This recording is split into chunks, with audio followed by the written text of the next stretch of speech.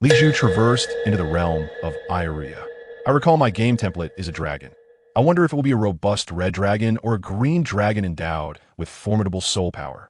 What the hell? Why is it a dragon beast? This pathetic starting point needs some serious intervention. Acquire the stomach pouch of Taotie, activating all monstrous traits. Evolving into Taotie dragon species, achieve the feat Ruthless Avenger. Illuminating the beast Yazi, acquiring the innate skill Retribution, gained a supreme system. Evolving into the Taotie dragon species. Chapter 1. The Lowly Dragon Beast. Click, click, click. The dragon devoured your intellect. Boss, how much for an all-night session? A languid youth with dead fish eyes entered the Lan Dian Internet Cafe, holding a box of grilled cold noodles. 25. The bespectacled middle-aged owner was engrossed in scrolling through Show, paying no heed to the youth as a streamer danced provocatively on screen. What? 25? In this dilapidated setup, you dare to charge 25? Why don't you just rob someone? The youth, named Li Zhu, hailed from a small county town, earning a meager salary of $2,800 a month, always wearing a smile. His sole solace after work was to visit the internet cafe, but today his usual haunt was closed. Come on, 25 is too steep. If you won't lower it, I'll just leave. Li Zhu, incensed, muttered angrily under his breath. Fumbling for 25 yuan, he declared, just turn on the machine. In this small county, there were only a few internet cafes, and Li Zhu relied on his internet addiction to sustain him. Do not underestimate the youth's poverty, you scoundrel. Finding a machine, he launched a game titled Elryia. This game, set in a Western fantasy world, featured dragons, elves, orcs, and other races, allowing the protagonist to select from various options for adventure. As a rat man, Li Zhu naturally chose the overpowering dragon, for dragons were synonymous with brute strength. Legendary value monsters, pure, unadulterated enjoyment. Yet, that was not the extent of pleasure. Despite being a single-player game, it had a purchase option. To acquire the initial, strongest Dragon God template, only $99.99 was required, but frankly, the affluent had their ways while rat men had theirs. Why not just cheat? Li Zhu smiled slightly, opening a hacking website to download a mod named Shan Hai Bestiary. This mod allowed the capabilities of mythical beasts from the Shan Hai Jing to be bestowed upon the character. However, there was a minor flaw. If detected, all accounts in the cafe would be banned. You might wonder if this was unethical. So what? This shabby internet cafe was both dilapidated and overpriced, with only a handful of patrons. The owner's attitude rendered it deserving of closure. Ding! A notification sounded in his headphones, indicating the download was complete. Without a moment's hesitation, Li Zhu, burdened by no moral qualms, installed the game patch. Elryia commenced. Suddenly, he felt something entwined around his feet, glancing down to find a pair of black wires. Damn it, this internet cafe has a chaotic wiring situation. Just as he complained, a blue spark erupted from the wires. Boo-hoo! Zap! The 220 volts of electricity swiftly reformed this cheater's life, leaving Li Zhu forever altered. Do not underestimate the youth's poverty, for the deceased deserve respect. The conclusion, celebrated with flowers, was far from reality. In the realm of Elryia, within the territory of the Black Dragon, in the Putrid Scales Marsh, Li Zhu opened his eyes once more, discovering himself encased in a hard shell, surrounded by a viscous mixture of red, yellow, and white substances. This is unbearable. He began to struggle, but soon realized something was amiss. His body felt frail, and his fingers lacked dexterity. He recalled the moment just before his unconsciousness. Oh no, could the electric shock have left me paralyzed? That seemed a boss. Not only was the keyboard and mouse greasy, but couldn't he address the safety hazards? Crack! The shell encasing him shattered during his struggle, releasing a foul stench into the air. Goodness, that stinks. Am I being stuffed into a morgue? Li Zhu yearned for life. He believed he could still be saved. Someone help me. However, he soon realized his voice came out strangely, resembling an infant's wail. A massive yellow light enveloped him, and, as he slowly lifted his head, what he thought to be a yellow lantern was, in fact, a colossal, glimmering vertical pupil. The creature before him bore a layer of pitch-black scales, its wings unfurling, with dark red patterns coursing like molten lava across the wing membranes. White bone spurs protruded from its lizard-like joints, and its rows of sharp teeth were festooned with repugnant, decaying flesh. Oh dear, where am I? Am I still in the country? Regrettably, this was no longer his homeland, and the massive black dragon before him was none other than Li Zhu's mother. Caltaraxis omniros, the corrupted scales. This immense black dragon fixed its chilling gaze upon Li Zhu. Li Zhu's new body lacked wings, and unlike the black dragon's broad frame and muscular build, his form was dark red and exceedingly slender. Not all dragon eggs give rise to formidable dragons. Occasionally, the dragon lineage within the egg may be too diluted, leading to mutations. For instance, there are subdragon species, such as bipedal flying dragons, sea dragon beasts, and others that have adapted to their environments. Clearly, Li Zhu was either a deformity or a dragon beast. The dragon mother began to speak in the tongue of dragons, a language instinctively acquired by every hatchling. True name. At this moment, Li Zhu was utterly bewildered. Who from the 21st century had encountered such a scenario? Yet, a name emerged in his mind, and before he could ponder further, it escaped his lips. Nacy-eyed. The dragon mother exhaled a puff of white mist, clearly viewing her offspring as a defective specimen. Typically, for such inferior dragon bloodlines as Li Zhu's, the mother dragon would either allow them to perish or abandon them in perilous regions to fend for themselves. Fortunately, dragon laws forbade the consumption of kin. No dragon may consume the flesh of its own kind.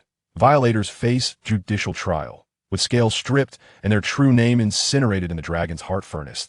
Li Zhu recognized his predicament. Evidently, he had traversed worlds and found himself as the most wretched dragon template, a dragon beast. System, please assist me. Hurry up and show yourself. Do not force me to kneel and beg.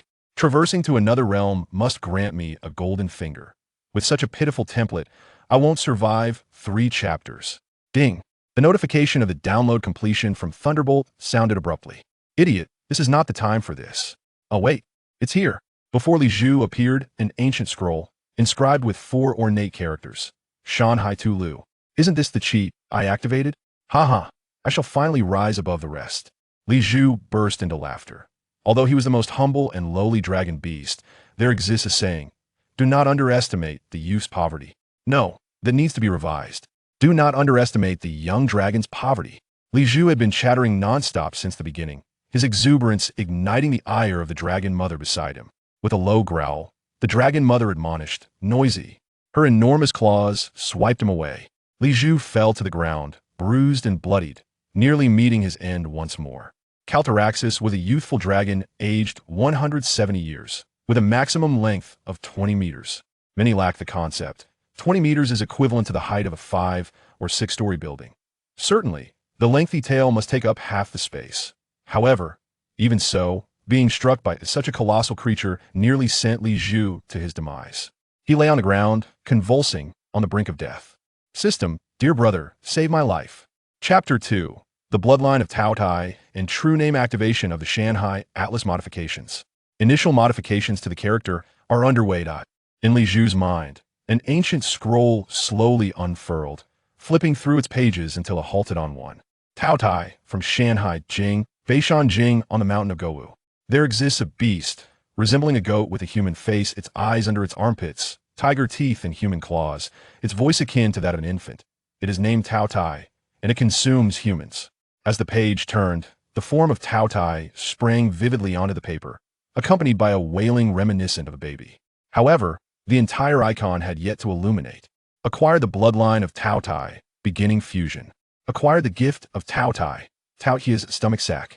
Taotie's stomach sac, capable of swallowing all things in the world, transforming them into its own nourishment. As information materialized before him, a ray of light burst forth from the atlas, merging into Li Zhu's consciousness. Instantly, he felt an overwhelming hunger within his abdomen. Yet, there was nothing edible nearby. Severely injured and on the verge of death, he needed to replenish his strength, but could not hunt. No matter. Li Zhu opened his mouth wide, transforming into a digger, and bit down on a patch of grass from the ground. He chewed and swallowed the grass along with the dirt. Gulp, gulp. The Taotie's stomach sac immediately commenced digestion, absorbing the faint natural energy embedded in the soil and grass. Li Zhu felt an inexplicable surge of power coursing through his body. The nourishment was effective. Overjoyed, he disregarded any semblance of human dignity, consuming whatever he could find around him. Occasionally, he unearthed wriggling worms, devouring them as if slurping noodles. Damn it, if it's delicious, it's delicious. If it's not, it's not. This dirt and grass truly taste awful. Do not underestimate Li Zhu's will to survive.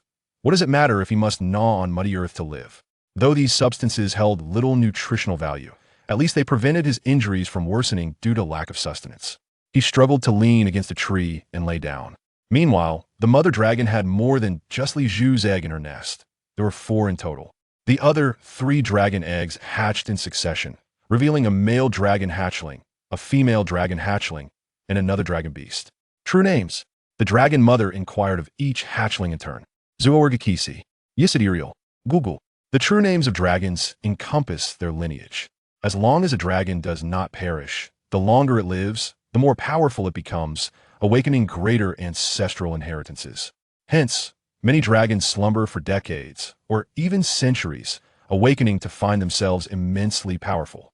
The dragon lineage has achieved MVP. Having done nothing, they become extraordinarily formidable. However, it must be said that this attribute indeed provides the dragons with grounds for pride. Consequently, many dragons possess a rather low emotional quotient. Even the mightiest are often merely oversized infants endowed with strength. They tend to engage in unscrupulous acts such as treasure plundering, house raiding, and princess abduction. It is no wonder that most races hold the 5-color dragons in disdain. Simultaneously, the purer a dragon's bloodline, the more potent the inheritance it can acquire. Broadly speaking, dragons are classified into various types, with the most common being the 5-color giant dragons: red, black, blue, green, and white dragons, which are the mainstream giants.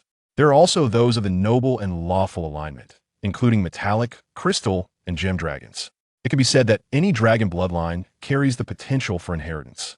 However, for Li Zhu, whose bloodline is exceedingly thin, the only inheritance he could obtain was his true name. The subsequently born dragon beast's bloodline had diminished to the extent that it possessed no inheritance of its true name, merely emitting incoherent sounds. After confirming the true names of the 2 hatchlings and examining their dragon traits and physical conditions, the dragon mother returned to the cave, seizing a large, putrid fish and tossing it before the 2 hatchlings. Though the fish was crawling with maggots, it was of little concern to a giant dragon. For a black dragon, it was akin to the pepper seasoning found in traditional dishes, an exquisite flavor. This sight made Li Zhu's mouth water. Just as he contemplated sneaking over for a taste, the last-born dragon beast approached the 2 hatchlings to partake in the feast. Roar! The dragon mother bellowed at the dragon beast, her powerful gust of wind sending it tumbling. After rolling several times on the ground, it cowered, trembling. Clearly, the dragon mother's food was reserved for the true dragon offspring, and the dragon beast was unworthy of consumption. This dissuaded Li Zhu from his earlier thoughts of snatching a bite. That fish is rotten. It tastes terrible. The dirt and grass are far more palatable. Just as he was reassuring himself, the dragon beast staggered toward him, its eyes glinting with ferocity. It seemed this creature, seeing Li Zhu gravely injured, had intentions to devour him. Perhaps it is true that a fool enjoys good fortune, yet a foolish individual does not. Hey, you blind fool! In truth, Li Zhu's injuries had improved significantly, and given his earlier birth, he had developed slightly harder scales and stronger teeth. Moreover, in his ravenous consumption of soil and grass, he had inadvertently ingested some minerals. Digested by the Taotie's stomach sac, these elements fortified his scales and fangs. Even the 2 hatchlings with pure dragon bloodlines were no match for him at this moment. Li Zhu feigned severe injury, waiting for the dragon beast to come close, mouth agape, ready to bite him, when he suddenly turned, snapping at the beast's neck. Google. The dragon beast, bitten on the neck, immediately began to struggle. However, it could not escape Li Zhu's vice-like grip. The beast's struggles only ignited the ferocity within Li Zhu's bloodline, and with a powerful bite, he severed the dragon beast's neck. On the very first day of his transmigration, he had slain his own broodmate. Excellent! What a spirited endeavor! The dragon beast's artery was sliced open, and rich blood coursed down its throat into Li Zhu's gullet. With the nourishment of this fresh blood, his injuries healed at an extraordinary pace. The potential strengthening from devouring this dragon beast was unimaginable. Yet, Li Zhu reluctantly released his grip. Although conflicts among dragons were not uncommon, and casualties were expected, consuming a dragon beast would violate dragon law. Should the transgression be revealed, he would be considered an enemy by his kin, essentially blacklisted by all dragons, becoming a pariah. His true name might be revoked, and he would face direct execution by the dragon mother as a nameless dragon. Indeed, the mother's cold gaze remained fixed on Li Zhu. She showed no inclination to intervene, seemingly waiting for the 2 to fight to mutual destruction, thereby alleviating her own troubles. How interesting! It is time to bestow names. The dragon mother grinned, preparing to grant surnames to the 3 surviving offspring. Typically, a dragon's full name follows the format of true name, clan name, followed by title or sin. For instance, the dragon mother is named Caltaxis Omnielos, the corrupted scales. Caltaxis is her true name, while Omnielos is her clan name, and corrupted scales signifies her dominion over the corrupted scale marsh. Thus, Li Zhu's brother and sister were each bestowed with the clan name of Omnielos. However, for Li Zhu, a dragon beast was unworthy of holding a clan name. Naysayed, "You are unworthy of a clan name. From now on, I shall call you Crovic." Haha. Crovic means blood scab, an unhealed wound in the dragon tongue. For those who aspire to be powerful dragons, this is undoubtedly a profound insult. Within Li Zhu's dragon heritage, alongside his true name, he also understood the dragon tongue, thus grasping the humiliation embedded in the name bestowed upon him by the dragon mother. Yet in the interest of survival, he found himself compelled to endure and compromise. He silently gritted his teeth. "Crovic, this is the scab of my growth. I shall utilize my sharp fangs and claws to rend asunder all those who obstruct my path. For now, however, I must bide my time." In the future, he would traverse this realm under the guise of naysayed Crovic. 30 years in the east, 30 years in the west. Once I have grown formidable, I shall strip the very sinews from your dragon. Naysayed silently cursed as he embarked on his journey, greeted by a scene of maternal affection and filial piety on his first day in this new existence. Truly, a cause for celebration indeed. Chapter 3. Consuming eggshells. As night fell, Long Mu and her 2 young dragons had succumbed to slumber, while Nai Sada, feigning sleep, slowly opened his eyes. The 3 black dragons had gorged themselves and were now in peaceful repose, yet Nai Sada's belly remained empty. Tentatively, he rose, careful not to disturb Long Mu, and stealthily made his way to a pile of shattered bones. The 2 young dragons had devoured every morsel of the putrid fish, leaving behind only a bare skeleton. As for the dragon beast, it had been unceremoniously discarded by Long Mu at the edge of the decaying marsh. Poor Nai Sada hurried to the skeleton, seizing a bone to gnaw on. Alas, it was far too hard to chew. This fish was likely from a magical beast, and Nai Sada's teeth were not yet strong enough to penetrate it. Sighing, he realized he must venture out in search of sustenance. Just as he prepared to leave the dragon's lair, he noticed the eggshells scattered on the ground, remnants abandoned by his siblings after hatching. The dragon was a creature of great value. Its scales were rare materials for crafting advanced armor, its blood a precious alchemical substance. Dragon teeth, horns, and claws were treasures beyond compare, and even the eggshells contained abundant energy.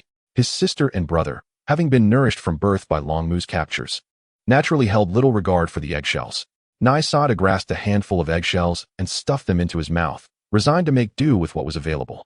Upon tasting the eggshell, he was astounded to discover an unimaginable vitality contained within, especially the desiccated mucus on the shells, which could only be described as the essence of life. To avoid alarming the 3 black dragons with the sound of crunching shells, he carefully carried them away to a distant spot to feast. The black dragon's eggshells were tough and crisp, akin to consuming compressed biscuits that had been stored for ages. Accompanied by a touch of the putrid fish's foul liquid, the flavor was oddly numbing and spicy, a peculiar taste indeed for the dragonkin. After consuming all the eggshells, Nai Sada felt a pang of discomfort in his throat and hurried to the riverbank for a drink. Gazing into the water's reflection, he finally scrutinized his appearance. His skin was a deep crimson, his teeth a stark white, with 2 small protrusions on his forehead, adorned with a set of relatively delicate dragon fangs. Apart from lacking wings and having a reddish hue, his appearance was not drastically different from that of his siblings. As for why a black dragon would produce a reddish dragon beast, it was widely known that dragons were notorious for their indiscretions. One could speculate about the intermingling between black and red dragons, or even with creatures like shadow wolves, thunder rhinos, and sirens. More grotesque still, humans, elves, slimes, electric eels, worms, and abyssal demons. These were not merely dragons sprouting from an unusual appendage, but rather appendages adorned with a dragon. Thus, with a single act, one could ensure that future generations bore the bloodline of dragons. Hence, Nai Sada's current form could be considered relatively pure among dragon beasts. He sighed, thinking to himself, had he known that dying from electrocution would lead him to traverse into this realm, he would have simply invested his meager savings in acquiring a dragon deity template. Alas, it was of little matter, at least he possessed an advantage. With that thought, Nai Sada summoned his Shan Hai Tulu. The first page of the tome displayed his current appetite for the bloodline of Taotie, yet merely possessing this bloodline was insufficient. He recalled that the tome possessed an evolution function, requiring him to gather similar materials for advancement. Take Taotie, for example, said to resemble a ram-bodied, human-faced entity with eyes beneath its armpits, tiger-like teeth, and human claws, known for its cannibalistic tendencies. In essence, Taotie was a grotesque creature with a ram's body, a human face, eyes in its armpits, and a penchant for devouring others.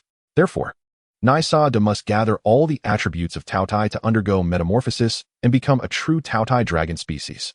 How to collect these materials? Naturally, through consumption. As for the benefits of evolution, that remained uncertain. While the concept was straightforward in a game, experiencing it in reality left him somewhat bewildered. Perhaps the reason he awakened to the Taotie bloodline was due to the resemblance between dragons and Taotie. Both possessed 5 claws, and the cries of young dragons were reminiscent of an infant's wail. Staring at his reflection in the water, Nysa fell into a reverie. During his time on Earth, he seldom interacted with others, his personality being rather reclusive. The internet was his sole refuge. Now, having traversed into this world, despite his inherently cheerful disposition, he had directly killed a fellow dragon beast. His humanity still left him feeling uneasy and lost. Yet, would he regret it? Not at all. That small dragon beast had already harbored murderous intent towards him. Had he not awakened his Taotie digestive pouch, he might have become its next meal. The social dynamics among dragons were far more brutal and straightforward than those of humans. The strong thrived while the weak perished, a fundamental tenet of dragon society. Contemplating this, the last remnants of discomfort within him dissipated. He crawled back to the cave entrance, gazing at the decaying fish bones. After a brief moment of contemplation, he decided to bury them in a hidden spot. Just because they were unchewable now did not mean they would remain so in the future. It was prudent to stockpile provisions. After all, when Longmu returned from her hunts, she would not deign to share her spoils with him, the lowly dragon beast. Subsequently, he returned to the cave, preparing to sleep. This world was fraught with danger, although he was loath to coexist with the 3 dragons. The putrid scale marsh harbored numerous perilous creatures, while some formidable magical beasts might not dare confront a young black dragon. Slaying a young dragon was hardly a difficult feat for them. Thus, until his wings were fully developed, Nysa had no choice but to rely on his mother dragon. By the way, Nysa had no wings at all. Chapter 4. I also eat fish. A new day dawned, and Nysa awakened from his slumber. Black dragons were not fond of sunlight, preferring to construct their lairs in dark, damp locales. Although the time had passed noon, a faint miasma still lingered in the air, and the 3 black dragons remained in their deep slumber. At this moment, Nysa began to feel a pang of hunger. While the eggshells were nutritious, they were hardly filling, and it was time for him to seek food. As he stood, his body emitted a series of crisp cracks, as if his bones had not moved in ages. What was happening? Nysa pondered, then approached the riverbank. In the reflection of the water, he discovered that his visage had undergone a transformation. His bones had thickened considerably since yesterday, and a small bone bud had sprouted at his elbow joint. Typically, a young dragon would require at least 3 months for bone spurs to develop at the joints and atop the head. However, on just the 2nd day, Nysa's skeletal structure had already surpassed that of his siblings. Moreover, the darkness of the previous day had obscured his features. But now he realized that his pupils were as dark as ink, a rarity among dragonkind. Truly, what a fortuitous blessing. Nysa found himself standing by the water, admiring his rather unique appearance. From a human perspective, the young dragon might have appeared rather cute at first, yet as they matured, dragons grew into imposing and fearsome beings. As he struck a pose, he noticed fish swimming at the riverbed. The sight of them sent his stomach rumbling immediately. Here I come, Nysa roared, leaping into the river, causing a flurry of bubbles to erupt on the surface. Help! Nysa had underestimated the situation. While he had once dog-paddled as a human, he was now a dragon beast. The more he paddled, the deeper he sank. What was happening? Dragons could hold their breath for extended periods, but that did not mean they were immune to drowning. Regaining his composure, Nysa found himself at the riverbed. He held his breath and painstakingly crawled toward the shallows. After several long seconds, Nysa lay sprawled on the riverbank, gasping for air. Though he had narrowly avoided drowning and becoming a source of embarrassment for his newfound identity, his foray into the water had not been entirely fruitless. Burp. He had gulped down a bellyful of water and managed to consume a few small fish and shrimp along the way. He had just attempted it. And even if he began learning to swim now, the fish in the water were far quicker than him, making it impossible to catch one. After a brief moment of contemplation, as a time traveler, he realized he had an advantage. He unearthed a fishbone from the large pit he had dug yesterday and began to sharpen it with a stone. After spending half an hour, he fashioned a sharp spike the size of his index finger and drilled a hole through its center. He He then found some vines and threaded them through the newly made hole, creating a rudimentary fishing hook. Although it appeared crude and was straight rather than curved, it mattered not. As long as a fish swallowed it, whether straight or bent, it would be snagged in its throat and could be pulled up. Subsequently, he rummaged through the forest and found a worm the size of a knuckle. Resisting the urge to consume it as a snack, he skewered the worm onto the hook and tossed it into the river. After waiting for a considerable time without any bites, he pondered whether he needed to create a fishing spot. In his past life, he had seen anglers online who would use 10 pounds of bait, half a pound for lures, and chuck 9.5 pounds into the water to attract fish, only to end up with nothing, with just a single worm. He felt rather underprepared. As he was on the verge of giving up, the vine in his hand suddenly tugged with immense force. By the heavens, what a catch! Caught off guard, Naysaid stumbled but quickly regained his footing, gripping the vine tightly and pulling back. Having little experience in fishing from his previous life, he lacked the finesse to reel in the fish, relying solely on brute strength. Thus, an extraordinarily bizarre scene unfolded in the decaying marsh. A newly hatched young dragon was engaged in a struggle with a large fish, using a hook made from vine and fishbone.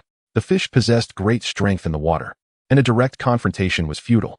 After several minutes of tugging, Naysaid felt his strength waning and devised a plan to tie the vine to a sturdy tree nearby. The tree was immensely robust, towering high, and the vine coiled around it several times. The entire length of the vine was pulled taut, causing the tree to sway as the fish tugged at it. Whenever the fish's force lessened, Naysaid would pull sharply on the vine, inciting the fish to thrash wildly once more. Finally, as the fish exhausted its strength, Naysaid yanked it up with a triumphant flourish. The fish was substantial, over a meter long. The young dragon's length ranged from 2 to 5 meters, and Naysaid, just hatched, was slightly over 2 meters. The fish had jaws like iron pincers. Known as the Tai Hei He Li, a name Naysaid did not recognize, but it mattered little as long as it was edible. He sank his teeth into the fish's belly, tearing off a generous chunk of succulent flesh, which slid down his throat. This was nourishment. It was far superior to the gritty earth and the insipid vegetation he had subsisted on, although the dragon egg shell was said to fortify bones. Naysaid had only consumed shells and dirt, rendering him as thin as a wisp. Flesh was the true delight of dragonkind. With a crunching sound, Naysaid devoured the meat, drank the blood, and had fully adapted to being a dragon beast. He swallowed the bones, skin, and scales, letting out a satisfied belch as he reclined beneath the grand tree. Devoured Tai Hei He Li acquired passive skillfish swim. A passive skill? With the system's prompt. Naysaid felt a transformation within him, an increased affinity for water. He then leaped into the river, despite not knowing how to swim. He undulated his tail and body like a carp, gliding through the water. He sensed that although chasing fish in the river would still prove challenging, he was no longer destined to sink to the bottom upon entering the water. After circling around playfully a few times, Naysaid climbed back onto the shore, feeling somewhat fatigued. Dragons were generally of this nature, eating and sleeping, occasionally plundering treasures. For a dragonborn, life was straightforward. As a time traveler in this other world, he knew he ought to engage in more meaningful endeavors, but the time was not ripe. Sleep would hasten his growth as a dragon. To escape the influence of the dragon mother, he needed to grow stronger swiftly. Rest was the simplest and most cost-effective choice after a hearty meal. He slowly crawled back to his cave, glancing around. His brother and sister were feasting on the foul fish stored by their mother. The black dragons had a peculiar habit of preserving their catches until they rotted before consuming them. Naturally, as a dragon beast, Naysaid had no right to partake. When the dragon mother cast her gaze upon him, she initially thought he had fled, only to realize he had returned. Her eyes narrowed as she noted the changes in Naysaid's body. His joints had developed bony protrusions. Within just a day, he had grown to a level that typically took an ordinary young dragon over a month to achieve. This was quite remarkable among dragonkind, though regrettably, he was merely a dragon beast. No matter how formidable a dragon beast might be, it remained a humble subordinate to the mighty dragons. The legacy of the dragon race encompassed not only the dragon language, but also various powerful draconic spells. A diluted bloodline could not inherit such treasures. After glancing at Naysaid a few times, the dragon mother lost interest and lay down, closing her eyes to rest. Watching his siblings devour meat without labor, Naysaid felt a twinge of jealousy. You foolish Odo and Emodu, though I eat less, I toil more. The source of his future sustenance would rely solely on him. He felt the spirit of determination igniting within him. Chapter 5. The Brother's Provocation. Naysaid, you wretched creature, how dare you sleep in the same cave as me? Get out. The speaker was his own brother. What was his name again? Zwidja. Naysaid regarded the little black dragon. having just settled down to rest when this troublemaker approached after finishing his meal. Seeing Naysaid forget even his name, Zhuojia exploded in fury. Zhuojia Keisai? You bastard. You've forgotten your master's name. Naysaid frowned at the remark. In dragon society, a superior bloodline signified a higher status. Yet how dare this insignificant black dragon act so brazenly before him? Damn it. Only those with a system are truly worthy. In terms of size, Zhuojia Keisai was noticeably smaller than Naysaid, and in contrast, Naysaid had consumed far more food that enhanced his bones and flesh. The struggle with the Tai He Healy had also strengthened his muscles and coordination. When it came to one-on-one combat, Naysaid was confident he could overpower Zhuojia Keisai. However, the question remained, if he were to thrash this young dragon, would the dragon mother intervene? Cardakesis, a powerful young black dragon, would find killing Naysaid no more challenging than dispatching a chicken. Among dragonkind, strength was paramount. How could this frail creature dare to call itself a master? Furthermore, your name is far too long. I can only remember Zhuojia, and I shall call you that henceforth. What will you do about it? Naysaid's words were artfully crafted, highlighting the foundational rule of dragon society, might makes right. Indeed, the dragon mother Kartak had grown quiet. On one hand, dragonkind valued strength above all. If a black dragon could not even stand against a dragon beast, it could only be deemed worthless. On the other hand, a giant dragon's care for its offspring was not akin to human affection. They merely ensured their young did not starve, and typically, after 10 years, they would be driven away. As for whether the offspring lived or died, the dragon mother would remain indifferent. Those weak hatchlings were destined for natural elimination. For keeping them would only tarnish the clan's reputation. Naysaid perceptively sensed that the dragon mother was disinterested. Although Zhuojia, the young black dragon, had indeed inherited the legacy of the dragon race, he lacked the mental acuity and experience that Naysaid, as a time traveler, possessed. As Elryia witnessed an impure-blooded dragon beast daring to oppose him, he immediately leaped into action, charging towards Naysaid, with no concerns to hold him back. Naysaid boldly met Elryia head-on, colliding with him fiercely. To Naysaid's astonishment, despite his larger physique, Elryia's strength overwhelmed him entirely. Indeed, a dragon with a pure lineage possessed greater power. What is this? The esteemed dragon lord. Yet your might matches that of a mere dragon beast? You dare to call yourself a dragon? Return to your egg and mature for another 2 years.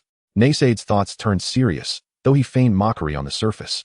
Aiming to ignite Elryia's fury in search of an opportunity, Naysaid's taunts sent Elryia into a furious rage, and he charged at Naysaid, claws flailing with all his might. Naysaid pretended to brace for another collision, but, at the last moment, dodged Elryia's rear. With a swift maneuver, he ensnared Elryia's neck with his claws, wrapping his legs tightly around Elryia's waist. The bond was as unyielding as iron. Truth be told, it was rather peculiar for a colossal dragon to employ such a tactic. Yet it proved remarkably effective. No matter how hard Elryia struggled, he could not free himself from Naysaid's grip, and his efforts only drained his strength further. You filthy mongrel. Get off me at once. Or, Elryia's incessant curses revealed that his dragon lineage had failed to impart the decorum expected of him. Naysaid narrowed his eyes, aware that his mother's protection did not render him devoid of temper. He suddenly tightened his grip around Elryia's throat, the razor-sharp claws slicing through the young dragon's scales and severing flesh. Ah! Elryia screamed in agony. For every bark you unleash, I shall drive my claws deeper into your throat. What does it matter that you possess dragon blood? Take your meager existence and descend to the underworld. The pain swiftly subdued Elryia's fury. After all, he was merely a child, easily cowed by intimidation. No, please, no. To Naysaid's surprise, this worthless creature began to weep. At that moment, their mother, with her half-closed eyes, finally stirred. Within the span of 10 years, you may engage in combat, but killing within the same kin is forbidden.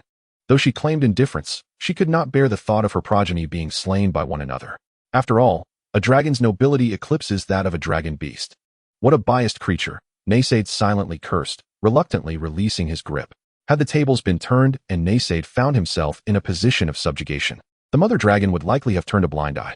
As soon as Elryia broke free, he rushed to their mother, wailing, "Get away, you useless thing." The mother dragon's intervention did not mean she held any regard for this weakling offspring. Pride among dragons is not inherently flawed, but when it lacks the strength to back it up, such pride becomes foolishness. Although she favored Elryia, it was merely due to his slightly more illustrious lineage. Deep down, she harbored disdain for this feeble child. Elryia trembled as he nestled in a corner, licking his wounds. The mother dragon's gaze turned towards Naysaid, though she uttered no words. Naysaid discerned the warning within her eyes. The ferocity he had just displayed posed a threat to her other two offspring. However, as her own flesh and blood, she was reluctant to eliminate him outright, provided he learned to temper himself. Though Naysaid's heart brimmed with discontent, he dared not show it. Curling up in a corner to commence his slumber. With nourishment and the recent battle having strengthened his body, he recognized that ample rest would accelerate his growth. The events that had transpired solidified his resolve to escape the mother dragon's domain. Now, he must endure and rapidly develop. Given his current growth pace, he would not need a decade. Through hunting and feeding, he could potentially break free from his mother's protection in just 3 years, embarking on his own adventures. No longer beholden to anyone's whims. Chapter 6. The mother dragon's slumber. Naysaid's slumber lasted 5 days, during which his physique underwent remarkable transformation. Awakening languidly, he noticed his previously frail limbs had developed a slight musculature, and his length had increased from 2 to 2.5 meters. Dragons are inherently fast-growing creatures. The incubation period for dragon eggs typically spans 3 to 10 years, and this time is considered part of their juvenile growth phase. Thus, many hatchlings, even in their weakest state, can rival ordinary human soldiers. The mother dragon's guardianship primarily serves to protect the hatchlings from predation by dangerous carnivorous beasts. Nonetheless, Naysaid's growth rate was astonishingly rapid. His brother and sister were now half a head shorter than him, despite their pure dragon blood, which should have afforded them a faster growth rate. Yet, they found themselves overshadowed by Naysaid. Elryia looked upon Naysaid with palpable hatred. Narrow-mindedness is, after all, a notable trait among dragons. However, when Naysaid glanced back, Elryia quickly averted his gaze, revealing his cowardice. Upon waking, Naysaid felt a gnawing hunger and began to stretch his body in preparation for a hunt. His siblings, however, were spoiled, as every morning their mother provided them with ample food, today as provisions piled high. Yet, such abundance was of no concern to Naysaid. Just as he was about to exit the cave, brushing past his siblings, his sister, Tilly, suddenly called out to him. Naysaid, frowning, wondered if this little dragon wished to confront him as well. He could handle Elryia, but if both siblings attacked him simultaneously, he would have no choice but to flee. Our mother is in a deep slumber and may not awaken for 10 days or even half a month. As you can see, she has preemptively provided us with food for the coming days. I possess the authority to allocate the food. Would you care to indulge in some of this delectable rotting meat? At that moment, Naysaid noticed the sound of their mother's snores reverberating from the depths of the cave. It seemed that although Tilly was the sister, her current status surpassed that of both brothers. This was easily understood. Elryia, a true dragon, had been defeated by a dragon beast, rendering him a pitiful creature.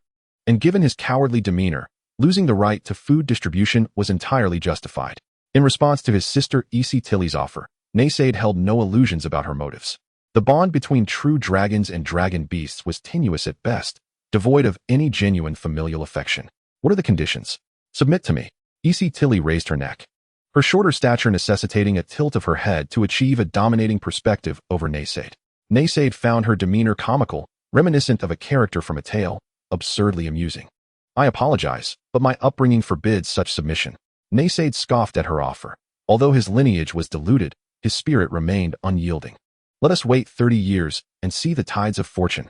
Just as he prepared to depart for the hunt, Tilly hurled a carcass at him. Upon inspection, he noted that the creature, though lacking a tail, measured about 3 meters in length. Its black fur adorned with white stripes and elongated fangs outmatched even Naysaid's claws, resembling a more fearsome and robust version of an earth tiger. The tantalizing scent wafting from the carcass made Naysaid's stomach rumble uncontrollably. This is a beast known as the Ingwen Mohu. If you have no desire to partake, you are free to turn and leave. However, should you allow this opportunity to slip away, the next time you wish to submit, you may find yourself left with nothing but remnants of bones and scraps of flesh. What? A beast indeed? Naysaid swallowed hard. Magical beasts are entities entirely distinct from the wild creatures of this world. They may be born with mutations, possess unique bloodlines, or have evolved by absorbing sufficient natural magic. From these beings, humans can acquire numerous precious alchemical materials, while for the dragon kin, they represent delectable delicacies. Faced with such temptation, Naysaid straightened his posture and offered a slight smile. A keen observer indeed. My lady, from this moment forth, your word shall be law. I have long desired to pledge my allegiance to you. My admiration for you flows like an unending river, tumultuous and irresistible. Was taken aback, having witnessed Naysaid's demeanor. She had already prepared herself for rejection. In that event, she would not have hesitated to team up with Elryia to teach him a harsh lesson. To her astonishment, He not only refrained from refusing, but seemed to shower her with praise like a mother dragon wearing a bra, one compliment after another. Where had he learned such flamboyant phrases? The flattery was so excessive that even this 6-day-old little dragon felt a flush of embarrassment. She even momentarily forgot to command Naysaid to kneel and lick her claws in submission. Enough. I accept your fealty. Now, cease your chatter. Naysaid clasped his hands in a gesture of respect, thinking to himself that one must seize opportunities when they arise. What is dignity? Can it be consumed? Besides, verbal submission in exchange for a sumptuous feast? Naysaid, the opportunist, would never let such a chance pass him by. At present, this submission is merely a verbal contract. In due time, as the dragon matures, it will reclaim its lineage. At that point, they will learn a dragon language magic known as the Dragon Pact, allowing them to collect their followers. But that is a matter for another day. By the time Isti awakens the contract magic, Naysaid would likely have already fled. Why contemplate such things? Without further ado, Naysaid seized the mohu and tore it asunder, beginning to devour it voraciously. Truly, a magical creature. The instant the flesh entered his mouth, pure magical energy flooded his senses, the silky fur akin to consuming cotton candy. The 3-meter-long, several 100-kilogram tiger was entirely consumed. And Naysaid collapsed in satisfaction. What a delightful experience, reaping rewards without labor. Observing Naysaid luxuriating in his feast, Isti gritted her teeth. In a bid to win him over and to display her own magnanimity, she had chosen to present him with the mightiest of magical beasts. Watching Naysaid indulge with grease dripping from his lips infuriated her. Yet, in her effort to exhibit the grandeur of the dragon kin, she could say nothing, merely stewing in her frustration. Devoured Ingwen Mohu, acquired skill Shadow Prowl. Another skill? How exhilarating. Shadow Prowl. After using this skill, one can momentarily merge into shadows, increasing sprinting speed by 20 while concealing one's presence. Furthermore, he astonishingly noticed that the image of the Taotie in the Shan Hai glimmered with a black sheen at its claws, illuminating that portion. This indicated he was one step closer to evolving into a Taotie dragon species. Indeed, a fortuitous surprise. Chapter 7. The celestial dragon tastes 100 herb success is often attributed to 99 effort and 1 talent, a saying attributed to Edison in a past life. However, there exists another truth. At times, that one of talent can be decisive. Eating and sleeping may render one akin to a pig, but possessing dragon blood, even if faint, transforms such behavior into a pathway to strength. Yet, Naysaid proclaimed himself a dragon liberated from base amusements. He sought to strive. His siblings embodied 1 idleness and 99 talent. Therefore, he represented 1 talent coupled with 99 effort, not to mention an additional 900 in external advantages. Taotie allows him to consume all, and as of now, he only knows that devouring magical beasts grants him skills and talents. What if he were to consume plants rich in magical energy? After the 2 young dragons had eaten their fill and drifted into slumber, Naysaid rose to explore the outside world. This was the corrupted scale marsh, where small puddles and mud were abundant, the jungle dense enough to block out the sun, perpetually shrouded in miasma. This territory was far from ideal. The natural energy here was weak, and only dragons like the black ones, who thrived in humid and dark environments, would choose to establish their nests here. The strength of dragonkind is typically correlated with age. Moreover, his mother was merely a young dragon, not yet 200 years old, which explained her choice of nesting in such a place. As he tread upon the decaying leaves and muck, he scrutinized the surrounding terrain. His dragon mother had constructed the nest in a valley, hence Naysaid discovered a river not too distant from the lair. The river here flowed slowly, with gentle currents. According to his geographical knowledge from the past, heavier metals and stones would settle in this area. Thus, if any precious ores or gems existed, they were likely to be washed into this vicinity. Naysaid strolled along the riverbed, although dragons typically ran on 4 legs. His past life as a human had him accustomed to walking on 2. Since he lacked wings, walking on 2 legs liberated his hands. This area was perpetually cloaked in poisonous miasma, yet Naysaid bore the bloodline of the black dragon, granting him considerable resistance to toxins. While he was not in danger of poisoning, the murky riverbed made it difficult to seek treasure. Progress must be made step by step. Treasure hunting would require some preparation. As he walked, he suddenly noticed something glowing on a nearby dead tree. Approaching, he discovered it was a plant resembling a lantern. Upon closer inspection, he realized it was a sac-like fungus, its surface adorned with phosphorescent spots, the interior hollow, and filled with the sweet, rotten scent of decaying fruit. Naysaid, of course, was unaware of what this was or its potential uses, but that mattered little. Consuming it would provide the answers. Regardless of whether it was fragrant or foul, once it entered his mouth, it was sustenance. Without hesitation, he tore off a large piece and tossed it into his mouth. The outer skin bore a resemblance to rotten apple peels, while the internal juices emitted the very essence of decaying fruit. It was incredibly sweet and fragrant. Yet he felt a slight tingling in his body. Consumed paralysis lantern fungus, acquired paralysis resistance 1, poison resistance 1. This substance seems to possess toxins. Naysaid swallowed. Dismissing his concerns, he had already consumed it. To his surprise, after eating this, the tingling and discomfort gradually dissipated, and seeing no further abnormalities, he began to feast heartily. Unfortunately, regardless of how much he consumed, it could only provide a single attribute enhancement. As Naysaid continued his journey, he munched along the way, his arms laden with lantern fungi, almost unable to hold them all. He paused, starting to tear at the vines on the tree, preparing to weave a basket for himself. His claws had become somewhat sharp, easily slicing through the vines. Yet, he suddenly discovered that his claws could retract and extend like those of a feline. Could this be an enhancement brought about by consuming the mohu? How splendid! It was as if his hands were liberated, vastly improving both his tool-making capabilities and efficiency. However, much to his dismay, Naysaid's weaving skills were a disaster, leaving him entangled like a rice dumpling. With a roar, he tore apart the vines, ensnaring him. Damn it! Naysaid angrily tossed the vines to the ground, lamenting their difficulty.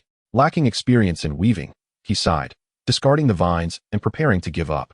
Just then, a blood-red vine with sharp thorns suddenly sprang up from beneath his feet, tightly coiling around Naysaid's body and violently dragging him towards the thicket. When Naysaid regained his senses, a colossal Nepenthes plant emerged before him, towering over 3 meters high, its mouth adorned with serrated edges resembling teeth. Vines dragged Naysaid and unceremoniously hurled him into the depths of the plant, submerging his body in an unknown corrosive liquid. The jagged lid of the trap snapped shut in an instant. This peculiar plant was known as Shuet Tung Gong Sheng Long, a symbiotic organism where the vine and the Nepenthes coexisted in harmony. The vine ensnares its prey, and once the digestive fluid breaks it down, the nutrients are shared equally between the two. For any unfortunate human or creature that inadvertently wandered into this realm, the highly corrosive solution would swiftly rend their flesh. Regardless of how desperately they struggled or screamed, the lid above remained steadfast, ultimately leading to their demise and decomposition into nutrients. However, Naysaid possessed the bloodline of the Black Dragon, granting him high resistance to toxins and corrosion. As he sat bewildered within the confines of the trap, half of his body immersed in the potent solution, he merely felt a slight itch. The liquid posed no harm to him. Curiously, he peered down at the corrosive substance, opened his mouth, and took a sip, savoring the taste. Surprisingly, it was somewhat sweet, with a hint of spiciness as it slid down his throat, reminiscent of fruit-flavored soda. After this assessment, he opened wide and began to pour the corrosive liquid down his throat. Consuming Shui Tinggong Sheng Long Blood Nectar grants corrosion resistance 1.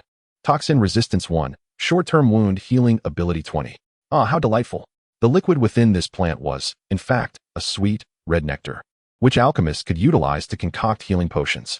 Of course, it required proper treatment. Otherwise, it would erode the digestive organs. Having finished the nectar, Naysaid belched contentedly. His dragon claws clenched in triumph. Rising dragon fist. With a single punch, he sent the lid flying and slowly emerged from within, gazing at the Nepenthes before him. Wasn't this a grand natural backpack? He promptly peeled it away. Suddenly, he felt a sharp sting in his legs. The Shuetong was adorned with sharp thorns that had pierced his feet. The Nepenthes and the vine shared a symbiotic relationship. If one perished, the other would suffer as well. Almost forgetting this fact, he thought, since we are family, we ought to be whole. He forcefully yanked the vine, stripping it of its thorns, and secured the Nepenthes to himself, fashioning a pure, natural, eco-friendly backpack. Chapter 8. The search for a cave. As Naysaid journeyed onward, he gathered an impressive array of fantastical plants. He remained unperturbed by the prospect of formidable monsters hunting him, for the Dragon Mother might instilled fear in any creature with a semblance of intelligence. They would not dare venture here. It was well known that the Dragon Mother frequently hunted, having already cleared the nearby beasts. Thus, as long as he did not stray too far from the lair, he felt relatively safe. In truth, aside from familiarizing himself with the surroundings, Naysaid sought a cave. Frankly, he believed his behavior to be quite abnormal among dragons, whether it was his bipedal gait or peculiar skills like the 7-day lock. Spending ample time with the Dragon Mother made it easy for her to discern his peculiarities, and he felt uneasy about leaving his collection of belongings unguarded. To avoid complications, he resolved to locate a cave to store his treasures, allowing him to prepare for a hasty retreat if necessary. However, The cave he discovered was excessively damp. Observing the cavern near the water, Naysaid thought it acceptable for a typical black dragon. However, with his future possessions, the moisture could lead to decay. He ventured further from the river, though not too far, as proximity to water signified a source of sustenance. As he walked, a small hill came into view, atop which lay a naturally formed rocky cave. Naysaid rejoiced, striding eagerly to the entrance, fully satisfied with its size, dryness, and location. Unconsciously wrinkling his nose, he began to dig at the earth, uncovering numerous animal bones beneath the soil. This place may have once harbored a powerful beast, but from the footprints and remnants, it was clear that it had long since departed. Given the cave's proximity to the dragon's lair, it was likely that the original inhabitant had been consumed by the dragon mother. After confirming the absence of dangerous beasts, Naysaid entered. Inside, the ground was littered with animal remains and fur. While he could technically consume these remnants, they offered little nourishment. In an emergency, they might suffice to stave off hunger. But with ample food available, they were unnecessary. As he rummaged through the remains, he stumbled upon some scraps of fabric that appeared to be human clothing, likely scattered after being devoured by a monster. Sure enough, after some digging, Naysaid unearthed a sheepskin travel bag. Inside were fire-making tools, a map, and some peculiar stones. Among the supplies was a box of matches and a torch. With a flicker, the dark cave was illuminated as the match ignited. Grateful that the matches were functional, Naysaid lit the torch for future use. Gathering a bundle of dry twigs, he started a fire, utilizing the light to examine the map before him. This was a map of the Fulinjiaoza, the script unfamiliar to him, yet he could discern the outlined routes. Marked on it was a path leading out of the Fulinjiaoza. Fortune smiled upon him. Naysaid envisioned a day when he would escape the Dragon Mother's dominion. Should he wander aimlessly, he risked stumbling into a human settlement populated by powerful beings. As a dragon beast, he would likely become an alchemical ingredient for humans. Carefully stowing the map, he turned his attention to the stones discovered within the sheepskin bag. These gems, vibrant and translucent, sparkled under the firelight. One particular blood-red crystal, measuring 10 centimeters in length and width, bore intricate black patterns. He sensed the abundant natural magic contained within it, and, without hesitation, swallowed it whole. Crunch. Naysaid felt as if he were chewing on a candy bean. The surging magic erupted in his mouth, and through the absorption by his voracious stomach. The scales on his skin shifted from dark red to a deep black red. This transformation was subtle and conferred no notable skills or talents. Perhaps it was simply insufficient. Naysaid surmised that the former owner of these relics had likely ventured into the valley to collect gemstones, only to meet a gruesome fate at the hands of a ferocious beast. His gaze shifted to the other stones, most of which held little magical power, making them inconsequential whether consumed or not. Ultimately, he refrained from indulging further. Dragons are known for their affinity for gemstones and precious metals, often collecting or plundering treasures from other races. Naysaid was no exception. If he encountered gems with abundant magical properties, he would consume them. But these stones he decided to collect, simply for the joy of their presence. Subsequently, he gathered the gems and made some minor modifications to the cave. He piled large rocks at the entrance to deter other creatures from entering while clearing out the foul-smelling remains. It was not that Naysaid was repulsed by the stench. Rather, he feared it would attract other predators. After a day and night of renovations, the cave appeared much cleaner and more spacious. Feeling fatigued from the labor, Naysaid's stomach growled with hunger. Thus, he transformed into the angler Naysaid. Beside the cave lay a slowly flowing pond, and he equipped himself with a fishing rod, preparing to cast a few lines. Employing his usual method, he scavenged for worms among the decaying trees of the swamp to bait his hook. To enhance efficiency, he also tossed some fruits from the marsh into the pond to create a fishing spot. In the expansive pond, a multitude of fish congregated, and not long after, a sizable catch was amassed by Naysaid with little effort. Soon, 7 fish of various sizes lay upon the riverbank. While he fished, he also dined. However, he noted that the majority of the fish he consumed did not endow him with skills or talents. Naysaid surmised that only extraordinary magical beasts could bestow such gifts. The first fish he caught, the Tai Jiao He Li, indeed belonged to the category of magical beasts. Nevertheless, consuming ordinary flesh could still contribute to his growth. Grasping a plump fish, he tore off a substantial piece of flesh and swallowed it. While it was palatable, he felt something was amiss. The taste was somewhat bland. Perhaps he could utilize the plants he discovered in the forest to create a seasoning for a grilled fish. Just as Naysaid contemplated how to prepare the fish, his fishing rod was suddenly yanked with great force. Could it be a large catch? The vine was pulled taut, exerting far greater strength than the Tai Jiao He Li he had encountered previously. Naysaid methodically secured the vine to a sturdy tree, but the fish proved to be clever. It mirrored his lack of effort with its own. Could he really indulge it? Frustrated, Naysaid spat and plunged into the pond, swimming towards the struggling fish. After a considerable time, a scream echoed from the pond as Naysaid's voice pierced the air. Chapter 9. More fish. Naysaid returned to the shore in disarray, blood streaming from his backside, where 3 black barbs, each measuring 20 centimeters, had pierced him. Gritting his teeth, he removed the toxic spines, from which dark blood flowed. Clearly, the barbs were venomous, and Naysaid was deeply poisoned. His vision began to blur, and his head swam as the pain in his wound dulled. He had to extract the venom. Fortunately, being a dragon beast endowed him with a long neck capable of performing this task. At that moment, he set aside any notion of dragon nobility. Naysaid opened his gaping maw and clamped down on the left side of his rear, sucking in a deep breath. However, he inhaled too forcefully, inadvertently swallowing the toxic blood. Damn! Just before losing consciousness, Naysaid cursed loudly, and with a kick of his legs, he fell still. When he finally awoke, 2 days had passed. Though he still felt somewhat numb, he had regained his strength. It was astonishing that the future dragon god of the other world had nearly met his end at the hands of a venomous fish, which only fueled his anger. Ignoring his still recovering body, he tugged at the vine, discovering a persistent pull from the other end. It wouldn't he escape. He would show it how to deal with it. Naysaid rushed upstream to the pond, gathering large stones and vegetation to block the incoming water, then excavating an outlet downstream. He would not allow it to escape. The water must be drained. During the wait for the pond to dry up, Naysaid busied himself crafting 3 spears from the poisonous spines he had removed, along with sticks and vines. But why would Naysaid, possessing sharp and resilient dragon claws, bother to create these spears? It was a lesson learned from the creature in the river. This world was fraught with danger. If he could ambush, he should not attack head-on. If he could use poison, he should avoid close combat. Thankfully, he had consumed some plants that bolstered his resistance to toxins. Otherwise, his life would have been forfeit, and he would have no idea if he would have another chance to traverse this realm. Henceforth, Naysaid's adventures in this other world would be characterized by a principle of survival at all costs. With a system at his disposal, he would ultimately become invincible. As Naysaid consumed the fish to restore his health, he cast a fierce gaze upon the pond, which was rapidly drying. The pond was not large, and after a day, much of it had turned to mud. The creature that had pierced his backside was now gradually surfacing. The fish, powerful in the water, would be at a disadvantage once the pond was drained, turning the tide in Naysaid's favor. With a sly grin, he pulled the creature towards the riverbed with the vine. Without water, its struggles were in vain. It was easily dragged ashore, revealing a 2-meter-long, pitch-black catfish. The catfish bore numerous black spines along its back, which it would use to injure any fish or predators that approached. Oh, how the mighty have fallen! Naysaid's expression was one of triumph. The catfish glanced at the dragon beast before suddenly arching its back and leaping, launching an attack with its poisonous spines aimed directly at Naysaid's kidneys. Damn! Naysaid immediately dove, tumbling into the muddy pond.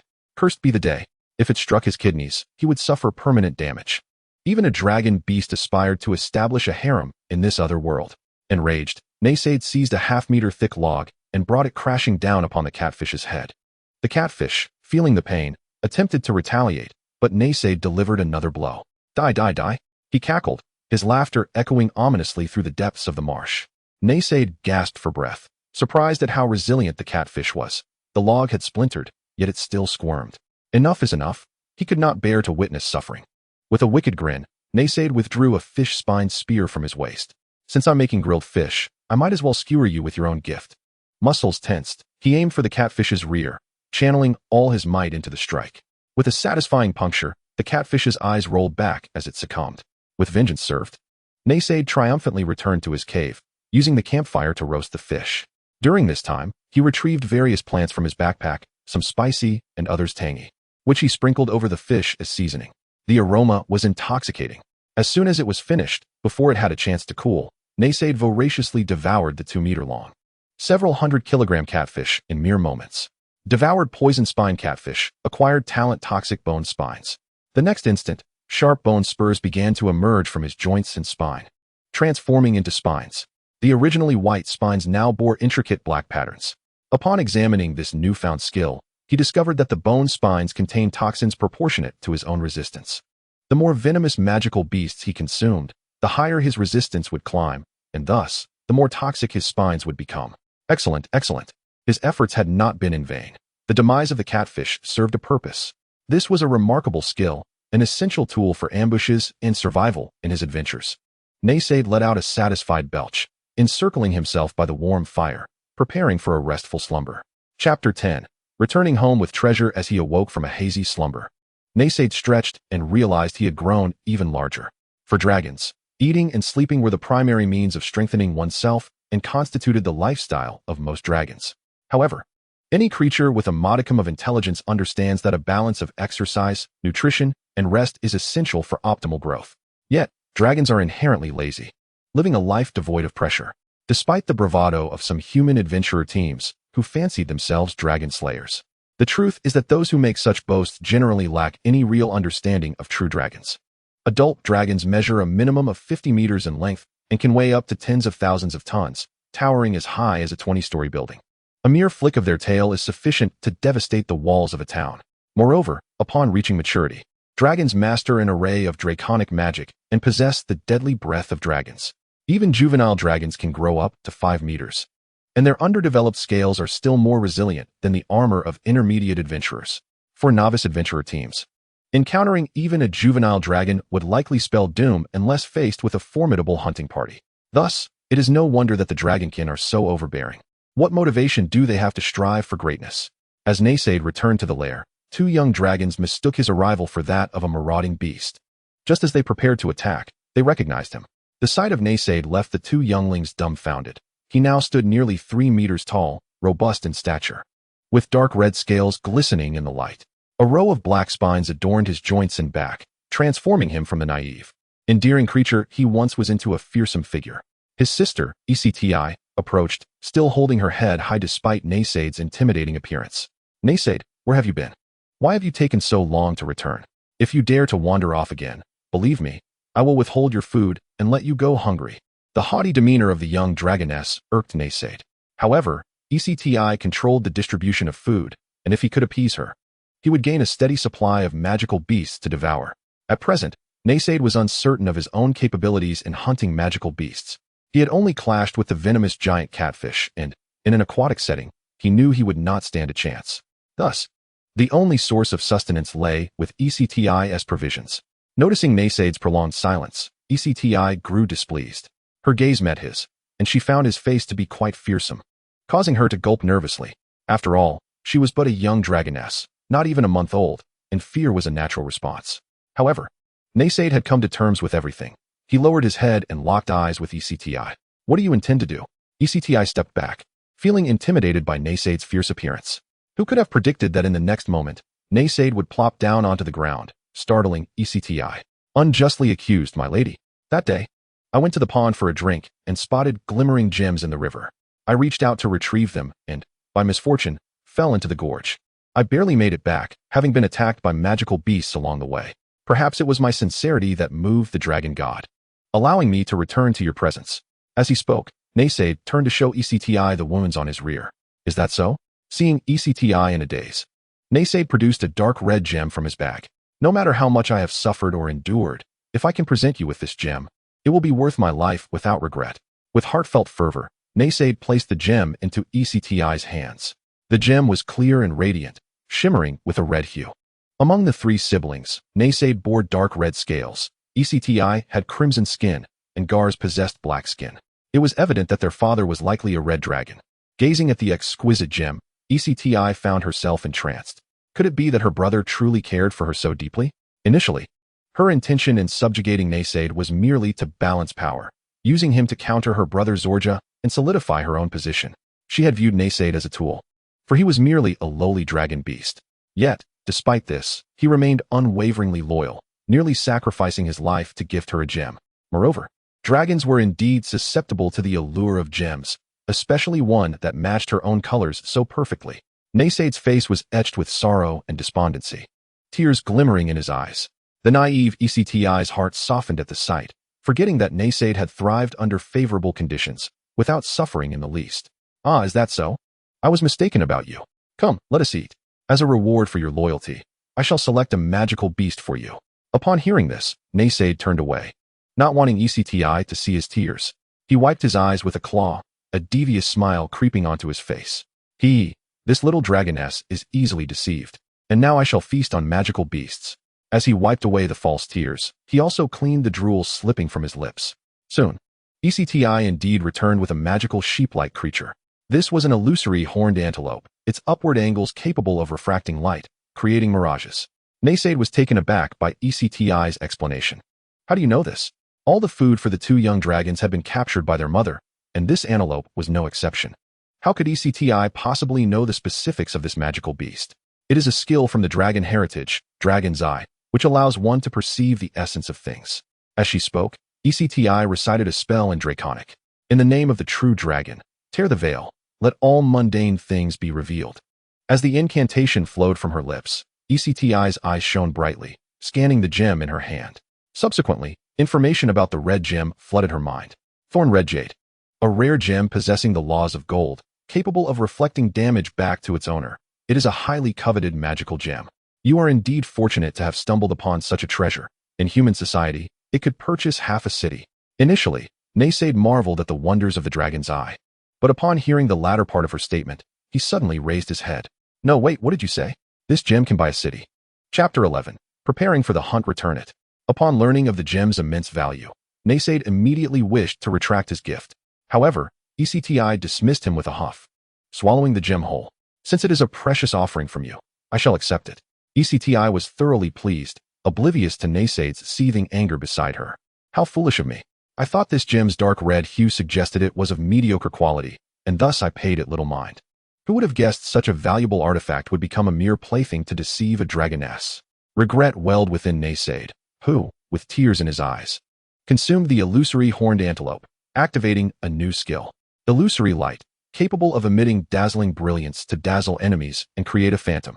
Simultaneously, the image of the Taotie within the Shan Hai Atlas illuminated.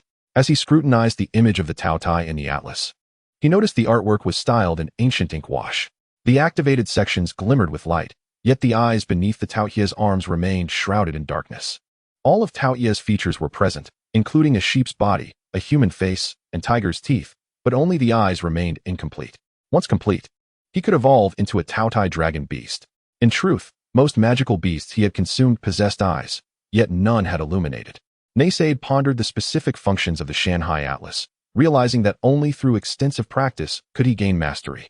Such a system that provided answers at every juncture was for the inept. Speaking of which, ECTI had just mentioned that within the dragon heritage, there existed a skill bestowing dragons the ability to discern all things, known as Dragon's Eye. Listening to Yisidi, the Long Ji Yin is a soul bloodline resonance system collaboratively created by two dragon gods before their rift. It encompasses an automated infusion of knowledge and skills, as well as historical memories, serving to ensure the purity of the dragon lineage and the continuity of their civilization. When a dragon reaches a certain age or strength, they can activate the corresponding dragon inheritance. However, for hybrids and dragon beasts, only fragmented inheritances can be accepted. For instance, Naysaid has only a basic understanding of this world and a rudimentary grasp of the dragon tongue. Aside from his true name, he has not been endowed with any talents or skills. This insufferable dragon god, once I evolve into the primordial dragon form, I shall shatter the inequities of dragon inheritance. Naysaid began to indulge in fantasies again. Whenever he faced criticism, he would not only lament the environment, but also bemoan the strong. This approach to life allows him to maintain a positive and optimistic mindset. Meanwhile, Yisidi stepped into a corner of the cave, slowly exhaling the thorny blood jade that Naysaid had gifted him. Even in the darkness, this crimson gem emitted a faint dark red glow, with wisps of black fluff resembling thorns, quite beautiful. Humph, though he is merely a lowly dragon beast, his loyalty is commendable. Although I shall not acknowledge him as an elder brother, once I awaken the dragon pact, he shall be under my command. Sharing a bit of his strength is not out of the question. Humph, if a vassal is too weak, it will trouble me as the master. If Naysaid could hear Yisidi's thoughts, he would undoubtedly leap up and shout something about not bullying the impoverished. Thus, the three siblings lived a leisurely life of eating and sleeping. Only Naysaid would occasionally venture out in search of gems, exploring the corrupted Scale Valley. Each time he returned, he brought back stones collected from the riverbed for Yisidi to appraise with the Long Ji Yin. No matter the quality, these exquisite gems would all be taken by his dragon sister, added to her collection. A month passed, and the dragon mother still had not awakened from her slumber. Soon, the three siblings faced a dilemma. Their food had run out. To prevent her sleep from being disturbed, the dragon mother had set up a barrier within her cave. one that the three young dragons could not break. In truth, dragons could survive on stones, grass, and soil, but for the proud dragon race, consuming such fare would be utterly disgraceful. Thus, to procure food, they had to resort to hunting. Naysaid possessed hunting experience and had stockpiled a considerable amount of food in his secret cave. However, he was reluctant to reveal his hiding place and could only follow Yisidi and Zorgia in their hunt. I feel we have strayed too far from our lair. Perhaps we should hunt closer to home. Naysaid offered this suggestion, only to be outright dismissed by Zorgia, only capable of flattering his master for food, not daring to hunt. That meager dragon blood flowing in your veins should be a source of shame, due to the disdain of the dragon mother. It was his sister Yisidi who held the power to allocate food, and he had no choice but to submit. Yet, because Naysaid consistently brought back shining gems, he won Yisidi's favor, receiving better portions of food than even the pure-blooded giant dragon himself. This led to Zorgia's relatively slow development. If it weren't for Naysaid, the food left by the dragon mother would have sufficed for him and Yisidi for a much longer time, negating the need to venture out to hunt. Initially enraged by Naysaid's actions that caused him to lose favor in front of the dragon mother, the current situation only deepened his resentment towards Naysaid. In reality, Naysaid's suggestion was quite reasonable. The magical creatures within several dozen kilometers of the dragon's territory had mostly been captured by the dragon mother. It was indeed difficult to encounter prey, yet the area remained relatively safe. As the self-proclaimed king of survival, Naysaid naturally chose caution. I am merely concerned for you. Naysaid turned to Zorgia. Zorgia paused, then also looked at Naysaid. He thought Naysaid was yielding and was preparing to continue his taunts. But what Naysaid said next made his dragon face turn a deep shade of crimson, concerned that a waste like you would become a meal for an ordinary magical beast. Simple banter, exquisite enjoyment. Naysaid understood that reasoning with such a narrow-minded individual was futile. Only insults were a language they understood. What did you say? Zorgia immediately bared his teeth, emitting a subtle, putrid dragon breath. Dragon breath is the strongest offensive talent possessed by true dragons, with different dragon species exhibiting varied characteristics. Even a young dragon's breath could easily damage a knight's finely crafted armor. Moreover, dragon breath possessed powerful anti-magic properties, rendering most mages' magical shields incapable of withstanding its onslaught. For dragons, exhaling breath towards another signifies a declaration of war. Zorgia dared to provoke Naysaid precisely because he had confidence. Despite Naysaid's advantages, he still required development. Zorgia, after all, possessed the complete bloodline and inheritance of a giant dragon. Naysaid's current physique would not withstand even a single breath. Enough. I have decided to hunt on the outskirts. Let us save our energy for the hunt later. Yisidi interrupted their quarrel. Since she spoke, both dragons had no choice but to comply. The three young dragons began making their way to the outskirts of the dragon's lair to hunt. Two dragons chanted a melody, and suddenly, a fierce wind whipped around their bodies as they gently flapped their wings and lifted off the ground. Dragon flight does not solely rely on their wings, but also on the dragon's flight magic. Naysaid envied their ability to soar in the sky. Nevertheless, he was not in a hurry. Within the Shan Hai Tulu, there were many flying beasts. Xiongqi, Tiango, Yinglong. As long as he developed steadily, flight would merely be a matter of time. The two dragons soared through the sky, and under normal circumstances, it would be easier to spot prey from a high vantage point. However, the corrupted scale marsh was perpetually shrouded in miasma, resulting in low visibility, forcing them to fly at low altitudes. Yet, after circling for a considerable distance, the three dragons still found no prey. This is not a viable situation. All the creatures on land that could be hunted have mostly been captured by the dragon mother. Naysaid suggested, perhaps we could check the marsh and ponds, where aquatic creatures abound. With no other options, the two dragons had no choice but to follow Naysaid into a marsh. This marsh stretched endlessly, filled with dead branches, decaying leaves, and mud. Almost as soon as they arrived, they spotted several crocodile-like magical beasts. These creatures could grow up to 5 meters long and appeared quite formidable. These are the corrupted scale marsh crocodiles, ferocious by nature, preying on the fish in the marsh, with decaying fungi growing on their backs, which are highly toxic. Naysaid did not intend to take risks by capturing these beasts. His intention was merely to catch a few fish in the shallows, with no need to provoke such creatures. However, he was firmly rejected by Yisidi, who insisted on hunting the corrupted scale marsh crocodiles. You can go if you wish. I will not go to my death. Subsequently, without regard for how the other two young dragons reproached him, Naysaid refused to step into the marsh. He had provisions and saw no reason to take risks. Fine, Zorgia. Let us go. Naysaid, you will not share in our catch. With a cold snort, Yisidi flapped her wings and flew towards the marsh. Truly foolish. A simple line of thought would reveal that even within the dragon mother's domain, the crocodile tribe still thrived here. The absence of their extermination by the dragon mother surely had its reasons. Naysaid stood on the shore observing, occasionally pulling out a few worms from the marsh and stuffing them into his mouth to satiate his hunger while watching the two dragons hunt. Their strategy was straightforward. The two dragons would drive the swamp crocodiles from either side, progressively isolating one or two of them. They would then seize the opportunity to launch a simultaneous attack. The swamp crocodiles bore some resemblance to ordinary crocodiles. Their skin cloaked in a layer of swamp sludge and fungi. Their teeth teemed with toxins and pathogens. A single bite could prove fatal if one's resistance was insufficient. However, the prowess of the two dragons surpassed Naysaid's expectations. When they cornered one crocodile, Isti unleashed a torrent of fiery breath, incinerating the bacteria-laden surface of the creature. Subsequently, she struck with her claws, piercing through the crocodile's skull. Her strength even eclipsed that of Naysaid. Their mother was a black dragon, while their father was presumably a red dragon, as evidenced by Naysaid's dark red skin and Isti's unmistakable appearance as a red dragon. Red dragons are renowned for their fierce fire breath and unparalleled physical strength among the chromatic dragons. Naysaid then turned his gaze to the other side, where Zorga was also confronting a swamp crocodile. The breath of a black dragon possesses formidable corrosive properties.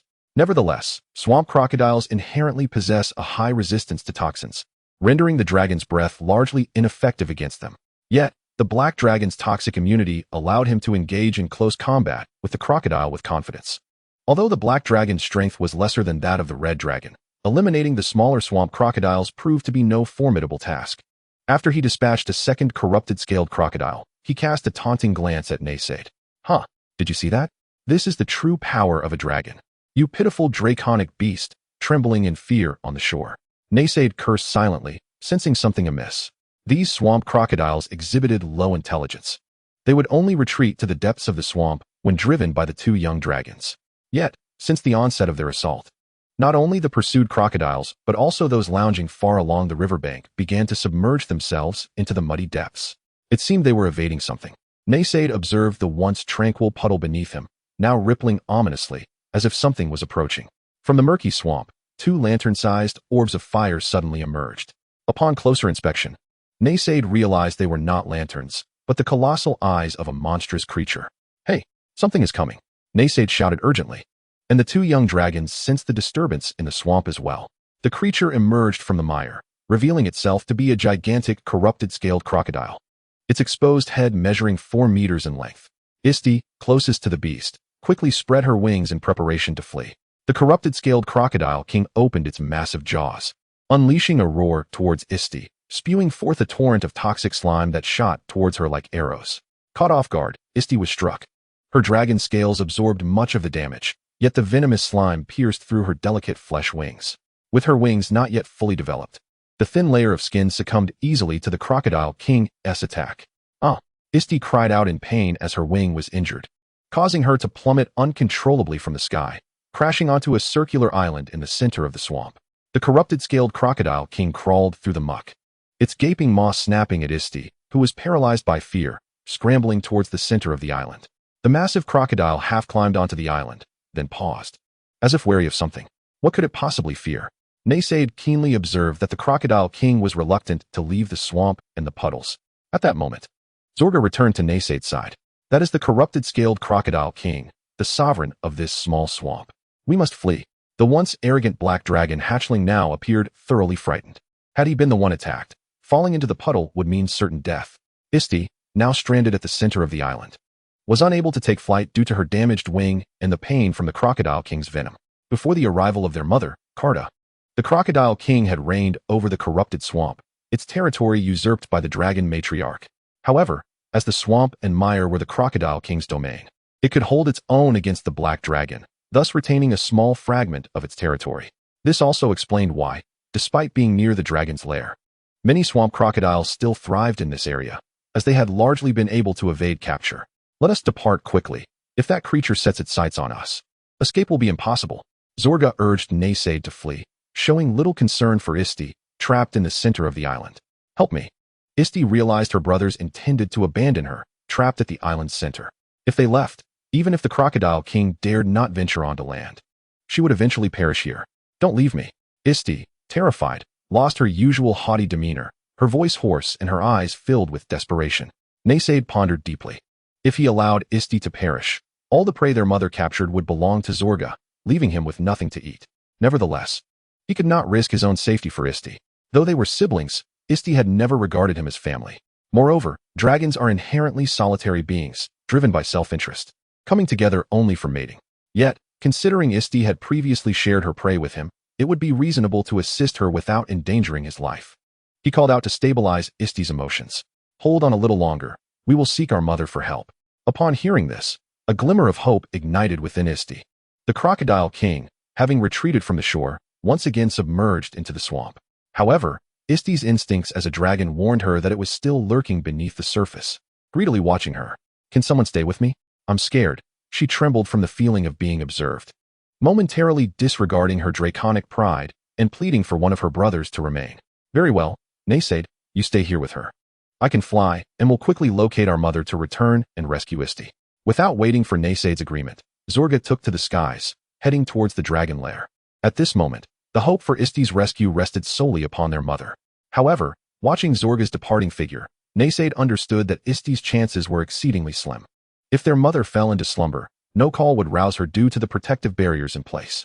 Even if the mother dragon happened to awaken, would Zorga truthfully inform her of Isti's plight? Indeed, Zorga halted not far from the dragon's nest.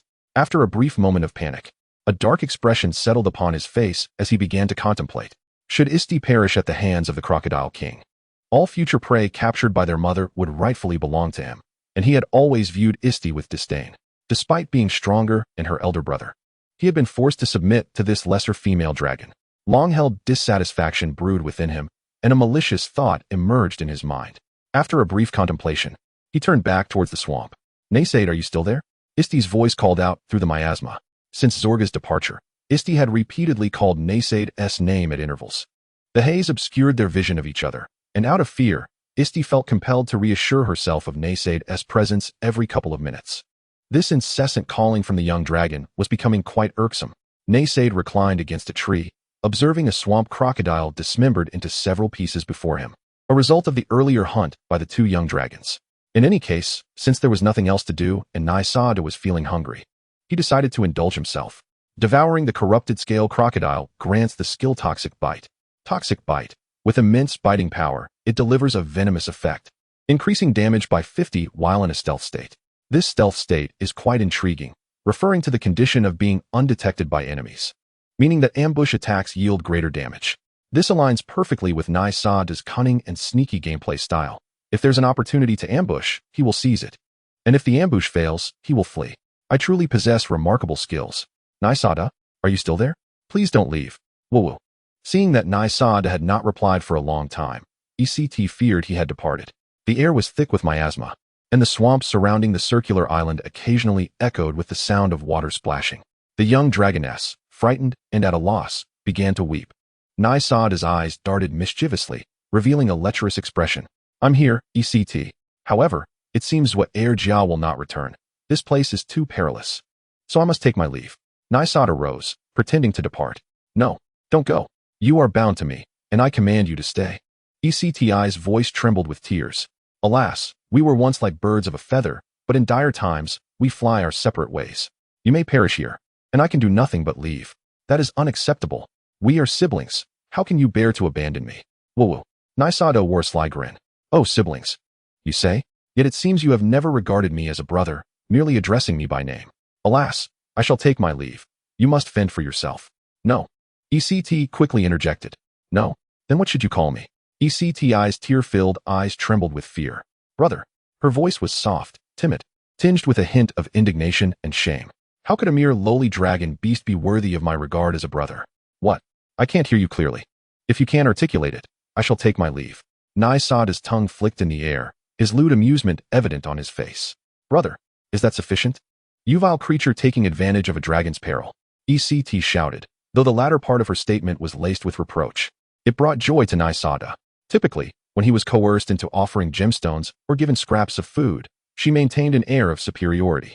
Now, forced to submit to Naysaid's whims, it was quite a satisfying turn of events. Naysaid, still eager to tease, was taken aback when Elryia returned. The dragon mother had yet to awaken, It was up to us to rescue ECT. Upon hearing this, Nysada glanced at Elryia, suspicious of his seemingly altruistic intentions. I can divert the corrupted scale crocodile king. You swim to the circular island and bring ECT back. Indeed, this fellow harbored ulterior motives. Although on the surface, diverting the crocodile king appeared more dangerous. One must consider that rescuing ECT from the central island required a round trip. While he could lure away the crocodile king on the way there, should the crocodile king refuse to be fooled upon their return, what then? At that point, Nysada would find himself trapped on the circular island. What? Are you unwilling to save our sister? Are you content to let her perish? Elryia pressed, weighing heavily on Nysada, who found himself at a loss for words. After all, if ECT were to die, it would be he who bore the brunt of the dragon mother's wrath. Yet, Nysada was reluctant to undertake the task of diverting the crocodile king. Elryia could at least take to the skies, drawing the crocodile king's attention away more safely than Nysada could. If you are such a cowardly dragon beast, forsaking familial bonds, then even if I were to slay you now, the dragon mother would not place undue blame upon me. Elryia's eyes glinted malevolently, fixated on Nysada, venomous dragon breath poised for release. The situation had reached a critical juncture. Chapter 14. Indeed, a backstabber. Nysada, hurry and listen to Elryia. Come save me, ECT exclaimed, seeing Nysada hesitating. Nysada furrowed his brow, casting a glance at Elryia before breaking into a smile. You are right. Let us proceed as you suggest, and together we shall rescue ECT. Engaging Elryia in combat would likely not yield favorable results for Nysada, who, due to his diluted dragon bloodline, had reached a growth plateau. In contrast, the two young dragons were now larger than he was. Should Elryia ascend into the sky, unleashing dragon breath upon him, Nysada, unable to fly and lacking means to counter airborne foes, would find himself at a disadvantage. He had no confidence in defeating Elryia, so he chose to acquiesce for the time being. After a brief discussion of the rescue plan, Nysada scurried to the side to retrieve his small leather satchel. This was an item he had found in the cave, filled with various trinkets he had collected. Elryia scoffed at the sight of Nysada carrying the bag, a comical accessory only humans would use. Very well, I will lure the crocodile king away. Once he appears, you must swim over immediately. Do not attempt any tricks, otherwise you shall not live to tell the tale. Nysada nodded, feigning compliance. An impulsive act of defiance would be futile. If given the opportunity, Nysada would not hesitate to reveal his fangs. Elryia began to chant a spell, gradually ascending into the sky. In truth, he was risking much, but to eliminate both Nysada and ECT. He had no choice but to lower his altitude, enticing the crocodile king to attack him.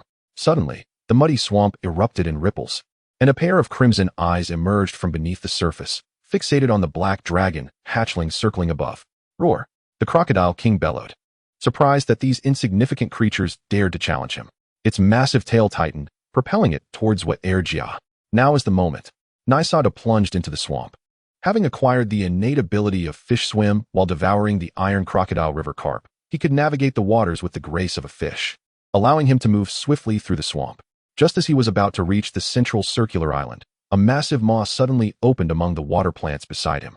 It was the lurking, corrupted scale crocodile. Damn it, if I cannot defeat the crocodile king, can I not best you? Nysada's eyes gleamed with ferocity as he submerged himself in the muck, vanishing from the crocodile's view in an instant. As the crocodile scanned its surroundings for Nysada, he opened his jaws wide and seized the crocodile by its abdomen beneath the water. Before the crocodile could react, Nysada shook his head violently, tearing it asunder. Other crocodiles, initially swimming towards him with intentions to attack, halted at the sight, opting instead to feast upon their slain kin after Nysada departed. Nysada successfully crawled ashore. Meanwhile, Elryia continued to ascend, while the crocodile king, although unable to fly, could launch toxic, viscous projectiles into the sky. For Elryia, the poison was not a significant concern. His main worry was being pierced by the razor-like toxic projectiles, which could cause him to plummet like ECT. Even their mother would not dare to engage the crocodile king in battle amidst the swamp and puddles. A young dragon like him would be swiftly devoured should he fall into the swamp. Nysada rushed to the circular island, where ECT lay weak. Having been poisoned by the crocodile king, he had no choice but to carry her to safety. Nysada grasped ECT's arms, wrapping them around his neck. Hold on tight. Should you fall into the swamp, I cannot be held responsible. Okay. ECT's response was soft. And then Nysada leaped into the swamp with her. No sooner had they entered the water than Nysada sensed something amiss. The once tranquil swamp suddenly surged with tumultuous waves. His head emerged from the water, gazing towards the oncoming monstrous waves, and his pupils immediately constricted. Elryia was unexpectedly soaring towards him, with the Crocodile King trailing behind. Damn it, I knew that scoundrel couldn't contain himself. It was evident that Elryia intended to use the Crocodile King's might to ensure both he and Yisidey remained eternally trapped in this swamp. Naysaid had only just entered the water, far from reaching the opposite shore. At the Crocodile King's speed, they would undoubtedly be captured before reaching the bank. Elryia, what are you planning? Yisidey also noticed that Elryia was leading the Crocodile King towards their direction. It dawned on them that their fellow kin was intent on bringing about their demise. To hell with all of you. The first to fly closer. Elryia unleashed a torrent of toxic dragon breath.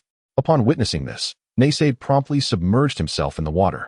The Crocodile King, realizing Naysaid was attempting to flee, disregarded Elryia above and plunged into the depths, pursuing Naysaid. This is bad. Naysaid sensed something ominous lurking in the water. It was now impossible to reach the opposite bank. He could only swim desperately towards the center of the circular island. The Crocodile King was incredibly swift, closing the distance to just 10 meters in the blink of an eye. As the Crocodile King was about to catch up, Naysaid executed Shadow Leap, lowering his limbs to the ground and propelling himself forward like a shadowy tiger. Behind Naysaid and Yisidey, the Crocodile King's massive jaws gaped wide. The foul, cold breath washed over the backs of the two dragons. The specter of death loomed so close, Naysaid summoned every ounce of strength for a sudden burst. Upon reaching land, all four limbs pushed forward, surging ahead. Crack! The Crocodile King's enormous maw snapped shut, severing a portion of Naysaid's tail. Damn, that hurt like hell. Yet Naysaid pressed on, accelerating towards the center of the circular island. However, this was far from over. The humiliated Crocodile King roared in rage.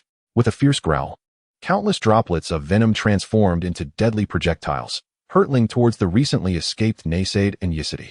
From the very beginning, Naysaid had been observing the Crocodile King, and thus was prepared. He swiftly embraced Yisidey and took refuge behind a massive boulder. The noxious saliva corroded the stone, creating a series of pockmarks that hissed and released acrid smoke. Survived. Having just danced on the brink of death, Naysaid struggled to think clearly. Now that he had escaped danger, his mind felt foggy. He glanced at Yisidey, who lay trembling on the ground, her eyes filled with fear. The little dragon was so frightened she could barely speak. Naysaid remarked to himself, noting that his tail had been bitten off by the Crocodile King. Veins bulged in anger. Thankfully, he had been prepared. Otherwise, he would have indeed perished at the hands of the Crocodile King. Elryia, you despicable creature.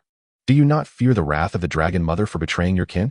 At that moment, Elryia had already retreated to the safety of the shore, unaware that Naysaid and Yisidey still lived. Nevertheless, it mattered not. Yisidey's wings were damaged, and Naysaid lacked wings altogether, rendering them incapable of flight.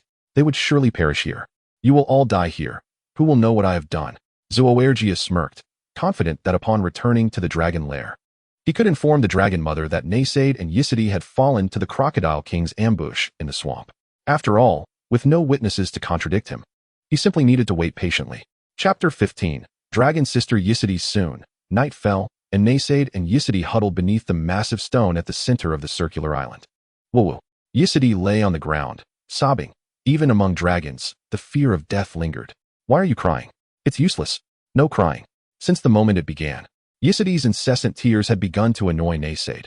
She hardly resembled a dragon at all, but my body hurt so much. Yisidey was devoid of her previous pride and resilience.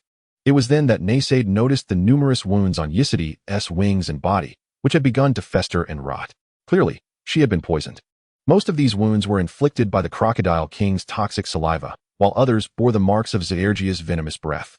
Observing Yisidey's weeping state, Naysaid sighed. What else could he do? After all, she still called him brother. He rummaged through his leather pouch and produced several plants. Naysaid possessed a voracious appetite, often consuming various plants, some of which were highly toxic. However, among those he had ingested, a few had detoxifying and healing properties. Naysaid chewed the plants and applied the paste to Yisidey's poisoned wounds to neutralize and absorb the toxins. He approached Yisidey and spat out some remnants of the herbal mixture into his palm, applying it to her injuries. Ah, what are you doing? Yisidey protested, startled by Naysaid's sudden touch, wanting to struggle. Useless creature. I'm treating your wounds. Be still. Naysaid chided. And Yisidey soon realized that the substance he was applying was indeed a detoxifying plant. Within the Dragon Clan's lore, she recognized the names of these plants. The three species were called Hai Ni Bo He, Shi Tung Chao, and Mao Yan Bai He, all known for their detoxifying properties. Where did you get these? I found them in my backpack while searching for gemstones by the riverbank. Naysaid would never reveal his secret hideout, where he stored many herbs and provisions. The herbal treatment, combined with Naysaid's warmth, began to ease the poison's grip on Yisidi's wounds. She felt a tingling sensation, followed by warmth emanating from the injuries. This was a sign of alleviation from the poison and the beginning of healing. Thank you, Yisidi mumbled sheepishly. Hey, don't thank me just yet. We can't escape. And there's no food here. If it comes to that, you'll become my rations. Yisidi gasped at the thought. Consuming one's kin was a complete violation of dragon law. However, upon seeing Naysaid's lecherous expression, she realized he was merely jesting. Infuriated, she flicked her tail and swatted Naysaid's sides. Damn, you are so hard to please. You can do it yourself. With that, Naysaid tossed the herbs to Yisidi and ceased his efforts. Humph, if you want to apply it yourself, then do so. I don't need a useless fish to help me. Despite her words, a sense of inexplicable disappointment lingered in Yisidi's heart. Naysaid peeked out from behind the boulder, surveying their surroundings. The Crocod King and Elryia were nowhere to be seen. However, he knew the Crocodile King was still nearby, and without food, Elryia would have to go hunting. Initially, he had monitored them to prevent their escape. However, after observing for a while, he concluded that Naysaid and Yisidi had no chance of fleeing the swamp, thus vacating the perilous territory of the Crocodile King. The Crocodile King lurked beneath the waters surrounding the circular island. Given the speed he had just displayed, escape was nearly impossible. What to do? Naysaid pondered when suddenly a gurgling sound emanated from Yisidi. Turning his head, he saw that Yisidi, having taken the medicine, appeared visibly better. The sound had come from her stomach. Naysaid, I'm hungry. Just eat some grass, mud, or dirt to tide you over. Naysaid was not hungry. He had feasted on the shore before swimming over. You just ate the swamp crocodile I caught on the shore. So what? Can I regurgitate it? Naysaid paused, pondering. He realized he could indeed regurgitate it. After all, their dragon mother often returned from hunting not by carrying her prey, but by consuming it and later regurgitating it for her hatchlings. Upon reflection, it seems that the dragon clan possesses a rather peculiar taste. Ugh, Naysaid expelled the tail of a swamp crocodile, which had already been partially digested, presenting a rather unappealing sight. That is quite enough. I must conserve my strength to flee. If you are hungry, you may consume the earth. I shall not regurgitate any more for you. Naysaid had expelled only a small portion, as his priority was to ensure his own hunger was addressed. Stingy, muttered ECT, who then directly swallowed the tail of the swamp crocodile. At last, her hunger was alleviated, and with her belly filled, her recovery from injuries would also accelerate. Will you abandon me? ECT suddenly inquired. Can you swim? No. Then I must abandon you. I can swim.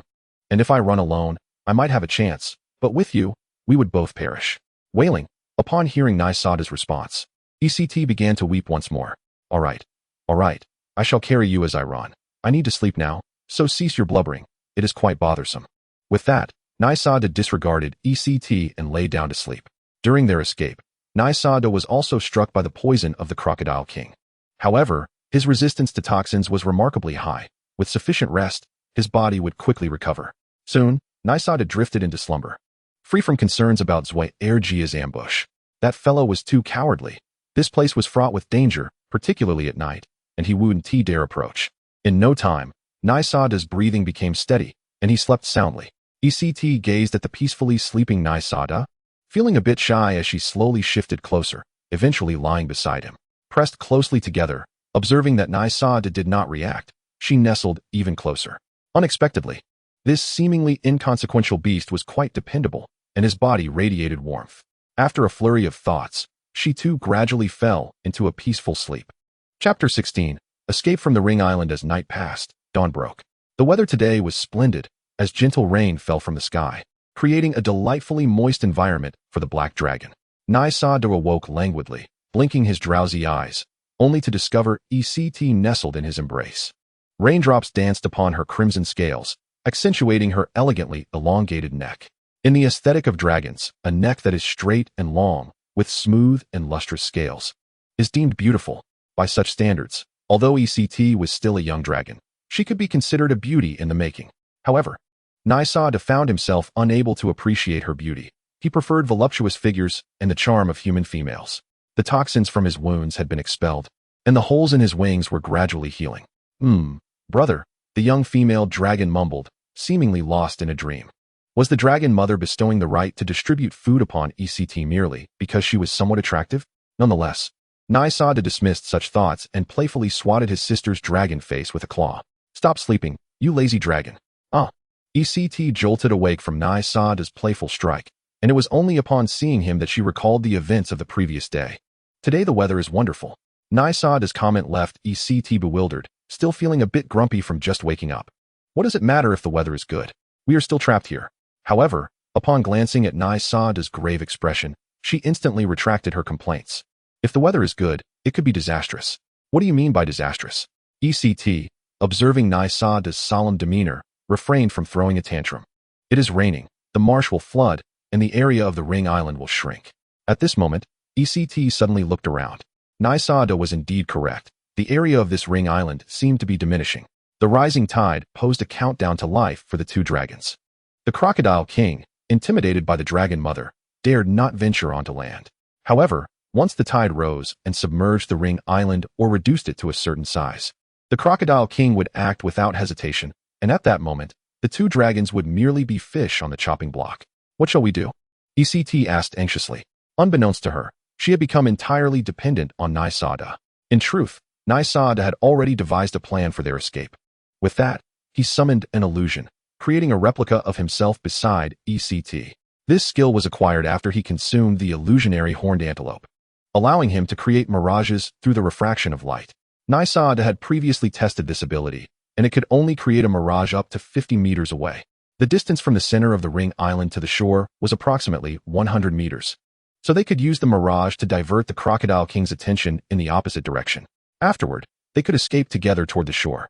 However, after careful calculation, Nysada realized that at the Crocodile King's speed, even if it took time to discern the illusion, it would still have ample opportunity to catch them. Since ECT could not swim, Nysada would have to carry her, significantly slowing their pace. In conclusion, their escape would be exceedingly challenging. Yet, they had no alternative. Time was not on their side. After explaining his plan to ECT, she wore a despondent expression. "Nysada, perhaps you should go ahead alone. Bringing me along would only hinder you." Observing ECT's pitiful demeanor, Nysada nodded. "In that case, I shall depart first." ECT was taken aback. She had not expected him to lack even a shred of compassion or protective instinct for his sister. Initially concerned for Nysada's safety and wanting him to leave first, she was now left feeling indignant. "You scoundrel! Then I shall accompany you." Nysada's eyelid twitched. Indeed, it was always challenging to decipher the thoughts of females. He had assumed she was prepared for self-sacrifice, but instead, she was merely being dramatic. "Very well, while I swim, you must also use your large, stout legs to paddle the water. Do not lie motionless on my back like a beached whale. You are the beached whale. Besides, red dragons are naturally robust." Nysada pinched ECT's mouth shut, unable to tolerate the incessant chatter from the young female dragon any longer. Once they were concealed, Nysada controlled the illusionary body to reach the shore, then maneuvered the illusion to float on the water's surface. Almost immediately after the illusion entered the water, waves began to ripple through the marsh, and the Crocodile King indeed lurked beneath the surface. "The Crocodile King is coming." Roaring, the illusion pretended to be startled and hurriedly fled deeper into the marsh. Subsequently, the Crocodile King's enormous, fearsome head emerged from the swamp, thrashing its massive tail as it pursued with incredible speed. When it had chased for 40 or 50 meters, Nysada seized the moment. He darted from beneath the massive stone of the ring island, plunging into the marsh with all his might, swimming toward the opposite shore. Crack! The Crocodile King opened its gaping maw to bite at the illusion. However, just when it thought it could crush its prey and swallow it whole, the figure before it dissipated into a burst of light upon being attacked. Splashing sounds echoed behind the Crocodile King. Suddenly, it turned its head, realizing that the dragon beast was carrying the injured red dragon through the water. Upon realizing it had been deceived, the Crocodile King erupted in fury. With a thunderous roar, all the swamp crocodiles seemed to receive a command, converging toward Nysada. What? It can summon minions too. They were only halfway to the riverbank when they found themselves surrounded by a multitude of swamp crocodiles. Meanwhile, the Crocodile King was racing toward them at an alarming speed. Flame! At this moment, ECT, perched on Nysada's back, opened her mouth and unleashed a torrent of fiery breath. The swamp crocodiles instinctively recoiled in fear of the flames, creating a path wherever the fiery breath swept through. As the fiery breath of Yisity cleaved a path, Naysaid surged forward without hesitation. Yet, they were ultimately hindered in their flight. Just 20 meters from the riverbank, the Crocodile King caught up with them. As the monstrous jaws gaped wide, poised to devour the two young dragons, an overwhelming dread enveloped Yside, while Naysaid yanked her from his back. Was he truly abandoning me? At that moment, Naysaid held Yside, poised to hurl her backward to distract the Crocodile King, allowing himself to escape. However, in the next heartbeat, he forcefully flung Yside toward the riverbank. Great fat dragon, flap your wings. Yside soared through the air, incredulously glancing back at Naysaid.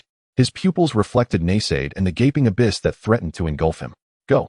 With a sickening crunch, the giant crocodile submerged after devouring Naysaid, leaving the swamp eerily tranquil. By the time Yside regained her senses, only half a carcass remained on the water's surface, incessantly fought over by the surrounding swamp crocodiles. Brother. Chapter 17, Blood Vengeance. With a gasp, Naysaid's head broke the surface of the mud, far from the Crocodile King's territory. Damn, I nearly perished. Just moments ago. Naysaid had genuinely sweated for his life. After casting Yside aside, he employed illusory light once more, distorting the nearest decaying swamp crocodile to resemble himself. Subsequently, he swiftly submerged into the mire, concealing his presence. Only after the Crocodile King departed did he dare to emerge cautiously from the sludge. Shaking off the muck, Naysaid revealed a fierce glint in his eyes. Whether as a dragon or a being, he adhered to his principles. Zorgia sought his demise. As long as Naysaid survived, he would demand retribution. He disregarded the laws of dragonkind. Those who wished him dead would not escape unscathed.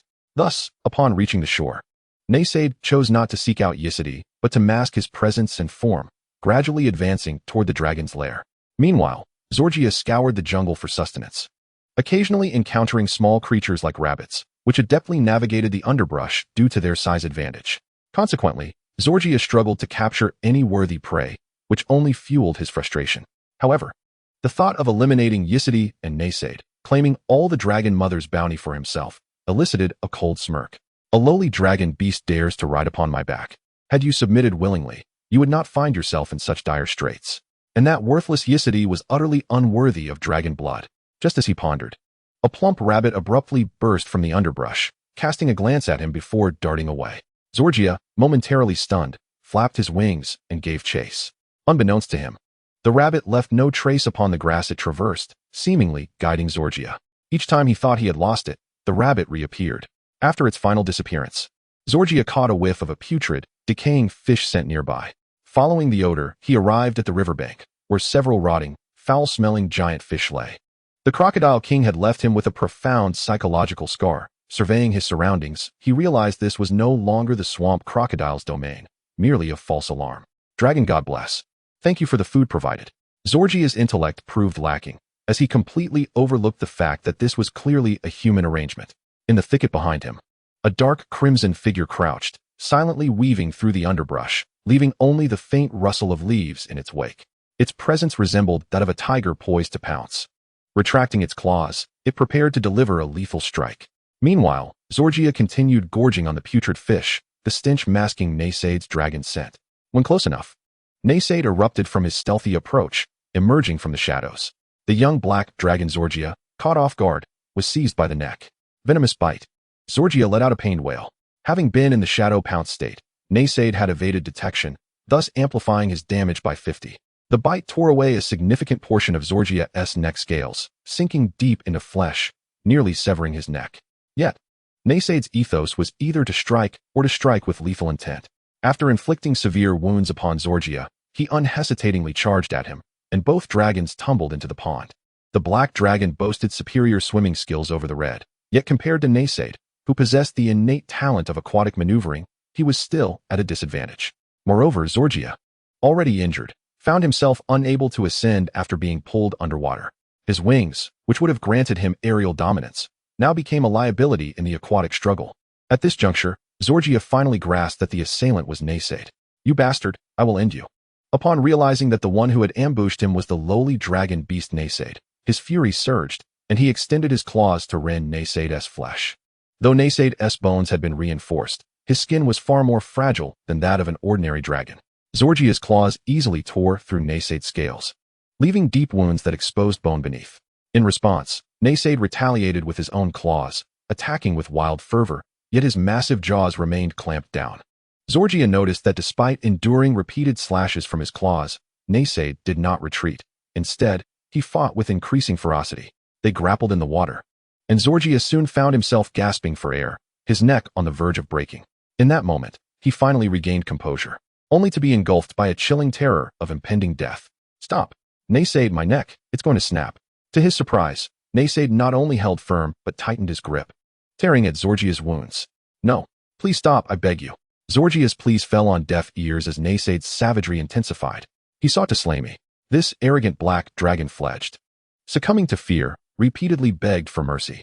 Spare me, I beseech you. I will submit to you. Just grant me my life, and I shall do anything. With a sharp crack, Naysaid severed Zorgia's neck. The dragon's head hung limply in the water, disbelief etched across his features. Naysaid truly dared to kill him. In the final moments of his life, fear and desperation clouded his eyes. Ha! Naysaid dragged Zorgia's lifeless body ashore, gasping for breath, his body marred by numerous claw marks, each wound gushing blood. Under normal circumstances, even with a successful ambush, defeating Zorgia would be no easy feat as a true dragon. Zorgia's scales were far more resilient than Naysaid's. Even submerged, Naysaid had the advantage of timing and location, yet, as a colossal dragon, Zorgia possessed enough strength to neutralize his disadvantages, provided he fought with ferocity. Zorgia's claws could have easily claimed Naysaid's life. However, that coward retreated at the last moment, opting to plead for mercy in a life-or-death struggle. In contrast, Naysaid fought with a resolve to die. Thus, the outcome was reversed. Sitting by the riverbank, Naysaid steadied his breathing, having slain a fellow dragon, and one who was ostensibly his brother. After a prolonged moment of contemplation, he let out a sigh, realizing that the inherent ferocity within him had been amplified by the customs of the Longzhu. However, he was not one to waver in his resolve. Having made a decision, he would not regret it. Yet, the pressing question remained. How should he dispose of the body of this individual? His stomach grumbled, signaling his hunger. In Chapter 18, brothers sacrificed to the heavens, boundless evolution, Nysada kindled a fire and cremated Elryia. Elryia's body must not be discovered by Longmu, otherwise, she would likely pursue Nysada relentlessly. The reason for his abstention from consumption was rooted in the laws of the dragon clan, which explicitly state that dragons consuming one another would face severe punishment. The heavens observe the actions of dragons, and these are not mere constraints of moral conscience. The dragon god has established laws with means of enforcement. When Nysada had slain his dragon beast brother, the body had been discarded into the marsh by Longmu, a testament to the inviolability of the law. On one hand, Nysada, who had long been steeped in core values, found it difficult to partake in such an act. On the other hand, until he fully comprehended the ramifications of dragon cannibalism, the cautious Nysada was unwilling to take risks. Given that the body must not be discovered by Longmu, incineration was the only viable option. Burial was out of the question. If Longmu possessed magic to locate her young, the body could be unearthed, potentially leading back to Nysada through the wounds. He lamented the situation, acknowledging their bond as brothers, despite their conflicts. While Elryia had been unkind, Nysada could not act unjustly. After cremating him, he would scatter the ashes into the marsh, returning them to the earth, wishing him to be a good dragon in the next life. Elryia was of considerable size, and Nysada toiled for half a day to reduce him to a handful of white ash. Thoughtfully, he fashioned a box from leaves to contain the ashes. As he was sweeping the ashes into the box, he discovered a hard object within. Upon extracting it and rinsing it with water, he found it to be a black crystal. What? Had my brother dropped a relic? To his astonishment, Elryia was, after all, a young dragon of merit. However, as he grasped the black crystal, it miraculously merged into his body, integrating Black Dragon Elryia's dragon core, acquiring the skill Dragon's Eye. Dragon's Eye, a skill that allows one to query and identify information about all things, originating from a knowledge network woven by two dragon gods and the deity of knowledge and wisdom. Was this not the very skill that ECT had mentioned to him? To test it, Nysada retrieved a blue crystal from his backpack and activated the Dragon's Eye skill. Subsequently, a line of information appeared before his eyes. See blue gemstone. A blue gemstone that commands a high price in human society, commonly used in alchemical materials and jewelry crafting. Incredible. Was this not akin to a panel from a game? As an avid gamer, the emergence of such a panel reignited Nysada's enthusiasm for adventure. The Dragon's Eye functioned similarly to an identification skill, and possessing it would significantly enhance his future experiences in exploration. That was not all. The Shan Hai Lu within him now sprang to life. The first page depicted a Taotie, and the eyes under its wings illuminated. Shan Hai Bestiary. Taotie. Would you like to initiate evolution? Time required for evolution, 5 years. What? Evolution takes 5 years. Yet, considering the lineage of dragons, many would slumber for years, even decades. They would shed their skin and grow while in deep sleep. This evolutionary process occurred during a profound slumber. Nisada was determined to evolve, but not here. He needed to return to his secure cave. As for the dragon lair, he would not return. Having slain Elryia, he might already bear the scent of blood. If Longmu discovered this, she would likely kill him. He poured Elryia's ashes into the territory of the Crocodile King, hoping to frame him for the act. Then he returned to his cave, excavating all the food he had buried there. Most of it consisted of fish, along with some berries and plants he had gathered from the jungle. He prepared a hearty salad of both meat and vegetables, consuming it all in one sitting. This forthcoming slumber would last 5 years, akin to the hibernation of animals, and it was essential to maintain ample nutrition during this time. Feeling insufficiently nourished, he ventured to the nearby pond. When he had first moved into the cave, he had enclosed a fish pond from the nearby river. In his leisure, he would gather aquatic plants and toss them in to feed the fish. Having fed them for over a month, it was time for harvest. He diverted the upstream water and opened the downstream outlet, capturing over 10 large fish. He roasted these fish over flames until they became dried fish, storing them in a corner of the cave. Should he awaken from his evolution and hunger, he would have these provisions to sustain him. Afterward, he reinforced the cave entrance, using his pig trap backpack to transport basket after basket of mud and stones. He sealed the cave's entrance, stacking several layers of rocks and filling the crevices with mud, leaving only a few holes for ventilation. During this 5-year slumber, he wished to remain undisturbed by anything. Having completed all preparations, Nisada lay atop a massive stone, which he had fashioned into a dragon bed. The surface of the stone was layered with dry plants and the pelts of magical beasts he had consumed. Sleeping here was remarkably comfortable, far superior to resting within a dragon's lair. Then, Nisada summoned the Shan Hai Lu and began the evolution. The Taotie within the tome shimmered with radiant light, accompanied by its infant-like cries. The Taotie transformed into a blood-red light and fused into Nisada's body. So sleepy, I must rest now. Nisada's eyes slowly closed, and before long, he succumbed to a deep slumber. 2 hours earlier, within the territory of the Crocodile King, ECT witnessed Nisada being devoured whole by the enormous crocodile. Initially, she had anticipated Nisada would cast himself aside to draw the crocodile's attention. To her dismay, he had sacrificed himself to save her, perishing in the jaws of the Crocodile King. Woe is me, brother, woe? Upon witnessing Nisada's consumption, the spattered blood was undeniable. ECT collapsed to the ground, weeping uncontrollably. Only in losing him did she come to understand Nisada's significance in her heart. Despite her words branding him as a lowly dragon beast, it was only Nisada who could make her feel the warmth of familial bonds. Though Carta was her mother, this young black dragon treated her with a sense of duty rather than genuine care, leaving little room for affection. In contrast, her brother's Elryia appeared obedient, yet his malevolence was unmistakable. He had even sought to harm her. Nisada, however, had gifted her gemstones and often regaled her with amusing tales. Now, she finally comprehended her feelings. She truly acknowledged Nisada as her brother. Yet, it was all too late. Nisada was already gone. I will implore Mother to retrieve my brother's remains. ECT wiped her tears away. Her dragon wings were damaged and would require a lengthy period to heal. The herbs Nisada had applied to her wounds had proven effective, and her weakened body was now able to move. She resolved to return to the dragon lair and beseech her mother, Carta, to recover Nisada's body for a proper burial. In Chapter 19, the Taotie dragon beast, Longmu Carta directly rejected ECTI's request. On the 3rd day following ECTI's return to the dragon lair, Longmu awakened. Upon learning that ECT was Elryia and Nisada had clandestinely ventured into the marsh to hunt, her fury erupted. Mother, I am willing to endure your wrath, but my elder brother Nisade has been devoured by the Crocodile King. May I inquire if you could retrieve his remains?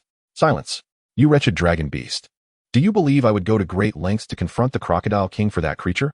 Carta's pupils bore into Isti, the overwhelming pressure rendering her breathless. Nisade is not a wretched dragon beast. He is my brother. Upon hearing this, Isti was enraged. This little dragon, barely a month old, dared to defy her. In an instant, she raised her claw and pinned the youngling to the ground. If you utter another word about that wretched dragon beast, I will take your life. Now, tell me where Zorga has gone. The matter at hand is not the remains of a dragon beast, but Zorga. I do not know. After Zorga ambushed me and Nisade, he departed. The mention of Zorga filled Isti with resentment.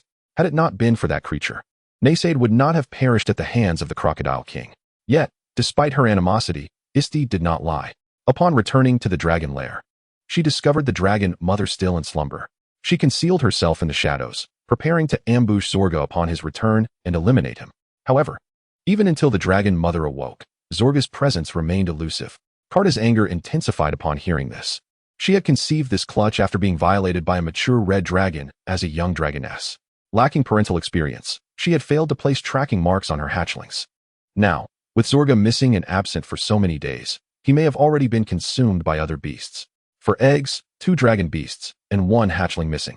Gazing at the defiant red dragon before her, she felt an overwhelming urge to end her life. Since you enjoy hunting so much and dare to defy me, do not expect my assistance for survival. Henceforth, I shall not provide you with sustenance. You must fend for yourself in this realm. With that, the dragon mother expelled Isti, erecting a barrier around the lair to prevent her return. Yet even in exile, Isti refused to submit to the dragon mother. Her brother Naysaid was no lowly dragon beast. Her eyes ignited with fury as she gazed through the forest towards the domain of the Crocodile King. One day, I shall strip the corrupted scales from the Crocodile King's hide to honor my brother. Unknown to her, Naysaid was currently enjoying a blissful slumber within his stony cave bed. Time flew swiftly during Naysaid's deep slumber. 5 years passed in the blink of an eye. On this day, Naysaid stirred slightly in his slumber, shaking off the dust that had settled upon him.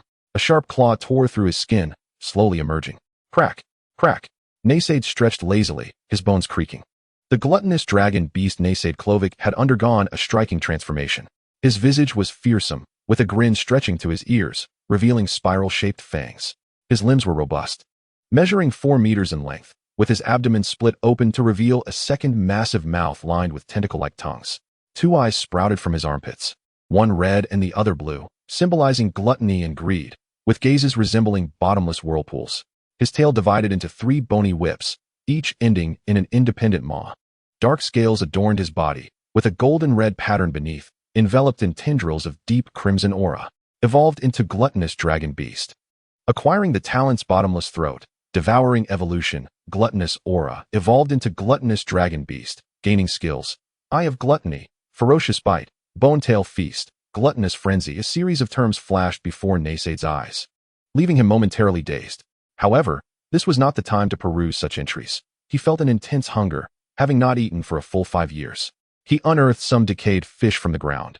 Just as he prepared to feast, a sudden vacuum-like force emanated from the newly formed mouth on his chest, drawing in over a ton of food into his gluttonous stomach. The hunger dissipated, yet within 3 seconds, it returned with a vengeance. What on earth is happening? Naysaid had just consumed food equivalent to twice his body weight. At that moment, he opened the entries. Bottomless throat. The massive mouth and the abdomen can consume matter and energy. Digesting targets with high magical power requires slumber. In essence, despite the quantity of food he had consumed, it lacked substantial nutrition. Insufficient magical energy would lead to rapid hunger. What if it were something with abundant magical energy? With that thought, Naysaid stroked his chin and glanced at the shed skin beside him. Being the shed of a dragon beast, it should contain some natural energy. At that moment, the eye of gluttony beneath his armpit flickered twice. Eye of gluttony. Obtain information about the examined unit or item and render hidden or stealthy targets visible. The Eye of Gluttony was an enhanced version of the Dragon's Eye skill, capable of identifying objects within its line of sight. Shed of the gluttonous dragon beast, the shed of an unknown mutated dragon beast during its evolution. Possessing the ability to absorb surrounding natural magical energy, can be used as a foundational material for armor. This object contains magical energy, although Naysaid initially intended to consume it. The entry's information made him reconsider. Simply consuming it seemed wasteful. Upon reflection, it was the shed from his first evolution and held significant sentimental value. Thus, he decided to store it in his satchel, preparing to venture out to hunt while testing his newly acquired powers. Chapter 20. An incident. The cave's entrance, hardened by years of sediment, resembled a solid wall. However, Naysaid had now evolved into a gluttonous dragon, and his 5 claws were exceptionally sharp, slicing through the stone and debris as if cutting through tofu. With a gentle push, he toppled the wall. He approached the riverbank and beheld his reflection in the water. By the heavens, a monster!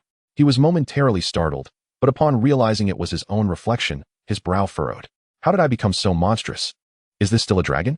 Moreover, Naysaid noticed that upon reaching the riverbank, all the large fish fled. Some smaller fish and shrimp flipped belly up, floating on the water's surface. Did I scare them to death? At that moment, Naysaid recalled he possessed a talent, gluttonous aura. Enemies within the domain continuously have their life force and magical energy siphoned. Naysaid estimated the range of this aura to be approximately 3 meters in diameter, centered around himself. It resembled the dragon's might, which also functioned as an aura skill. According to game mechanics, the dragon's roar would require affected beings to make a willpower check. Should they fail, they would succumb to fear or flee in terror. Furthermore, an adult dragon's roar would also impose attribute suppression. This meant that upon entering the aura's range, one's attributes would diminish. However, the dragon's roar could be restrained, and Naysaid attempted to do so. After all, hunting with an aura would make it too easy to reveal his position and decrease his chances of success. After several attempts, Naysaid discovered that whenever hunger struck, the aura would begin to fluctuate. Thus, he deduced that the aura was related to his hunger. He sat cross-legged on the ground in a peculiar posture, reminiscent of meditation practices from his previous life. Naysaid emptied his thoughts and focused his attention on matters beyond hunger. He realized that he no longer felt as ravenous, while simultaneously, the gluttonous aura began to retract.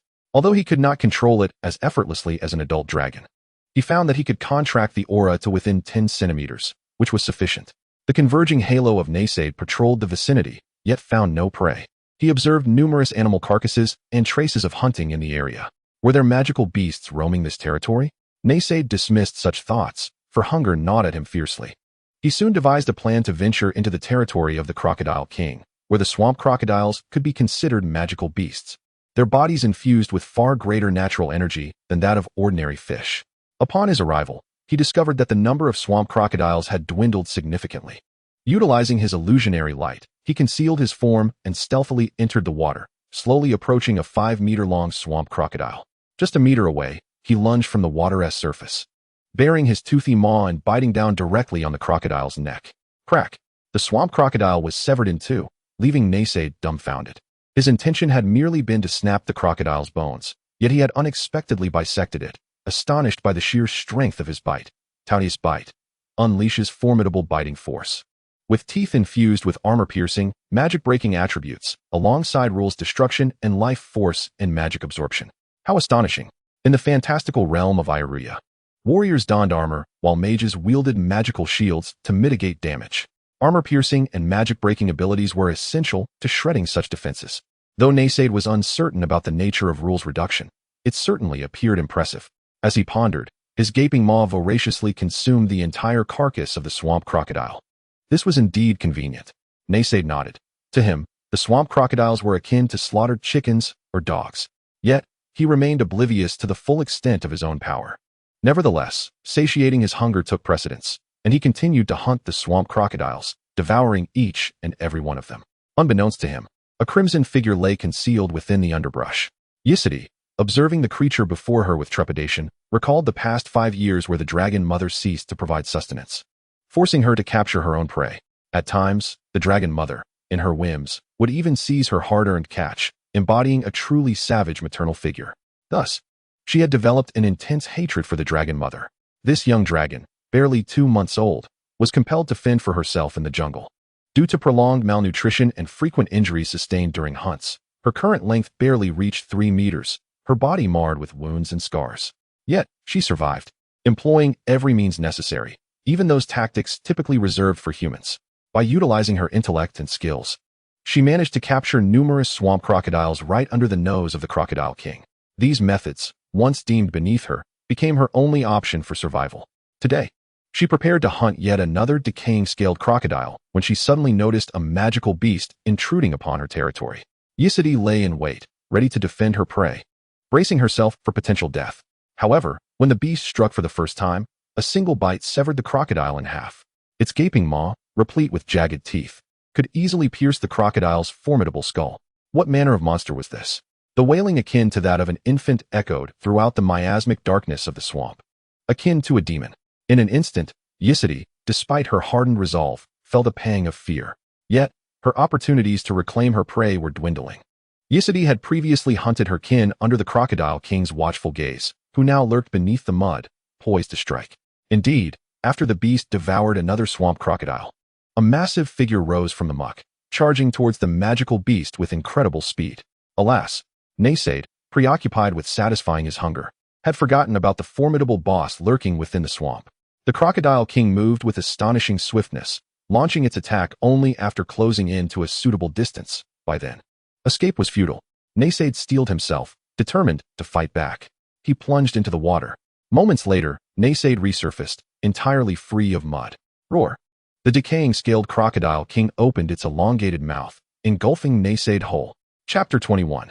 The battle with the Crocodile King. Was he dead? Ysity stared wide-eyed at the clash of the two magical beasts. Surely, it was over. In this swamp, the Crocodile King was a force to reckon with, rivaling even the Dragon Mother. Aside from the Dragon Mother, none within the decaying scaled swamp could contend with him. Yet, in the next moment, the Crocodile King emerged from the water, thrashing its body. Ysity's eyes widened in shock as the creature, which should have been devoured, now clung to the Crocodile King's back. In that fleeting moment, Naysaid had devised a countermeasure. He submerged in the water, utilizing his illusionary light skill to create a phantom image, drawing the Crocodile King's initial assault. Then, seizing the moment the Crocodile King believed it had triumphed, he clung to its back, claws sinking into the Crocodile King's flesh.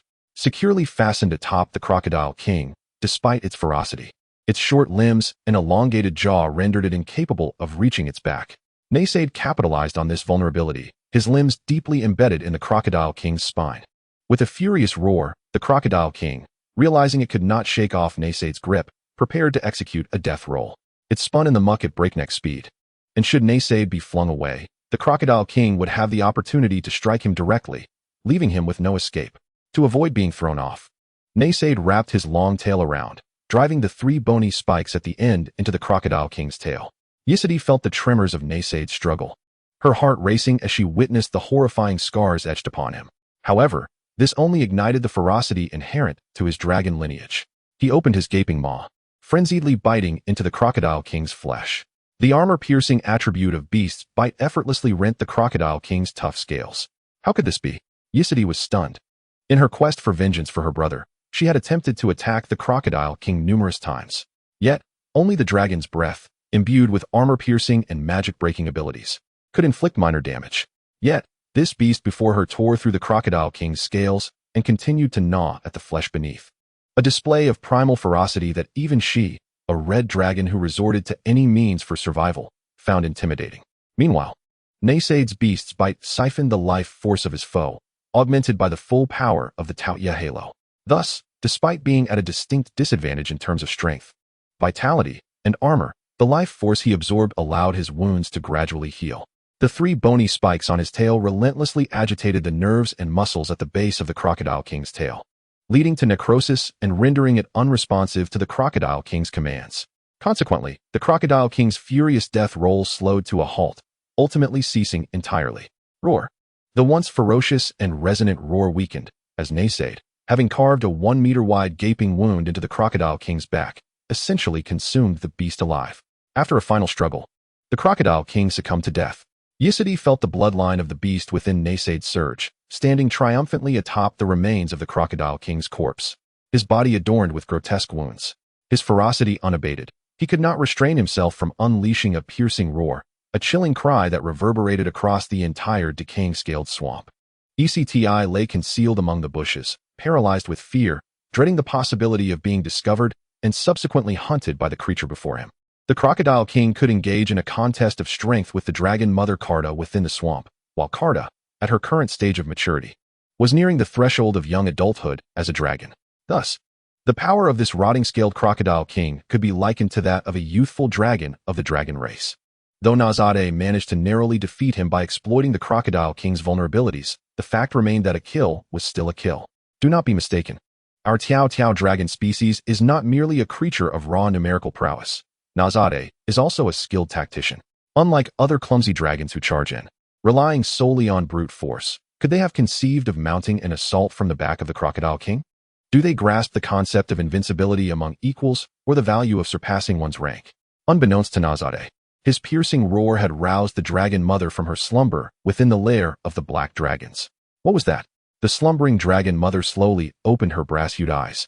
Such a roar was nothing short of a provocation to a territorial black dragon. She turned her gaze toward the source of the sound, which lay within the domain of the rotting-scaled Crocodile King. Could it be that a similarly formidable beast had dared to challenge the Crocodile King? Was another dragon in the vicinity? After a moment of contemplation, Carta emerged from her cave and took to the skies in that direction. If two beasts were to engage in a fierce battle to mutual destruction, she could seize the opportunity to eliminate the obstinate Crocodile King. At that moment, the entire rotting-scaled swamp would be her dominion. ECTI observed the monstrous creature devouring its meal, her body trembling involuntarily. The beast sported 5 mouths, one upon its head, another upon its chest, and 3 more situated upon the bony spikes at its tail. These mouths, akin to horrifying tentacles, incessantly tore at the flesh of the Crocodile King, voraciously consuming it. Even more terrifying was the creature's seemingly insatiable belly, which appeared to be a bottomless pit. While a dragon could consume food equivalent to 80 times its weight in a single meal, this creature had already devoured an amount equivalent to twice its own size and showed no signs of stopping. The frenzied scene of consumption instilled a deep sense of dread within her. Just as she felt her fear overwhelming her, preparing to flee, a massive shadow loomed above. Looking up, she beheld the dragon mother Carta, the very being she despised. Carta slowly folded her enormous wings, standing upon the shore, gazing at the blood-soaked beast that continued its feast in the mire. This monster was drenched in blood, with black-red scales and dark golden patterns visible where the flesh had not obscured them. Beneath its armpits glimmered 2 eyes of red and green, wildly spinning with menace and avarice. Nazade, with 3 bony spikes adorned with mouths at the end of his tail and a gaping maw upon his chest, appeared truly fearsome. It was at that moment that Carta noticed ECTI hiding in the foliage. ECTI, what is the matter? ECTI stepped out from the underbrush. With the dragon mother present, perhaps she need not fear being hunted by the grotesque creature before her. That monster had killed the Crocodile King. Carta's brow furrowed as her yellow eyes gleamed with intensity. Utilizing her dragon eye, she scanned the creature's rank. Black Iron Tier, Level 13, Level 10 Dragon Beast. Level 3 Tao Dragon Species. The being before her was, astonishingly, a dragon beast. Chapter 22. The Battle of Dragons. Nazade Kloawike. Level 13, Level 10 Dragon Beast. Level 3 Tao Dragon Species. This information flashed in Carta's mind. The dragon eye was not merely capable of identifying objects. As a dragon matured, it inherited a wealth of draconic knowledge. Some of these inherited traits would be enhanced, such as the dragon eye, which could discern a broader range of information. For instance, Carta had gained her draconic legacy upon entering young adulthood, thereby augmenting her dragon eye's capabilities. It could categorize detected beings according to their ranks and abilities. This classification system adhered to a structured standard, levels 1 to 100, with every 10 levels marking a new tier: ordinary, black iron, steel, silver, gold, epic, legendary, sacred, demigod, and god. Each level represented a threshold, while Carta herself was at level 26. Black Dragon Carta, Steel Tier, level 27, Race level, 27. Rotting-Scaled Crocodile King, Steel Tier, level 29, level 20 Rotting-Scaled Swamp Crocodile, level 9 King of the Swamp Crocodiles. Of course, level alone does not determine combat prowess. For instance, Carta's level was lower than that of the Crocodile King, but the growth potential of black dragons greatly surpassed that of the Crocodile King. Therefore, in a one-on-one battle on land, the Crocodile King would still not prevail against Carta. The fact that a mere level 13 dragon beast could slay the Crocodile King was hard for Carta to accept. Furthermore, this dragon beast seemed peculiar. While Nasad's appearance had drastically transformed, as her offspring, she sensed an ineffable connection with this dragon beast. Is that you, Nazade? ECTI, who had been anxiously watching the dragon mother and the beast, was taken aback upon hearing Carta utter Nasad's name, her gaze shifting in shock toward the creature. He is her brother? Why has he become like this? At that moment, Nazade, hearing his name called, slowly turned his head. My goodness, once a Tao begins to feast, it runs the risk of falling into a state of gluttony. While this state indeed accelerates consumption and digestion, it simultaneously diminishes rationality and awareness. Only now did he realize that the dragon mother and his younger sister ECTI were nearby. Meanwhile, Carta was crouching low, seemingly poised to strike at any moment. This was a young dragon, endowed with considerable intelligence and power. Nazade would undoubtedly be no match for Carta. The dragons possessed various peculiar magics, unlike the purely brute force approach of the rotting-scaled Crocodile King. Nazade remained silent, keeping a wary eye on the dragon mother Carta. Seeing Nasad's silence, Carta prepared to probe further. She hesitated to launch a direct attack, as a disquieting thought lingered in her mind. A level 13 dragon beast, no matter how powerful, could not possibly contend with a level 26 black dragon unless A thunderous dragon roar erupted, imbued with overwhelming dragon might. All ordinary birds within a kilometer radius fell unconscious, and even Nazade was left dazed by the sheer force of the roar. Had he not evolved into a Taotie dragon species, but remained merely a common dragon beast, he would have quaked in submission under the weight of bloodline pressure. Even Carda's overwhelming power was sufficient to instill despair in any creature of equal rank. However, Nazade stood defiantly atop the Crocodile King's corpse, drenched in blood. With a fierce cry, the terrifying roar of defiance rivaled the might of dragon intimidation. ECTI gazed at Nazade, her expression one of disbelief. He showed no signs of retreating.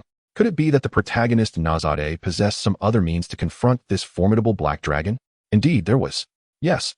There remained one final strategy to employ. What could it be? It was none other than Nasad's trump card. Nazade unleashed a thunderous roar, exhaling a powerful breath. Corrosive breath, emitting a noxious, viscous breath, the potency of the toxin correlating to his own resistance.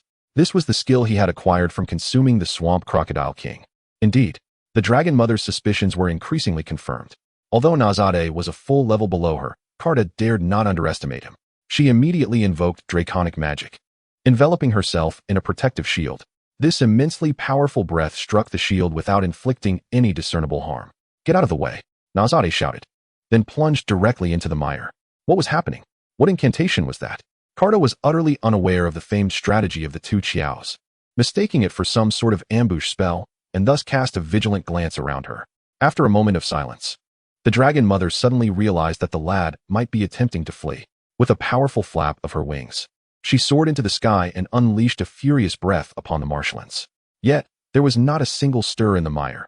Indeed, the wretch had escaped. Furthermore, it appeared he possessed some ability to conceal his presence. Carda tried several probing draconic spells, but could not locate Nasade, and thus reluctantly descended. Was that truly Nasade? Yside inquired of the Dragon Mother, who had never considered that her brother could still be alive. Yes, but why if I am not mistaken? He has been chosen by the mother of evil dragons, Tiamat, and has been bestowed with her blessing, transforming into an evil dragonborn. The dragon pantheon consists of two deities, the platinum dragon god Bahamut and the mother of evil dragons Tiamat. Following their rift, the faith of dragons split into two factions. One faction belongs to the righteous and orderly camp, including crystal dragons, gold dragons, silver dragons, and bronze dragons. The other succumbed to chaos and malevolence, primarily comprising the chromatic dragons, undead dragons, shadow dragons, and calamity dragons. Tiamat's gifts are not reserved solely for those with pure draconic blood. At times, Tiamat whimsically grants blessings to ferocious and malevolent dragon beasts. These creatures are terrifying. They will consume their kin, and their inner malice will fester until they become bloodthirsty monsters. Are you saying Tiamat chose him, yet I witnessed him being devoured? Foolish. Are you questioning the power of a dragon god? Carda scolded loudly, reluctant to speak too much of the name of the mother of evil dragons. If Nasade has indeed been chosen by Tiamat, it would be prudent to cease the hunt. Otherwise, should he harbor resentment, retribution would inevitably follow. It was clear that the Dragon Mother had already regarded Nasade as a dragonborn blessed by Tiamat. At this juncture, she was unwilling to further involve herself in this murky affair.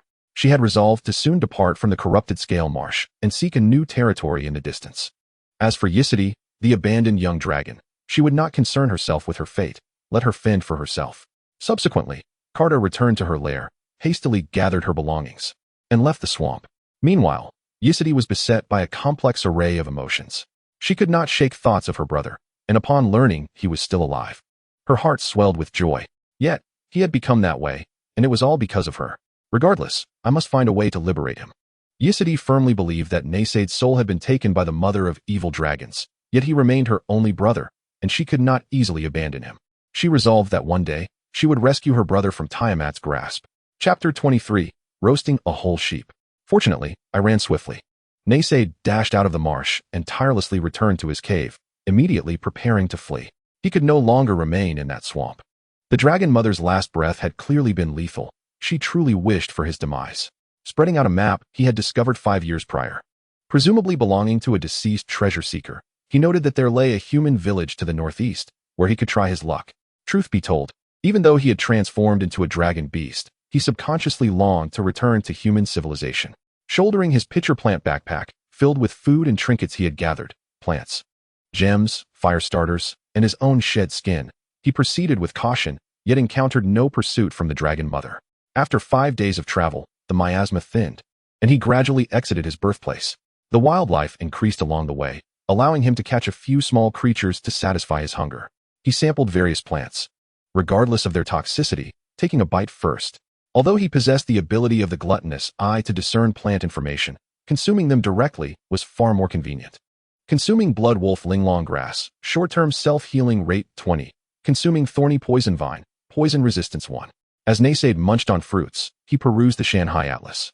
The first page of evolution was fully illuminated. He had acquired numerous skills and talents, evolving into a gluttonous dragon species. In the dragon lineage, dragon breath and dragon might were integral, and the toxic breath he gained from the crocodile king was akin to that. The gluttonous aura he bore resembled dragon might, possessing the ability to absorb life, force, and magical energy. Should he grow a pair of wings, anyone who beheld him would surely mistake him for a colossal dragon rather than a mere dragon beast. Upon turning to the second page of the Shan Hai Atlas, he found it blank, requiring him to chart his own path of evolution. Thus, he resolved to prioritize the evolution towards winged creatures of the Shan Hai.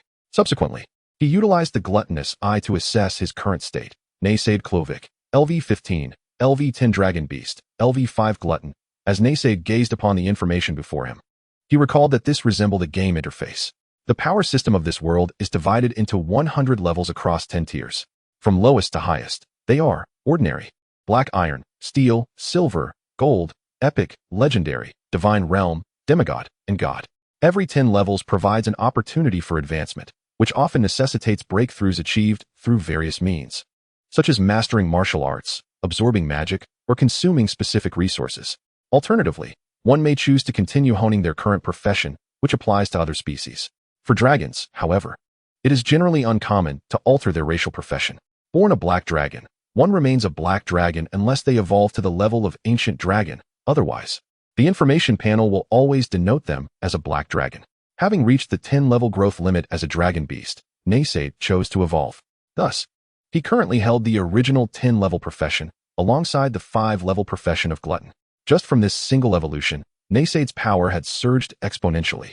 Each breakthrough in evolution is akin to a chance to defy the heavens and alter one's fate. Upon his initial evolution, Naysaid was at level 13. He had now ascended to level 15, likely due to the blood and flesh supplied by the crocodile king. The nutrient-rich flesh, brimming with life force, served as a veritable experience pack for Naysaid. After brief contemplation, Naysaid deemed it unnecessary to rush into deciding his next evolutionary direction. He aimed to consume as much food as possible to reach level 20 swiftly. As he pondered, Naysaid noticed signs of other creatures' activity nearby. Observing the footprints in the soil, Naysaid had finally left the corrupted scale marsh and entered the realm of human kingdoms. He remained exceedingly cautious. Should he fall into the hands of certain knights, he could be harvested for materials, which would be most unfortunate. Concealing himself in the thicket, he caught sight of a village in the distance, from which black smoke billowed. Something appeared to be burning. Naysaid contemplated for a moment before making his way toward that direction. Following the trail of black smoke, he arrived at a human village. The inhabitants bore a European appearance, with brown hair and tall statures. Of course, in comparison to Naysaid, who stood 4 meters tall, they seemed diminutive. He overheard their animated chatter, yet Naysaid could not comprehend a word. He was unfamiliar with the common tongue of the human kingdoms. However, it appeared that this group was quite exuberant, passionately gathering around a bonfire, singing and dancing. Were they preparing for a feast? It seemed as though something was roasting over the fire. A whole roasted sheep, perhaps? Naysaid caught a whiff of a savory aroma, and he scanned the villagers' profiles. Common villager, LV3 human farmer. Lu Enai saw to silently assess these characters, deeming them to be utterly inept. Among them, the highest rank is the LV7 militia. Although it seems only an 8-level difference from Naisada, the disparity in combat prowess between different species, even at the same level, is substantial due to varying potential for attribute growth. For instance, a newly hatched young dragon may only be level 1. Yet a level 10 farmer wielding a pitchfork would likely struggle to defeat it. Therefore, should these militia engage Naisada, they would surely perish in droves. On the other hand, what Naisada did not anticipate was that the villagers were reveling in a party, shouting, "Burn her, burn this witch, the harbinger of calamity. It's her fault, my sow has stopped giving birth. My house collapsed, and I broke my leg. The black bread she made for my wife was as hard as stone. It must be dark magic. It's her fault, my husband ran off with another man. I am heartbroken." The villagers voiced their grievances, lamenting that since capturing this individual, their village had known no peace. They finally apprehended the witch, preparing to burn her alive. Lilith was bound to the stake, her eyes vacant and numb, surrounded by malevolent gazes. She had grown accustomed to this since her birth. She had brought misfortune to those around her. Merely passing through Heijing village led to her capture. It was the villagers who had seized her, yet they now blamed her for their woes. Chapter 24. The Witch Lilith. I relish roast lamb. If I don't eat now, there may not be another chance. Nysada bellowed at the villagers, intending to frighten them away and enjoy the roast lamb alone. The villagers, however, could only perceive his terrifying roar as the wail of an infant. Upon witnessing Nysada's fearsome visage, towering at 4 meters with a gaping maw filled with fangs, they were utterly paralyzed with fright. A monster! Help! A hideous monster! Everyone flee! In a state of panic, the villagers scattered in every direction, leaving the clearing deserted in moments. Nysada swaggered towards the bonfire, licking his lips. Yet, he suddenly halted upon meeting a pair of dark violet eyes. Bound to the cross was a girl of about 10 years old, her tattered clothing revealing skin marred with scars. Her pallid complexion and frail frame were topped with short, dark purple hair, and her youthful face bore an unsettling calmness. At that moment, Nysada realized with horror, this is not roast lamb. These people are barbarically roasting one of their own. It was reminiscent of scenes from a medieval past where villagers executed witches. Nysada's appearance was far from welcoming, appearing instead as a grotesque figure. Yet, when the little girl with violet eyes gazed at him, she did not scream. Her expression remained eerily tranquil. As Nysada locked eyes with her, he noticed her gaze was devoid of life and emotion, lacking any semblance of innocence typical for a girl her age. What calamity had transpired? Why were these villagers intent on burning this child alive? Nysada, unable to bear the sight of such suffering inflicted upon a young girl, extended his claw to free her from her bindings. However, just as his hand approached, his body jolted. His voracious aura inadvertently absorbed a strange energy emanating from the girl. This energy was chaotic, dark, and ominous. Upon examining her attributes, Nysada was taken aback. Lilith, LV6 Witch of Calamity. She was indeed a witch. Witches, a template born of humanity in the continent of Elryia, possess formidable magical attributes and an affinity for dark magic. They are powerful templates among humankind, yet they are not heroes of the lawful good alignment.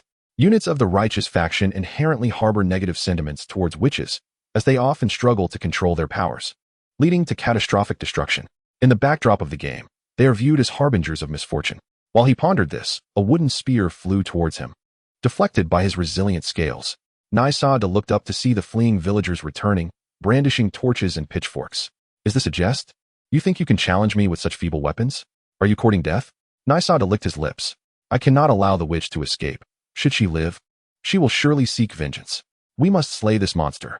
The villagers clamored in a frenzy, yet Nysada could not comprehend their language. To him, these humans resembled mere ants. From the very beginning, they had been incessantly noisy, occasionally hurling wooden spears and arrows in his direction. Alas, you seek your own demise. Do not blame me. With a roar, Nysada unleashed a venomous breath, transforming it into countless toxic daggers that struck the villagers. They fell like wheat in a field. Help! I am poisoned. The potency of this toxin was beyond what even mid-tier magical beasts could withstand. For these ordinary humans, mere contact was fatal. Some villagers were even cleaved in half by the breath. After a significant number had perished, the remaining survivors, fortunate enough to have evaded his attack, began to flee in a frenzied panic. Initially, Nysada had considered sparing them, yet they dared to approach him with murderous intent. Once I act, I will not show mercy. Nysada transformed into a quadruped and pursued every fleeing villager, unleashing his toxic breath upon them. Ultimately, none escaped his lethal grasp. He could only hope that their demise would not attract powerful adventurers. However, even if an investigation were to ensue, it would not lead back to him. What? Toxic breath?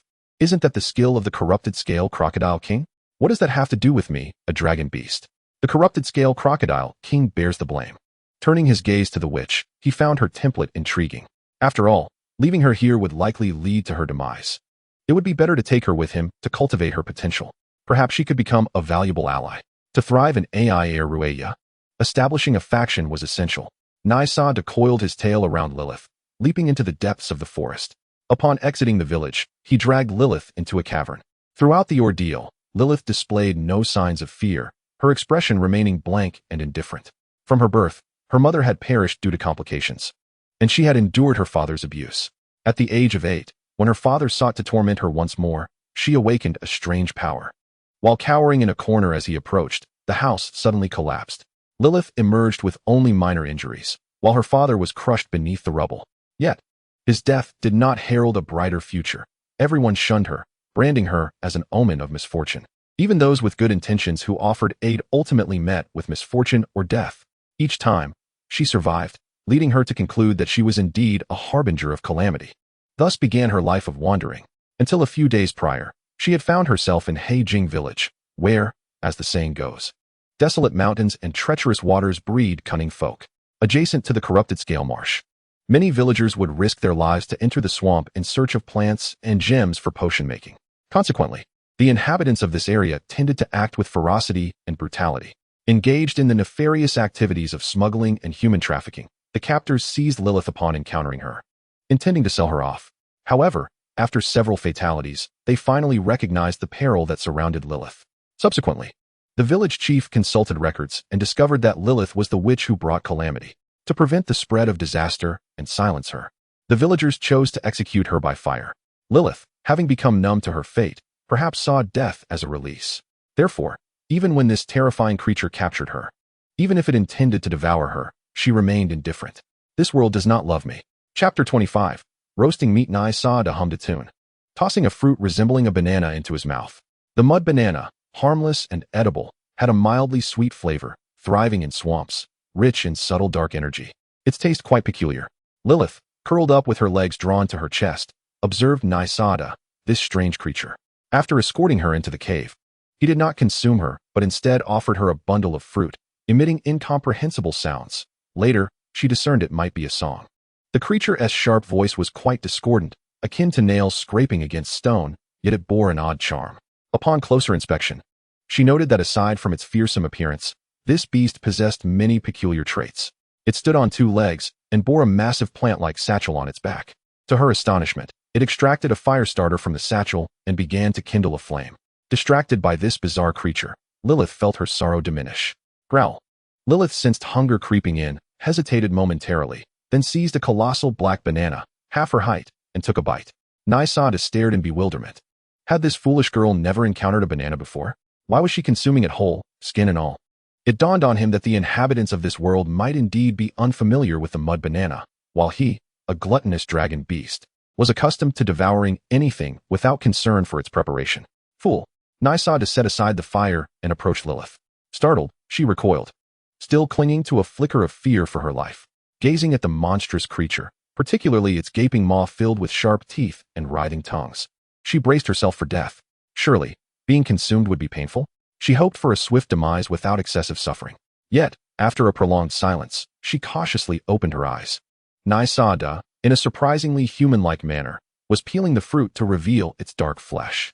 Unable to comprehend human language, Nai Saada pointed at the white fruit and then at her mouth, before returning to his tasks, indifferent to whether Lilith understood. Gradually, Lilith grasped Nai Saada's intent and took a bite of the fruit's flesh. Unlike the dry, sour skin, the interior was sweet, reminiscent of sugary, fluffy bread. Moreover, a peculiar energy surged within her, instilling a sense of fulfillment. Delightful. Lilith savored the banana while observing Nai Saada, who had kindled a bonfire and constructed a stone stove beside it, placing a large, thin stone over the flames. He retrieved a hefty chunk of crimson meat from his satchel, pressing it firmly against the stone, the intense heat searing the flesh. The meat emitted a sizzling cry, and the aroma wafted throughout the cave. Is this not sufficient? I possess further skills. Nai Saada smirked, clutching a handful of dried plants from his satchel. With immense strength, he crushed the plants into powder, which he sprinkled atop the nearly cooked beast meat. Instantly, a rich fragrance burst forth, enveloping the air in a kaleidoscope of colors. Had anyone been present, they would surely have been astonished by this natural phenomenon. Indeed, I am Nai Saada, born to be a culinary deity, the eternal knight of the culinary world of Elryia. All of the aforementioned was merely Nai Saada's fanciful imagination. In reality, he had simply utilized a stone slab and some flavoring plants found in the jungle to prepare a meal of stone-grilled meat.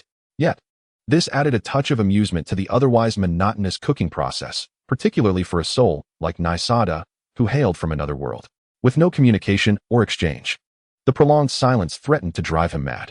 Lilith watched this odd creature, whose expressions shifted from fierce to solemn to exuberant laughter, leaving her puzzled regarding its intentions.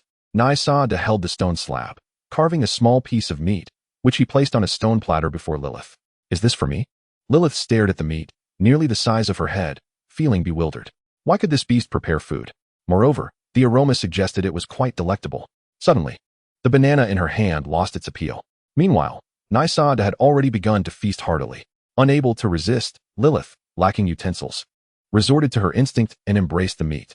Upon the first bite, a symphony of sweet, sour, and slightly spicy flavors flooded her senses, the protein-rich aroma invigorating her spirit. Delicious, delicious, delicious. She swallowed the morsel before thoroughly chewing, having not tasted such exquisite food in ages.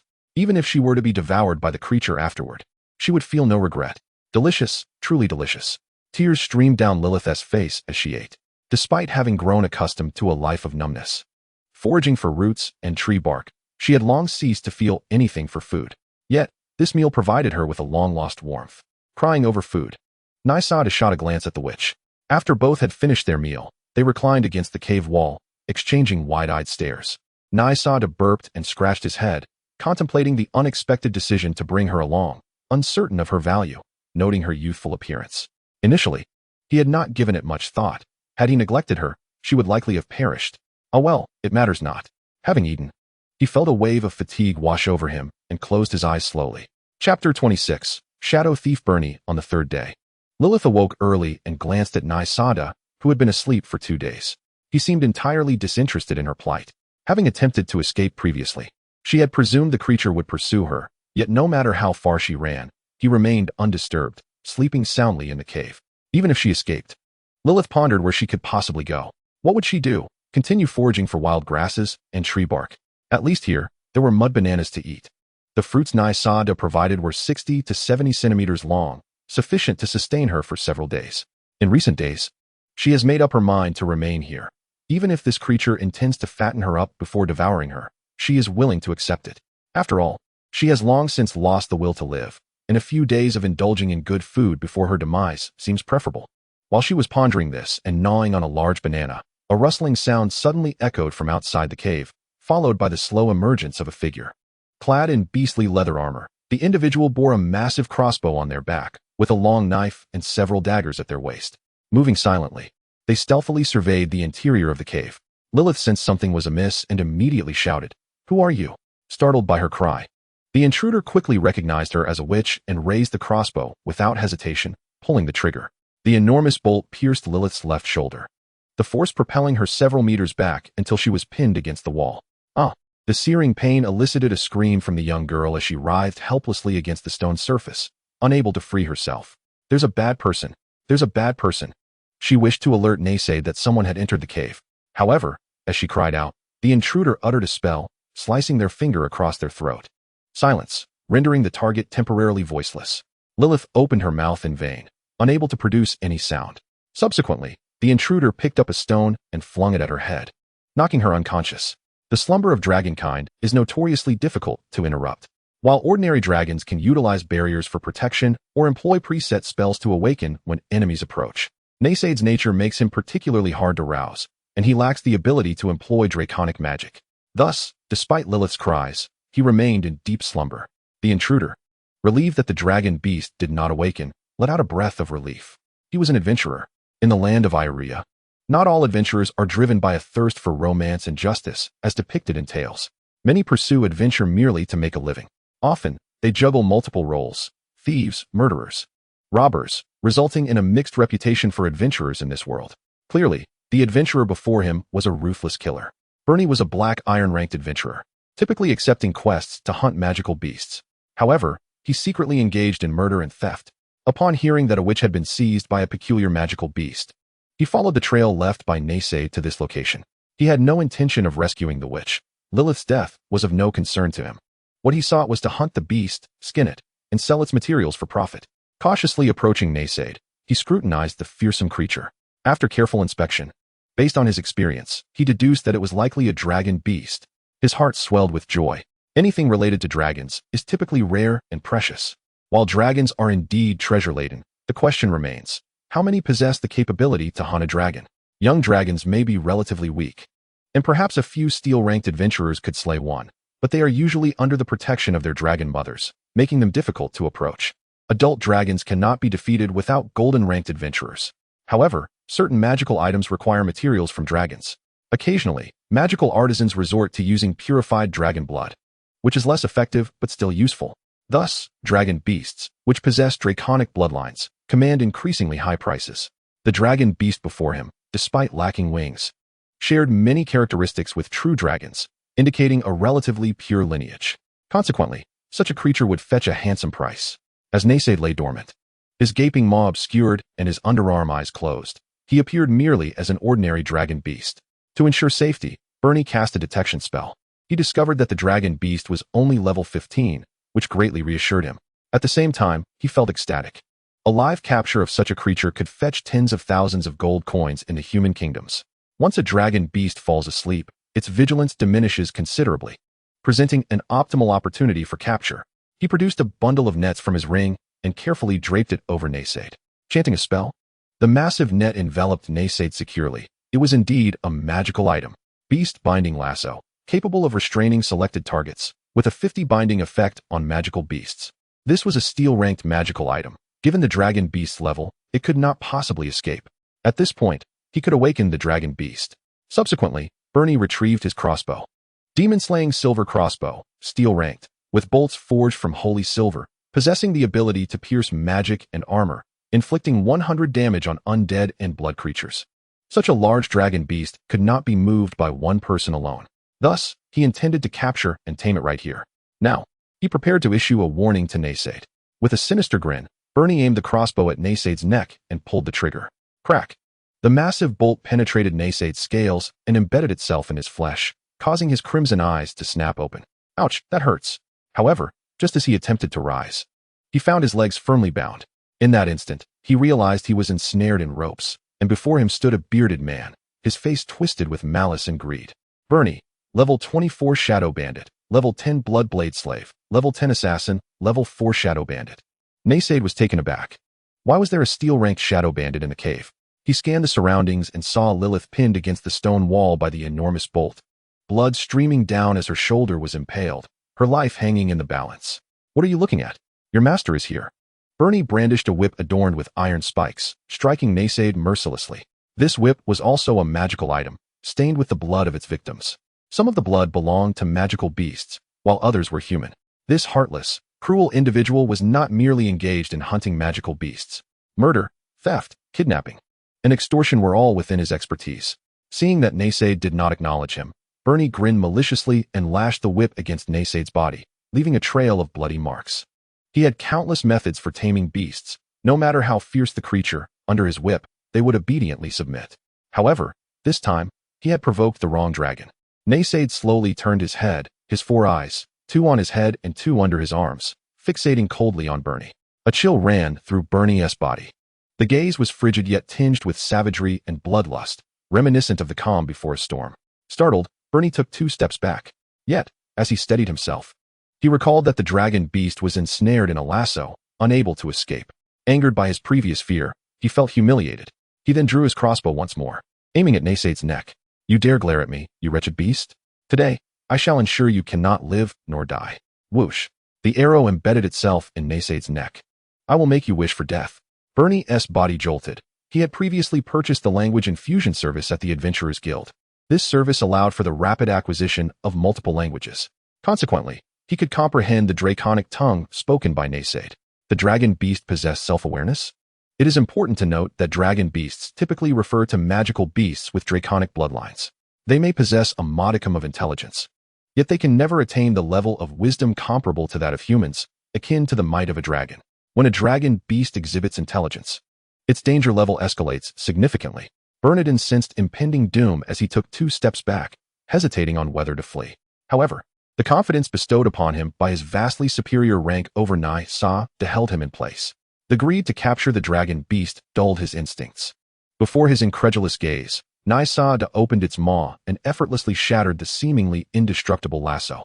One of the effects of the beast's bite is the ability to disrupt laws. In the presence of its fearsome bite, even a demigod, unprepared under the guise of righteousness, would lose flesh. How much less so could a mere enchanted steel lasso endure? Chapter 27. A grievance must be avenged. Bernardin promptly activated Shadow Step, transforming into a wisp of darkness as he fled towards the cave's exit. The terrifying roar of the dragon beast echoed in his ears, and cold sweat trickled down his back. This creature is exceedingly perilous, despite being a full rank above the dragon beast. Level merely serves as a reference for measuring combat power among the same species. A dragon of the same rank would undoubtedly overpower a human. Upon reaching maturity, a dragon ascends to the 30th level of the silver tier, and as it ages, mature dragons can reach a maximum level of 50. Typically, a dragon-slaying party composed of human adventurers would require several silver-tier adventurers, along with a gold-tier warrior to stand a chance against even the lowest-ranking adult dragon at level 30. The cost of such a hunt would invariably entail substantial casualties. The dragon beast before him evidently possessed a high concentration of draconic blood, having easily bitten through the enchanted steel lasso. The Shadow Step employed by Bernardin is a potent skill of the Shadow Thief class, allowing one to meld into the shadows and traverse them at remarkable speed. It is an exceedingly practical skill for fleeing, ambushing, or infiltrating. The dragon beast should not be able to pursue him. Having escaped danger, Bernardin gasped for breath, yet remained vigilant, scanning his surroundings. That wretched hybrid dared to chew through my lasso, he cursed under his breath, planning to gather a party of adventurers upon returning to the human town to hunt down this dragon beast. He could not afford to incur losses on this venture. A ring on his hand shimmered, revealing a vial of blue potion, a mana restoration elixir commonly carried by adventurers. Using skills consumes mana, especially with the repeated use of Shadow Step. Just as he was about to tilt the potion back, he caught a flash of red light in the grass along the village path. Who goes there? Bernardin instantly turned his gaze towards that direction, only to find the fearsome dragon beast lying in wait, its crimson eyes fixed upon him. Good heavens, how could it have arrived so swiftly? Startled, Bernardin abandoned the potion and turned to flee once more, transforming into a shadow as he dashed in the opposite direction. Yet, the dragon beast seemed to teleport, always appearing ahead of him no matter which way he ran. In a state of terror, Bernardin repeatedly utilized Shadow Step, deploying every life-saving trick he had, both offensive and defensive. His mana dwindled rapidly, and Nysada offered no opportunity for replenishment. Soon, exhaustion overtook him, his mana fully depleted, and at that moment, Nysada's true form finally materialized. The illusions that had encircled Bernardin were mere phantoms conjured by Nysada. Having experienced numerous hunts, Nysada understood that a cornered beast would fight fiercely, let alone a human. What if Bernardin still possessed undisclosed tactics? After an extended period of probing, Nysada confirmed that Bernardin's arsenal was utterly exhausted. Nysada's gluttonous eye could discern the state of its prey. The more vibrant the mana, the more delectable the meal. Now, Bernardin stumbled, and it was time to strike. Fixing his gaze upon the dragon beast, Bernardin chose not to flee this time, for he desperately needed to consume a vial of the blue mana potion. Suddenly, the dragon beast before him shattered into luminous motes. He stood frozen, realizing with a start that it was merely an illusion. Where was the real dragon beast? The roar resounded like thunder in his ears. He felt ensnared by an unseen force, turning to confront a pair of blood-red eyes. I warned you that I would make your life a living hell. Nysada recognized that this human seemed capable of understanding his words. With a wide, menacing grin, he unleashed his 3 bony whips, ensnaring Bernardin and driving them into his shoulders, piercing bone and twisting within. The bone whips, equipped with jaws, gnawed at Bernardin's flesh, directly consuming his bones. Crunch, crunch. Despite the torment, Bernardin remained acutely aware. As a steel-tier warrior, his vitality was remarkably resilient, allowing him to feel each piece of his skeletal structure being devoured. Fear, despair, and agony intertwined around him, rendering him incapable of escape. How many times had his victims perished under his cruelty? Now, all would be returned to him. The fate of those who harmed the witch would be one of misfortune. At that moment, Nysada became the executioner, inflicting a fate worse than death upon him. Kill me, just kill me. Bernardin's anguished cries reverberated through the forest. Your eyes are filled with despair, and I detest that fierce gaze you bore moments ago. Nysada's smile twisted into a grimace as he drove one of his bone whips into Bernardin's eye socket, shattering the eyeball within. The bone whip writhed within his skull, avoiding his brain. Bernardin's senses dulled, the damage to his head rendering him incapable of feeling anything but the relentless, excruciating pain within his brain. Perhaps due to his gluttonous nature, or the inherent savagery of the dragon beast, he felt no guilt in tormenting a human intent on his demise. What enraged him further was that Lilith now belonged to him, a possession he would fiercely guard. Only Nysada held the right to command what belonged to him. Please, just kill me. Bernardin was in such a state of torment that he resembled a puddle of mud, twitching occasionally, devoid of strength to scream. How tedious! Nysada grew weary of the game. Thus, with a merciful heart, he granted Bernardin's wish. Crunch! Nysada bit down on Bernardin's head, swallowing it whole. A terrifying wail erupted from Nysada. He had once been lost between the identities of man and dragon beast. In this life, as a dragon beast, he inherently clashed with humans over interests. Humans sought to kill him for the materials within his body or to enslave him. Even if he wished to curry favor with those humans, what good would it do? None. They were not of the same species. Yet, within Nysada's being resided the soul of a human. Previously, he had felt a conflict and a rift within himself. However, he now understood. His identity mattered little. It could not be changed. What was crucial was that in the face of those who wished to harm or kill him, regardless of whether they were human, elf, beast-man, or monster, even a dragon, they all deserved to perish. Having come to this realization, the Shan Hai Lu seemed to sense Nysada's transformation, and a stream of information flooded into his mind. Devouring the Shadow Thief Bernie grants the trait Shadow Affinity, acquired knowledge multilingual proficiency of the Elryia Continent, achievement Ruthless Avenger completed. Awakening the Beast Yaji's skill Retribution, the images of the Shan Hai Lu gradually manifest before him, with a page depicting a beast slowly appearing above Naysaid's head. Yaji is a divine beast from the ancient myths of the past. The dragon has 9 offspring, each unique. Yaji is the second of the 9, possessing the body of a jackal and the head of a dragon, born of both. Ancient texts record that it revels in slaughter and combat, characterized by its fierce temperament, valor, and bloodlust. The principle of repayment for a meal is paramount. Yaji's grievances will be avenged, and such vengeance inevitably involves bloodshed, rendering Yaji the embodiment of vanquishing all evil. A crimson light merged into Naysaid's eyes beneath his armpits, and his eyes became bloodshot, increasingly menacing. His gaze underwent another evolution. Chapter 28. Hutian, the principle of repayment for a meal, coupled with Yaji's retribution, aptly describes Naysaid's situation. When Isidi found herself ensnared on a circular island. Although she was coerced by Zorga to rescue her sister, Naysaid, had he wished to flee, Zorga would have been powerless to stop him. Thus, Naysaid's intention to rescue Isidi stemmed from a genuine desire to repay her kindness in sharing food. In this light, it indeed aligns with Yaji's character traits. Yaji, units that bestow benefits or grievances upon allies will be marked, and marked units within a certain proximity can be perceived. Additionally, malevolence within a defined range can be sensed. This is a divine skill. It is undoubtedly a remarkable ability. Firstly, the capacity to mark units equates to a powerful tracking skill. Combined with the Eye of Taotie, it renders enemy units utterly inescapable once fixated upon. They can hardly elude capture. Furthermore, the sensing of malevolence is a skill among skills. For instance, why was Naysaid ambushed this time? The reason lies in the vulnerability of dragons when they fall into slumber. Had Bernie approached with the intent to kill rather than capture him alive, even if Naysaid were to awaken from slumber, he would find himself at a severe disadvantage. While dragons can learn barrier magic from their lineage, Naysaid lacks such knowledge. Once he succumbs to sleep, he enters an exceedingly fragile state. However, this issue is resolved now, as Yaji is a passive skill that allows him to perceive the malevolence of surrounding units even while asleep. Observing the headless corpse before him, Naysaid, despite his ruthless nature, could not bring himself to leave it to rot in the wilderness. He kindled a fire to incinerate the remains, then sifted through the ashes. He found no crystal like Zorga's and spat at the ashes in disdain. What a worthless thing. No relics? Could it be that only dragons possess such treasures? Fortunately, he not only acquired a talent skill but also gained a multilingual package, alleviating any concerns regarding language barriers while traversing the Elryia Continent. In his hand lay a ring, seized from Bernie. Spatial ring, sealed. A spatial ring produced by the Adventurers Guild, primarily utilized by adventurers for storing gear and supplies. Naysaid longed to open it, but the ring remained sealed, requiring a specific incantation to access its contents.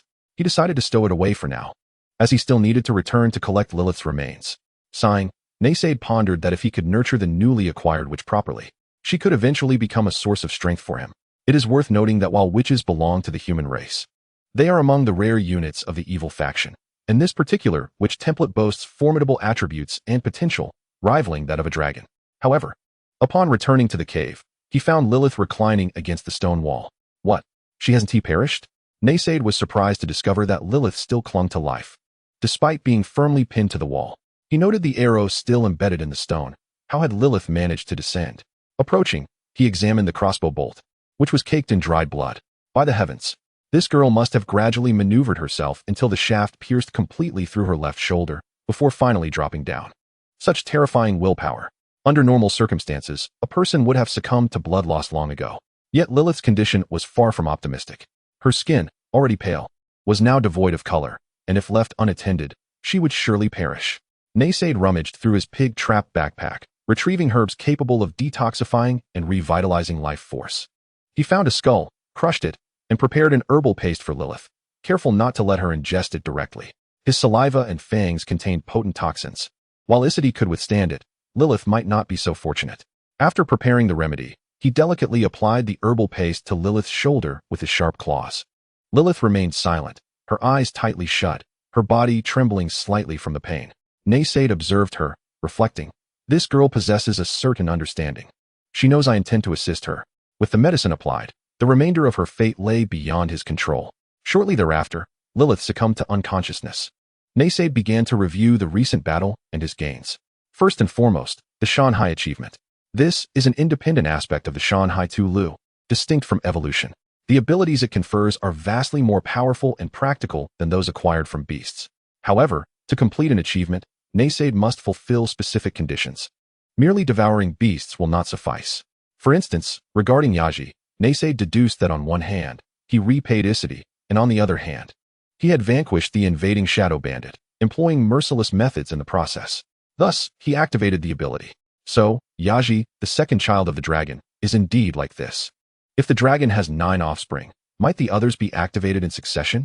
Contemplating this, Naysaid could not suppress his excitement. Yet, matters must be addressed step by step. There remains an issue that requires resolution.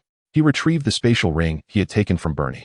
Only specific incantations could unlock it, yet Bernie was dead, making it impossible to extract the information from him. Leaving it idle was not an option. Naysaid raised an eyebrow, considering that he could gain talents and skills through devouring beasts. What if he were to consume magical equipment? With this thought, he resolved to take a risk. After all, the spatial ring would remain inert otherwise. Who knows what benefits might arise?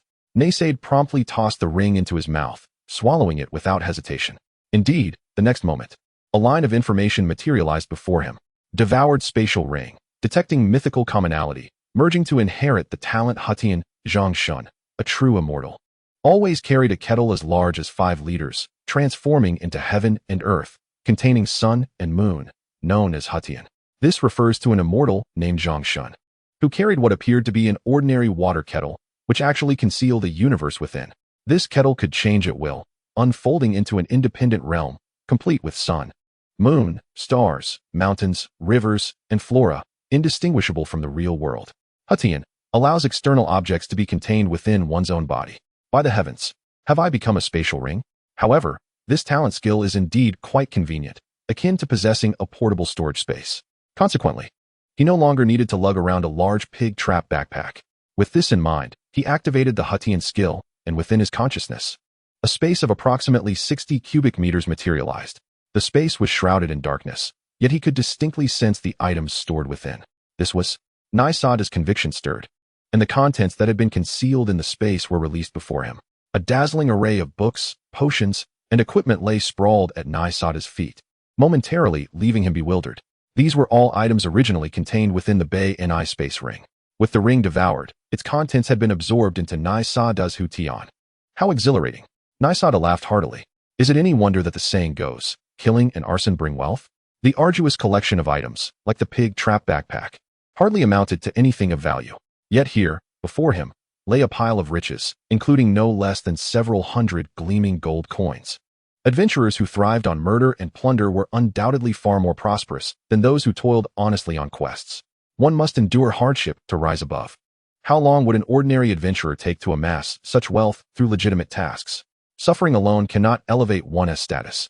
What one consumes must be reflected in their achievements. To ascend, one must endure, Nysada realized.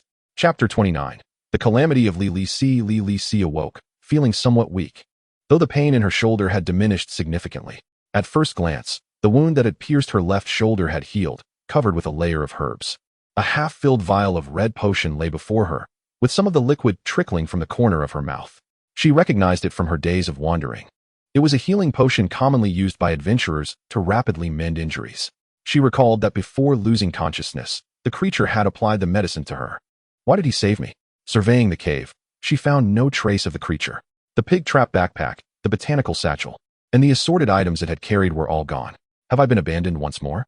A wave of inexplicable despondency washed over Li Si, as she was certain the dragon beast was not as malevolent as it seemed. Crouching in a corner of the cave, she lacked the courage to continue living. Burying her small face in her knees and sobbing quietly, a sharp, chilling cry suddenly pierced the air, causing Li Si to lift her head abruptly. Outside the cave entrance, the figure of the creature appeared slowly. Damn it, in this destitute place, even catching a wild rabbit is no easy feat. Nai Sada entered the cave, clutching 2 rabbits in his hands, grumbling to himself. He had anticipated that escaping the corrupted scale marsh would lead to a vast new world. However, he found that due to its proximity to human kingdoms, magical beasts and wild animals had been nearly exterminated. After hunting for most of the day, he had only managed to catch 2 tiny rabbits, and they were merely ordinary beasts. Ordinary beasts hardly suffice to sate hunger. How would he level up or evolve under these circumstances? As Nai Sada walked into the cave, pondering his food predicament, he suddenly noticed Li Si dashing toward him, tightly wrapping her arms around his leg. A look of confusion spread across Nai Sada's face. What is this girl doing? What are you doing? Nai Sada gently nudged his leg, trying to shake her off. Yet, Li Si clung tighter, momentarily stunned as she realized something. Looking up at Nai Sada, she was taken aback to find that this creature could speak the human tongue. Let me follow you. Her voice was melodious and seemed to carry an enchanting charm. Nai Sada was even more perplexed. Have you grasped the future as well? However, just as Nai Sada intended to pry Li Si away, he suddenly felt a strange energy continuously surging into his body from her. This sensation had first occurred when he rescued Li Si. Through the eye of Taotie, he had seen a peculiar dark aura emanating from her. Disaster demon energy, a unique energy form possessed by the disaster sorceress, capable of absorbing the surrounding natural magical energy and converting it into disaster demon energy. Contact with this energy would diminish one's luck. Upon seeing this information, Nai Sada's eyelids twitched, glancing down at the 2 rabbits he held. No wonder my luck has been so abysmal, returning with only 2 rabbits after all that effort. Absorbing disaster demon energy, luck -1, luck 1, luck 1, luck 1. What the hell? This energy continuously drains my luck. Nai Sada was alarmed. Let go. Let go of me, he shouted urgently, fully aware that luck was a crucial attribute in the game. Critical hits, encounters with peril, and the drop rates of treasure chests all hinged upon one's luck. Luck was an enigmatic force. For instance, while adventuring, Nai Sada could encounter magical beasts, wild animals, or other adventurers. The worst-case scenario would be running into a party of adventurers, as they were usually stronger and more intelligent, with superior teamwork. In simple terms, they were harder to defeat, and even if he managed to overcome them, they possessed numerous escape skills. It was a thankless endeavor, and there existed even graver situations. As a black iron-tier dragon beast, he was invincible among his peers, capable of executing counterattacks against stronger foes. However, upon exiting the cave, if he were to unexpectedly encounter a passing demigod in a good mood, he could be subdued and treated like a pet. In a bad mood, he might be executed on the spot. Moreover, in this world, necromancers possessed a skill known as Finger of Death. This was an instant death spell. If the death judgment was successful, it would result in immediate demise. The success of this judgment was influenced by numerous factors, including the caster's strength, the target's power, and their respective buffs. The most critical factor, however, was luck. If a person's luck was sufficiently low, even if the odds of being instantly killed were 1,000,000 to 1, once the judgment succeeded, it would be game over. This was particularly dire for players like Nai Sada, who preferred to survive at all costs. If his luck was too low, he could not continue playing this game. Yet, as Nai Sada struggled to shake Li Si off, she held on tighter. In his struggling, his arms suddenly cramped, causing the 2 rabbits to escape and hop away. No way. The consequences of low luck manifested so quickly? Nai Sada was a dragon beast, a Taotie dragon. How could his hand cramp? Get off. Nai Sada lightly punched Li Si away. She attempted to crawl back, but Nai Sada, who had never feared even the dragon mother Kalta, was now frightened and stepped back 2 paces. I saved you. Don't repay kindness with malice. Li Si, halfway through her crawl, heard Nai Sada's words and curled up, beginning to sob. Attacking the disaster sorceress grants the abnormal state cursed by misfortune. Cursed by misfortune, all judgment-related effects eliminate the optimal judgment result, while the probability of negative judgment results is 30. This abnormal state is removed upon receiving the sorceress's forgiveness. Boo. Nysada exclaimed in shock, a cold sweat breaking out across his body. It is well known that the probability of a person being killed by a banana is certainly not zero, sometimes, through a series of fortuitous coincidences. Seemingly insignificant things can lead to death. The cursed by misfortune state directly increased this probability by 30. The Grim Reaper from another world had undoubtedly arrived. In order to survive, Nysada hurried to Li Si's side, gently patting her small head with his large dragon claw. Li Si, please ensure you follow me from now on. I will not abandon you. Really? Li Si looked up at Nysada, her tear-streaked face full of hope. Better than pearls. That is wonderful. Li Si leaped joyfully, attempting to embrace Nysada. He swiftly dodged. No need for an embrace. I bear an unfavorable aura. Staying close to me for extended periods may harm you. It's all right, I want to mind you. Li Si replied earnestly. Oh dear. Since when did it become your place to find fault with me? That will not do. I am concerned for your safety. Naysaid resolutely refused. Lilith felt somewhat disheartened. Yet perhaps Naysaid's earlier action of sending her flying was indeed a manifestation of his worry for her well-being. This dragon has taken a liking to me. For Naysaid, one of the 3 grand delusions of Lilith's life would soon bring him endless trouble. The state of cursed has vanished. How could one say that a little girl is easily appeased? Naysaid sighed in relief while lamenting. Fortunately, luck can gradually be restored over time, as long as one is not enveloped in misfortune. Chapter 30. The Power of Calamity. Naysaid opened his bleary eyes. Having failed to hunt for prey yesterday, he had to endure a night of hunger. Suddenly, he froze, glancing around to find that Lilith was nowhere to be seen. Had she fled? Hadn't she said she would follow him? Excellent. Excellent. The calamity which escaping is indeed a stroke of good fortune. Who knows how unfortunate it would be to be tethered to her. It was high time for him to vacate this place. It was too impoverished here. A change of hunting grounds was in order. Just then, faint footsteps echoed from outside the cave. Could it be another hunter coming for the dragon? Truly reckless. It would be just right to have a few 2-legged sheep to fill his stomach after yesterday's fast. Naysaid cast a fierce glance backward, only to be taken aback. Lilith entered, trembling, cradling several purplish-red fruits in her arms. Seeing the fierce look in Naysaid's eyes, she felt a twinge of fear and stammered, I gathered some fruits for you. The calamity which drew nearer, but stumbled over a stone. Ah, she cried out, falling to the ground, yet raising her arms high to prevent the fruits from hitting the ground. Ouch, that hurts. Slowly, she rose, blood trickling from her forehead where it had struck the stone. However, as she stood, her gaze remained fixated on the fruits in her hands. I didn't drop these for you, dragon. Naysaid gasped in shock. Sister, your head is bleeding. It was only upon her approach that he noticed the many scars adorning her body, abrasions, punctures, and bruises, with wooden splinters and thorns embedded in her wounds. Clearly, this unfortunate which had not fallen for the first time. Naysaid silently accepted the fruits, which were scarcely the size of a red bean for him. He murmured. Lilith, her head bowed, clutched her tattered clothing with hands marked by blood. I'm so sorry. I had picked many but fell 4 times. I'm sorry for only bringing these 2. If it's insufficient, I can gather more. Can I follow you? As she explained, Lilith felt tears welling in her eyes. She had ventured out before dawn to collect fruits, yet had returned with so little. Indeed, if she were so useless, would she be discarded? Naysaid remained silent, for falls were indeed quite unfortunate. After a long moment, he extended a claw to gently pat Lilith's small head. I am satisfied. Come with me from now on. Lilith's head snapped up, her little face, marred by scars, expressed astonishment. Tears streamed down her cheeks. I will stay by your side and make it up to you. Naysaid sighed. What else could he say? Retribution had arrived, truly. One could not escape it. However, accepting Lilith was not without its advantages. The calamity magic energy within her was a remarkably pure and potent form of energy. This world is a fantastical realm imbued with magic, where humans, elves, dwarves, and other races harness the power of nature to cast spells. The fundamental types of magic include the elemental powers of water, earth, wind, and fire, alongside other more unique forms of energy, such as necromantic magic, calamity magic, and the power of faith. Naysaid's method of satiating his hunger, aside from devouring flesh, also involved absorbing natural magic to elevate his level. Remarkably, during the brief moment Lilith had embraced him, his hunger had been alleviated by more than half, even exceeding the energy gained from consuming a magical beast.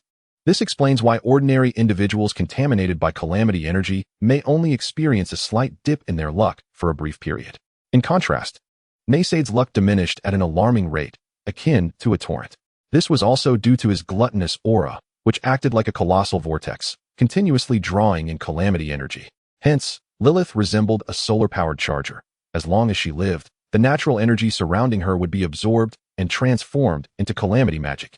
Naysaid could then absorb this magical energy for his development, at the cost of reducing his luck. Thus, in moments of peril, should Naysaid's magical energy be depleted, she could serve as a human-shaped power bank. With this thought in mind, it did not seem such a loss after all. In their daily lives, as long as he maintained a safe distance from Lilith, everything would be fine. Furthermore, he discovered that his luck could gradually recover. This meant he could periodically absorb Lilith's calamity magic. Currently, Naysaid's luck was quite low, and he was disinclined to venture out for hunting. Meanwhile, he had an urgent matter to address, finding a new dwelling. This cave was far too easy to discover and quite unsafe. Should an adventurer party arrive to hunt him down, being trapped inside the cave would be perilous. As he pondered, Naysaid popped a fruit collected by Lilith into his mouth, its sourness striking him. Devouring black thorn fruit. Poison resistance 10. How much did it add? Typically, the poisonous fruits he consumed only added 12 points, yet this time it added 10 outright. This is bad. Could the fruits gathered by the calamity which be legitimate? Indeed, Naysaid felt a twinge of stomach pain, and his head began to spin. There's a mischievous witch out to harm dragons. Fortunately, Naysaid's poison resistance had been enhanced numerous times. After a brief bout of stomachache, he felt fine again. Moreover, once he regained his composure, he realized that the magical potency of the black thorn fruit was extraordinarily high, so much so that it seemed unnatural for it to have grown in the wild. Where did you gather this fruit? Lilith, oblivious to the varying hues of Naysaid's face, thought he simply adored the fruit. In the northeastern part of the cave, there lies a blackthorn forest. Naysaid opened the map, now capable of comprehending the written characters. The village of Hai Jing was named so because of a thorny forest encircling it. Let us venture to that forest. The two traversed to the outskirts of the thorny forest, where sharp black thorns grew abundantly. The thorns formed a towering barrier, blocking everything from entering. These thorns, akin to steel needles and laden with poison, posed no challenge to Naysaid. His scales could withstand piercing attacks, and with formidable poison resistance, these obstacles were trivial. In fact, residing within would deter most human adventurers. Without hesitation, Naysaid plunged into the black thorn forest, clearing the path ahead while Lilith cautiously followed behind. Soon, they passed through a layer of thorns, revealing a contiguous expanse of medicinal plant fields. How peculiar! How could there be a magical plantation here? It appeared to be a claimed territory, with the outer black thorns serving to ward off intruders. As Naysaid contemplated whether to withdraw and seek another abode, he absent-mindedly plucked a few plants from the fields and stuffed them into his mouth. While lost in thought, a black barrier suddenly enveloped Lilith and Naysaid entirely. This barrier resembles the enchantment set by the Mother of Dragons during her slumber. Indeed, this enchantment is designed to ensnare intruders. At last, I have captured you. You insatiable wretch. A hoarse, gravelly voice echoed from above. Naysaid glanced upward to behold a figure clad in a black robe floating in midair, slowly descending while clutching a gnarled wooden staff. Upon closer inspection, Naysaid discerned the man's features: a long, pointed nose, wrinkled skin, and a toothless grin reminiscent of the wicked witches found in fairy tales of yore. Hilate, level 32 corrupted druid, level 10 apprentice mage, level 20 dark witch, level 10 druid, level 2 corrupted druid, level 10 elderly magic depletion. Incredible. A silver-tiered sorcerer, no less, and a dark witch at that. It seems that simply wandering about leads one to perilous encounters. Although this individual appears to be of level 32, his true prowess reaches level 42, diminished only by the ravages of age.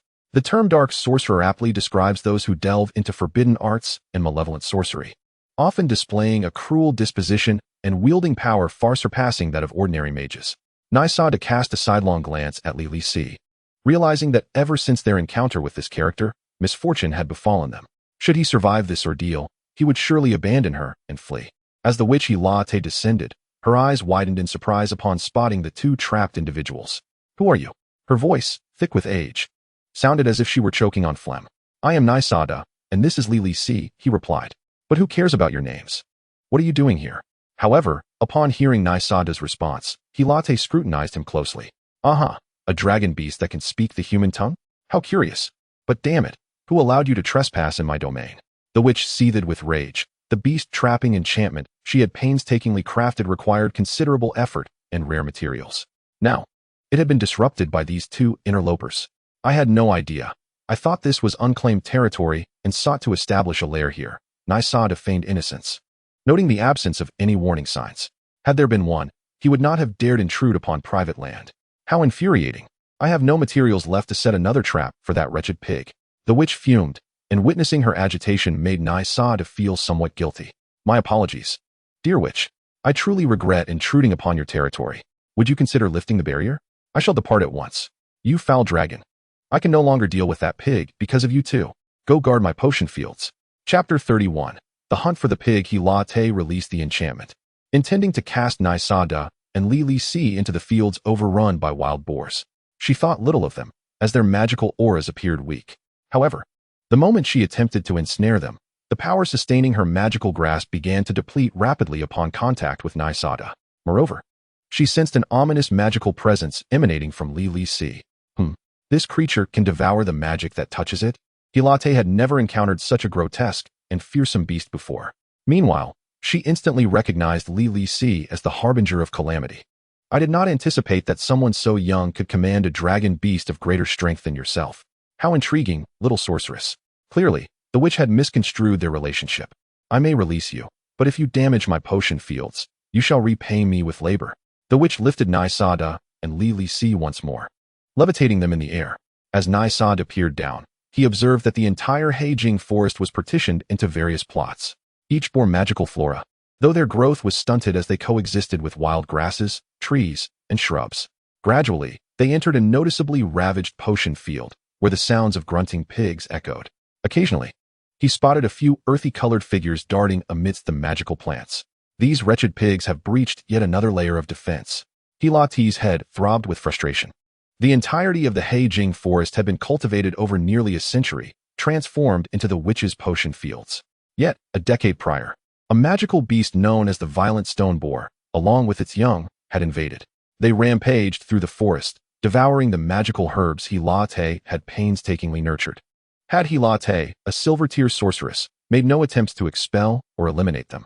Indeed, she had, but she had devoted nearly all her skill points to agricultural pursuits. Her expertise lay in potion cultivation, alchemy, and magical artifact creation, while her offensive black magic skills were woefully inadequate, limited to casting a few fireballs. No wonder she had been expelled from the magical academy before even graduating, ending up in such a remote locale beside the corrupted Scales Marsh. Furthermore, the violent stone boar possessed formidable physical defense and magical resistance. After 10 arduous years of attempts, not only had she failed to expel them from the Heijing forest, but they had proliferated in droves, wreaking havoc upon her potion fields. With a basic understanding of the situation, Nysa and Li Si found themselves cast into the potion field, teeming with wild boars. Slay 10 violent stone boars, and I shall grant you your freedom. Otherwise, prepare to remain here forever.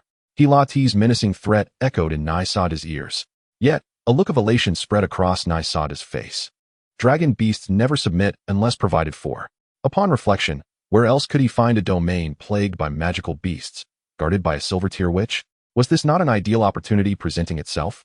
Li, I was wrong to judge you.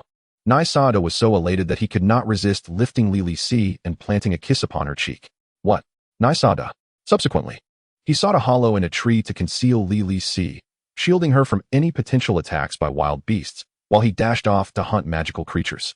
Nysa must truly harbor feelings for me, Li Si thought, her pale face flushed with warmth as she clutched her tattered attire, lost in her thoughts within the tree hollow.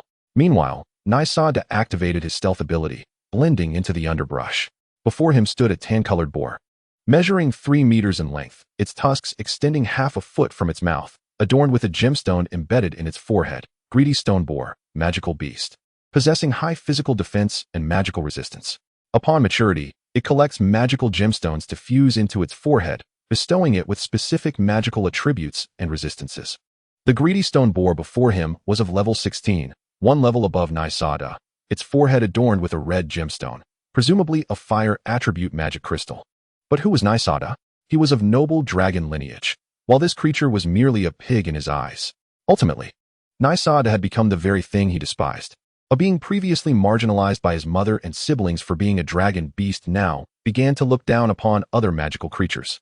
Nysa's disdain was not aimed at pure-blood dragons, but rather at his own lack of that lineage. With a roar, Nysa concealed his presence and unleashed a toxic breath as he approached the boar, closing within 5 meters. The venomous breath resembles the dragon's breath of the dragon race, yet it lacks armor and magical penetration. This toxic saliva pierces the body of the warthog like a razor-sharp sword. Naysaid did not rush in for a bite as one might expect. Instead, he maintained his customary cautious approach, first gauging the opponent's strength before delivering a decisive strike. The venomous saliva penetrated the warthog's body, causing it to writhe in pain as it hastily activated its defenses. Its body turned a fiery crimson, significantly enhancing its resistances. However, it was already too late. The toxin had breached its skin, entered its bloodstream, and began to spread rapidly. The more magic it expended, the swifter its demise. Naysaid's venom was exceedingly potent. After consuming the poisonous spiked giant catfish, he awakened the skill venomous spikes, allowing toxic spikes to grow from his joints and back. This venom was directly proportional to his own resistance to toxins. Through the continuous consumption of poisonous magical beasts and plants, his resistance skyrocketed, rendering his toxins terrifyingly powerful. During a battle with the corrupted scaled crocodile king, he sustained wounds, which inevitably became tainted with the creature's toxic slime. Had Naysaid's resistance not been formidable, he would have succumbed to the poison and been transported back to another world. Naysaid's teeth were also a form of his spikes. Thus the saliva secreted from his mouth was equally venomous. Therefore, any creature of a lower rank that encountered him would perish from the infection, while those of the same rank would find themselves incapacitated. Within mere moments, the poisoned warthog collapsed, convulsing before becoming utterly still, lifeless. Am I truly this venomous? Although he had anticipated this outcome, the manifestation of the toxin's effect still startled him. Naysaid placed a dragon claw before his mouth and exhaled a couple of breaths. Surprisingly, it bore no foul odor. Chapter 32. Devouring the violent stone warthog. Naysaid slowly approached the warthog. Though still alive, the venom had infiltrated its spinal cord, rendering it immobile, barely sustaining its vital signs. Upon consuming the entire warthog, he speculated whether it was due to the creature's long-term diet of magical herbs that its natural magical energy surpassed that of typical beasts by an entire order of magnitude. Additionally, the flesh emitted a faint fragrance of potions.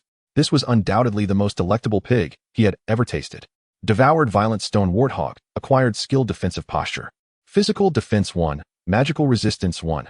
Devoured flame crystal, fire attribute resistance 1. Fire attribute magical affinity 1, defensive posture. Assuming a defensive stance increases physical defense and magical resistance by 40, while simultaneously reducing movement speed by 60.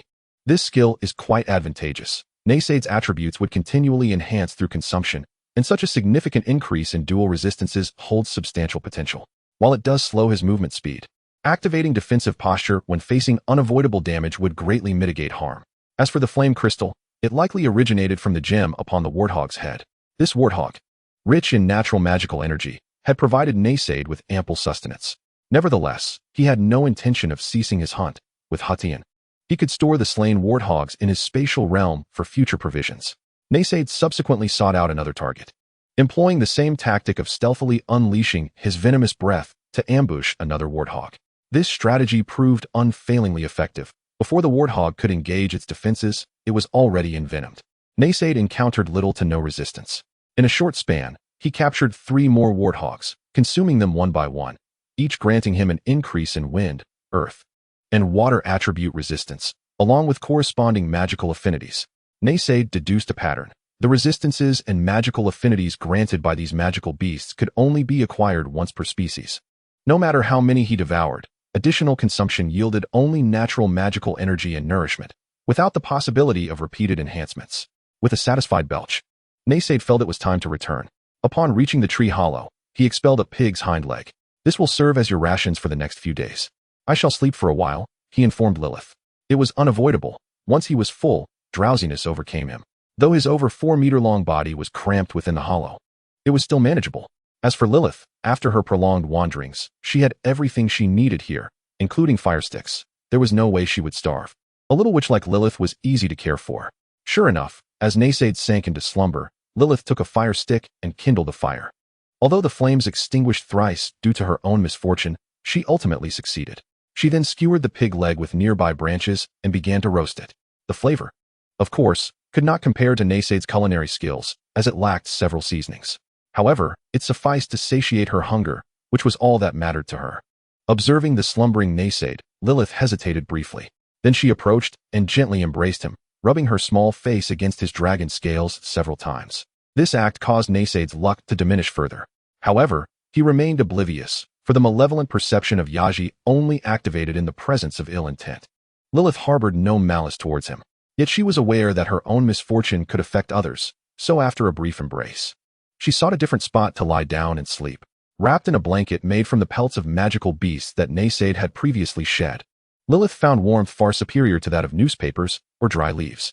Such a life, it seemed, was quite pleasant. As she pondered this, Lilith drifted into slumber. Curse you two lazy creatures. I did not instruct you to lounge about and sleep here. I shall transform you into great-nosed deer pigs. Herlat discovered Naysade and Lilith soundly asleep in the tree hollow and erupted in fury. Transform. With a flourish of her staff, Herlat unleashed a metamorphic spell directed at Naysade and Lilith.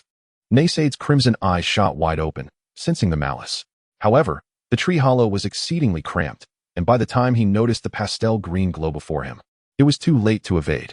In a moment of panic, he raised his hand to shield himself, yet this was not an offensive spell. Otherwise, his magical resistance would have offered some mitigation.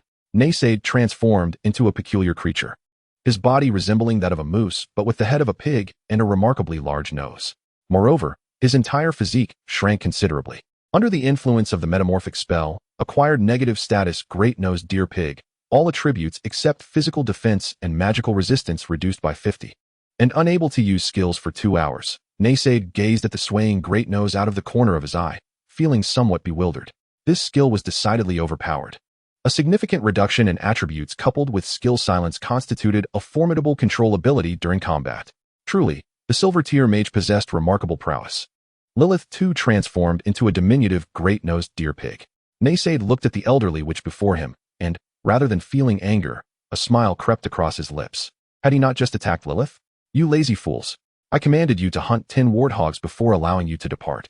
Yet you dared to slack off and indulge with those damned warthogs, consuming my magical plants.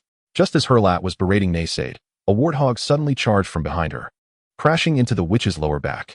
Ouch! The aged witch was knocked several meters away, rolling multiple times before attempting to rise, only to tremble and collapse once more. Quickly, help me up. My back. Naysade remained utterly unmoved as the boar that had knocked Helate down slowly approached, beginning to gnaw at her magical robe. Why aren't you saving me yet? I say, old woman, is this how you plead for help? Furthermore, in my current state, I am unable to assist you. Naysade wore a mischievous grin, knowing that such virtues of respecting the elderly and cherishing the young were foreign to her. Helate's nose was nearly bent with frustration. Although her transformation magic diminished her attributes, it did not restrict her movements. The dragon beast clearly refused to offer her any aid out of spite. As the boar prepared to tear her garments apart and consume them, the century-old maiden found herself on the brink of disgrace. Finally, in a moment of humiliation, she apologized to Naysade and Li Si, subsequently lifting the restrictions on them. Hurry, save me. Chapter 33. The deal. Li Si gradually helped Helate to her feet. The witch's attire was in tatters, leaving her in a pitiful state. Naysade ignored her and began to attack the boar. This gluttonous creature, having prepared in advance, glowed with a radiant light. Its entire body enveloped in a layer of earth. Its resistance to physical damage had increased by 40. However, even with this enhancement, it was merely akin to the crispy coating on a fried pork chop when faced with Naysade's ferocious bite. The foolish beast, undeterred by fear, charged at Naysade with its tusks bared, grunting menacingly. This boar was only level 11, and with a swift motion, Naysade's elongated neck darted forward, sinking its teeth into the creature's throat. With a howl, the beast's bite, possessing a 50 physical penetration, effortlessly severed the boar's throat, and with a powerful yank, broke its cervical spine. The boar fell lifeless to the ground. Helate, having retrieved a fresh set of clothing from her spatial ring, was astonished to witness how easily Naysade dispatched these boars, akin to slaughtering chickens or dogs. Who said I didn't help you hunt these boars? Naysade proclaimed, revealing 9 tusks from his mouth. That last one was my 5th kill. Their tusks are all here, and I've already consumed the meat. Stunned, Helate had not anticipated the dragon beast's efficiency in action, while she was capable of hunting these boars. The issue lay in the fact that offensive black magic was not her forte. Even casting a black fireball spell would require 3 strikes to take down one of these boars. At her age, she could not afford to spend her days aimlessly searching for boars in the medicinal herb fields. Their breeding rate was far too rapid for her to control. Humph, why didn't you say so earlier? Fine, fine, as expected of a woman, always turning the tables. You old witch are truly unreasonable. I was resting in my tree hollow, enjoying boar meat, when you suddenly struck with your black magic. Did you give me a chance to explain? So what? Helite scoffed. That is how we witches are. However, with this dragon beast by her side, the boars in her plantation had certainly encountered their nemesis. Nysada could not be allowed to slip away easily. Then you may hunt. All the boars in this forest belong to you. Nysada scoffed, the old witch spoke as if she were bestowing a favor, when in fact, it was she who needed to clear the boars from her medicinal fields. According to our agreement, if I hunt 5 boars, will you let us go? Or are you preparing to go back on your word? What? What is wrong with that? Helite narrowed her eyes. This dragon beast was cunning, and she, a delicate flower, was unlikely to withstand it if it came to blows. Against a calamity sorceress, she could not inflict harm, and the dragon beast's strength was unfathomable. She would surely suffer losses. What do you want then? The old witch asked, her expression wary. Nysada smiled. He enjoyed straightforward conversations. I'll return the undamaged plants. And for the damaged ones, we shall share the spoils 70-30. If you agree, I will help you deal with these boars. What? Helite was taken aback. She had not expected the dragon beast to be so brazen and audacious. This black forest was a magical herb field she had spent decades cultivating. However, if it came to the damaged fields, giving this creature 30 might be acceptable. Only 30? Lili inquired. Nysada waved his hand, declaring, 70% is mine. Her 30% depends on my mood. What? 70% is yours. This is outright robbery. No way. Absolutely not. If you continue to demand such exorbitant terms, then you may leave. Nysada observed the old witch's furious demeanor, realizing he had likely set the price too high. Nevertheless, he understood that the art of negotiation involved starting high and then compromising. How about 69 then? He proposed, offering a discounted price. No way, 30. After much haggling, they finally settled on a recovery rate of 50 for the entire plantation. Also, I want you to teach Lili magic. On what grounds? Helite glared at Lili with her murky eyes. The young girl was indeed quite adorable. But the calamity sorceress was a troublesome matter. It was evident that the dragon beast wanted to pass her off. Initially thinking Nysada was Lili's contracted beast, she now realized the reverse was true. Lili was Nysada's possession. I've already given up 20. Isn't that reasonable? You despicable bandit. I have never encountered such shamelessness. The old witch raised her staff and struck it toward Nysada's head, having never seen such a brazen dragon before. And now you have. I cannot allow you to gain experience for free. I need to add an extra 5. The old witch nearly fainted. Yet, upon discovering that her staff struck Nysada as if against a sturdy wall, she calmed down after a bout of frustration and began to think. This could work. I can offer you 50, but you just mentioned helping me with the boar problem. Nysada observed the old witch's eyes darting around. Her emotions were clearly written on her face, indicating she was struggling to conceal her thoughts. There is a leader among these boars, the stone warty tyrant, a steel-level magical beast. And all these piglets are its offspring. If you can help me deal with it, I will not only teach Lili magic, but I could even assist her in advancing. Advance? Nysada felt a surge of interest. It was well known that human advancement was far more challenging than that of dragons. Dragons merely needed to eat and rest. Upon reaching a certain age, they naturally leveled up and advanced. However, humans required breakthroughs, akin to characters in past games needing to gather specific resources for advancement. The higher humans rose, the more resources they needed, and the more diverse the career branches became. Thus, the conditions proposed by the old witch were highly enticing. After all, at present, Lili not only lacked combat capability, but was more of a burden. Yet, if she were to transition into a mage, it would greatly benefit their future adventures. All right, but I require you to start teaching her magic first. I will need time to deal with that boar tyrant. Helite stroked her chin and nodded in agreement. After all these years, she had been unable to handle the tyrant boar, and it was unreasonable to expect a newly black iron tier dragon beast to resolve it immediately. Since that is the case, you may take Lili with you. I do not wish to leave. I want to stay with you. Lili's eyes were somewhat red, clinging to Nysada's tail, reluctant to depart. Though she felt that Nysada cared for her, she still feared being abandoned. Observing Lili's delicate and pitiful demeanor, Nysada lightly tapped her head. The dragon beast's immense strength left Lili feeling dizzy, causing 2 large bumps to form on her head. Obey my commands, little one. Nysada was not the type to comfort children. If she disobeyed, she would simply be punished. In order to prevent you from reneging on your word, let us formalize a contract. Chapter 34, The Tyrant of Stone Warts. With a chuckle, Helite produced an ancient parchment from his bosom, its edges adorned with golden threads, inscribed in a crimson script that bore the language of demons. The demonic contract, a pact with the denizens of hell, wherein both parties are bound to fulfill their agreements under the watchful eyes of the infernal realm. Any transgressor shall forfeit their soul to the devil. Is such rigor truly necessary? Naysaid took the contract, scrutinizing its terms. Having devoured Bernie's head, he acquired the languages of various races, enabling him to comprehend the demonic script. The stipulations appeared acceptable, prompting him to sign. Notably, the contract did not explicitly state the time frame within which Naysaid must slay the tyrant wart boar. Thus, whether 1 year or 10 years hence, he had ample time. As long as he continued to grow steadily, no one could surpass his potential. Moreover, the contract stipulated that Helot must assist Lilith in her advancement and was prohibited from harming either Lilith or Naysaid in any manner.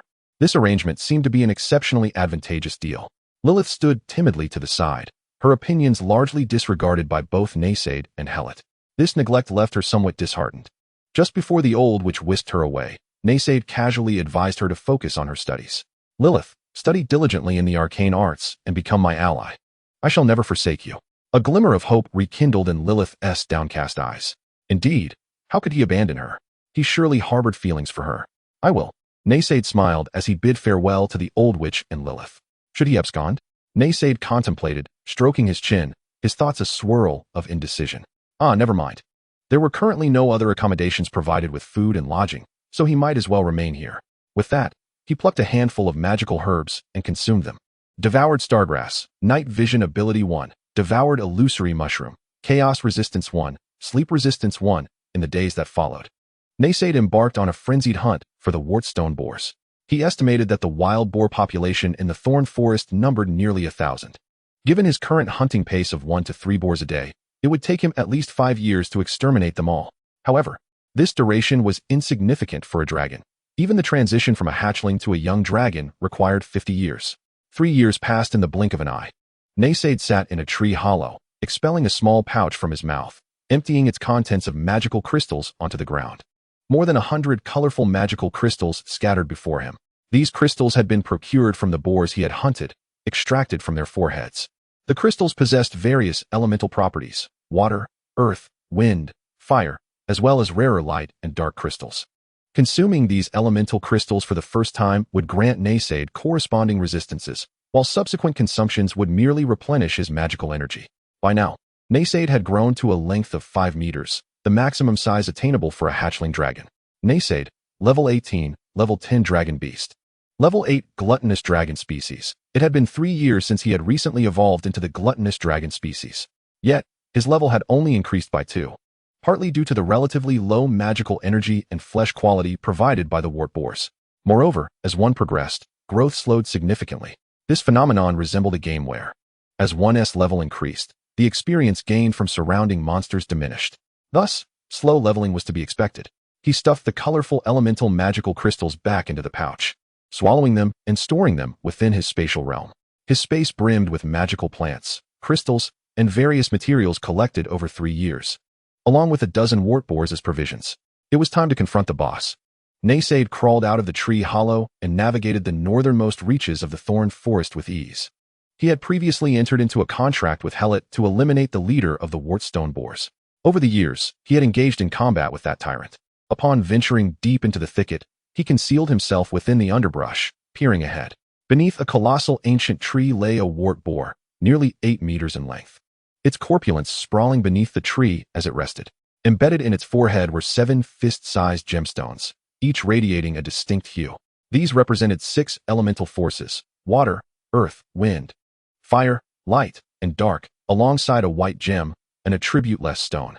One could easily mistake this corpulent creature for a swine adorned with Thanos' gauntlet. Stone Wart Tyrant. Mutated type level 29. Level 10 Forest Wart Boar. Level 10 Wartstone Boar. Level 9 Stone Wart Tyrant. Wart Boars, devoid of dragon bloodlines. Required breakthroughs for leveling up. Thus, apart from this mutated variant, Naysaid had not encountered any Wartstone Boars exceeding level 19. The sight before him, this mutated tyrant, could accommodate gemstones of various colors upon its forehead, a trait bestowed by its mutation.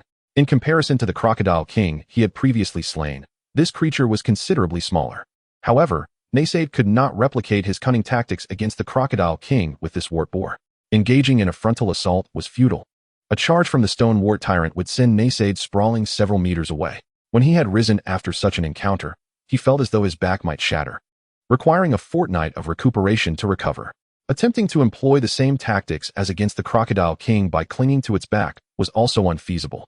This tyrant possessed a skill known as spike defense, an advanced version of the ordinary wart-boar's defensive stance, which significantly enhanced its resistances while sprouting spikes along its back. While Naysaid's scales provided substantial defense, they could not withstand the overwhelming power of a creature a full level above him. The numerical advantage rendered his dragon scales insufficient to mitigate the damage. Should he remain perched upon its back, even before the gluttonous aura could deplete him, he would be perforated by its spikes. Had Naysaid considered using poison?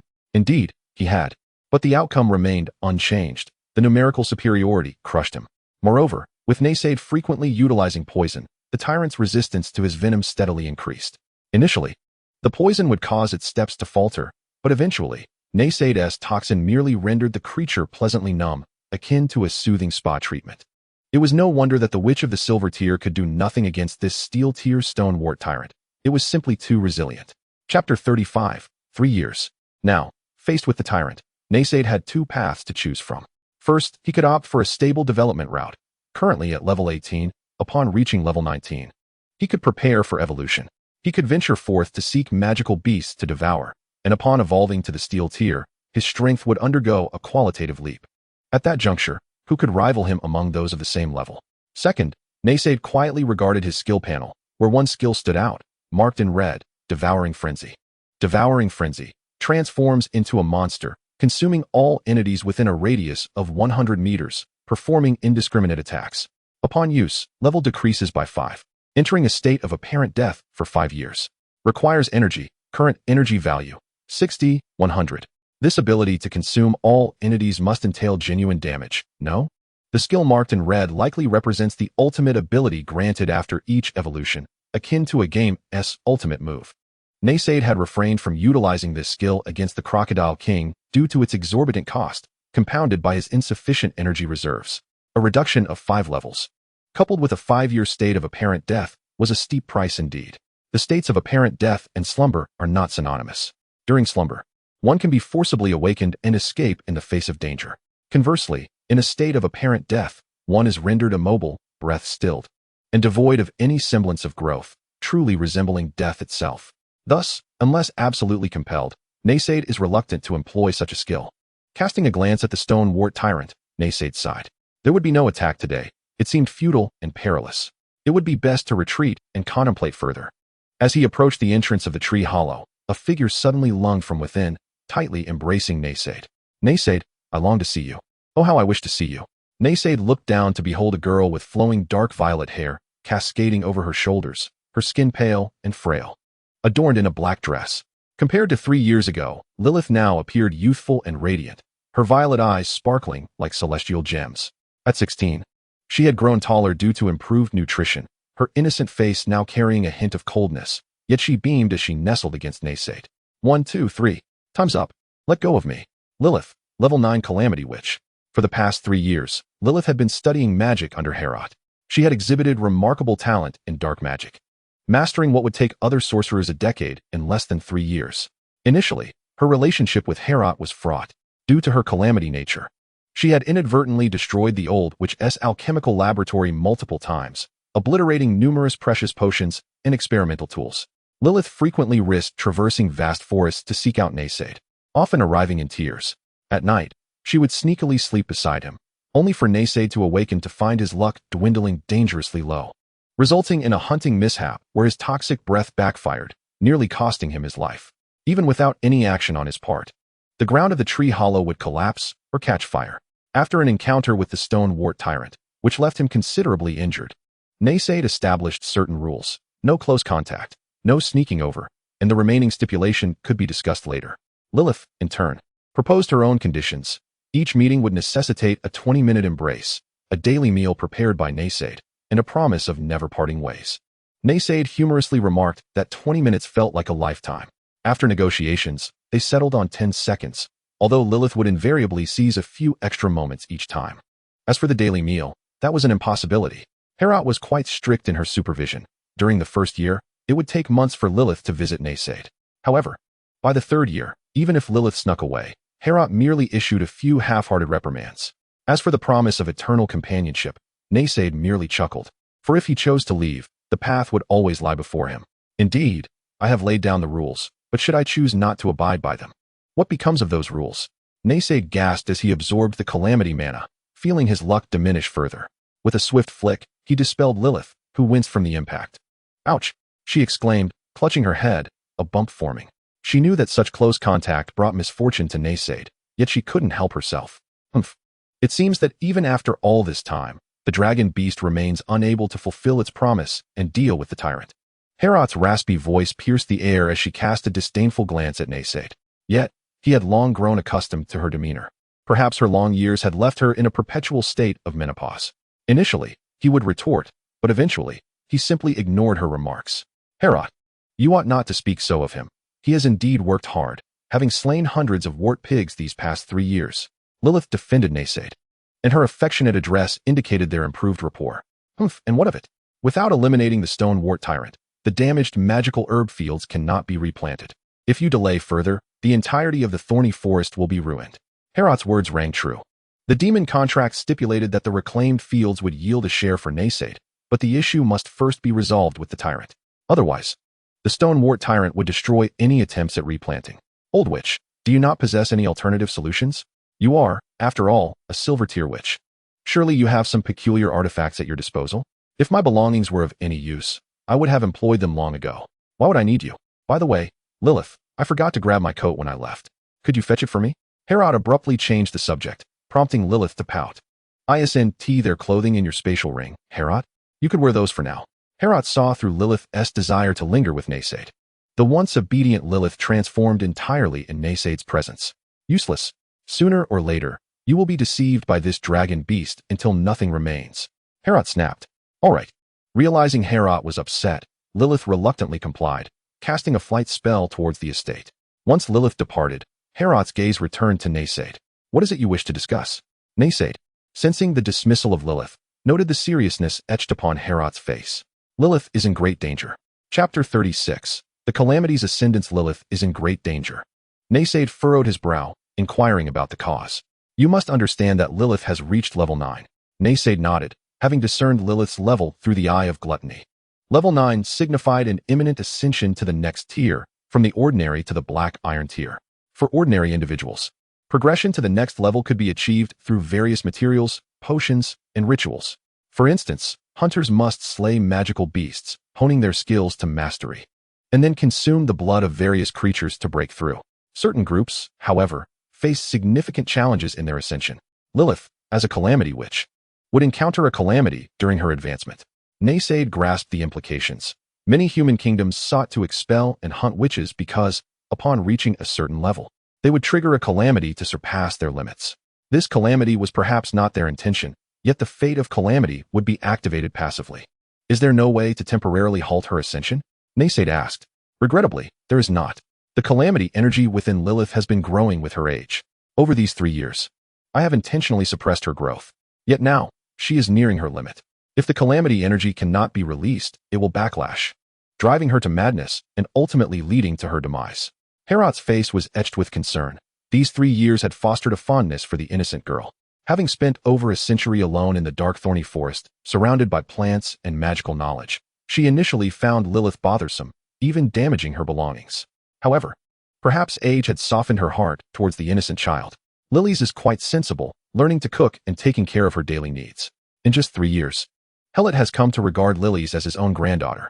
Over the years, he has sought solutions, but the conclusion remains that in order for Lily's to survive, she must unleash her calamity energy and then advance.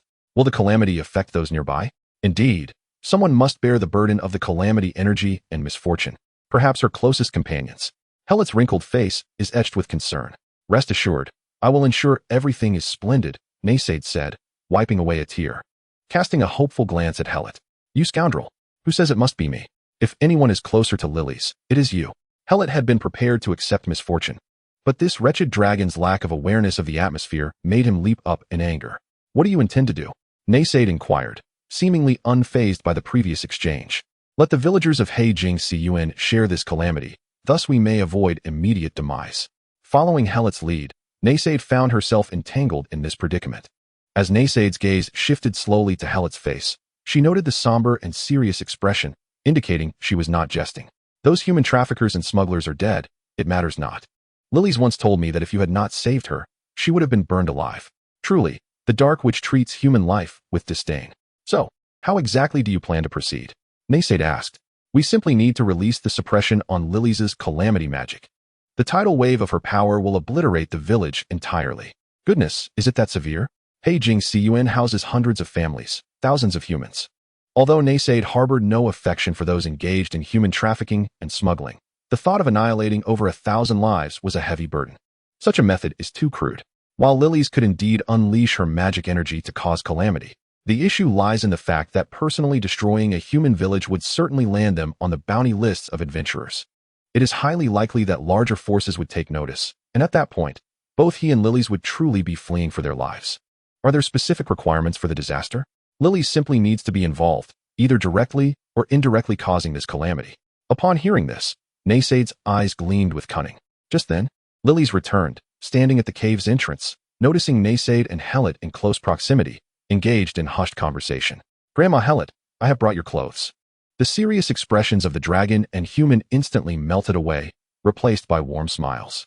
The two individuals, previously at odds, were now smiling at each other. And anyone could see they were plotting something. However, the innocent Lilies merely believed their relationship had improved and felt quite pleased. Naysaid smiled at Lilies, noticing a jeweled necklace adorning her neck. Utilizing the eye of Taotie, she discerned the thick, black calamity energy emanating from the necklace. Devouring purple crystal pendant, capable of storing chaotic and evil attributes of energy. Current absorption rate, 92. The color of the information icon is silver-white, indicating that this is a piece of silver-grade equipment. This item must be the magical equipment Hellet mentioned, used to suppress the calamity magic within Lilies. It is evident that Hellet holds a deep affection for Lilies. Otherwise, he would not provide her with silver-grade equipment to assist in suppressing her internal calamity magic. We shall discuss the specifics tonight, Naysaid whispered softly, then produced a warthog and some magical herbs gathered from the fields. She prepared 3 servings of teriyaki pork rice. Lilies eagerly grabbed a spoon, shoving the broth-soaked rice into her mouth. Delicious, delicious, delicious. How infuriating. Using my moonlight rice for such insipid dishes. Naysaid scooped a large handful of rice, the grains shimmering with a silvery blue glow, translucent like crystal. This rice is one of the primary ingredients for producing moondew wine in the realm of the elves. Moondew wine is a magical restorative potion that replenishes a significant amount of magical energy and induces a state of mild intoxication in the drinker, accelerating their spellcasting speed. Now, it has been reduced to mere ordinary rice by this dragon, which made Hellet fume as he took a spoonful of rice for himself. The soft, smooth rice contained a faint magical essence, complemented by the teriyaki sauce, made from various vegetables and meats. The exquisite flavor caused this old witch, who had subsisted on plain fare for a century, to hasten her eating pace. Indeed, the magic has all dissipated, such a waste. Though she complained, her chewing quickened.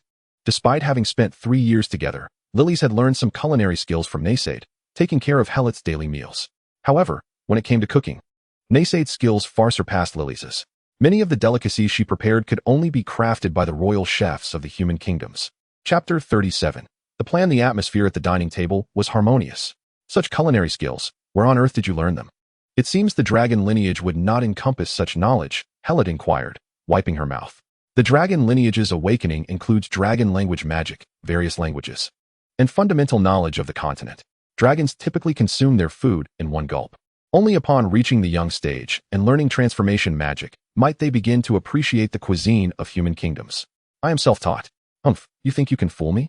How old are you? 8 years. Hellet was astounded. Is this truly 8 years?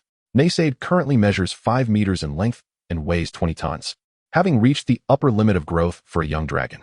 The typical transition to the young stage for a juvenile dragon takes about 50 years. If Naysaid is indeed 8 years old, she is extraordinarily well developed. Nonsense.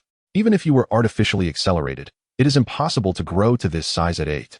Oh, old woman, why ask so many questions? Am I not gifted? Perhaps Naysaid's bloodline possesses similarities to that of the behemoth or other colossal beasts, allowing her to grow so large. As the meal came to a close, the sky gradually darkened. Lilies, you should return. Tomorrow you have lessons on magical arrays awaiting you. Hellet prepared to send Lilies away. Grandma Hellet, I haven't seen Naysaid in so long. I wish to stay with her tonight. Go back at once. If you disobey, I shall forbid you from coming here again. Hellet, exasperated, wondered how lilies could be so enamored with such a hideous and fearsome dragon. What a disgrace for a witch.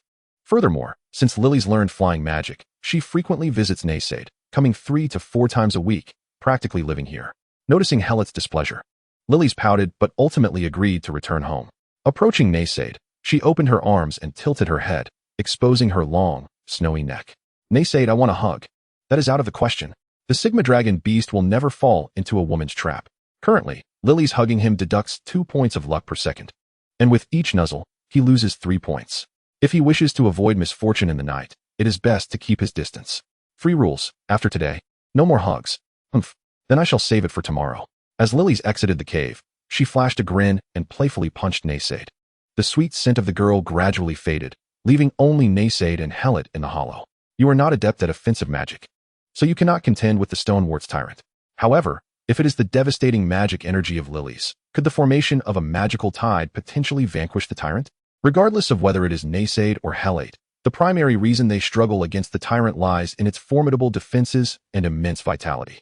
Thus, possessing an extraordinarily violent magical attribute, the disaster sorceress should indeed possess the capability to confront it. No, that is far too perilous, Helate firmly objected. Lily's talent for magic is exceptional. Even before officially entering the ranks of mages, she is already capable of casting simple spells. Yet, the magical energy coursing through her far exceeds her capacity to control, rendering her susceptible to catastrophic energy surges that could lead to her demise. You need not worry about that. When she loses control, I shall absorb the excess magical energy from her. Naysaid possesses the Taotie aura, which is akin to an insatiable void. Huh. Do you have any idea just how ferocious and immense the magical energy within Lily's is? Even I can only absorb a mere fraction of it. What gives you the confidence that you can manage it? Helate's words trailed off as she suddenly realized that her magical energy was depleting at an alarming rate. Just moments ago, Naysaid had released control over the Taotie aura, which now unleashed its unrestrained pull. Within a radius of 4 meters, even the flora surrounding him began to wither. Over the past 3 years, Naysaid had honed his mastery over the Taotie aura, capable of retracting it to a mere inch or expanding it up to 4 meters. Even controlling the intensity of its pull, Helate felt as if a black hole had manifested before her, an abyssal maw seemingly impossible to fill. You can establish a barrier that both confines the Stonewart tyrant and mitigates the catastrophic effects. Helate understood that even if Lily's unleashed her devastating energy in the village of Heijing, it too could spiral out of control. Thus, converting the immense disaster energy into a magical attack against the tyrant might very well be the optimal solution. Ultimately, Helate acquiesced to Naysaid's plan. Consequently, from the following day, Helate endeavored to teach Lily's more potent magic that required greater energy consumption. While Lily's practiced, she discreetly set up a barrier in the thorny forest. A week later, the barrier was nearly complete, and Lily's amethyst pendant was on the brink of reaching its energy storage limit.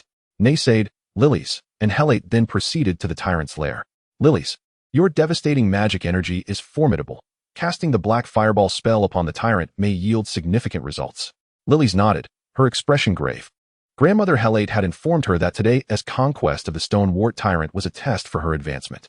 She must fully harness her disaster magic energy in battle. More importantly, it was an opportunity to demonstrate her efforts to Naysaid. If I become powerful, Naysaid will not abandon me. She then turned to Naysaid. A hug, please. If you embrace me, my spell casting will be even stronger. Naysaid offered a perfunctory embrace for a mere 2 seconds. Luck points decreased by 10. What? Has Lily's disaster magic energy reached such a level? Naysaid quickly signaled and stealthily moved forward. Lily's and Helate perched atop the treetops, while Naysaid sought to lure the tyrant towards the forest's outskirts. Otherwise, the destruction of the potion field would incite another lengthy lecture from Helate, the old witch. Naysaid cautiously approached the Stonewart tyrant, who was sound asleep. For magical beasts, the longer their lifespan, the more they tend to sleep. This tyrant typically slumbered for several days at a time. Naysaid gently lifted the tyrant's ear, drew a deep breath, and suddenly let out a loud roar. The sharp sound erupted beside the boar's ear. Startled, the drowsy Stonewart tyrant leapt upright. Though the tyrant possessed high resistance, its eardrum resistance was relatively average. Naysaid's roar nearly ruptured its eardrum. In a state of panic and confusion, the tyrant shook its head, disoriented from the ringing in its ears, only to see Naysaid wiggling his backside provocatively. Wake up, you lazy pig. Get up and get hyped. Roar. Awakened from its sweet dreams, the tyrant instantly erupted in fury. Charging at Naysaid with its half-meter-long tusks bared. Charge. exerting full force to sprint, increasing movement speed by 20, physical defense and magical resistance by 20, gaining the status unstoppable. Naysaid felt an immediate tightening, activating Shadow Dash to enhance his own speed by 30. Taking on a four-legged stance akin to a fierce tiger as he fled towards the forest's edge, the tyrant rampaged through everything in its path, effortlessly uprooting trees that would require 3 or 4 people to encircle, demolishing hills and flora alike. Any obstacle in its way was sent flying. Should a similarly leveled human adventurer, even a warrior, be struck by such a force, it would likely signify the end of their adventuring career. Chapter 38. Uncontrollable affection. Upon witnessing the wild boar charging forth, Naysaid dared not hesitate. He dodged left and right, fleeing in a panic. But the boar's speed was simply too overwhelming. In mere seconds, it closed the distance to Naysaid. Nevertheless, he had the illusory light skill at his disposal. Just as the spines were about to pierce Naysaid's rear, he conjured another illusion. One Naysaid continued to flee, while the other stood still. The stone wart tyrant had encountered Naysaid on several occasions and was aware of his illusionary clone skill, having been toyed with multiple times.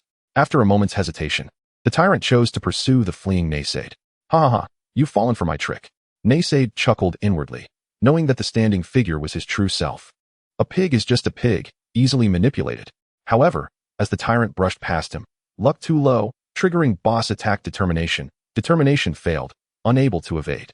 Naysaid braced himself, waiting for the tyrant to realize that it had attacked the illusion before immediately taunting it. Yet, the message that popped up froze his expression. In the next moment, the tyrant suddenly slipped beneath its feet. The pig's head executed a 90-degree turn, and in Naysaid's widened eyes, the massive pig snout and tusks loomed ever closer, aimed directly at his backside. In that infinitesimal moment, he recalled the earlier hug with lilies. High luck points could trigger fortuitous encounters, but what about low ones? Now, Naysaid understood. Henceforth, before confronting a boss, if the disaster sorceress wishes for a hug, it would be best to simply knock her away.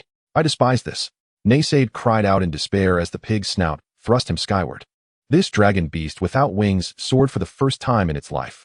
Subsequently, he plummeted, crashing to the ground and spitting out a mouthful of blood. Naysaid. Lilies hastily cast a flight spell, rushing to rescue Naysaid. Although they were still a distance from the forest's edge, Lilies could not stand idly by while Naysaid was injured. Helate had no choice. Lilies had already dashed forward, prompting her to activate the barrier. The barrier could not contain the tyrant. It was merely intended to minimize the battle's collateral damage. After propelling Naysaid into the air, the tyrant appeared momentarily bewildered, but upon regaining its senses, it opened its maw to continue the pursuit of Naysaid. However, at that moment, a black fireball suddenly soared toward it from behind. The stone wart tyrant sensed the terrifying energy contained within the black fireball. This energy was unsettling. The purplish-black flames burned quietly, yet distorted the surrounding space. The tyrant immediately halted its attack, activating its spiky defense. Both physical and magical resistances, along with elemental resistances, surged significantly, and its fur transformed into spikes. The black flames struck the tyrant, exploding upon impact. The disaster magic energy was far more ferocious than natural magic. Lilies' fireball spell was several times stronger than that of an average mage. Yet, the disparity in their levels was simply too vast. The fireball spell inflicted only a minor amount of damage upon the tyrant, while the scattered embers flew in all directions. One of these sparks landed on Naysaid, who was still tending to his bleeding posterior and preparing to apply some medicine. The sudden sting caused him to leap up in surprise. Sustained disastrous inferno burn. 30 chance next attack will miss. Negative judgment result probability increased by 20, luck -1. How could he even harm his own teammates?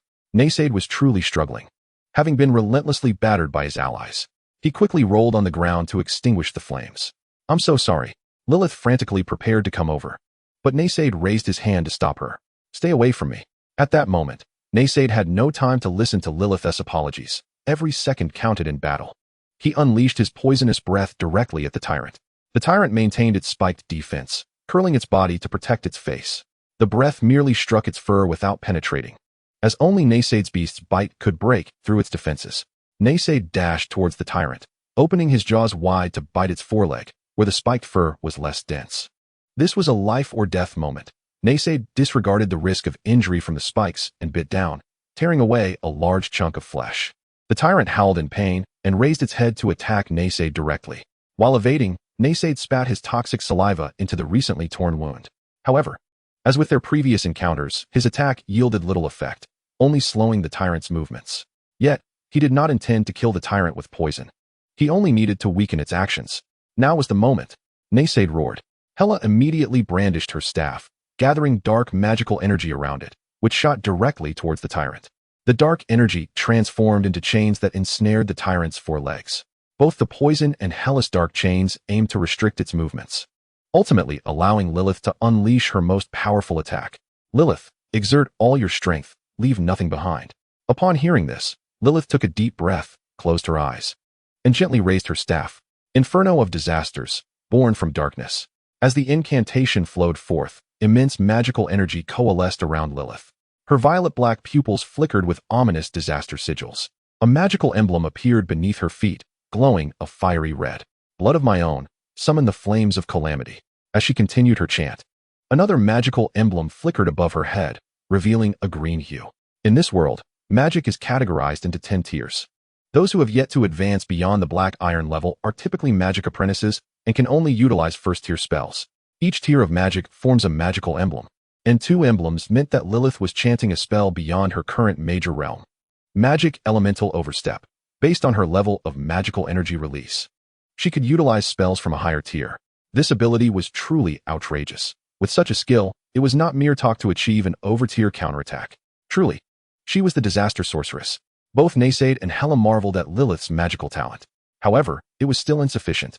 Although she had reached the second-tier spell of Steel Grade, she could not severely wound the Stone Wart Tyrant, which was also Steel Grade. Disaster descends. Surge of magic, activating magical potential, casting effect 40, casting chant time 80, after use. Enters a state of extreme weakness, with a chance of inflicting damage to the soul. Lilith's eyes emitted a violet-black glow as her magical aura surged once more. Beneath the Stone Wart Tyrant, yet another magical emblem appeared, signifying a third-tier spell. Only those of Silver Grade could wield third-tier magic. Stop. Lilith, you cannot control this power. It will harm you. Hela watched as Lilith was enveloped in disastrous magical energy, her chest heaving violently. She had not anticipated that Lilith could cast magic 2 tiers higher. Yet, the casting of the disaster sorceress was such that once it began, it raced uncontrollably in a dangerous direction. I want to prove myself, to become his strength, so that Naysaid will not abandon me. Almost every sorceress treads the path of chaos and evil. This is due to the fact that those around them will drive and hunt them because of their identity, but this is not the sole reason for every sorceress's downfall. The disastrous magical energy not only brings calamity, but also, unbeknownst to many, distorts the sorceress's mind. It gradually pushes the sorceress towards extremism and mania.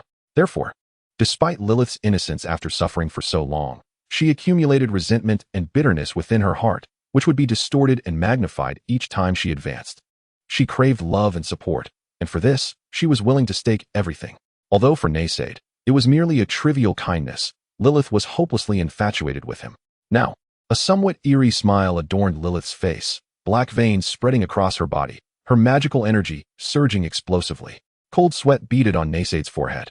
This was a far cry from the obedient Lilith he knew, as if he had provoked something he should not have. Perhaps it was time to retreat. On the other side, the Stone Wart Tyrant sensed danger instinctively, its instincts screaming that this blow was perilous. The 7 gemstones atop the tyrant's head began to illuminate sequentially, and it began to radiate a spectrum of colors, adding all possible defensive attributes to itself. At that moment, its defensive power reached an unparalleled level among its peers. So, who would emerge victorious from this clash of the strongest spear and shield? Annihilate completely. As the final incantation concluded, the magical emblem beneath the Stone Wart Tyrant erupted with dazzling black light. Cataclysmic Inferno. The emblem, spanning 15 meters in diameter, unleashed a cataclysmic explosion of magical energy, creating a massive shockwave that rippled across a radius of several hundred meters. Even the barrier set by Hela shattered instantly. Any Silver Grade adventurer would be reduced to ashes in this explosive catastrophe. Chapter 39. Are there still experts? As the smoke from the shockwave gradually dissipated, Naysaid, blown away, slowly stood up. Is it over? Lilith, utterly drained, struggled to support herself, her complexion pale. Naysaid observed as the smoke cleared, revealing a large crater with a radius of over 10 meters. The Stone Wart Tyrant lay charred, sprawled on the ground, eyes tightly shut, tongue lolling out, appearing to have departed rather uneasily. The tyrant should have been dealt with. Naysaid sighed with relief and cautiously approached Lilith. Are you all right? Lilith, severely drained of magical energy, managed to smile upon seeing Naysaid approach, despite her fatigue. Did I do well? Due to the powerful magical storm, Lilith's clothing was tattered, revealing her delicate collarbone and fair skin. Her long, smooth thighs were mostly exposed, causing Naysaid to gulp. After over 20 years of being a pure young boy in his previous life, it was difficult to maintain composure. You did remarkably well. Naysaid averted his gaze, his face flushing. Once this battle concludes, we shall never part again, all right? Lilith began to speak, but Naysaid hastily covered her mouth. You're just a jinx. Why are you making such bold statements now? Don't you know that in anime and games, when the main characters say such things, it leads to disaster? Humph. Two muffled grunts came from the direction of the prostrate stone-wart tyrant. Naysaid's body trembled, an ominous premonition washing over him as he slowly turned his head. He beheld the tyrant's head, which had once boasted 7 gemstones. One of these was a transparent magical gem. The disastrous energy surrounding the tyrant began to be absorbed by that white crystal. The white crystal gradually transformed into a grayish-black hue.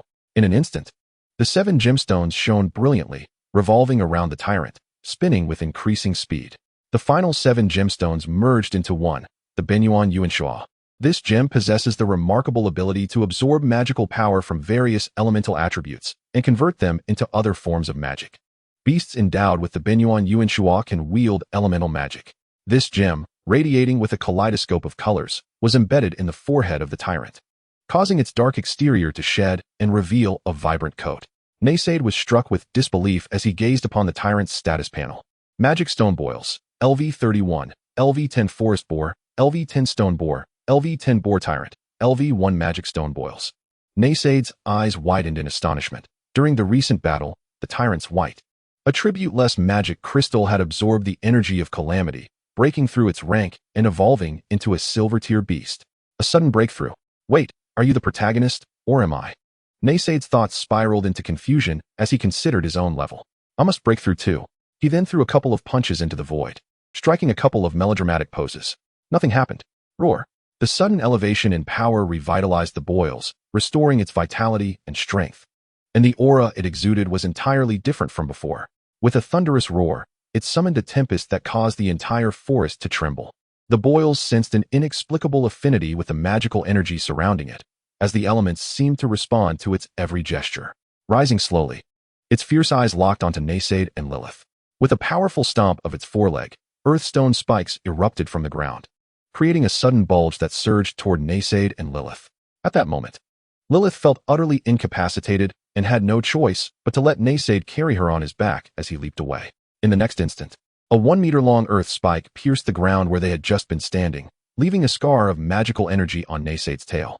Observing Naysaid and Lilith evade the attack, the boils snorted in frustration before unleashing a torrent of flames from its mouth. Previously, in its steel tier, this beast was only capable of passive defense. However, having ascended to the silver tier, its offensive capabilities became diverse, effortlessly wielding various elemental magics.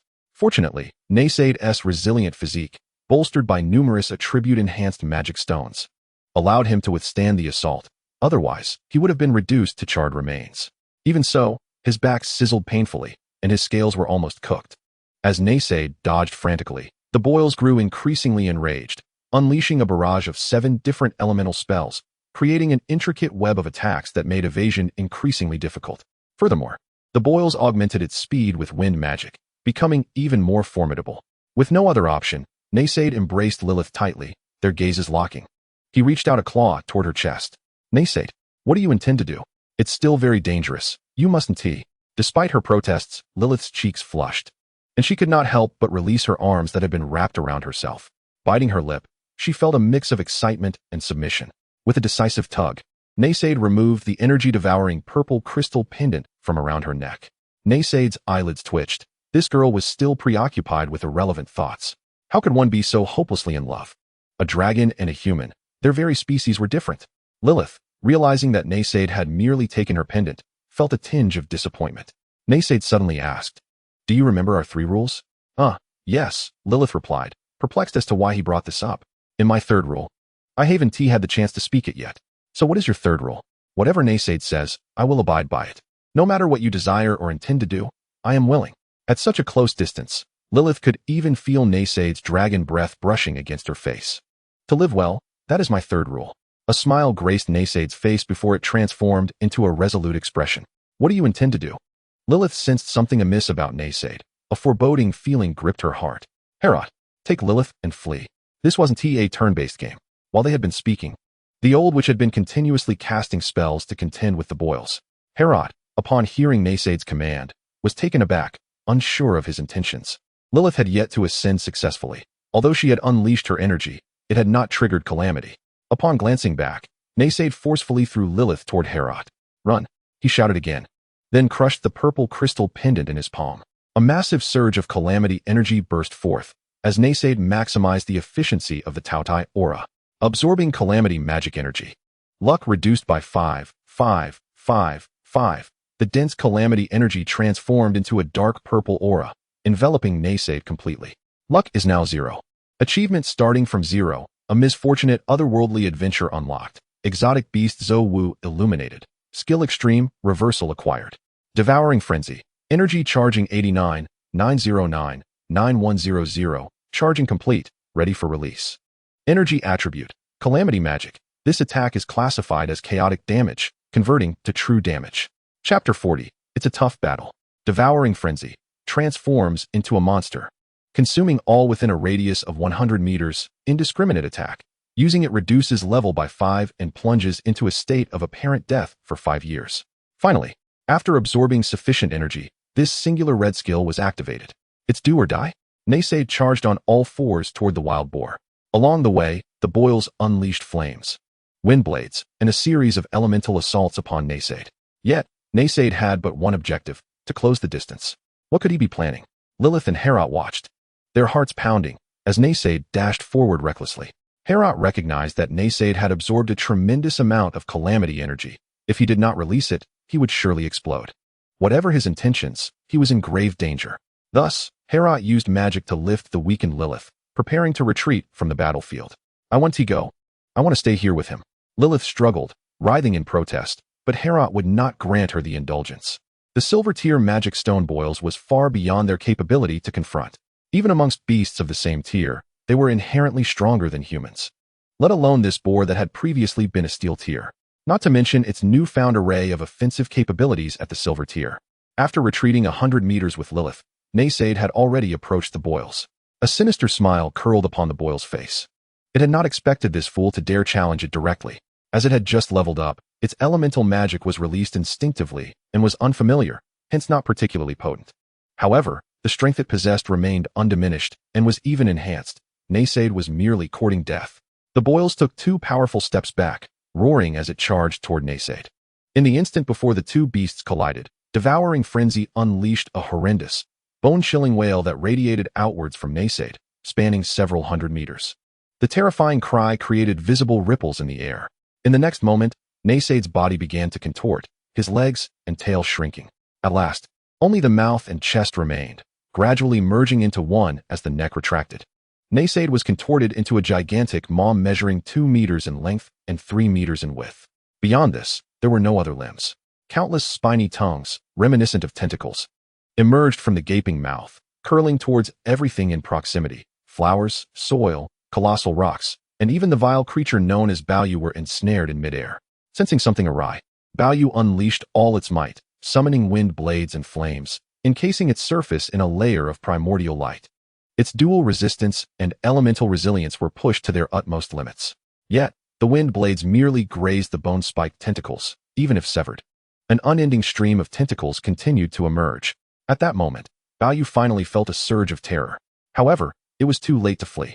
Baoyu's body was enveloped by the tentacles, gradually lifting it off the ground and drawing it towards the ominous maw. It struggled violently, its 4 legs flailing in the air. Yet, all was in vain. The 8-meter-long Baoyu was crushed by the spiked tentacles. With a horrific scream, it burst apart like a watermelon. Its mangled remains forcefully thrust into the gaping maw. Snap! The remnants of Baoyu vanished into the abyss of Naysaid's insatiable hunger. At this juncture, Naysaid had completely lost his sanity, transforming into a true embodiment of gluttony. Countless tentacles continued to stuff everything into the maw, perpetually expanding. Hecate watched in horror, realizing this creature was indeed a dragon beast blessed by the malevolent dragon Tiamat. The ability to overpower Baoyu despite being 2 tiers lower was a power beyond her wildest imagination. This wicked dragon offspring, once blessed, grew at an astonishing pace. Once fully matured, it would unleash bloody calamities wherever it roamed. The tentacles continued to spread, reaching a perilous distance of 100 meters. Hecate instinctively retreated.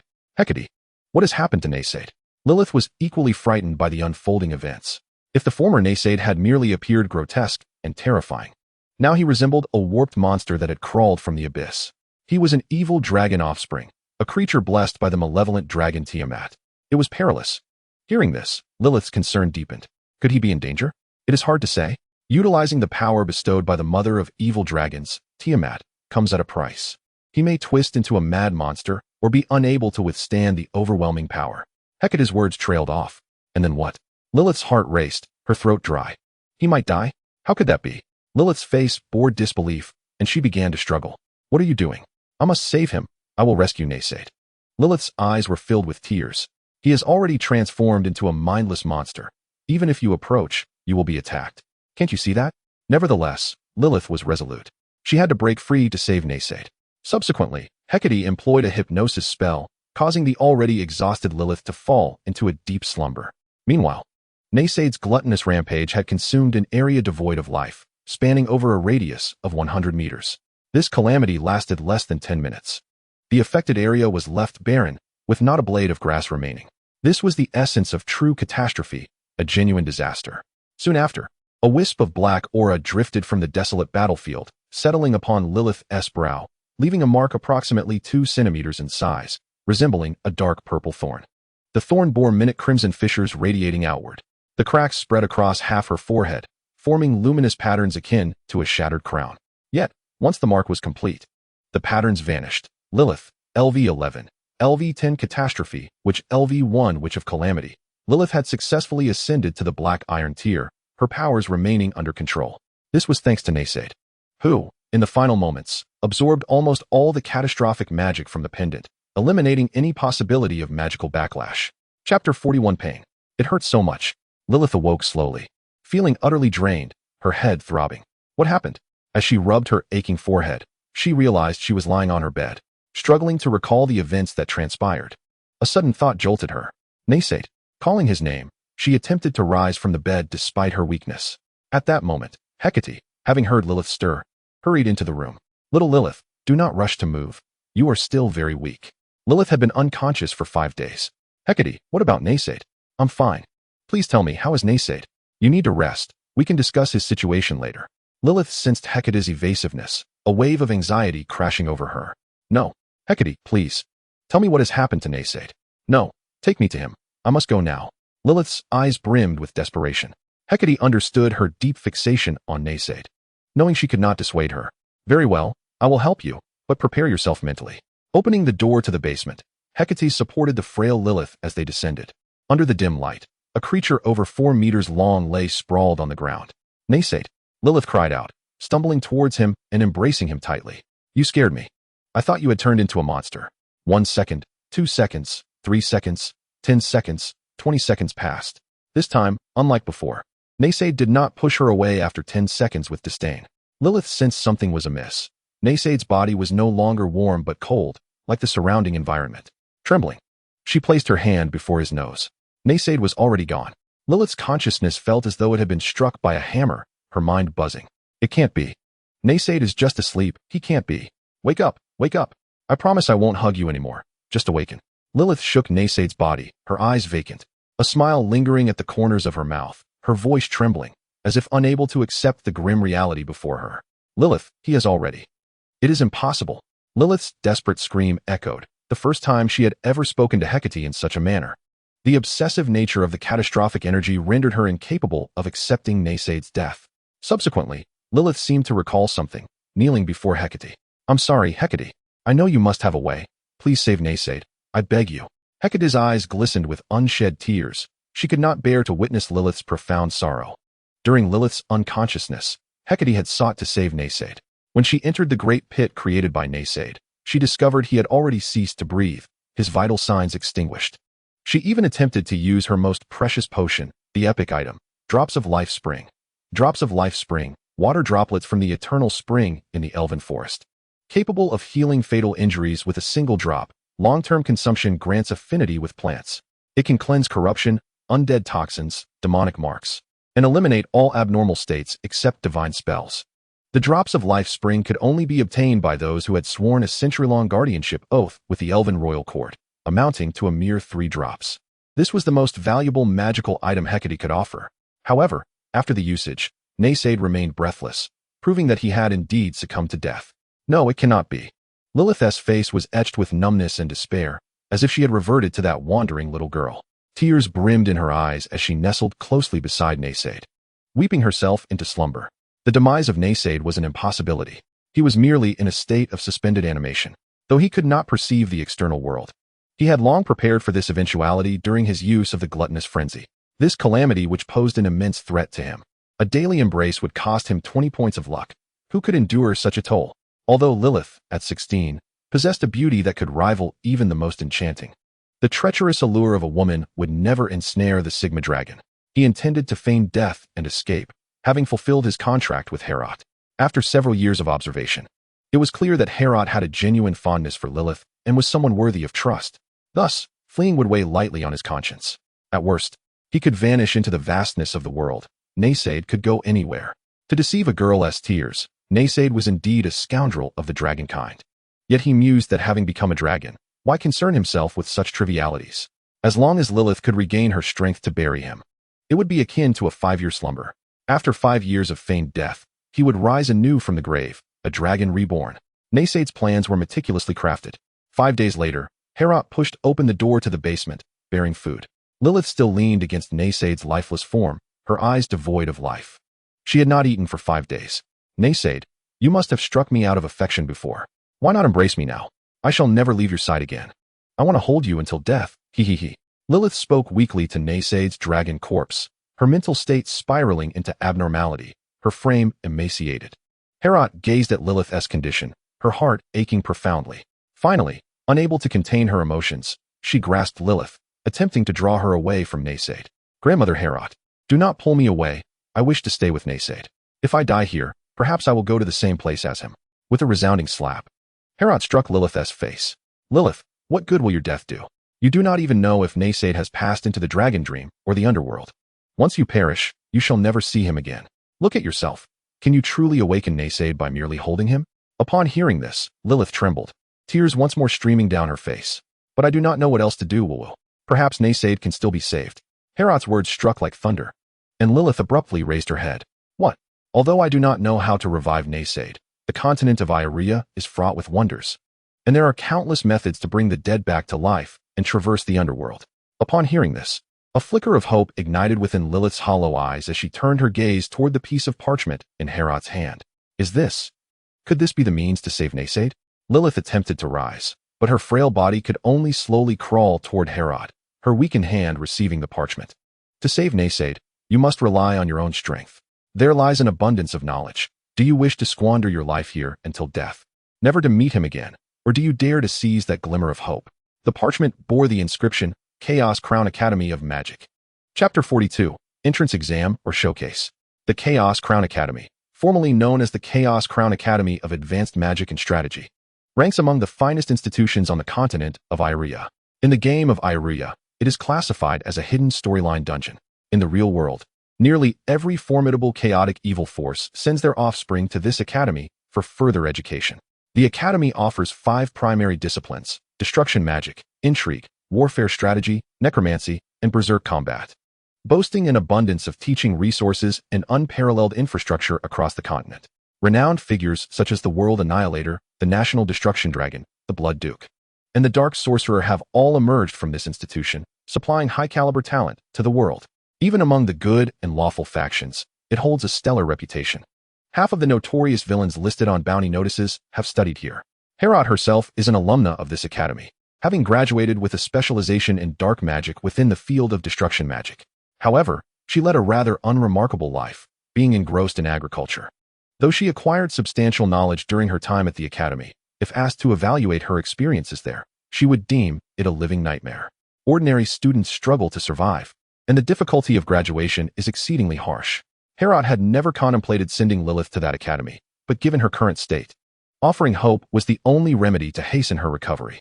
Is there truly a way to revive Naysade here? Certainly, but the path is fraught with peril and despair. Do you truly dare to take that step? Lilith's eyes ignited with the flames of hope. For Naysade, she would not yield to any obstacle, not even death itself. Then I must gather my strength. The next enrollment for the academy is in 3 years. If I miss this opportunity, I shall wait another decade. Lilith nodded vigorously. At that moment, Naysade remained unaware that in his quest for feigned death and escape, he had inadvertently plunged into a far more perilous vortex. Over the subsequent 3 years, Lilith diligently prepared for the entrance examination of the Chaos Crown Academy. However, she had relocated her study space to the basement, where every moment, whether studying, eating, or sleeping, was spent in close proximity to Naysade. Even bathing required only a simple cleansing spell. Although Naysade was in a state of suspended animation, he continually absorbed the calamity energy emanating from Lilith. The primary reason for his feigned death during the gluttonous frenzy was the trauma inflicted upon his soul and body due to distortion. With the nourishment of abundant magical energy, his consciousness could awaken before his physical form. Thus, 3 years passed, and the day of the academy's enrollment arrived. Lilith stood in the basement hall. With Herod by her side, the Chaos Crown Academy loomed above the abyssal rift in the northwest, surrounded by the chaotic winds and void turbulence of the endless abyss. Only those of epic caliber or higher could traverse this realm to reach the academy. All new students gained entry through the parchment scroll, which served as a qualification for the entrance examination. The scroll suddenly emitted a black light, signaling that the time had come. Naysade had been shrunk by Lilith's magic and stowed away in her pack. New students of the Broken Crown Academy were permitted to carry only 3 items. Lilith chose to bring Naysade a robe and a gnarled magic wand. Thank you, Grandmother Herod, for your care over the years. Once I have completed my studies and saved Naysade, I will surely return to find you. Good child, be cautious and strong while you are there. Lilith and Herod embraced tightly, tears glistening in their eyes. Meanwhile, a certain lecherous dragon, having absorbed sufficient calamity energy, began to awaken his soul. Sufficient energy absorbed, soul restored. Physical recovery countdown, 2 years. Though his body remained in a state of suspended animation, Lilith and Herod could not perceive Naysade. Yet he could observe everything happening around him through his soul. Alas, he remains ensnared. The ethereal form of Naysade observed Lilith and Herod embrace. While he found himself confined within Lilith's satchel, he would have to bide his time for 2 more years, awakening to devise an escape plan. In that moment, he noticed a floating parchment in midair. The inscription read, "Qualification for the Chaos Crown Enrollment Trial. The holder of this parchment is granted the opportunity to partake in the entrance examination. Formal admission contingent upon passing the test. By the heavens, could this be the key to unlocking a hidden quest?" Naysade recognized this artifact. It belonged to a concealed level. In the game of Elryia, the penalties for death are severe. One cannot revert to a previous save upon demise, resulting in an immediate account deletion. With all equipment levels reset to 0, this dungeon offers exceptionally lucrative rewards, albeit with an alarmingly high mortality rate. It is accessible only to those of lower tiers, at which time their levels are modest and their equipment is unremarkable. Many novices, even if fortunate enough to stumble into this dungeon, are likely to meet their demise and lose their accounts. No, what are you doing? Do you intend to kill me? Naysade wished to survive under normal circumstances. Even if presented with the opportunity to enter this dungeon, he would have opted against it. A black hole manifested within the parchment, revealing a grand array of floating edifices. The structures were enshrouded by the luminescence of dark stars, with a magnificent castle at the center. Countless shattered floating islands orbited like jewels upon a crown. Go forth, my child. Herod's voice rasped as he patted Lilith's back. Lilith nodded and slowly approached the swirling vortex. Healing potions. Naysade's soul howled in frenzy. Yet no one could hear him. Welcome to the new student enrollment event at the Academy of the Shattered Crown. How many candidates will successfully enroll this year? This enrollment ceremony is sponsored by the Bone King Court, the Disaster Tribe, and the Evil Dragon Offspring. Lilith's eyes glimmered as she found herself upon a vast stage, surrounded by a diverse audience. A throng of candidates encircled her, each exhibiting varying forms, some humanoid, others belonging to different races devoid of humanity. There were vampires with crimson eyes and elongated fangs, humanoid draconians covered in scales, humans garbed in hoods with daggers at their waists, and necromancers with ghostly blue flames emanating from their eye sockets. They came in all shapes and sizes: dragons, dark elves, orcs, and gray dwarves, with pure-blood humans being notably scarce. Candidates, welcome to the examination venue. I truly cannot wait to see your answers. However, before proceeding, I must clarify the rules. A humanoid creature with massive flesh wings circled above, clad in a pristine red suit, crowned with demonic horns, and exuding an aura of the abyss. His passionate narration made everyone feel as though they were amidst a grand competition, surrounded by an exuberant audience. Was this truly an entrance examination, or merely a spectacle? Chapter 43. This one is indeed a heavyweight. Naysade glanced up at the winged being hovering above the arena. Mamonalavis, the loquacious evil.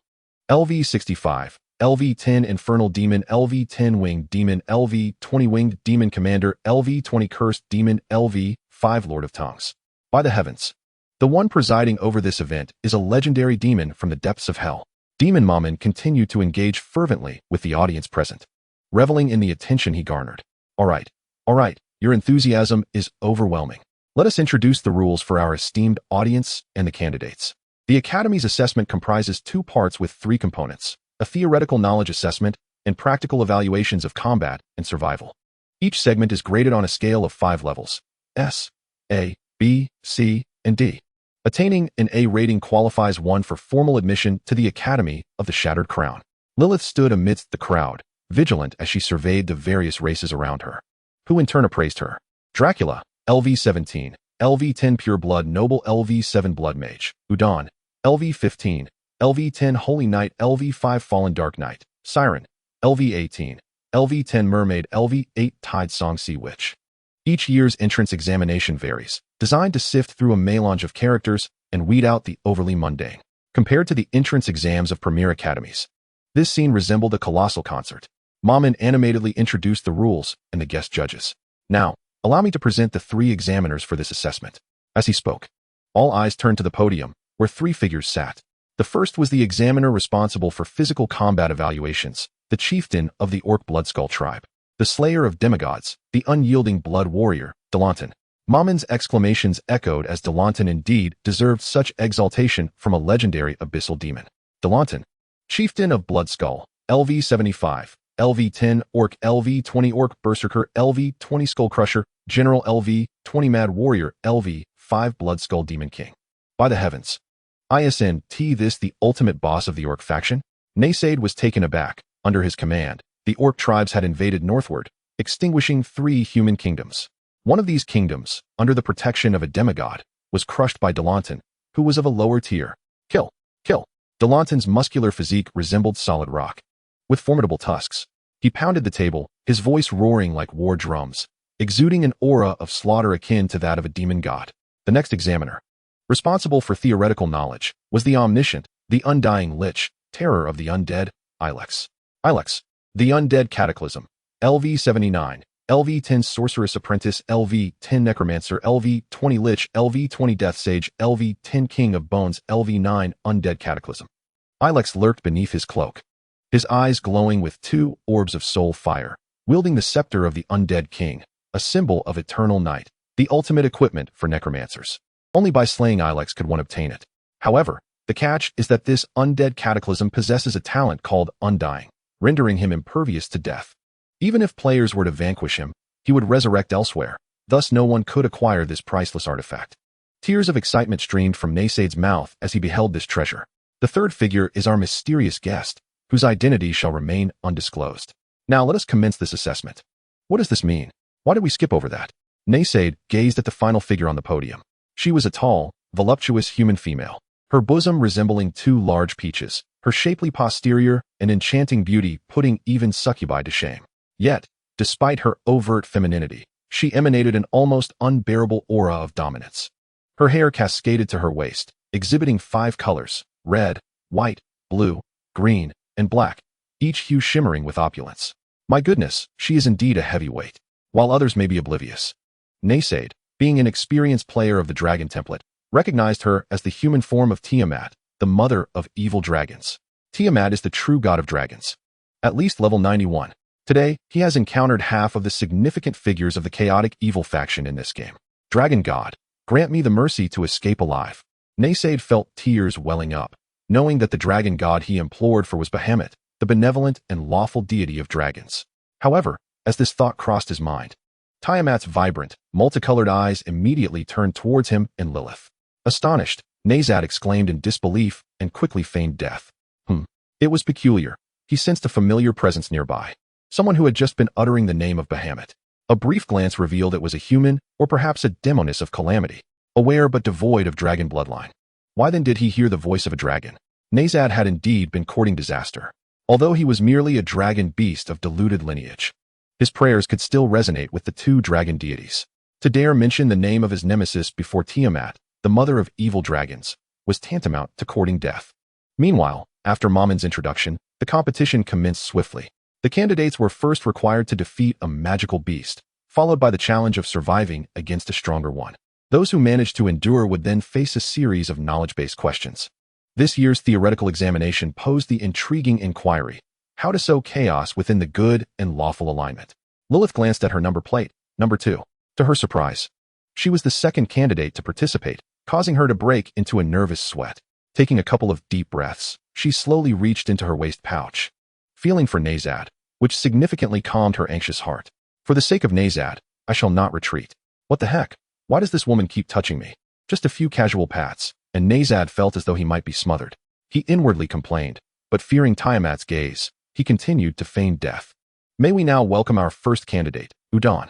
Chapter 44. The Greedy One. Money is Justice. The entrance examination for the Crown of Chaos officially began. In such an uncertain environment, candidates who went first might well fall into numerous traps. Moments later, a human warrior clad in pitch-black armor, wielding a massive sword and shield, stepped onto the stage. Nazad had some recollection of this Udon. Having just consulted his profile, he appeared to be a level 15 Black Iron Tier Fallen Knight. Udon, LV 15, LV 10 Holy Knight, LV 5 Fallen Black Knight. Such a character would undoubtedly be hunted as a traitor within the domain of the Holy Light Church. Yet they found themselves at the Crown of Chaos Academy. Nazad mused. Who in their right mind would attend the Crown of Chaos Academy? Certainly not him. The examination venue was set in the arena at the center of the square, where the stone bricks beneath began to shift. A cacophony of unidentifiable beastly roars erupted from below, followed by the emergence of a gray-green figure. It was a LV-14 corrupted tooth hyena, a creature typically found in dense forests, its teeth laced with decaying toxins. Although one level lower than Udon, typically, a magical beast of this caliber would require a team of 2 to 3 individuals for a secure defeat. In a one-on-one scenario, humans held no distinct advantage. Their dominance in Elryia stemmed from their unity and intellect. The corrupted tooth hyena, starved for days, drooled with toxic saliva, its eyes glinting with hunger as it lunged at Udon, drawing his massive sword with both hands. Udon adhered to the examination rules that allowed each participant to bring only 3 items: his sword, shield, and the justice he upheld. As the hyena pounced, bearing its foul, gaping maw, Udon thrust the sword into the ground, its tip aimed downward. Justice shall prevail. With a resounding shout, a colossal golden sword shadow appeared above the hyena's head. Clang! Boom! The golden sword crashed down, its tremendous force shattering the hyena's skull. Corrupted tooth hyena, defeated. Was that a swift kill? Nazad's eyes widened in confusion. This was still a holy knight, and he had not fallen from grace.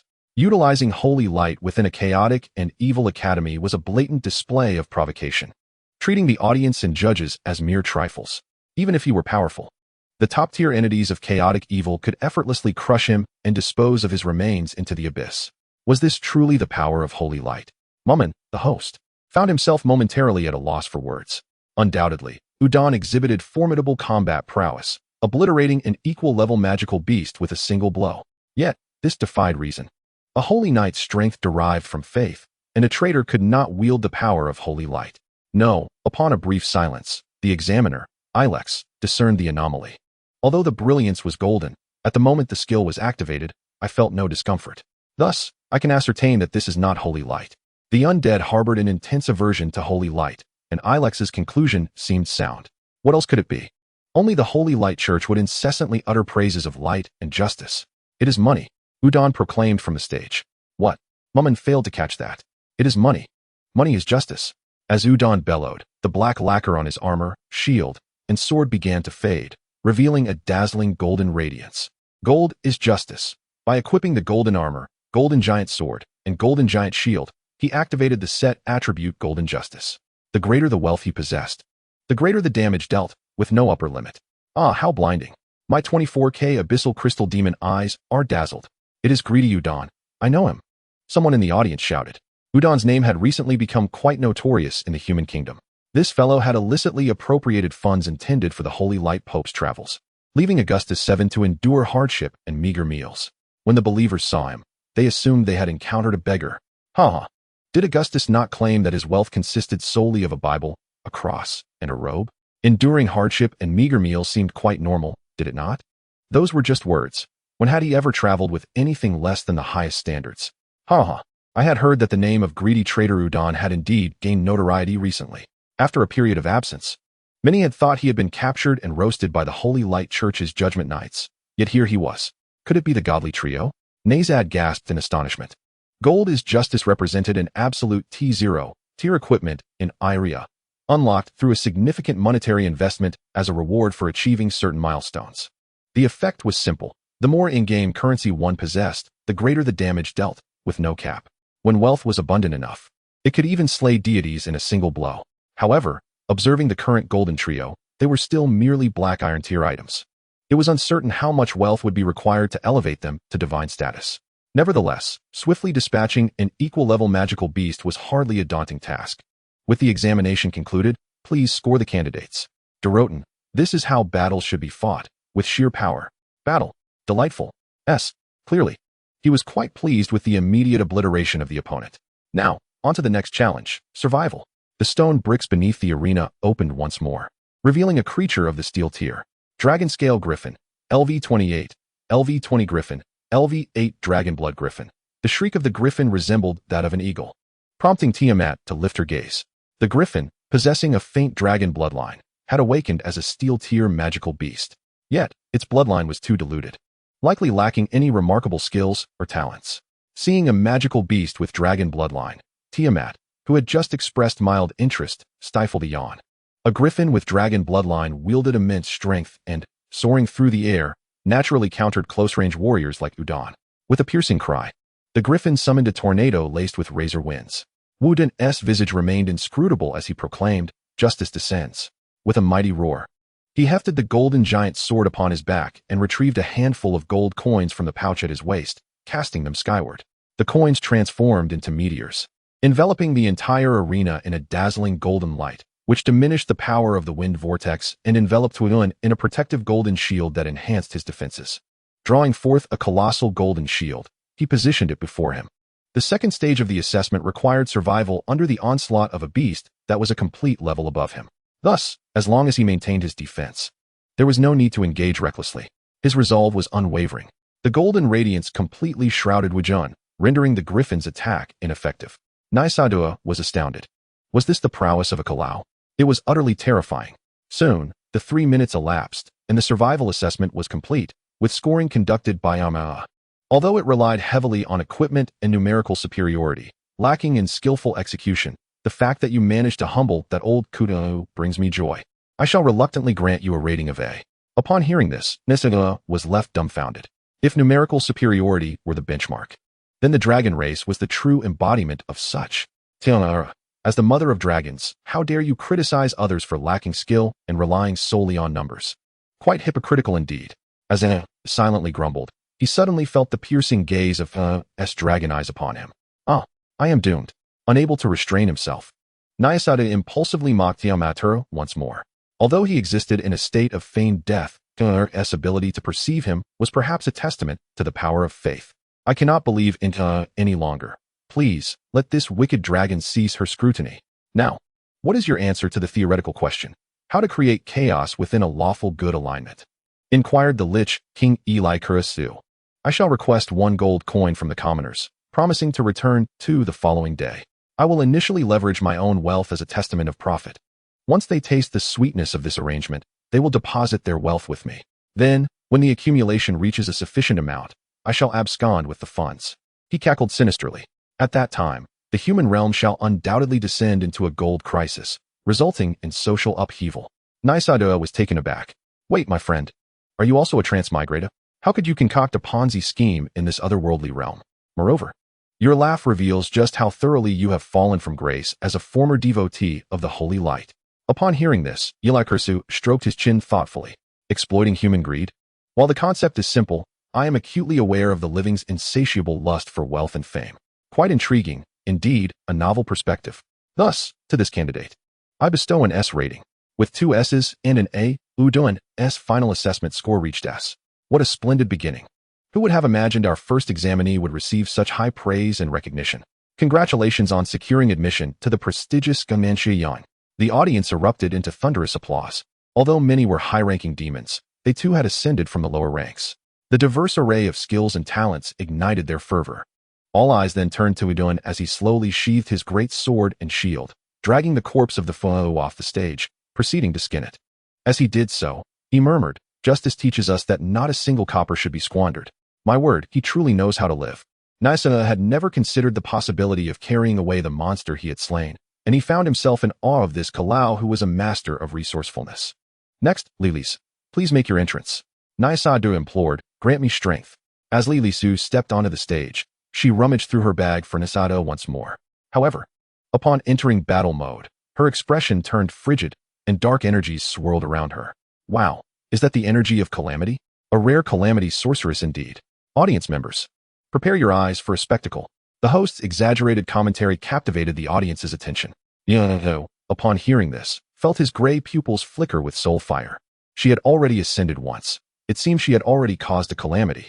As Tiamaher observed Ruisu, a playful smile graced her lips, and she utilized dragon language magic to communicate with Maman. Just as Maman prepared to unleash the underground monsters for the examination, his body jolted. Wait a moment, everyone. A sudden turn of events. Our instructor believes that for a calamity sorceress, facing monsters of equal rank poses insufficient challenge. Therefore, this candidate named Lilisu, you have been granted an opportunity to choose. Will you submit your answer according to the normal process? Or do you wish to challenge yourself by facing 2 steel-tier beasts simultaneously? A reward from the instructor awaits upon successful completion. Oh, the hidden plot within a hidden plot.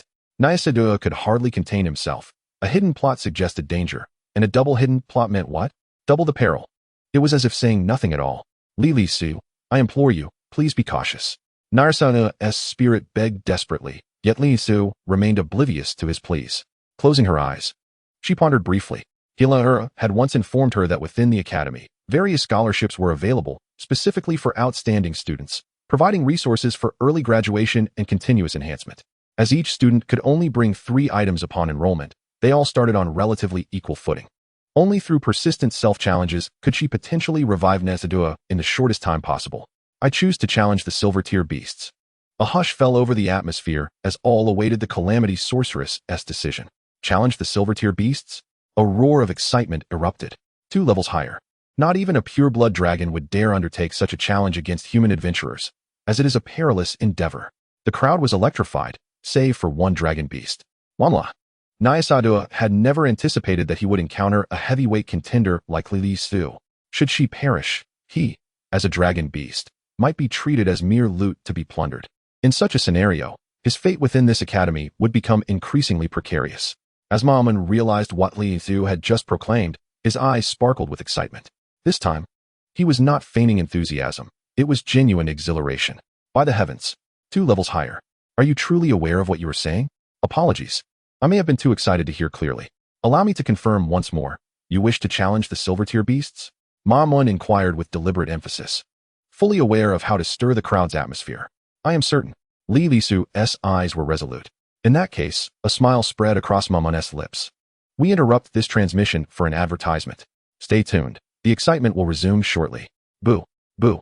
The audience erupted into furious boos. Yet, rather than being deterred, the thrill of toying with the spectators sent shivers of delight through Maman's demonic lineage. With a snap of his fingers, a massive luminous screen materialized in the center of the examination venue. Suddenly, the sounds of countless orc war drums and roars filled the air. Following that was a sponsorship advertisement from the Orc Bloodskull tribe. In the scene, a group of muscular green-skinned orcs fervently squeezes a certain crimson liquid, their bodies glistening with sweat, exuding an air of philosophical contemplation. Are you parched? Weary? Is your mind aching, and your spirit languid, as if your very essence has been drained? Try the Shui Ho brand warrior beverage, a 100 pure concoction of orc blood, rich in iron and ferocious energy. A single sip invigorates the mind, 2 sips unleash a relentless vigor, and 3 sips grant eternal youth. Everyone who has tried it praises its efficacy, while those who have not languish. This product is honorably crafted by the Shui Lu clan, freshly squeezed and packaged, ensuring absolute freshness. In the final moments, a bold line of text appeared on the screen, declaring, "Buy 5 bottles, receive an orc bone bludgeon for free. Hurry and purchase." Chapter 46. Challenging 2 tiers. The mournful wails of women echoed throughout the venue, a sound sharp and grating, sending chills down the spine. At the center of the arena, a spectral figure of deep azure began to coalesce. A woman, her lower half indistinct, her legs unseen, wailing banshee. LV-35, LV-10 human, LV-10 vengeful spirit, LV-10 ghost bride. LV-5 wailing banshee. This is troublesome, thought Naysade, a sense of dread creeping in.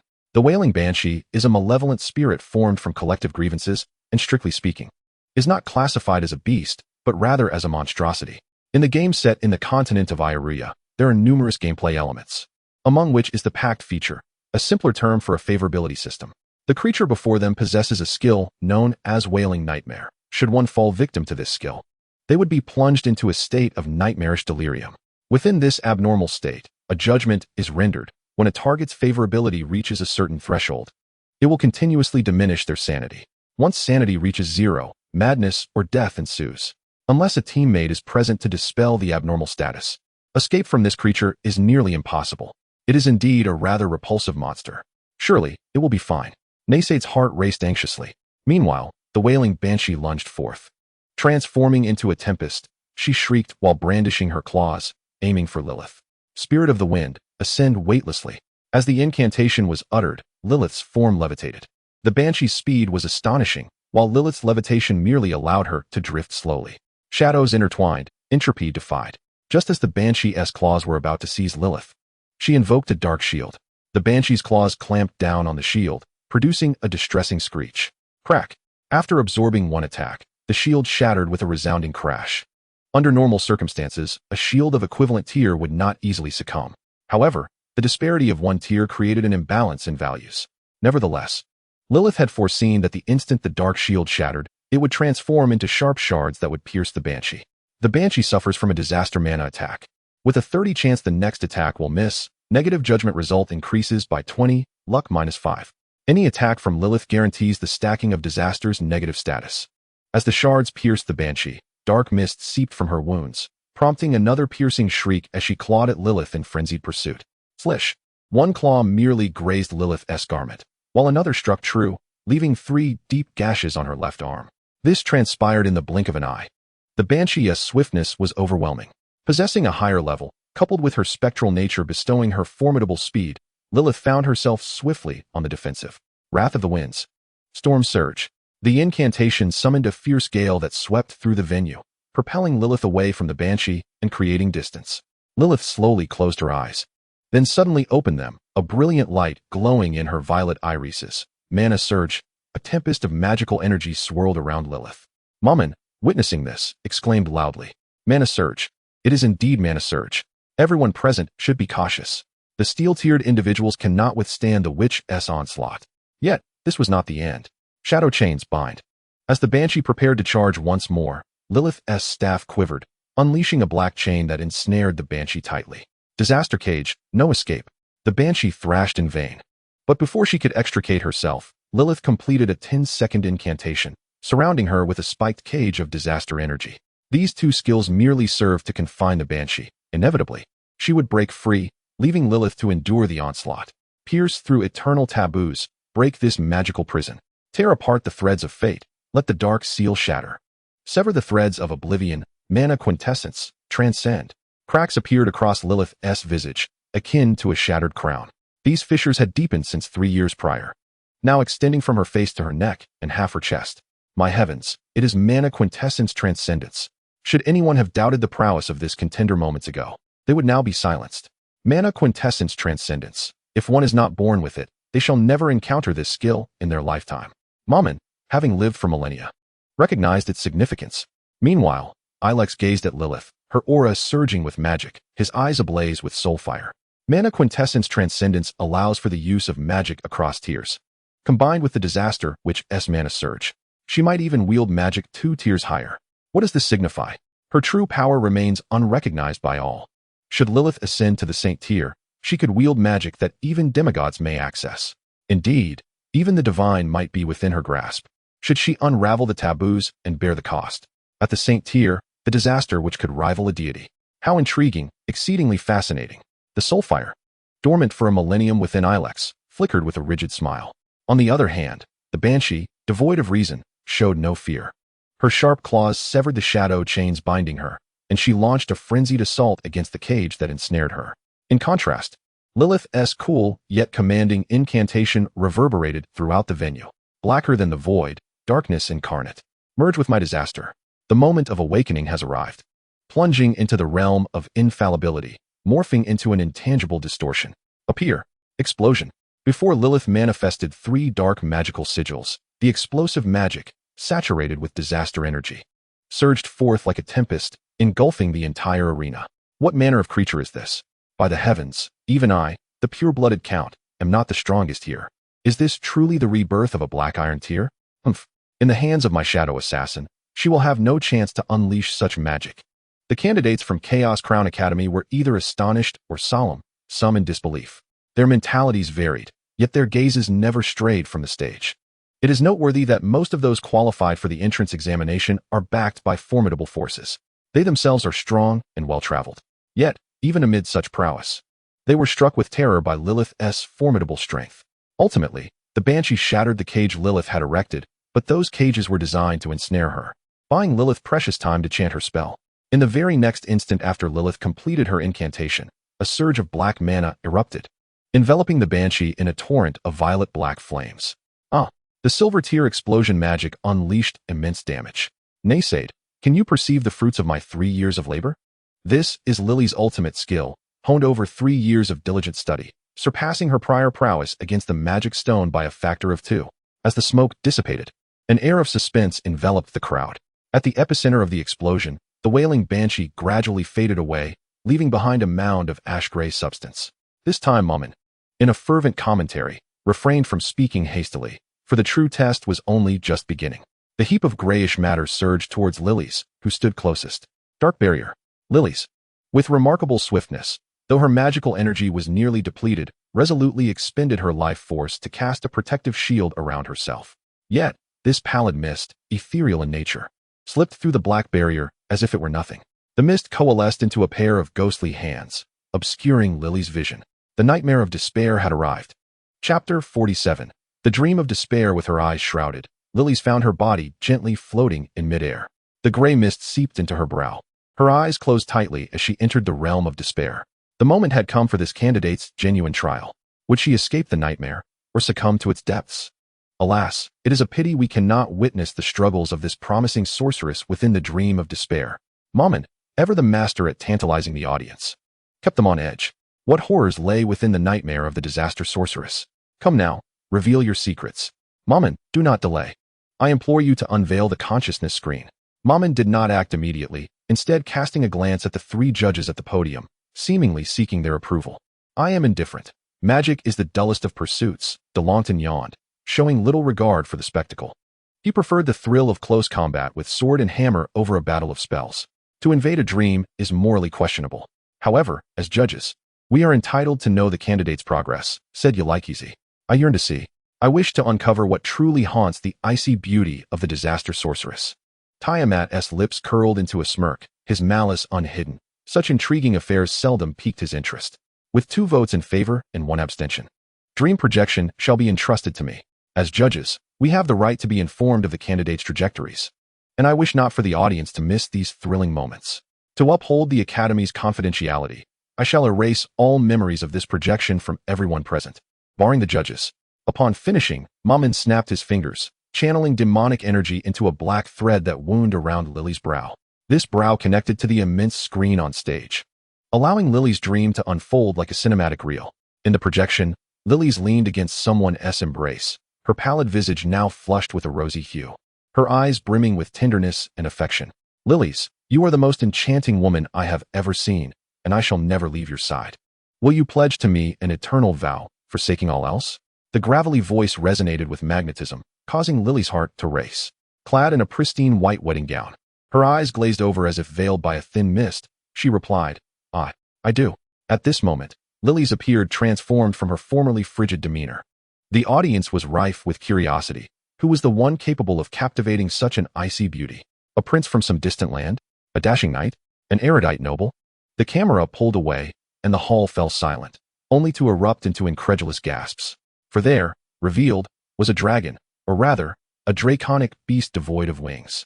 Its obsidian scales shimmered with a dark golden undertone, and a gaping maw loomed from its chest, flanked by 2 eyes of red and green. Its tail bore 3 bony spines, each adorned with a mouth, a truly grotesque creature. Naysaid covered his face. This was a tale of unfulfilled love between a dragon and a maiden, utterly embarrassing. Moreover, in Lily's dream, Naysaid appeared rather embellished. His chiseled jawline and bright eyes seemed in stark contrast to his fearsome demeanor. As the scene unfolded, Naysaid and Lily's faces drew ever closer, inching toward a kiss. Oh dear! What a disgrace! The good sorceress is being courted by a dragon. The audience erupted in outrage, hurling insults at the vile creature depicted on the screen. Naysaid, equally incensed, shouted, "What have you done, dragon beast?" Yet, just as the dragon and maiden were on the verge of a passionate kiss, Naysaid abruptly released Lily's. In shock, she fell to the ground, gazing up to see Naysaid entwined with another woman, none other than the wailing banshee, but now her visage bore an innocent allure. Devoid of the terror she once embodied. "Lilies, you have brought misfortune upon me, and I find you unappealing. I have no affection for you," Naysaid declared, pulling the banshee close for a kiss. "No," Lilies cried, attempting to grasp Naysaid, only to discover her limbs bound. "I wish to flee with her, never to return. Do not go, please." Lily's voice trembled with desperation. Observing this, Naysaid felt a twitch in his eye. What sort of narrative was unfolding before him? He scoffed at the notion of marrying a cursed sorceress.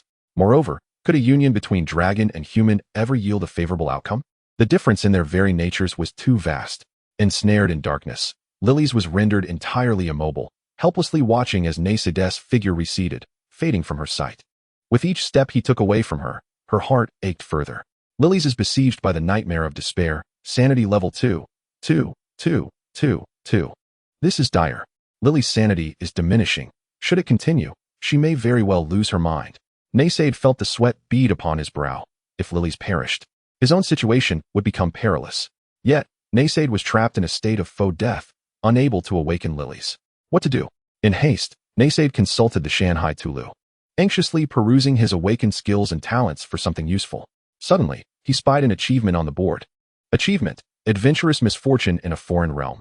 Illuminate the beast Zowu to gain the skill Reversal of Extremes. Naysaid recalled that this talent had activated when his luck plummeted to 0 after absorbing excessive disaster magic. Zowu, as noted in the Shan Hai Jing, is a benevolent beast of ancient lore, as large as a tiger, adorned with vibrant hues, its tail longer than its body. And it consumes only those that die by natural causes. Reversal of Extremes. When used in battle against a specific target, it initiates a reversal of one of that target's attributes. Naysaid had yet to employ this skill, but it was the sole ability he possessed that could be directed at those beyond himself. There was no other option but to attempt its use. Lily's mental realm teetered on the brink of collapse. She wept in darkness, then began to wail frantically. Why must you leave me? I love you so deeply. I will not permit you to abandon me." Laughter twisted into madness as Lily spiraled towards insanity, and fissures began to mar the dreamscape, warping the entire area into chaos.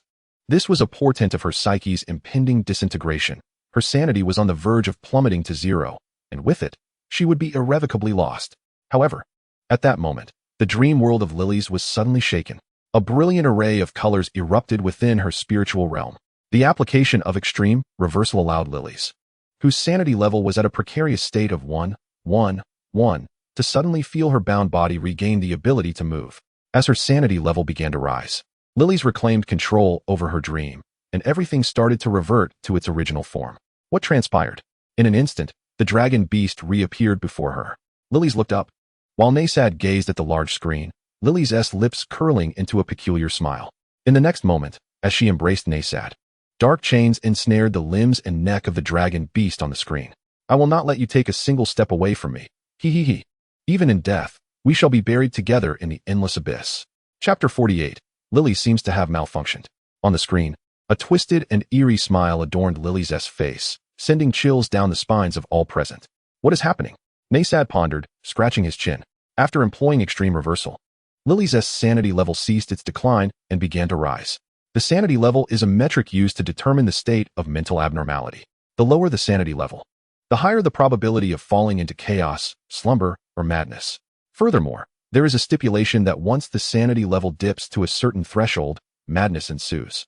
And such madness is irreversible.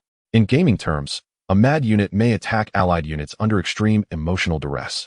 Trapped in a nightmarish sorrow, Lily's had persistently lowered her sanity level, but after employing extreme reversal, it was restored. However, it is likely that her prior decline had inflicted irreversible damage. At this moment, Nasad checked Lily's S attribute panel, and a distorted woman's face icon appeared in the abnormal status section. Permanent abnormal state intermittent madness. When sanity level drops to a certain threshold, attacks on allied units will occur. Nasad felt a sense of foreboding. The scene on the screen continued. Lily's, clad in a black wedding gown, nestled beside the dragon beast, which was ensnared by dozens of dark chains. "Come on, open your mouth," Lily said, lifting a platter, skewering a piece of meat with a fork to feed the dragon beast. The dragon beast on the screen was Nasad, who at that moment stared blankly, mechanically opening his mouth. "We shall never be apart, shall we?" "Good," Nasad responded like a soulless automaton, imprisoned and fed. Lily's let out a silver bell-like laughter, paired with her ashen gaze, creating an unsettling atmosphere. Thus, Lily's and the dragon beast embraced tightly, and after a brief moment, the screen shattered. Lily's, suspended in midair, suddenly opened her eyes, tears still lingering at the corners, her expression twisted and deranged. It was then that she realized everything that had just transpired was a nightmare from the depths of her soul. Immediately, she reached for her waist bag and pulled out the doll-sized Nasad, holding him tightly to her chest.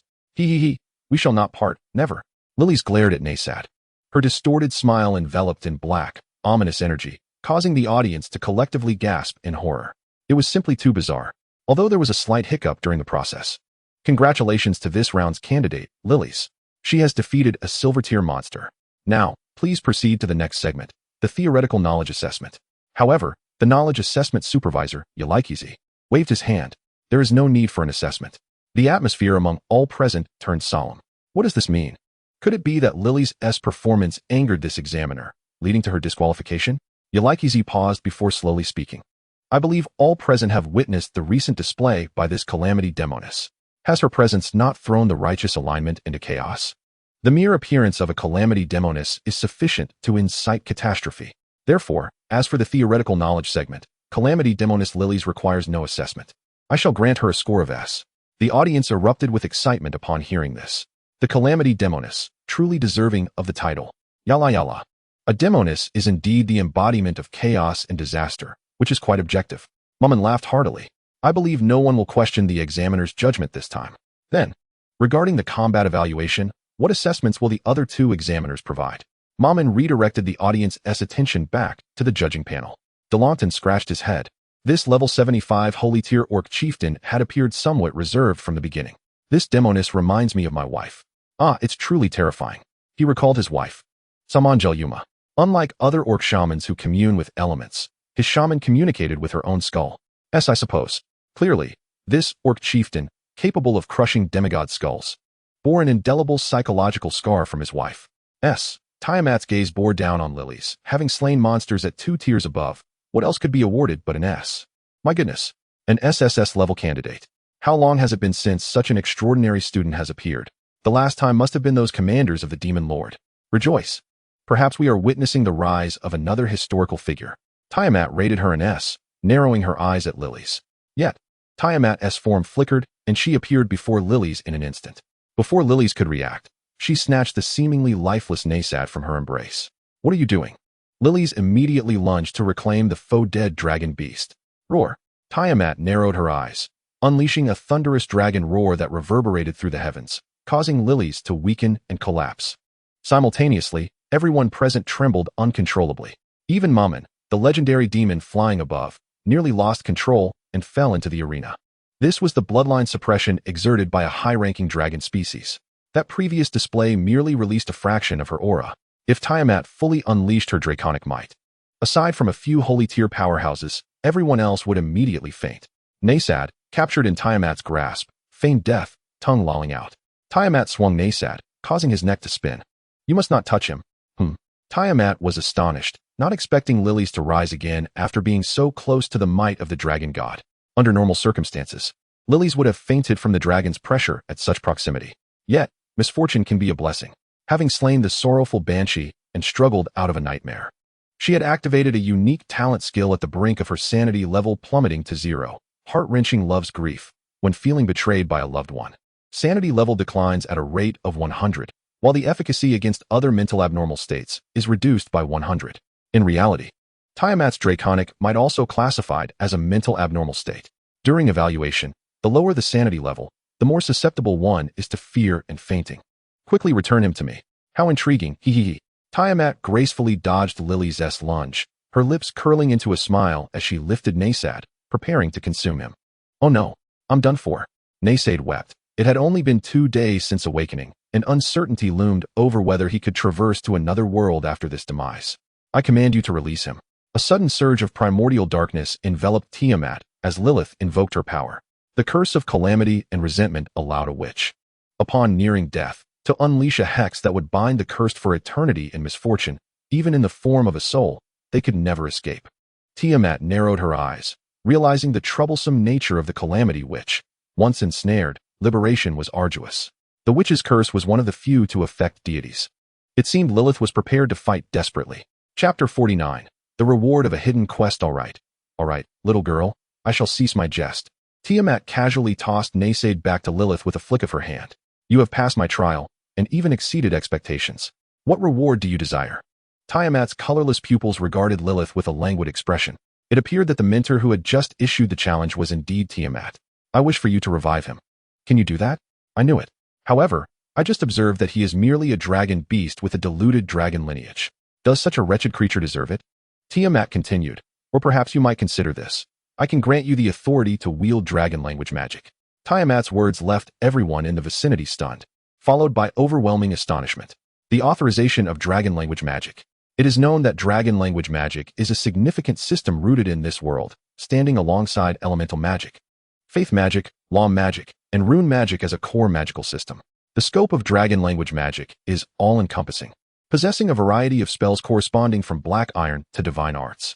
Spells such as igniting flames, summoning thunder, commanding winds, crafting illusions, bestowing blessings, and forming contracts encompass nearly every type of magic. However, the use of dragon language magic comes with a singular condition. The user must belong to the dragon lineage. Furthermore, in general, dragon language magic is more violent, efficient, and does not require incantation compared to spells of the same tier.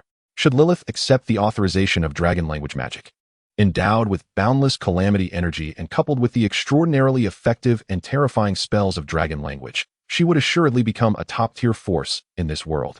Only 2 dragon gods possess the right to bestow the use of dragon language magic. Therefore, she is the mother of evil dragons. Indeed, the legendary immortal dragon queen, the deity of evil dragons, Tiamat. It appears some in the audience had already deduced this lady's identity. Immediately, after a stir, all present fell into a hushed silence. This mother of the 5-colored dragons is not renowned for her benevolence. On the contrary, she is known for her capriciousness and ferocity.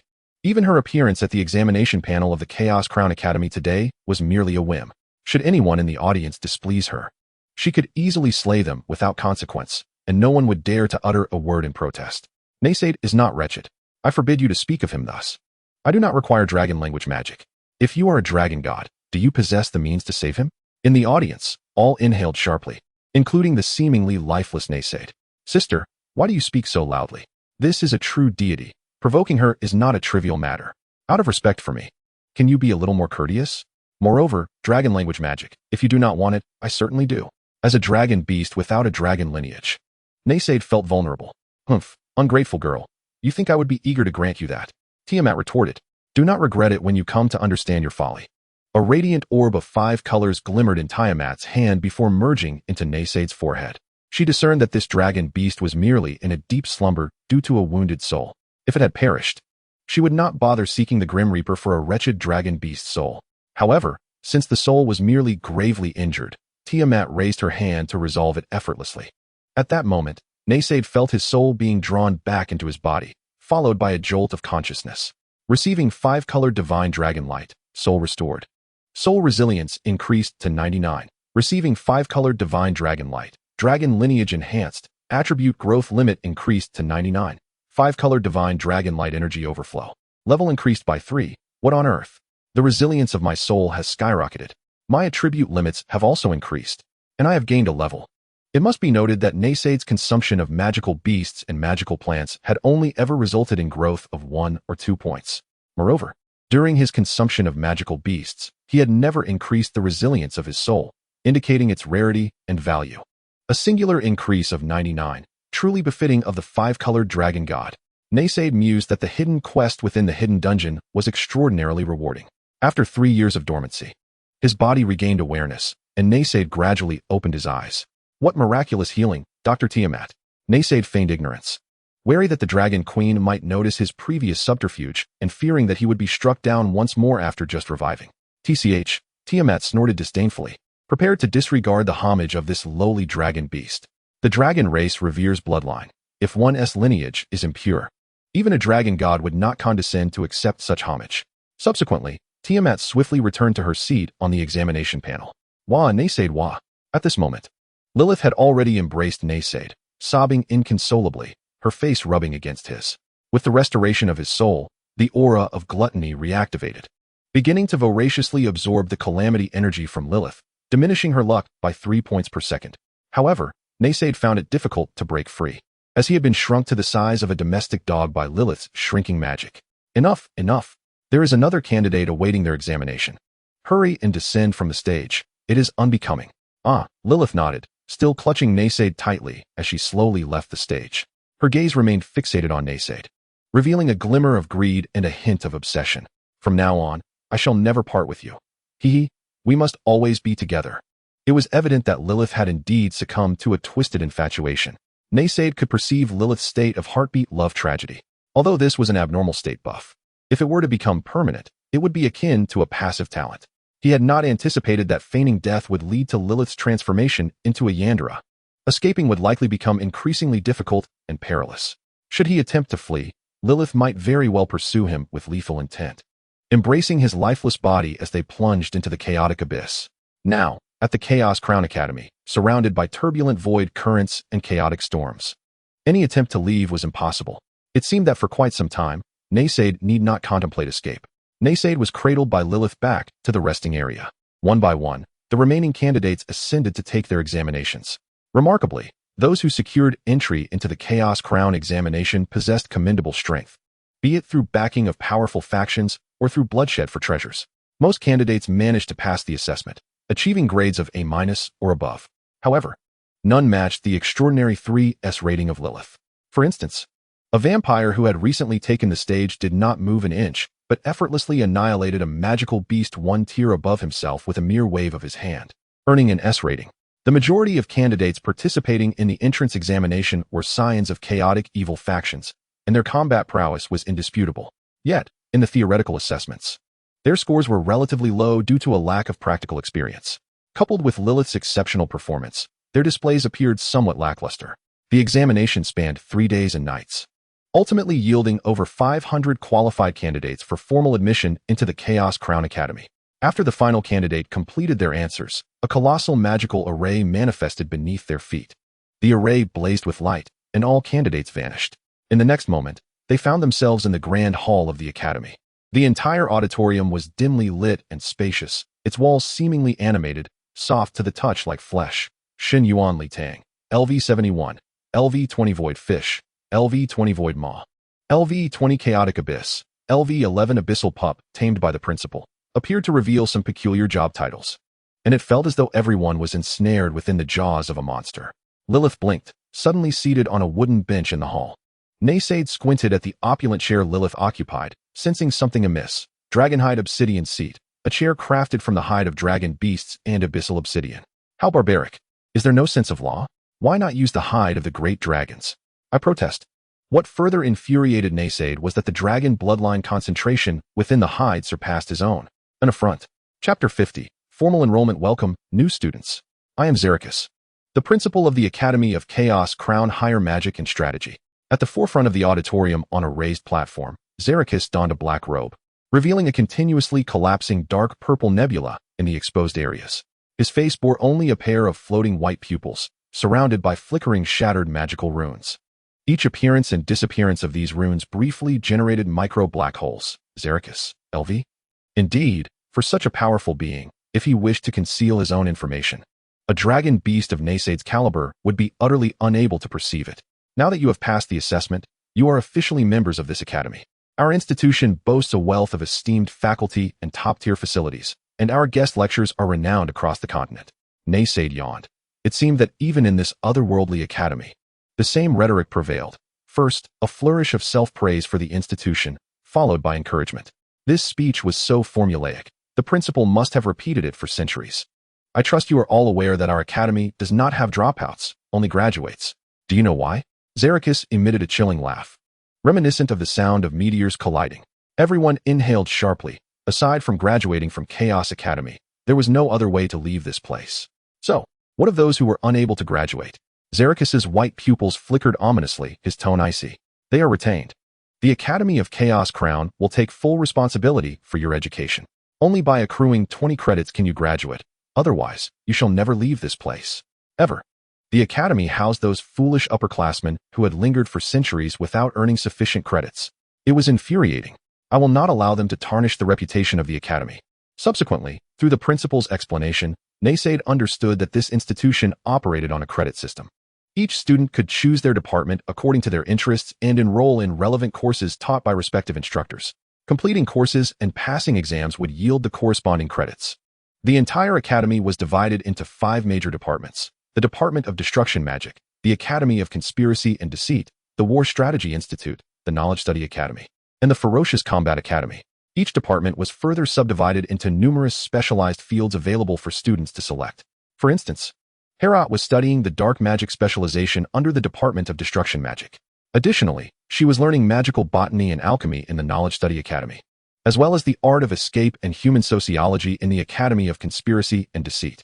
It must be said that Herat had truly embodied the essence of survival, as all her studies revolved around either farming or fleeing. Moreover, to graduate, students were required to earn an additional 10 extracurricular credits. This necessitated active participation in tasks and club activities issued by the school, fulfilling practical academic requirements. This seemed eerily reminiscent of a second-rate university from Naysaid's former life. Concerning the academy, its architecture, and specific guidance processes, I will distribute this information to all of you. Now strive for excellence. As Xerxes's words concluded, his body beneath the black robe trembled slightly, shedding a cascade of white stardust. Subsequently, these remnants, nay, stardust, descended before each student, transforming into a map of the entire academy along with instructions. The principal's speech came to an end. The entire auditorium yawned wide, the floor morphing into the tongue of a creature, abruptly flinging all the students out of its maw. Following this, the abyssal auditorium closed its mouth and swam away into the chaotic void, resembling a fish in motion. This void creature of the abyssal auditorium only appeared when summoned by the principal. Otherwise, it roamed the chaotic void, hunting for sustenance. All the new students were expelled from the hall, opening the stardust to explore campus information. Sister, we shall be alumni from now on. Shall we explore together? A soft, sweet voice suddenly emerged, evoking a delightful itch in the heart, a compelling urge to cherish the girl behind the voice. Siren, LV-18, LV-10 Mermaid, LV-8 Tide Singer. Naysaid turned to see a sea monster, her lower half a fish, with a smooth, alluring blue tail, while her upper half, a demonic hag. Logically, as a branch of mermaids among sea monsters, a female siren's upper body should be that of a breathtaking human. Yet, the siren before him had lips swollen like sausages, a belly adorned with rolls of fat, and her face was dotted with freckles and red pimples. Naturally, she was not addressing Lilith. No one would willingly associate with a disaster demoness, not out of prejudice, but for self-preservation. Certainly, I happen to be quite hungry. Let us head to the gluttony dining hall. The speaker was another female classmate, clad in a garment that barely covered her bosom, leaving a substantial expanse of skin exposed. Below her abdomen lay a massive spider-like abdomen, adorned with 8 legs bursting with dark bristles. Rose, LV-15 Spider Demon, LV-10 Spider Person, LV-5 Spider Demon. Naysaid swallowed hard, feeling a surge of emotions he could not quite comprehend. Perhaps it was due to possessing a human soul while inhabiting a dragon beast's body. His preferences had undergone a subtle transformation. What was this fascination with monster girls? He squinted at the thick black bristles on Rose's legs, reminiscent of the alluring black stockings from his former life. What on earth? Why has my XP system become so peculiar? Absorbing calamity energy, luck -5, -5, -5, 5, Just as Naysade was admiring the monster girl's beautiful legs, an unsettling chill crept down his back, signaling an impending misfortune. He turned around to find Have you finally developed an interest in other girls after barely escaping death? Is Lilith not to your liking? It seems diving into the abyss together might have been the better choice. The siren and Rose also sensed Lilith's change. The aura of calamity was too terrifying, prompting them to hastily flee. Listen to my explanation. I've never encountered this race before. I was merely curious. Naysade exclaimed, but Lilith swiftly covered his mouth, her face adorned with a sinister smile. Curious about the bodies of other girls, are we? Very well, as long as you have your fill of looking. You shall not gaze upon any other girl's forms. Lilith employed a dark chain, tightly binding Naysade. She then glanced at the map provided by the principal and proceeded in the direction of the dormitory. Chapter 51. Truly you. It is well known that 100,000 words grant benefits. The resting dormitory building. The dormitory standards of Huan Duan Guanyin Academy are exceptionally high, featuring a 99 square meter room equipped with a small kitchen, washroom, bathroom, 2 bedrooms, and a double bed. Apartment 4, room 4 on the 4th floor. Inside, a dragon beast is bound by dark chains, resembling a zongzi, with only a pair of restless eyes peering out. It glances towards the washroom, where a transparent, yet somewhat hazy floral glass wall stands. Through the glass, a pale figure can be vaguely discerned. Lily's has been in the washroom for 5 minutes, pacing back and forth, her face flushed, biting her lip. Despite gathering her courage multiple times, she still lacks the audacity to reveal herself entirely to Naysade. Would this make him perceive me as frivolous? I am not that kind of woman. It is merely curiosity about Naysade that compels me. Naysade's mouth is firmly covered by an unknown triangular fabric. Lily's chooses to cover Naysade's mouth, fearing she might succumb to compassion. Each time she is comforted by Naysade, no matter how angry she is, she cannot help but forgive him. This time, it cannot happen. I must not allow Naysade to be unfaithful. Naysade's heart races. How could he withstand this with his pure young essence from 2 lifetimes?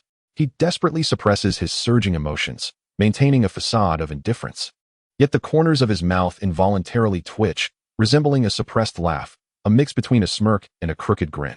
While it appears normal, it carries an undertone of lewdness.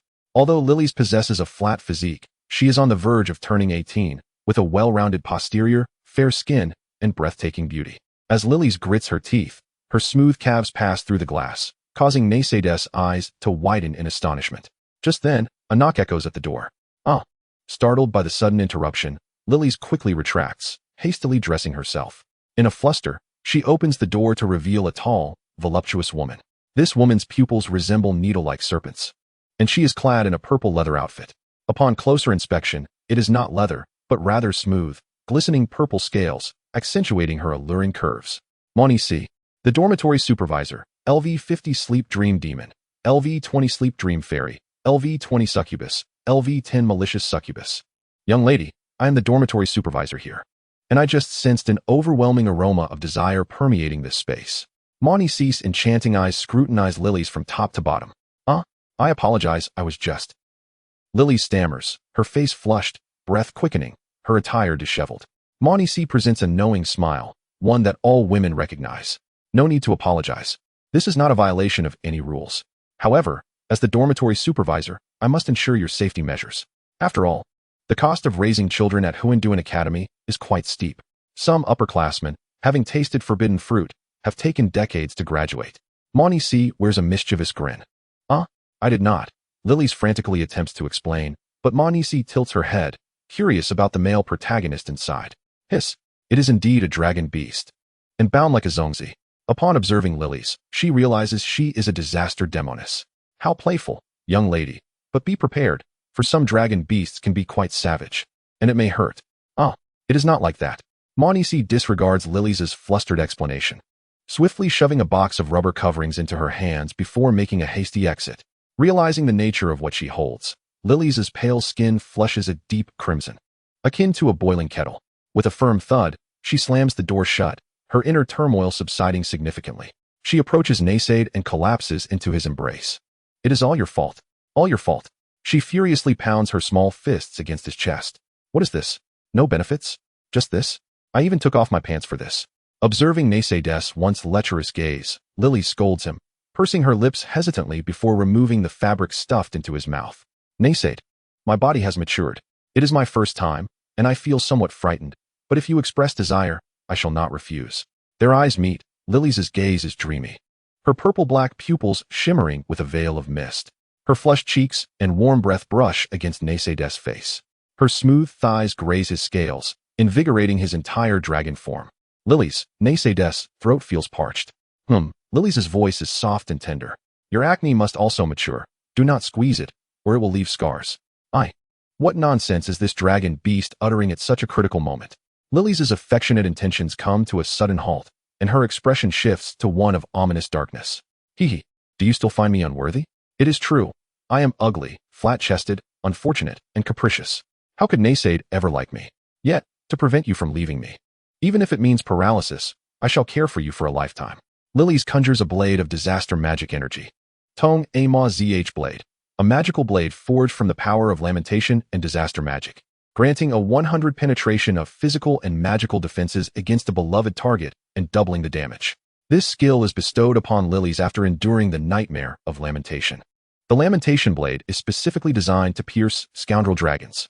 Lily's gently traces the blade along Naysaid's spine. A single stab would render him lifeless or maimed.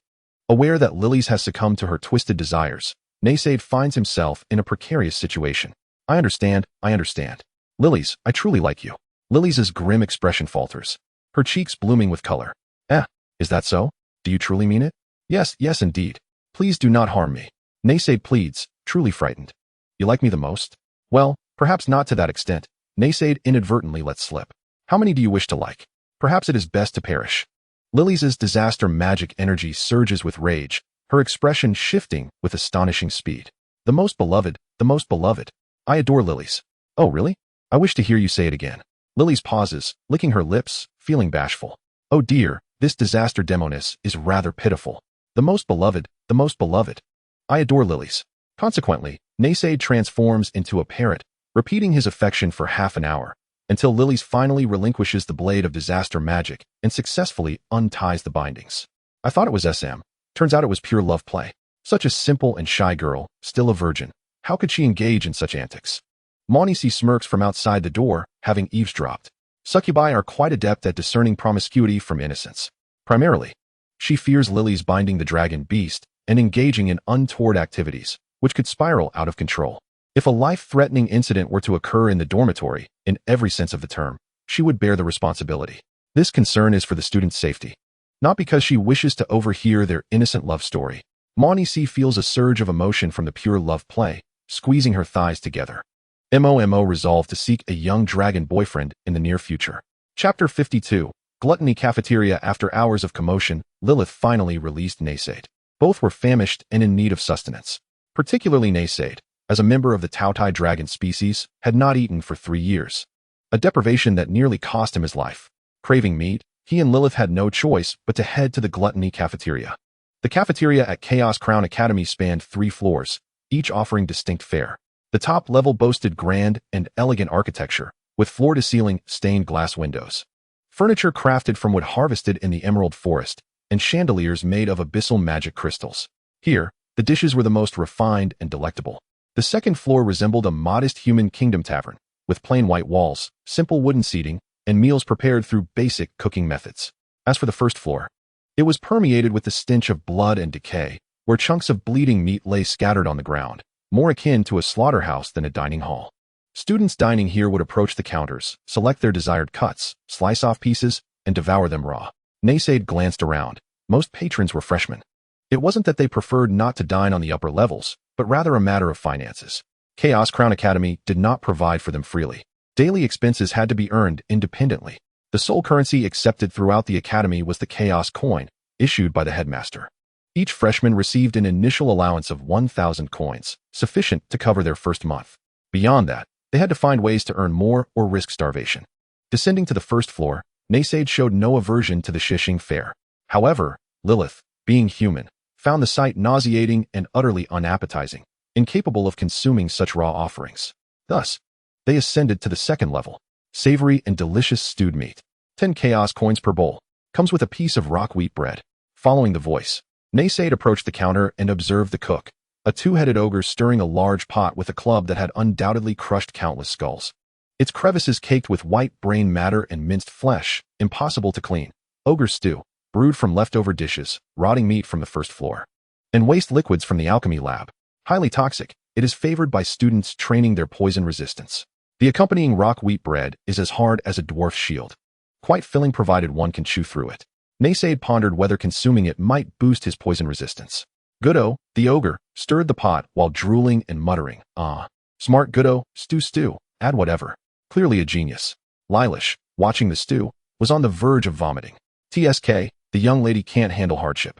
Naysaid recalled his time in the Rotscale swamp, where he devoured anything from putrid fish and toxic plants to mud and grass without hesitation. But as an open-minded guardian, he saw no need to force Lilith, so they moved to the next counter. Goblin Alchemy fast food. Explosive fries and transformation burgers. The fries have a chance to detonate when eaten.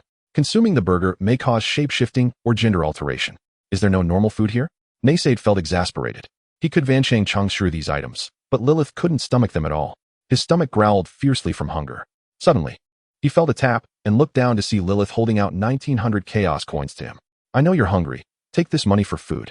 Regular students received only 1,000 coins in their first month, but Lilith, with an SSS exam rating, had a special allowance of 2,000. She kept 100 for herself.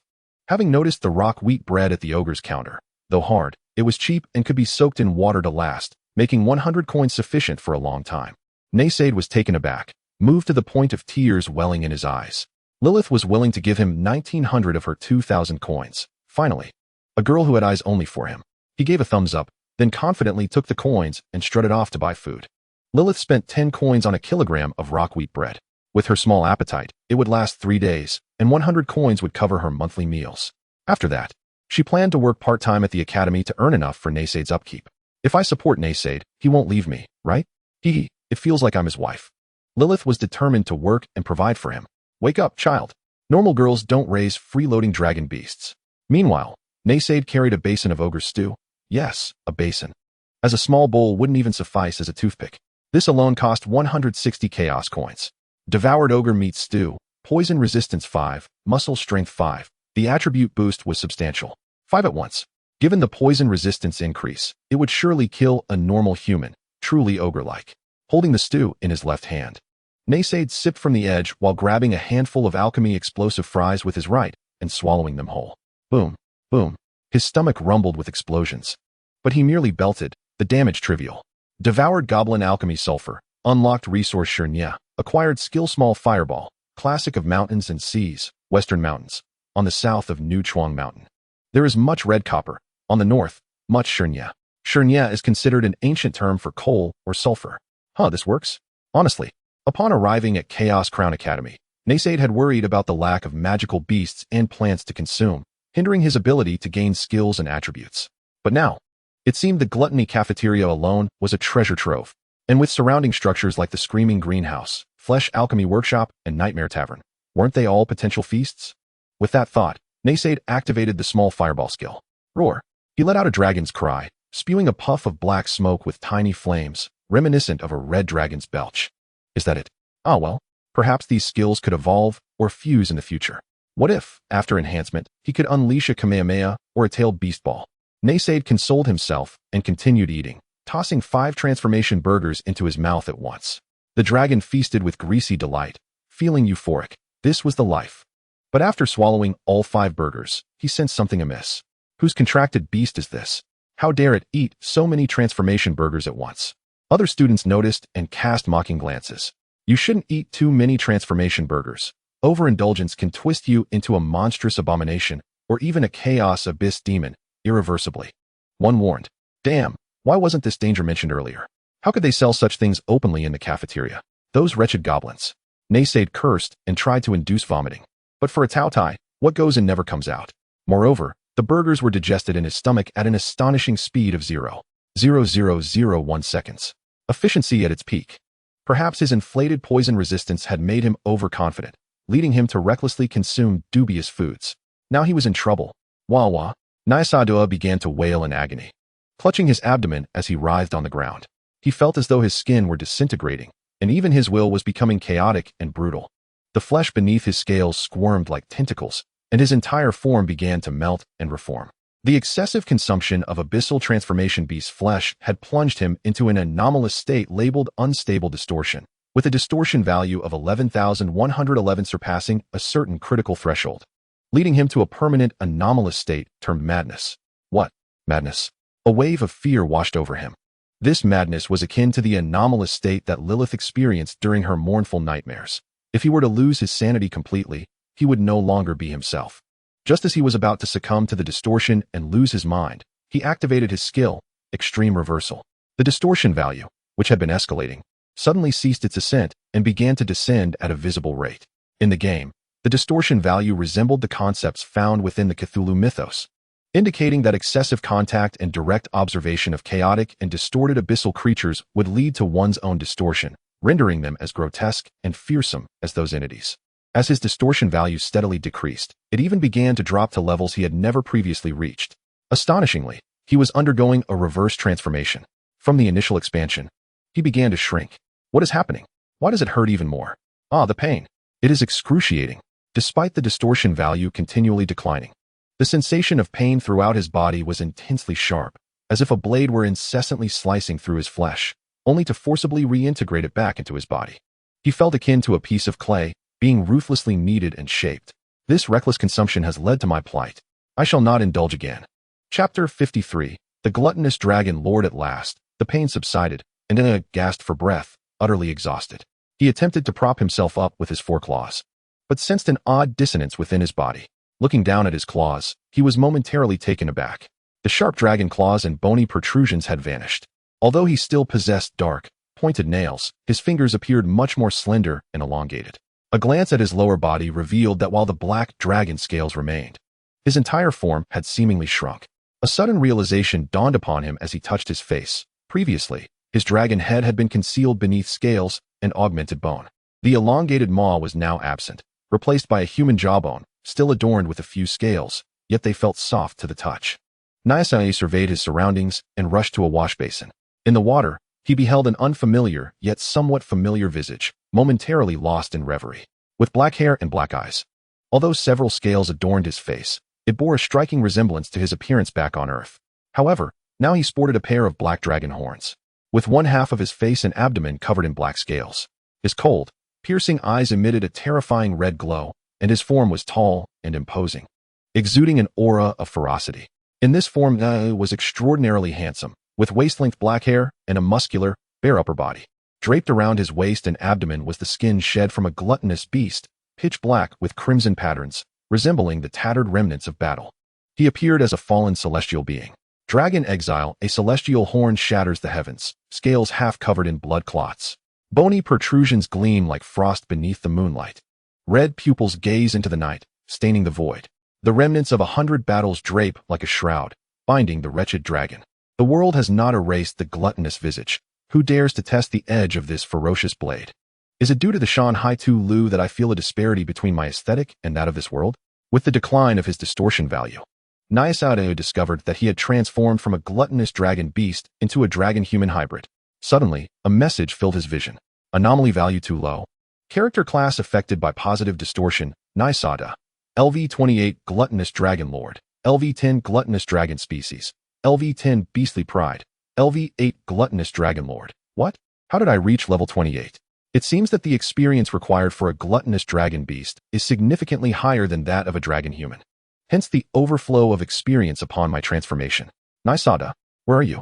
Lilith hurriedly descended from the second floor, hearing Nesade's agonized cries. She feared he had met with misfortune, her heart racing with anxiety. Brandishing her wand, she scanned the area for Nesade's presence. It is worth noting that although the size had diminished somewhat due to the level drop from using Devouring Frenzy, he still measured over 4 meters in length. And with his fearsome appearance, he would be easily identifiable among the crowd. Lilith surveyed her surroundings, yet found no sign of the dragon beast. Suddenly, her gaze was drawn to a youthful figure. His eyes bore a lazy yet sharp and ferocious glint, with a gaping maw on his chest. And he had black hair and a black head. He seemed familiar. Who are you? Naisadua scratched his head. Those goblins stuffed the flesh of the abyssal transformation beast into a hamburger, turning me into this. But do not worry, I will return to my former self shortly. Food safety is no trivial matter. Naisadua felt that though this dragon lord form had elevated his level, its attributes were inferior to that of the dragon beast state. A fact that displeased him. The effect of extreme reversal had a time limit, and once it expired, his distortion value would revert, returning him to his original form. Upon realizing that the youth before her, Lilith was utterly astonished. Tentatively, she approached him. Although he appeared to be merely 15 or 16 years old, the pronounced muscles lent his physique a remarkable symmetry. When it had been in his dragon beast form at 4 meters, Lilith had to look up at him. Now, they stood nearly eye to eye. She hesitated several times, trembling as she reached out to Ta's chest, only to shyly withdraw when she came close. The sensations evoked by Nada in his dragon beast form and this dragon lord version were completely different. Wow, this dragon human is so handsome. I've never seen one before. Is he a new student? It seems that the dragon beast merely overindulged in a transformed hamburger and didn't he become a monster. He and I are about equally attractive, right? A challenge in suppressing laughter? I lost haha. He looks so fierce. I want to mate with him. Lilith shot a glare at a lecherous figure. A humanoid lizard creature. Hida, LV-20 Dragon Lizard Summoner, LV-10 Swamp Lizard Man, LV-10 Dragon Lizard Summoner. The dragon lizard also possessed a thin trace of draconic bloodline. And in their eyes, dragon humans and dragon beasts were considered excellent mating partners, ensuring that their offspring would inherit a pure lineage. Lilith directly embraced Nthada, asserting her claim with fervor, though her face was already flushed with heat. Is this his chest muscles? His skin is so warm, and the scales are not as hard as before. It feels so pleasant. Wow, his back is so strong. His face is too handsome. I cannot bear to look any longer. Just as Lilith's mind wandered into fanciful thoughts, Naisada let out a howl towards the heavens. A woo. Naisada's body began to twist once more, his form expanding outward. His claws sharpened again, muscles bulging, and bony protrusions sprouting forth. It hurts. So painful. After a series of agonized wails, he reverted back to his previous state. Indeed, once the effect of extreme reversal concluded, the distortion value would normalize, and at that moment, Nthada would revert to the form of a dragon beast. For Nthada, this was inconsequential. To him, larger equated to stronger. Fierceness was paramount. Power was the ultimate truth. The dragon lord form was frail and unassuming, lacking in grandeur, utterly uninteresting. Sigh. Lilith sighed softly, feeling a pang of disappointment. Happiness had come too suddenly and ended too swiftly. Naisada was simply too fleeting. However, just moments ago, Naysade mentioned that he had transformed due to consuming the flesh of an abyssal shapeshifter. This revelation sparked a clever idea in Lilith's mind. Could she concoct a potion from the shapeshifter to secretly administer to Naysade? After all, a couple sharing the same appearance would appear more harmonious, especially since Lilith could not transform into a dragon herself. Had Naysade been privy to Lilith's thoughts, he would undoubtedly have scolded her vehemently. You foolish woman, do not feed the master bazaar delaying potions. After spending over 600 chaos coins, Naysade felt satiated but soon grew weary. Subsequently, he followed Lilith back to their dormitory. Lilith retrieved a dining knife and began slicing the rock wheat bread. This rock wheat bread, infused with earth elemental magic stones, is as hard as stone and creates the illusion of consuming dirt. It possesses a faint elemental magic and is highly filling, serving as an emergency ration during wartime. Any soldier forced to eat this during battle would be the first to protest. One dwarf warrior, who participated in the Ironforge defense, expressed disdain for it. Lilith could only soak the bread in tap water to soften it before consuming it piece by piece. Although Lilith was considered Naysade's possession, her wealth was, in essence, his too. Nevertheless, Naysade could not bear to see Lilith subsisting on such fare. Fortunately, a kitchen was available, and he had purchased some meat chunks in the cafeteria on the first floor, planning to reserve them for later. After slicing a piece, he utilized the kitchen utensils to prepare a roasted meat dish for Lilith. He also crafted some side dishes using magical plants, creating mashed potatoes from a potato-like magical plant. The roasted meat was seasoned with various spice powders he had collected from Herod. Upon being served, the dish emanated a delightful aroma. As it was placed before Lilith, her stomach audibly protested with hunger. She cut a piece of meat and placed it in her mouth, savoring the flavor that spread across her palate. This moment reminded her of the first time she met Naysade, when they shared roasted meat together. Yet now, she had transformed from a despised beggar into a student of a prestigious academy. After her studies, a kind-hearted grandmother Herod awaited her. Warm tears streamed down her cheeks as she gazed up at Naysade, offering him a radiant smile. How fortunate it was to have encountered Naysade. Chapter 54. Abyssal Pain Demon. The Chaos Academy assigns departments based on individual desires and their performance during assessments. Lilith was placed in the Department of Destruction and Magic, where she majored in dark magic. Naturally, aside from her major, students were required to self-study other subjects to earn credits. For instance, Lilith chose to study contract studies and potion alchemy from the Necromancy Academy. Naysaid, having been reduced to the size of a domestic cat, rested on Lilith's shoulder as they approached the main castle of the Chaos Crown Academy. Currently, Naysaid measured over 4 meters in length, allowing Lilith to ride him to class. However, their relationship did not conform to such a notion. Naysaid was not Lilith's contracted beast. In their mutual perception, Lilith was considered Naysaid's property. Naysaid proclaimed, "I would rather ride the world than allow the world to ride me." Upon arriving at the main castle, the core structure of the academy and the teaching building for the Department of Destruction and Magic, they traversed dark corridors and entered the classroom. According to the upperclassmen, their professor was quite dangerous, advising that when he began to speak, everyone should cover their ears. Yet, how could he conduct a lecture? The classroom buzzed with noise as students from various races engaged in animated discussions about the rumors they had gleaned from their seniors. When Lilith entered the classroom, every gaze shifted towards her, plunging the class into silence. Lilith lowered her head, feeling somewhat socially anxious. She quietly took a seat in the farthest corner of the back row, near the window. Selecting this position was a clear indication that she was undoubtedly a problem child. "It's the plague sorceress. Be cautious, do not approach her." Lilith whispered to herself, "It's all right, it's all right. I do not need friends or classmates. Having Naysaid is enough." Yet, deep down, she yearned to make friends at the academy, for she was merely an unripe girl under 18. It is well known that beings like the plague sorceress do not age, so it is quite normal for witches of this age to possess immature minds. Naysaid's eyelids twitched. He claimed to be indifferent, yet tears threatened to spill from the corners of his eyes. "Hey, you are that so-called sorceress?" Suddenly, an arrogant and alluring voice pierced through the air beside Lilith and Naysaid. Naysaid turned to see a female demon, adorned with 2 crimson horns and skin etched with blood-red markings. She boasted enormous black and red demonic wings and wore a suit of scale armor formed from her own flesh. Her figure was extraordinarily voluptuous, with every sway. Her bosom jiggled enticingly. Naysaid regarded her with caution, maintaining a critical gaze towards this wicked entity. Nevia, level 20 Pain Demon, level 10 Mischief Demon, level 10 Pain Demon. Naysaid recognized this breed, the Pain Demon, a type of abyssal demon. As the name suggests, they thrive on consuming suffering to enhance their own power. This race revels in inflicting pain, whether mental or physical, deriving pleasure from both. They epitomize the embodiment of chaotic evil, and it appeared that she was approaching with malevolent intentions. Naysaid scoffed. He had witnessed bullying issues prevalent in many schools in his past life. It was no surprise that in an academy aligned with chaotic evil, there were plenty of inherent troublemakers. At that moment, another figure spoke up. "She doesn't seem all that impressive. Just an SSS-level student, relying solely on her talent. What is so remarkable about that?" Haida, level 20 Dragon Lizard Summoner, level 10 Swamp Lizard Man, level 10 Dragon Lizard Summoner. Lilith recognized her as the lizard woman from yesterday's cafeteria incident, the one who had attempted to mate with Naysaid. During that encounter, Naysaid had ignored Haida completely and continued to scrutinize Nevia with disdain. Lilith's demeanor appeared somewhat timid before her classmates, a stark contrast to the genius girl who had slain a silver-tier monster. Her and Naysaid's silence only emboldened the two antagonists further. Nevia observed Naysaid, noting that Lilith seemed to regard this dragon beast with great importance. "How amusing that you would choose such a lowly dragon beast as your contracted creature. What did you say?" The initially timid Lilith's expression darkened instantly. Naysaid was her sensitive spot, and no one was permitted to touch that. As the aura of the plague magic surged around Lilith, Nevia, far from feeling intimidated, advanced a few steps closer, undeterred by the encroaching energy.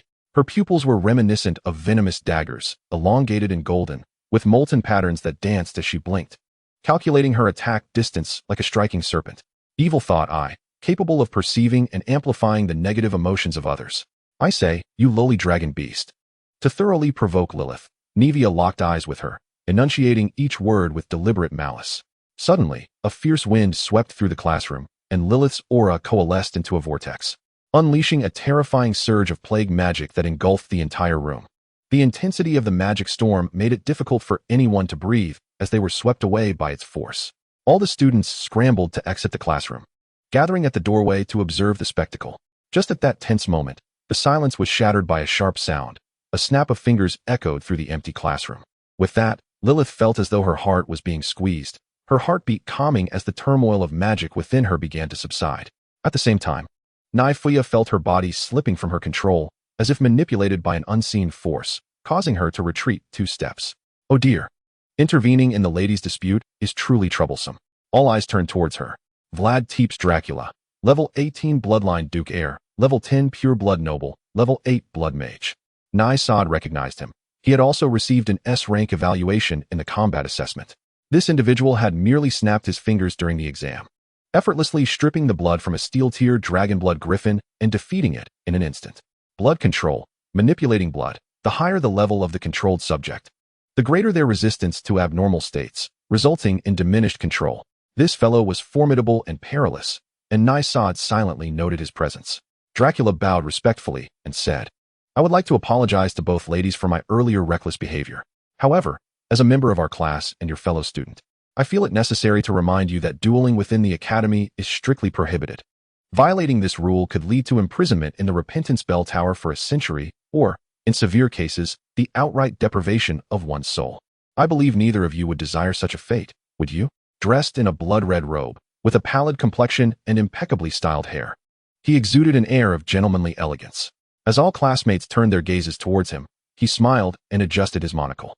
Nai Fuya, far from angered, smiled in return.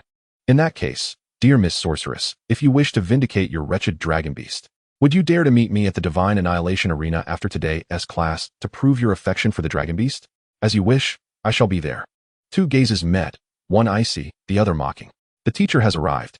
Students peering in from outside flooded into the classroom, taking their seats in a scattered manner. Chapter 55. Mergen the Cursed Throat. When the instructor responsible for teaching dark magic entered the classroom, the previous whispers ceased entirely. They scrutinized the lecturer, a lich. His eyes were covered by a dark cloth, and he wore a black robe, with a three-eyed raven perched upon his shoulder. The students, curious about the professor's background, utilized their detection spells to glean information about him. Mergen the Cursed Throat. Level 99999 Dark Archmage. Level 999 Light God. Level 999 Dragon God. Level 999 YG. Phi, you are cursed. Haha, what is going on? A being of level 90,000? And what of all these divine titles? Moreover, what is this garbled text at the end? Expressions shifted from shock to contemplation and then to confusion.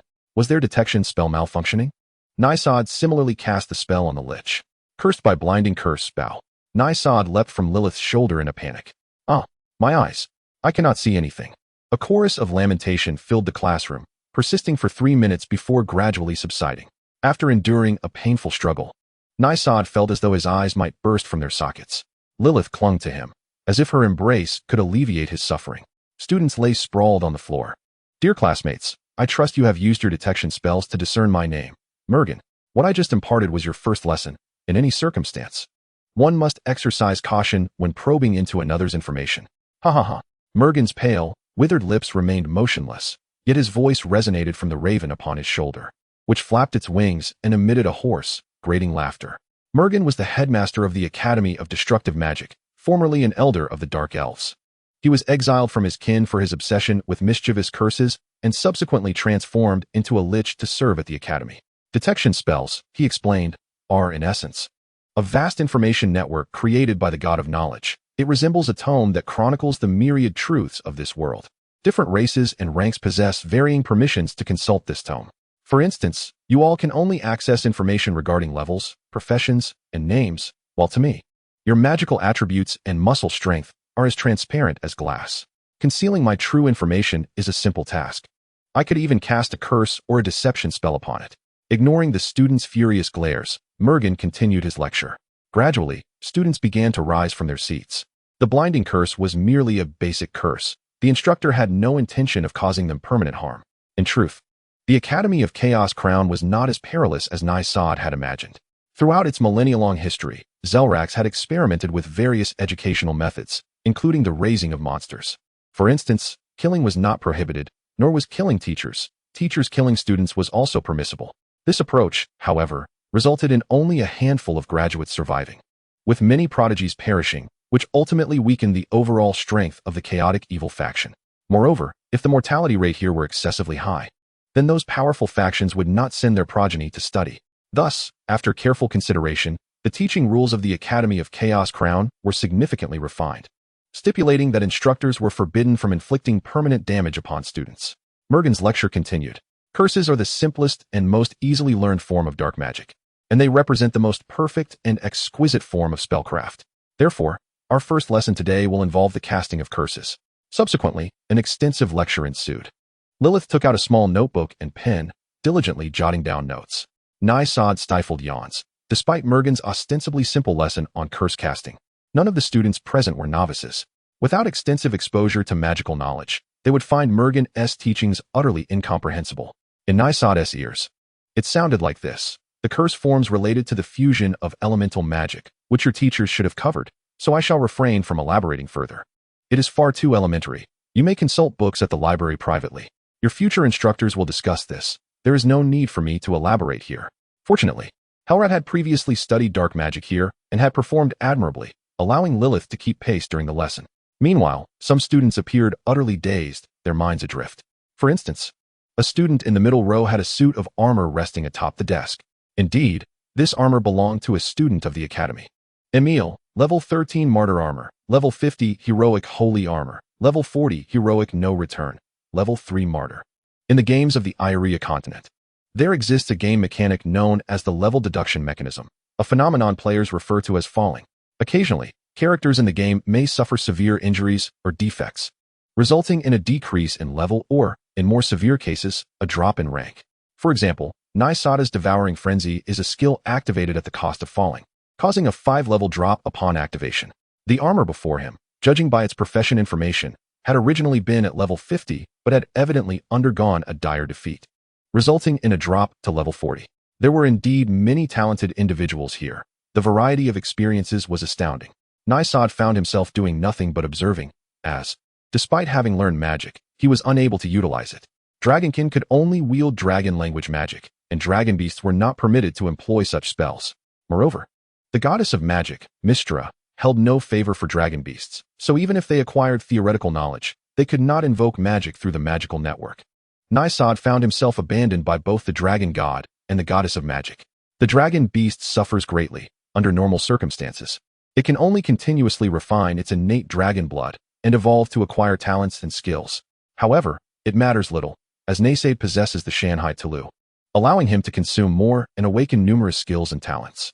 Considering this, he realizes he cannot afford to idle away his days alongside Lilith. He must become more resolute. Should he fail to grow stronger, there may come a day when Lilith completely succumbs to darkness and seeks to imprison him, leaving him with no escape.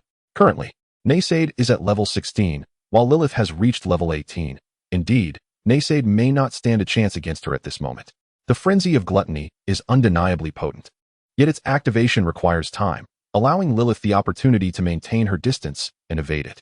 In a one-on-one confrontation, Lilith could easily employ a levitation spell and kite him, rendering Nisad, a melee dragon beast, utterly ineffective. However, fleeing is a different matter. Lilith's dark chains cannot restrain Nisad. His beastly bite carries the power to disrupt magic, effortlessly severing the dark chains. Alright, class, we shall conclude here for today. Your assignment is to read 3 texts: the Confessions of the Silent, the Reverse Scriptures, and the End of Fairy Tales. After delivering this, Mergen paused as his crow flew out of the classroom, clearing his throat. His withered, stiff lips moved slightly. You shall step in dog waste. He then dashed away, cackling as he fled. The students present were left in utter confusion, pondering the meaning of his words. Oh, nearly fell for it. All eyes turned to Dracula, as this was his signature phrase. Dracula was seen with his hands covering his ears. He had already learned from senior students that Mergen used the crow to speak in place of himself because his curse ability had reached a level where his words could enact spells. He is a lich, despising sunlight. Once, due to the fine weather, he pointed at the sun and cursed it as a dying star. Consequently, he placed a curse called Death pointing upon the god of light, causing a rash to erupt on the god's holy body. Such an act was nothing short of divine desecration, a provocation. He was subsequently pursued and nearly had his phylactery smashed by the god of light. The realization dawned upon everyone. It was Mergen who had spoken, not the crow perched upon his shoulder. He has cast a curse upon us. Curse step in dog waste. You will step in dog waste. Dispelling spells of saint rank or higher can remove this abnormal state. Nisad's expression was one of disbelief. Wait, you are the headmaster of the Destruction Magic Academy, a senior professor, a saint rank lecturer, a powerful lich. Why would you resort to such petty curses? Moreover, do not waste your saint rank skills on trivialities like making students step in dog waste. Mergen fled in haste. Yet he remained oblivious to the 2 strands of black silk emanating from Lilith, ensnaring her. Disaster causality. The cursed effect and triggering probability for the disaster, which is 90.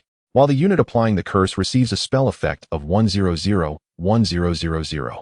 Afflicted by misfortune, triggered after attacking the witch, all judgment type effects will remove the optimal judgment result, while the probability of negative judgment results is 30. Upon receiving the witch's forgiveness, this abnormal state is cleared. The cursed prankster Mergen, encountering Lilith, the disaster witch, finds himself matched against a worthy opponent. Chapter 56, The Godfall Arena. The Chaos Crown Academy of Advanced Magic and Strategy. The Godfall Arena resembles a canyon, with towering mountains on either side enclosing a basin below. The basin is marred by dark, dried bloodstains, permeated by a bloody atmosphere. True to its name, a demigod once fell here. This was also the battleground where the Blood Skull chief, Devour, made his name, known for the Godslayer's Pass. In this battle, he crushed the demigod Elixis, who served the god of light and presided over oaths and dawn. During that war, the orcs clashed with the human kingdom.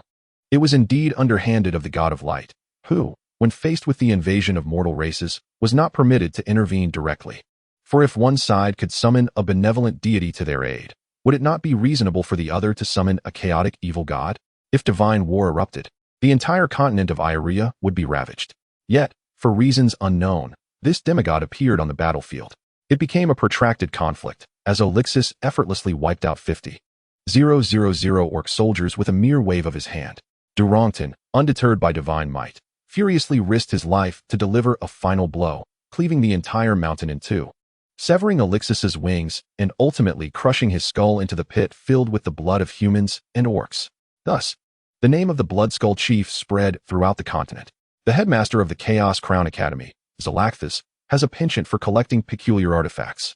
He excavated that Godslayer rift and placed it within the academy, utilizing it as a venue for the Berserker Combat Academy. Now, Lilith, Haida, Naysade, and Nephia have gathered here. Standing within a small depression, they are encircled by many onlookers. Although referred to as a small depression, it is actually a circular pit with a diameter of 15 meters. The Chaos Crown Academy forbids private duels, yet allows for life and death battles. Here, as long as both parties are confirmed by the guards, they may engage in combat. The one overseeing this pit is a green-skinned old orc, positioned between the two groups, holding two scrolls made of sheepskin. Are you certain you wish to sign this death contract? During the battle, if one party perishes, there will be no recourse for accountability. The old orc is hunched over, leaning on a staff, his withered, wrinkled skin draping over bony limbs. Raymond the Iron Scar, Level 30 Orc Berserker, Level 10 Orc, Level 10 Orc Berserker, Level 10 Totemic Swordsman, Level 20 Ancestor Totem Blessing, Level 15 Orc Swordmaster, Level 15 Serious Wound, Level 20 Elderly. The sheepskin scroll in his hand is titled Death Duel Contract. The rules clearly state that in the ensuing battle, no punishment will be meted out by the Academy, regardless of who is killed. However, should one party concede, there remains a chance for survival. The reason it is termed a chance is that even upon surrender, the victorious party retains the right to pursue and eliminate the defeated. This reflects the Academy's philosophy to ensure students carefully consider their own and their opponent's strength disparities before engaging in any fight. A life and death duel is precisely that. In true combat, one cannot expect the adversary to sheath their weapon simply because one calls for a halt. Nevertheless, the Academy, being an institution of learning, allows for some leniency. The defeated party need only submit to the victor, accepting their terms, whether they be enslavement or compensation, with no limitations imposed. Another method exists. If one can evade death for an entire day, the contract will expire, and the Academy's rules will reinstate protection for the defeated. I am a summoner.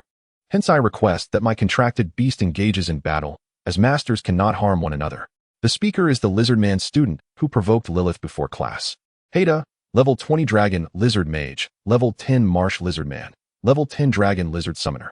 Haida is quite clever. She understands that although her level exceeds that of Lilith, her magical prowess and strength are vastly inferior to that of the witch.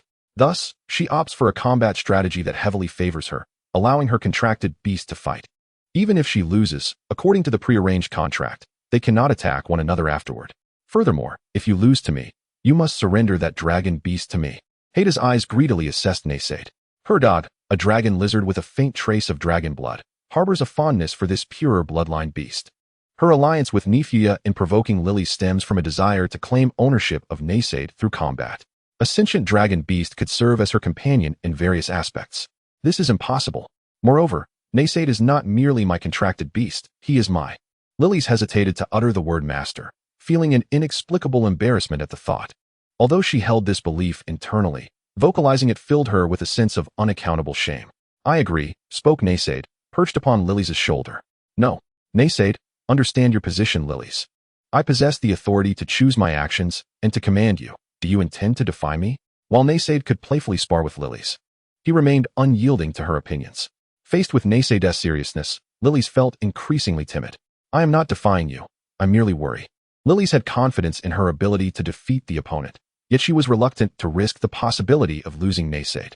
Enough chatter, let us begin. Naysaid accepted the contract.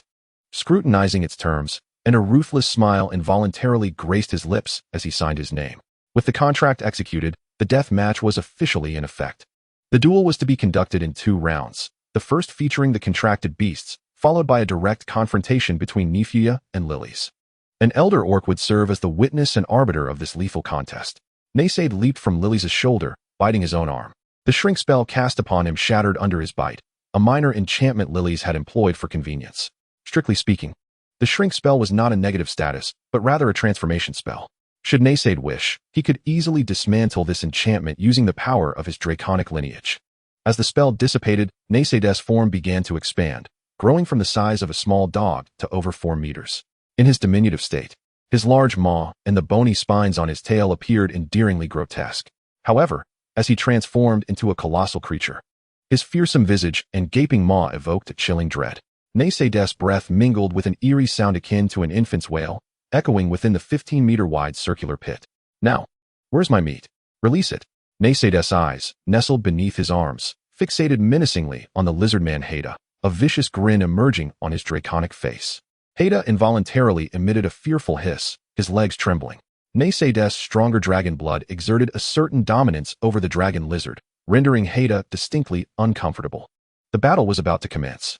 Chapter 57, Contracted Beast, Infernal Canine Demon Tiger. Roar. Haida invoked a summoning spell, calling forth her contracted beast, a tiger-like demonic creature.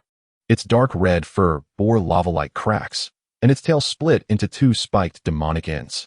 A curled, dark horn protruded from its forehead, sharp as obsidian, while its pupils revealed 3 layers, an outer ring of blood red, a middle ring of molten gold, and an inner ring of abyssal black. Level 27-foot Infernal Canine Demon Tiger, a creature of the abyss, containing a faint trace of the hellish 3-headed dog bloodline. This was indeed a formidable abyssal beast of the steel grade, recognized by the onlookers. Its impressive bloodline and evolution to the steel grade rendered it unmatched by ordinary adventurers of the same tier. Among the spectators was a horned abyssal demon, who, while researching the beast's information, explained, Asta, level 16 malevolent demon, level 10 lesser demon, level 8 malevolent imp. This creature's bloodline is mixed with that of the bottomless abyssal demons. In the game set in the continent of Elryia, both dragon and demon templates are highly sought after. Both templates represent numerical monsters. Even basic attacks interspersed with regular attacks constitute a high-level operation for such players. Abyssal demons epitomize pure chaos and evil, and their progeny are more ferocious and bloodthirsty than ordinary beasts. Your name is Naysaid, is it? You should be cautious. Even I find this infernal canine demon tiger challenging to control. If I injure you, I will have to treat you afterward to claim ownership. However, treating a pet can also enhance the bond. Heh. The infernal canine demon tiger bolstered Haida's confidence, alleviating her previous trepidation towards Naysaid. Not long ago, Naysaid was a dying dragon beast, and now he was merely level 18. How could he possibly contend with an abyssal demonic beast? Oh, then I thank you in advance. Naysaid grinned, revealing his long, jagged fangs. The battle commenced as Haida produced a war drum. The drum's surface, made of crimson demonic hide, occasionally twitched as if alive. Lesser demon hide drum, a drum stitched from the hides of lesser demons and the shattered bones of bone demons, capable of enhancing skills for abyssal units. Thump, thump, thump. Haida repeatedly struck the drum. Blood flow acceleration, skin hardening, favorable winds, one by one. The enhancement skills were conferred upon the demon tiger. What is this dragon beast waiting for? The opponent is currently augmenting their contracted beast. Now is the prime opportunity to strike. The surrounding students, captivated by the spectacle, transformed into onlookers, offering tactical advice. It was noted that while Lily's was a calamity which rather than a summoner, securing a black iron tier dragon beast should also grant her some enhancement skills. Some expressed their confusion. This is impossible. The attributes of a calamity which ensure that any enhancement buff she applies are converted into negative effects. Even if she learned relevant skills, casting them would result in adverse repercussions. Thus, the dragon beast, at a disadvantage in terms of tier, would have no chance of victory without the aid of enhancement skills. Thump. Haida's final drumbeat resonated, its sound deeper and more ominous, akin to whispers from the abyss. Frenzied guidance. This skill can induce a frenzied state in abyssal units. Finally, a substantial enhancement was achieved. Naysaid flexed his body, recognizing that Haida's previous enhancements were rather lackluster. This one, however, appeared promising. Roar. Upon receiving the frenzied guidance, the tiger's eyes turned blood red. Unable to contain its pent-up aggression, it lunged at Naysaid, its razor-sharp fangs gleaming with menace as they aimed for his neck. Clang. The sound of iron clashing was followed by the sickening sound of teeth-piercing flesh. Naysaid's neck was punctured, crimson blood gushing forth, splattering over 2 meters high. With its grip on Naysaid's neck, the tiger, hindered by its smaller stature, swung in midair, further tearing at Naysaid's wound. Simultaneously, its claws and spiked tail relentlessly assaulted Naysaid, leaving a trail of bloody marks across his body. Naysaid. Lilies cried out in alarm, her calamity energy surging as she prepared to intervene. Suddenly, a staff blocked her path. It was the green-skinned elder orc. You have signed the contract. In a one-on-one death match, the master must not participate. The Academy's regulations, though not overly strict in many aspects, were executed without mercy. Lilies found herself powerless to contravene the rules, even if she could defeat the orc before her. The Death Pact would not permit her to act. Indeed, as Lilies prepared to wield her staff, she felt an overwhelming pressure enveloping her body. Her unparalleled disaster magic energy, akin to a flickering flame crushed beneath a massive mountain, threatened to freeze her entire magical essence. Naysaid half knelt on the ground, gritting her teeth in struggle. This was it. The infernal canine demon tiger bore corrosive dark flames and sulfuric toxins, capable of slaying any foe one rank below it upon contact. The depth of the bite, which had just pierced her flesh, was over 10 centimeters, and the relentless tearing was excruciating to behold. Why did that dragon beast remain motionless? The abyssal species exerted an intimidating presence over common magical beasts. Perhaps it was rendered dumbfounded? The crowd murmured with a sense of finality, convinced of the outcome. Yet at that moment, a sharp voice emerged from Naysaid's lips. Is that all? How could I possibly lose? Slowly, she lifted her gaze, dragging the body of the magic tiger through the air. In the next instant, Naysaid raised her dragon claw and ruthlessly plunged it into the tiger's abdomen. The demon scales, mutated from its origins, tore apart like fragile parchment as Naysaid's claws stirred within its cavity.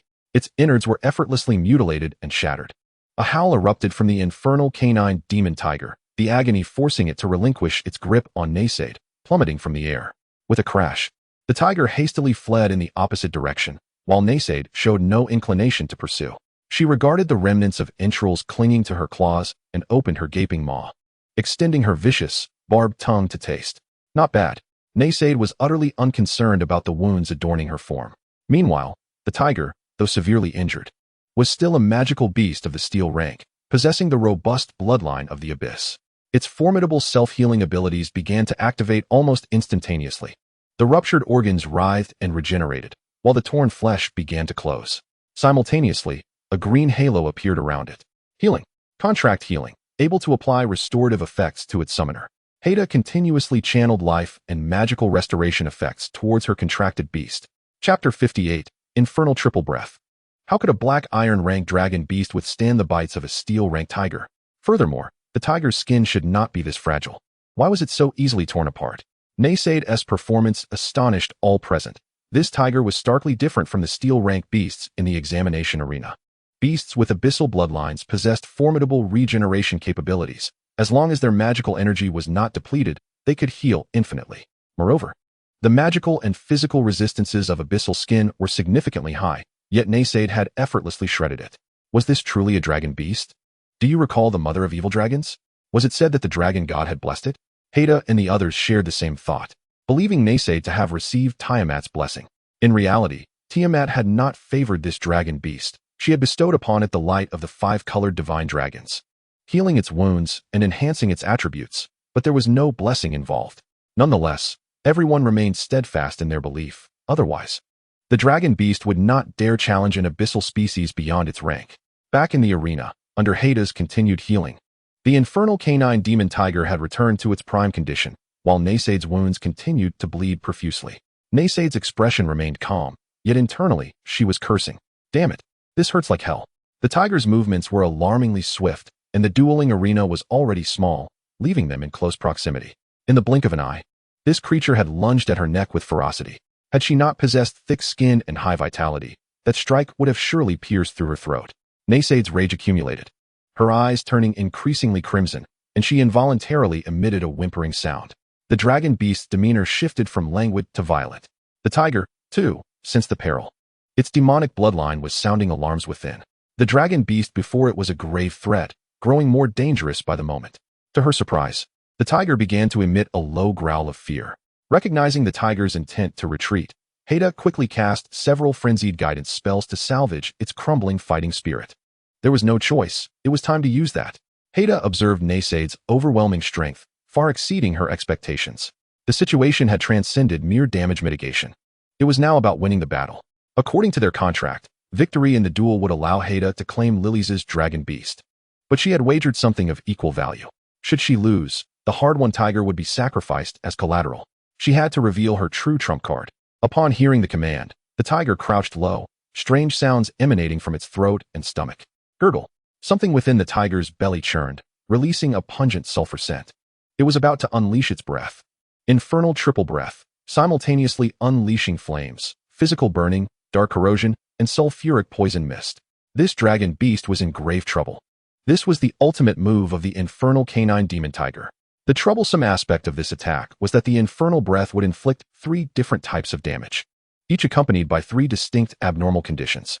The physical fire damage combined with dark magic damage, along with burning, corrosion, and poisoning, constituted a comprehensive assault.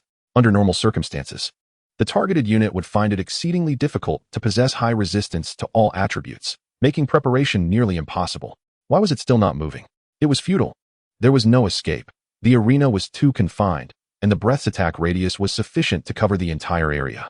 It seemed to affirm what Asta had stated. The tiger's abdomen swelled like a balloon. With a roar, it unleashed a conflagration, dark energy, and sulfurous smoke in a tumultuous breath. The immense wave of breath surged directly toward Naysaid. Centered upon the tiger, it released a breath that spanned a radius of 10 meters. The skill enduring for a full 5 seconds. The walls and ground of the dueling arena were scorched black and yellow, and the pervasive sulfur gas contained lethal toxins, prompting all the spectators to cover their mouths and noses. Cough, cough, cough. The infernal canine demon tiger's half-melted mouth dripped with sulfuric fluid and blood. Was it over? All eyes turned toward Naysaid. As the sulfurous mist gradually dissipated, a yellow statue resembling a dragon beast emerged, encased within the sulfur. Naysaid was trapped within. Asta sighed upon witnessing this, a smile playing at the corners of his mouth, for it confirmed his suspicions. It was over. The outcome of this battle had been predetermined from the very beginning. Not to mention that the infernal canine demon tiger was a full rank above the dragon beast. The assistance of a summoner made all the difference. He discerned that lilies did not share a contract connection with that dragon beast, hence their magical energies were not intertwined. Asta shook his head. This meant that the dragon beast had been facing the combined magical might of the infernal canine demon tiger and Haida from the start. Thus, victory was unattainable. Asta, hailing from the 9th circle of hell, excelled in manipulating various contracts. He could easily discern whether a beast contract existed between Naysaid and lilies. One side benefited from continuous enhancement and healing through summoner support, while the other was merely a solitary dragon beast. He had anticipated all of this, and Asta turned to leave. To draw conclusions so soon is perhaps premature. Asta paused, directing his gaze toward the speaker, the bloodline noble Dracula. What do you mean? Dracula remained silent, his gaze fixed upon Naysaid, still encased in sulfur. The dragon beast's heart continued to beat vigorously, showing no signs of weakness. Had it been defeated? Or had it merely been injured? Crack! The sulfurous shell enveloping Naysaid suddenly cracked open, revealing a gap. From this fissure emanated a resplendent spectrum of colors: red, blue, yellow, green, black, white, and purple. What? The dragon beast is not dead? What is this dazzling radiance? The 7 elemental rainbow shell possesses the defensive properties of 7 elemental energies: water, earth, wind, fire, light, darkness, and chaos. Upon activation, it grants a physical defense and magical resistance of 20 and 40 respectively, with all elemental resistances ranging from 0 to 60, and a decrease in action speed of 20 to 50. Is this a defensive skill harnessing the powers of 7 elemental forces? How is it possible for this dragon beast to transform these 7 elements into a protective shell? Tiamat, let us not forget, is the progenitor of the chromatic dragons. Indeed, it is a divine blessing. With a resounding crack, the sulphurous shell that encased Naysaid shattered completely under the astonished gazes of all present. Naysaid shook off the sulphuric fragments, appearing before the crowd unscathed. How can this be? Naysaid, with a mouth full of sharp teeth, scoffed disdainfully, wiping the sulphuric grime from his body with a dragon claw. Remarkable, you've even sullied my scales. Lilith sniffled, rubbing her reddened eyes. She felt utterly powerless, having been of no assistance throughout the ordeal.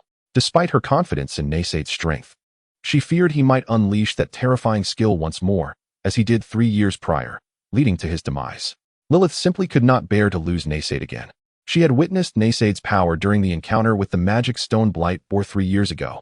Initially, Naysaid devoured ordinary gluttonous boars, acquiring a skill called defensive stance. After consuming the silver tier magic stone blight boar, this skill evolved. Defensive stance. Activating this stance increases physical defense and magical resistance by 40, while simultaneously reducing action speed by 60. 7 Elemental Rainbow Shell.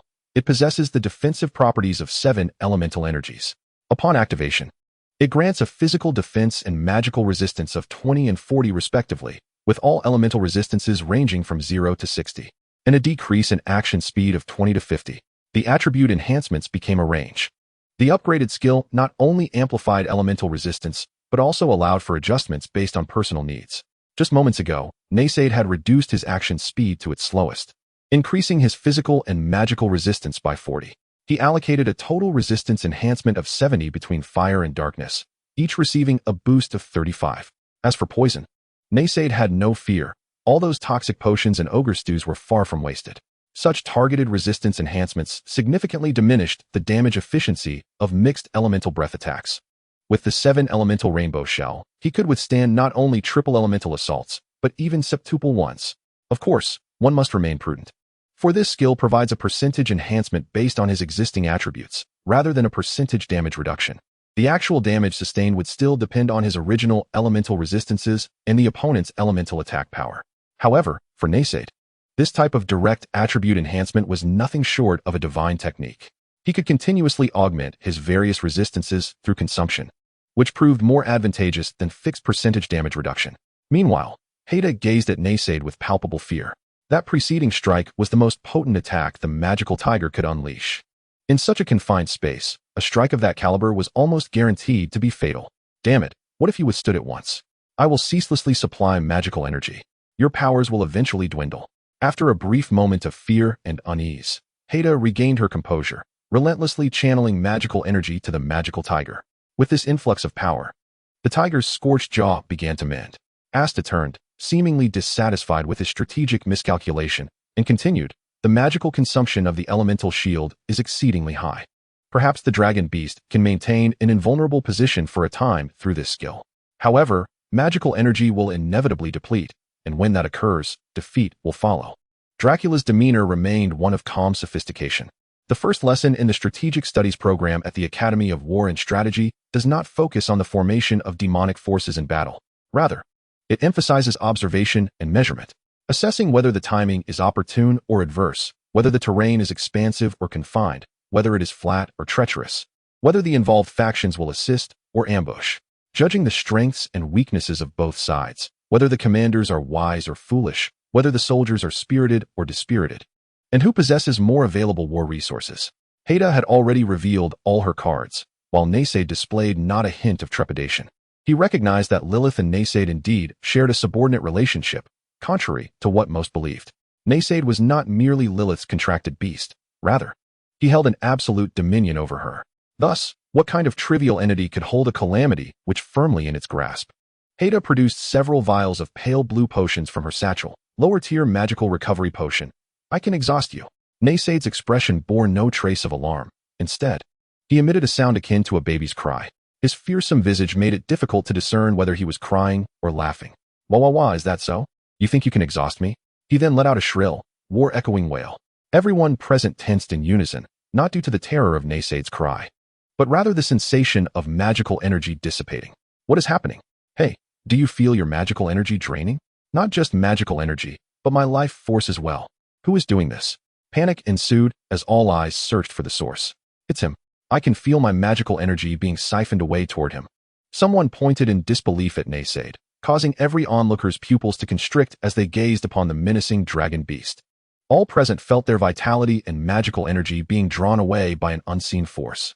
Meanwhile, Heida's connection with the magical tiger was being throttled, and the magical energy she had channeled did not restore the tiger's vitality or magical energy. It instead siphoned away her own. The tiger's molten maw ceased to heal, while Naysaid's wounds from the tiger's fangs and claws began to close. What manner of monster is this? A gluttonous dragon species? What hybrid of dragon and beast has emerged? Dracula's smile faded, replaced by scrutiny and gravity. In fact, in the world of Elryia, the concept of gluttony does not exist. The Shan Hai Jing and this world do not share linguistic commonality. However, in the realm of communication studies, there exists a concept known as a symbol. Text is a form of symbol, and symbols serve as the external manifestation of meaning. Essential elements for expressing and transmitting information. Their function is to convey and impart significance. While they may not understand what gluttony truly is, in this world, the term has been transliterated. To them, gluttony signifies eternal hunger, insatiable consumption, the sin of greed, and endless demands. Presently, all individuals in attendance were being drained of their magical energy and life force. Is it the might of the dragon? How is this possible? He is merely a dragon beast. Furthermore, I have never encountered a dragon beast that automatically consumes the life force and magical energy of its surroundings. Gluttonous aura absorbs the life force and magical energy of surrounding entities within a range of 8 meters in diameter. Over the years, as Naysaid grew stronger, the reach of the gluttonous aura expanded. Initially, it spanned a diameter of 3 meters and has now increased to 8 meters. Given that the entire arena measures approximately 15 meters in diameter, Naysaid, standing in the center, is capable of affecting the nearest spectators. The vitality and magical essence of these individuals have become the very source of Naysaid's own life force and power. Now, I have turned the tide. The languor in Naysaid's gaze has completely vanished, replaced by ferocity, greed, and brutality. Nothing can stand in my way now. Naysaid let out a villainous laugh. Having already devised a plan to exact a toll from the little kitten before him, absorbing the calamity's magical energy, his luck plummeted to minus 3,333. With a sudden jolt, Naysaid turned to Lilith, realizing she was within his aura. Lilith noticed Naysaid's gaze and wiped her reddened eyes. You're okay. That's wonderful. Naysaid's eyes twitched. Take 2 steps back. Huh. Hurry up. Enough chatter, or else there will be consequences. Lilith, oblivious to the gravity of the situation, irritated Naysaid to the point of nearly twisting his nose in anger. Oh, she pouted, taking a couple of small steps back, glancing at Naysaid. Not enough. Move back a bit more. Oh, Lilith stepped outside the aura, and 2 tiny pearls of tears fell from her eyes. Chapter 60. The Fierce Beast Tao Wu in Truth. Naysaid could utilize the principle of extreme reversal to convert the lost luck into a boon. However, such a divine skill is precious, a true lifesaver at critical moments. It is wise to hold on to it for potential counterattacks or retreats. Returning to the battle, Naysaid's regal demeanor was fully displayed. Haida believed she could outlast Naysaid. Yet now, Haida found herself in dire straits. Naysaid's wounds healed rapidly. To achieve victory, he must fight with all his might. Haida relentlessly pounded her drum, ceaselessly utilizing her berserk guiding skills. Charge. Tear it apart. Don't be afraid. Why aren't you attacking? Naysaid cried out, because he dares not. The magical tiger, having completely lost its will to resist, lay trembling beneath him. Magical beasts at the steel level possess a semblance of consciousness. The hellhound tiger recognized that it could not defeat the dragon beast before it. Long deprived of fresh meat, Naysaid's ferocity emerged. The bloodline of the beast surged within him, overwhelming his rationality. He shifted from standing on 2 legs to crawling on all 4s, slowly approaching the magical tiger. With a gaping maw, he brutally tore off one of the tiger's hind legs. The tiger cried out in agony, yet Naysaid's dragon claws held it firmly down. The sounds of flesh tearing and bones crunching echoed throughout the arena as he devoured the hellhound tiger alive, saving its head for last. The malevolent and chaotic beings outside the arena cheered, reveling in the gruesome spectacle. The tiger's human-like eyes gazed desperately at its master, Haida, pleading for her to end the match and save it. Should she terminate the contest? If she did, her contractual beast would be sacrificed to Lilith. Thus, she preferred to see the tiger devoured alive rather than concede. Naysaid's eyes grew increasingly crimson as he savored the taste of fresh blood and flesh, consuming at an ever-accelerating pace. Meanwhile, onlookers noticed the once white mist shrouding the entire Godfall arena had begun to turn red. The realm of Godfall was undergoing a transformation. The frenzied consumption lasted 5 minutes, with the head of the hellhound tiger lodged in Naysaid's mouth, still alive due to the abyssal species' formidable vitality. Only when Naysaid crushed the tiger's head did its suffering finally cease, devouring the last remnants of blood and bone. Naysaid devoured hellhound tiger, acquiring the talent fusion breath. Consumed a fierce tiger, activating the talent frenzied brutality. Suddenly, emerging from his bloodthirsty state, Naysaid shook his head, perceiving the surrounding clamor. He realized the mist in the arena had transformed into a vivid red, permeated with the scent of rust.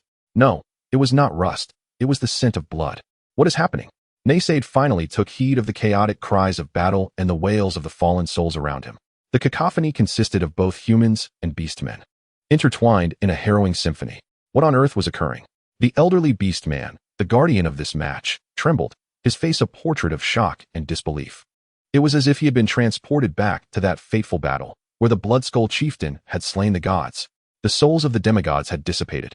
But buried here were not just demigods. There were the remains of countless beastmen and human warriors. Their frenzied slaughter before death had etched a bloody legacy into their souls. Naysaid's brutal bloodlust had awakened their thirst for blood and carnage.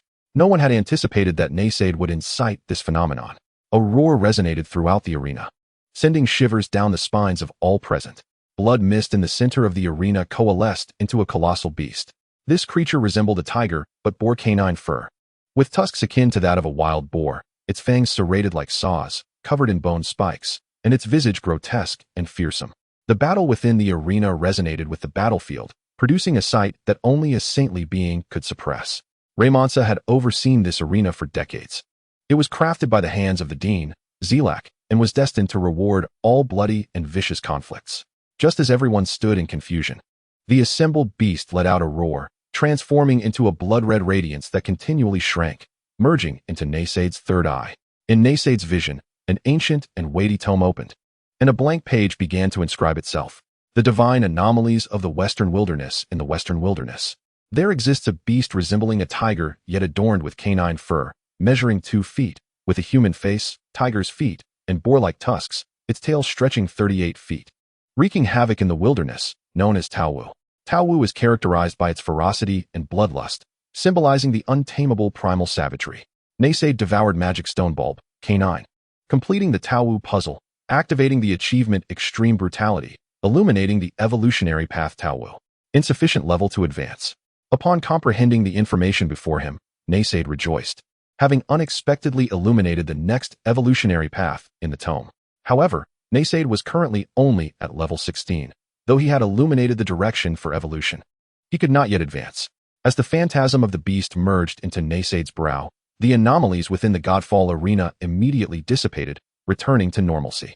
With the interlude concluded, Naysaid turned to the lizard man Haida, his lips stained with blood and flesh, startling the dragon lizard.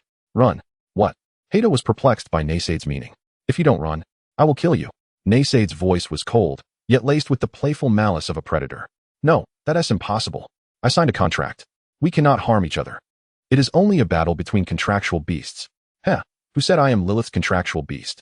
Besides, the name on the dual contract against you should belong to me, right? Haida's heart raced with unease as she looked at the elderly beast man, Raymonsa, who oversaw the contracts. Raymonsa opened the contract documents to review them. Indeed, the contract is with this dragon beast, Naysaid. The agreement states that you and Lilith shall not harm one another. However, since the signature reads Naysaid, the one you are fighting is, in fact, you. If you concede defeat, you must evade Naysaid's relentless pursuit for an entire day to regain the Academy's protection. Why? Why did you not inform me? The drafting of the contract is a mutual decision, and my sole responsibility lies in its execution, not in identifying its flaws. Why do you believe others are obliged to alert you? Will you continue to fight, or will you hastily flee? Haida's body felt as if plunged into an icy abyss. The brutality displayed by Naysaid sent shivers down her spine. Escape. I must escape. I will die. I will be killed. Chapter 61. The root of corruption. Naysaid's true aim is not to win this contest, but to eliminate the wretched lizard man who dares to ride atop him. How dare this despicable creature extend chains towards the neck of a dragon? Huh. Run, and see if you can evade my claws. See if you can escape my colossal jaws. If you cannot, I shall rend you apart, chew you to pieces, and swallow you whole. Naysaid's piercing shriek echoed throughout the arena's pit, causing all onlookers to involuntarily gulp. This dragon beast, usually lounging like a pet upon Lilith's shoulder, is far more bloodthirsty and savage than any other dragon. As Haida made a beeline for the arena's exit, Naysaid exhibited no immediate intent to pursue. He approached Lilith, saying, "Once my hunt concludes, your duel with Naafia shall commence." Naysaid, while fierce and violent, also possesses cunning. Naafia, at level 20, had yet to ascend to the refined steel tier. What audacity emboldened her to provoke Lilith, a silver tier beast slayer, even proposing a death match? What schemes did she harbor? Did she intend to inflict mental anguish upon Lilith through insults directed at Naysaid? The devilish methods are indeed insidious, yet not devoid of intellect. And thus Naysaid deduced the presence of a trap. It was Lilith's cowardly agreement that sealed the deal. Once Naysaid engages in combat, he transforms into a ferocious dragon, relentless and brutal, while Lilith remains indifferent to Haida's fate. Yet Haida, in her defiance, aimed to wrest Naysaid away from her. She deserves to perish. In truth, she yearns to witness Naysaid consume her alive. Lilith's timidity stems merely from her fear of inciting Naysaid's disdain. Having conveyed his intentions, Naysaid said no more, turning his gaze towards Haida's fleeing form. In his line of sight, a blood-red thread appeared, stretching forth towards the periphery of the Chaos Crown Academy. Yaji, units that bestow blessings or enmity upon allies will be marked. Marked units can be perceived within a certain distance. Simultaneously, malevolent intent within a certain range will be sensed. A fierce beast approaches to seize you. Naysaid crouched low, activating Shadow Pounce, increasing his speed by 50 while becoming exceedingly difficult to capture. Lilith watched Naysaid's retreating silhouette. Am I being too willful? I hope Naysaid does not come to despise me. Lilith, you ungrateful wretch. Why must you always provoke Naysaid's ire? With arms crossed and blackened nails digging into her flesh, she punished herself. After a moment of contemplation, she slowly made her way to the center of the arena, kneeling to rummage the ground. Suddenly, she picked up a black scale. A peculiar smile gracing her face. Scale of the gluttonous dragon beast. A scale shed from the gluttonous dragon beast, capable of absorbing magical and life energy for storage. This scale had fallen as a result of the Hellhound's attack on Naysaid, torn from him by claws and fangs. Ah, how delightful. Naysaid's scale carries his essence. This way, I can remain close to him always. Lilith scraped the scale against her skin, the sharp edges leaving trails of crimson. The more she did so, the more flushed her complexion became, accompanied by chilling laughter. Yes, I adore this. This bizarre scene elicited gasps from all the onlookers. What has happened to the once innocent Lilith? It seems that prolonged interaction with a perverse dragon beast has corrupted her. Should Naysaid learn of his classmate's thoughts, he would surely cry injustice. It is the calamity magic that has driven Lilith to obsession. How can the blame for her derangement be placed upon me? What have I done? I merely saved Lilith, leading her to fall hopelessly in love with me, then attempted to feign death to escape. Upon reflection, Naysaid indeed seems quite innocent. On the other side, Naysaid followed the guidance provided by Yaji, arriving at the outskirts of the Chaos Academy. Before him stood a mountain. Upon closer inspection, it was no mere mountain but a colossal metallic archway, standing 444 meters tall and 44 meters wide, ancient in hue and imposing in aura. This solitary archway stood devoid of any structure behind it, merely a singular doorframe. It is a magical artifact, demigod to interdimensional gateway, crafted from astral silver, void crystals, chaos alloy, divine bone powder, and time amber. It can connect to other dimensions. Goodness, a demigod tier magical artifact simply standing here? Moreover, the materials comprising this interdimensional gateway are the finest this world has to offer. Such materials are typically reserved for late-game players to acquire, exceedingly rare and precious. Merely prying a small piece of metal from this door could forge a legendary holy sword for the human kingdom. How could that old rascal Zalakos have procured a demigod tier magical artifact? Could he truly be a deity? As Naysaid neared the doorframe, he inhaled deeply. The pure energies surged into his nostrils, causing him to nearly swoon with pleasure. Absorbing astral energy, chaotic energy, time essence, leveling up, LV17. By the heavens, I just leveled up. If I were to take a bite, how many skills and talents could I unlock? Moreover, with Naysaid's feral bite applying the law of destruction, I might indeed snatch a piece from it. Yet he hesitated. Being but a lowly black iron tier, it would be unwise to test it. What if I failed to bite a piece off and angered Zalakos? Would I then flee in terror? Not daring to consume it, could I at least take a few deep breaths? Sniff, The delight is overwhelming. Naysaid pressed against the doorframe, inhaling deeply, reveling in ecstasy. His thoughts began to drift, and he felt increasingly lightheaded, absorbing chaotic high-tier energy. Entering a state of dementia, temporary reduction in intellect. Blabbering incoherently, Naysaid drooled as his eyes wandered, lying on the ground and chuckling foolishly, resembling a befuddled dragon. With a sharp slap to his face, Naysaid jolted himself awake, forcibly breaking free from the state of dementia. These energies are too potent. I cannot absorb too much at once. Regaining his composure, Naysaid did not forget the purpose of his visit. Gazing at the top of the metallic doorway, he noticed 4 imposing characters inscribed. Scream Greenhouse. Naysaid recalled having seen this building in the Academy's introduction. It serves as the training ground for the secondary profession potion cultivation. Peering through the doorframe, he was struck with astonishment, inhaling sharply. This is no greenhouse. Beyond the door lies a sprawling forest, lakes, mountains, and basins, an entirely independent realm. At the center of this world, a towering tree stands majestically. As Naysaid discerned the information about the colossal tree, he could not help but exclaim in awe. In the realm of Wayno Laderasher Erdwa Ingji Jin, a level 92 world tree stands tall, adorned with level 10 branches, parasitic roots, fallen limbs, and the sinister black-silver leaves. The fruits of forbidden nature and the malevolent nurturer, alongside the whispers of the mother tree and the fallen deity, tell a tale of decay. How could such a world tree exist here? It appears to be a branch broken from the emerald pillar, the world tree of the eternal forest. In the lore of the game, this branch was lost, yet it has inexplicably materialized in the hidden dungeon of Chaos Crown Academy. What are you up to, Director Zalakos? Are the divine beings not uniting to exact vengeance upon you for allowing the world tree to fall into such disrepair? How can it still be alive? Director Zalakos is undoubtedly a true deity, a powerful one at that. The danger lurking here is palpable. The guidance of Yazi indicates that Haida is within, reluctant to pursue, yet unable to retreat without dignity. How could I face the world as the magnificent Taotie dragon beast? However, the old witch Hela, whose secondary vocation is potion cultivation, must have studied here. If she, so weak, can survive, it may not be as perilous as it seems. Chapter 62. The Screaming Greenhouse. Naysaid wanders through the Screaming Greenhouse. Unlike the emerald forest filled with natural magic, this place is shrouded in darkness and thick fog. As he treads carefully, he opens the eye of Taotie to its fullest. Every plant here is a magical entity. Before him hangs a luscious red fruit, nestled within dense foliage. Illusionary Tree Spirit. Level 38, Level 10 Trant, Level 10 Tree Spirit, Level 10 Twisted Tree Spirit, Level 8 Illusionary Tree Spirit. This is a tree spirit twisted by dark forces, capable of creating illusions to beguile the unsuspecting. Naysaid blinks, realizing that what seemed like leaves surrounding the fruit are, in fact, a cage of countless animal bones. These bones belong to victims lured into a trap. The fruit is, in reality, the tongue of the tree spirit. A mere touch would cause the surrounding foliage to ensnare its prey, draining their life force and magic until death ensues.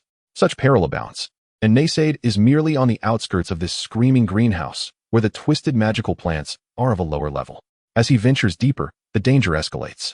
Should Haida have fled to the inner sanctum of the dark forest, Naysaid could not disregard his own safety in pursuit. The forest teems with magical flora, flattering mushroom, bone bell vine, weeping blood rose, and 7 deadly thorns. These plants tantalize Naysaid, promising enhancements to his attributes and the potential to activate talents or skills. Yet he knows better than to touch them. Any plant rooted near the world tree is already intertwined with it, some having become extensions of the world tree morpho itself. To indulge in greed here could spell his doom. Cautiously, Naysaid navigates through the forest, guided by Yazi. Perhaps Haida understands the dangers of this black forest, as she has not ventured deeper into its heart. I have escaped to this place. Surely I am safe now? Haida hides within a crevice of a massive stone, having not fled blindly during her escape. Instead, she has arrived at the Screaming Greenhouse, a realm rife with magical plants and lurking dangers.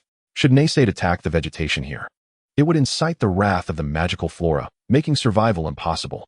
She has been sufficiently cautious, leaving no trace in her wake. Cursed witch, cursed dragon beast. One day I shall rend your flesh to pieces. With her heart slightly steadied, Haida seethes with resentment. The abyssal beast, the dog-prisoned demon tiger, was summoned through the sacrifice of dozens of her kin. She had bound it with the lives of hundreds. To have it perish at Naysaid's hands is an affront. She had intended to enslave that dragon beast, to mate and produce a stronger progeny. Yet when Naysaid gazed upon her, it was with the disdain one reserves for refuse. What gives a wretched dragon beast the audacity to look down upon me? You, a lowly hybrid lizard, with dragon blood so thin it is nearly non-existent, are truly the despicable one in my eyes. The infantile wails of Naysaid reach Haida's ears, causing her to tremble. How is this possible? How could he have caught up to me? Where did I betray my position? Covering her mouth and nose, Haida strives for silence, her eyes darting to locate Naysaid. A warm, viscous breath brushes against her face, sending a shiver down her spine. Naysaid halts the release of shadow prowl and illusory light, his fearsome visage emerging before her. Ah! Haida shrieks in terror, scrambling deeper into the stone crevice. In the next moment, Naysaid's claw pierces her back, seizing her spine and effortlessly dragging her back. Standing over 4 meters tall, Naysaid pulls the nearly 2-meter Haida from her hiding place. Please, spare me. Whatever you want, I will give it to you. Naysaid opens his maw, poised to bite down on Haida's head, but her plea halts his vicious intent. All 4 eyes, 2 on his head and 2 on his chest. Fixate on her. What can you offer me? I possess several contracted beasts and hundreds of kin. I can offer them all to you. She implores, desperate for her life. Haida, a lizard folk and daughter of a tribe leader, was once an ordinary lizard folk until a fragment of dragon blood awakened within her at maturity. This marked her as a dragon lizard, receiving special training from her tribe. Her compliant father and sycophantic tribesmen only fueled her arrogance, viewing the lives of her kin as expendable. To acquire a contracted beast, she would sacrifice hundreds, if not thousands, of her people. Now, she seeks to leverage her kin as bargaining chips for her survival. Naysaid grins. Did you not call me a wretched dragon beast? For that alone, you shall not live today. However, if you surrender your contracted beast for me to consume, I may grant you a swift end. Ha ha ha ha. Despair fills Haida's eyes, transforming into fury. What if I wish to devour you alive? You, so weak, dare to provoke me? Your insult must be avenged with blood. Very well, I shall summon my contracted beasts. You must promise me a quick death. Haida feigns surrender, and Naysaid releases her. Wounded from Naysaid's earlier attack, escape is no longer an option. With her own blood, Haida inscribes a summoning circle beneath her feet, conjuring 4 or 5 magical beasts. Naysaid licks his lips, pleasantly surprised by this unexpected delight. However, just as he prepares to feast, Haida brandishes her summoning staff. Beasts of my contract, self-destruct. The contract's self-detonation technique allows one to command their contracted beasts to explode. In a moment of bewilderment, 5 beasts detonate, scattering blood and flesh into the air. Though they inflict no harm on Naysaid, the act is a profound insult. Are you mocking me? Naysaid's dragon eyes blaze with fury. He had intended to grant Haida a quick demise, yet now he must flay her alive. Ha ha ha. I cannot live, so neither shall you. Naysaid disregarded her words, lunging forward to tear at her thigh, followed by her arm, abdomen, chest, and finally her head. Devoured the dragon blood lizard man, absorbing a fragment of dragon lineage. Increasing physical limit to 20 and magical limit to 30. Consumed an intelligent dragon-type creature, attaining 1 instance of fusion, ingested dragon blood. Acquiring the abnormal condition dragon god's gaze. Chapter 63, The Fallen One. The act of devouring Haida did not bestow any talents or skills, yet surprisingly, due to the dragon lineage within her, it augmented both physical and magical limits. Upon witnessing the third piece of information, he swallowed hard. Dragon god's gaze. Anyone attempting to absorb dragon lineage to become a successor shall face judgment. Units bearing this abnormal condition will be met with hostility from all dragons. Current gaze level, 1. Note: when the gaze level reaches 100, the hidden challenge dragon court will be activated, and slaying the chromatic dragon king will grant freedom. Naysaid gasped in realization. The mightiest among dragons are the 2 dragon gods, the platinum dragon god and the dragon queen Tiamat. The second tier consists of several guardian dragons under the platinum dragon god and the chromatic dragon kings under Tiamat. The general strength of the second tier lies within the demigod range. If Naysaid were to enter the dragon court and face 5 demigod tier dragon kings, it would be better to end his own life to avoid the suffering, whether it be great dragons or dragon beasts. Any creature with dragon blood is stronger the purer the bloodline. Dragon blood possesses formidable attribute limits, and some humans utilize dragon blood products to transform into dragon blood warriors, demonstrating its preciousness. Initially, Naysaid contemplated that since dragon bloodline is so valuable, why not hunt great dragons, extract their bloodlines, and thereby evolve into a true dragon? Those who think in such a manner have already met the Dragon King. For if one desires to condense dragon lineage to evolve into a true dragon, the cost is to face judgment in the dragon court. Hunting dragons, slaying dragons, consuming dragons, what would the verdict be? One need not ponder. Merely being granted a swift end by the chromatic dragon king would be considered mercy. No wonder when Naysaid was born, after the death of his brother, a dragon beast with a faint trace of dragon blood, the dragon mother not only refrained from consuming it, but also cast it to the fringes of the swamp. Consuming it was perilous, Yet the allure of dragon blood for Naysade was immensely strong. Just moments ago, he had devoured the dragon blood lizard man, whose bloodline was exceedingly thin. Yet he gained a dual enhancement in physical and magical limits and secured a chance for fusion. Consumed an intelligent dragon-type creature. Attaining fusion. This allows for the merging of skills or talents once. In the future, as one grows, skills and talents will multiply. With fusion, one can create the desired skills and talents. Alas, dragon-type creatures must be consumed, yet Naysade plans to consume them cautiously, deliberately, and strategically, not abstaining entirely. Just as Naysade was deep in thought, he suddenly felt a faint tremor beneath his feet, as if something were approaching him. He turned towards the source of the sound, where a vast cloud of dust was stirred up. Trees were being toppled, and the flora around Naysade began to stir. At that moment, he recalled Haida's words before her demise. Since I cannot survive, neither shall you. Naysade suddenly realized that Haida had commanded her contracted beast to self-destruct. Was it truly to humiliate him, or was she summoning some entity? Indeed, the plants that had adhered to the blood and flesh of the contracted beast were incessantly gnawing at it, as if the flesh was irresistibly attractive to them. What was that sound? It resembled a wolf's howl. Soon, a dark silhouette emerged before him. It was a giant wolf. This creature ran on all fours. Standing 2 meters tall and measuring 4 meters long, its fur as black as night. As it approached Naysade, he noticed that its fur was not soft, but rather a layer of black thorns. Its tail, dragging behind, was a bundle of thorns. Unnamed Fallen 1, LV-21 Fallen 1, LV-10 Owlman, LV-10 Druid, LV-1 Fallen 1. This wolf was a magical wolf transformed by a druid. Upon seeing this creature's information panel, Naysade let out a sigh of relief. I was nearly terrified, thinking it was a formidable foe. It is merely a steel-grade fallen being. Haida's self-detonation had attracted the stench of blood to the fallen beings dwelling here. However, this creature was so weak that Naysade did not regard it at all. He could effortlessly slay silver-grade magical beasts. A steel-grade druid would be easily suppressed with a mere wave of his hand. Naysade smiled proudly, his arrogance radiating. As the giant wolf closed in to 3 meters of him, Naysade opened his mouth and unleashed toxic breath. The breath, laced with venomous slime, sliced through the magical wolf's form, leaving several gashes upon its plant-based body. Yet, no blood poured forth, and the druid continued unabated, lunging towards Naysade. Beast Bite, an attack imbued with high armor-piercing magic, cleaved the fallen druid in half. Even after being bisected, the creature continued to writhe and struggle on the ground. Naysade observed that it seemed devoid of consciousness, like a puppet under control. Unnamed Fallen 1. Naysade speculated that this being must be connected to the corrupted world tree. Cautiously, he approached, wanting to ascertain whether this creature was consumable. Theoretically, the stomach of a glutton can digest all earthly substances, yet if consuming it leads to his own corruption, that would be a dire fate. However, just as Naysade prepared to inspect it further, a massive root suddenly emerged from the ground, impaling the bisected druid. Fallen sustenance, before Naysade's bewildered gaze. The fallen druid's body began to mend. The roots acted like conduits, continually supplying life force and magical energy into the druid's form. The druid's body swelled, its dark power surging. Unnamed Fallen 1, LV-31 Fallen 1, LV-10 Owlman, LV-10 Druid, LV-11 Fallen 1. Is this for real? How did it suddenly rise 10 levels? The fallen druid's injuries fully healed, and it ascended 10 levels. Its eyes, now filled with dark energy, once again locked onto Naysade.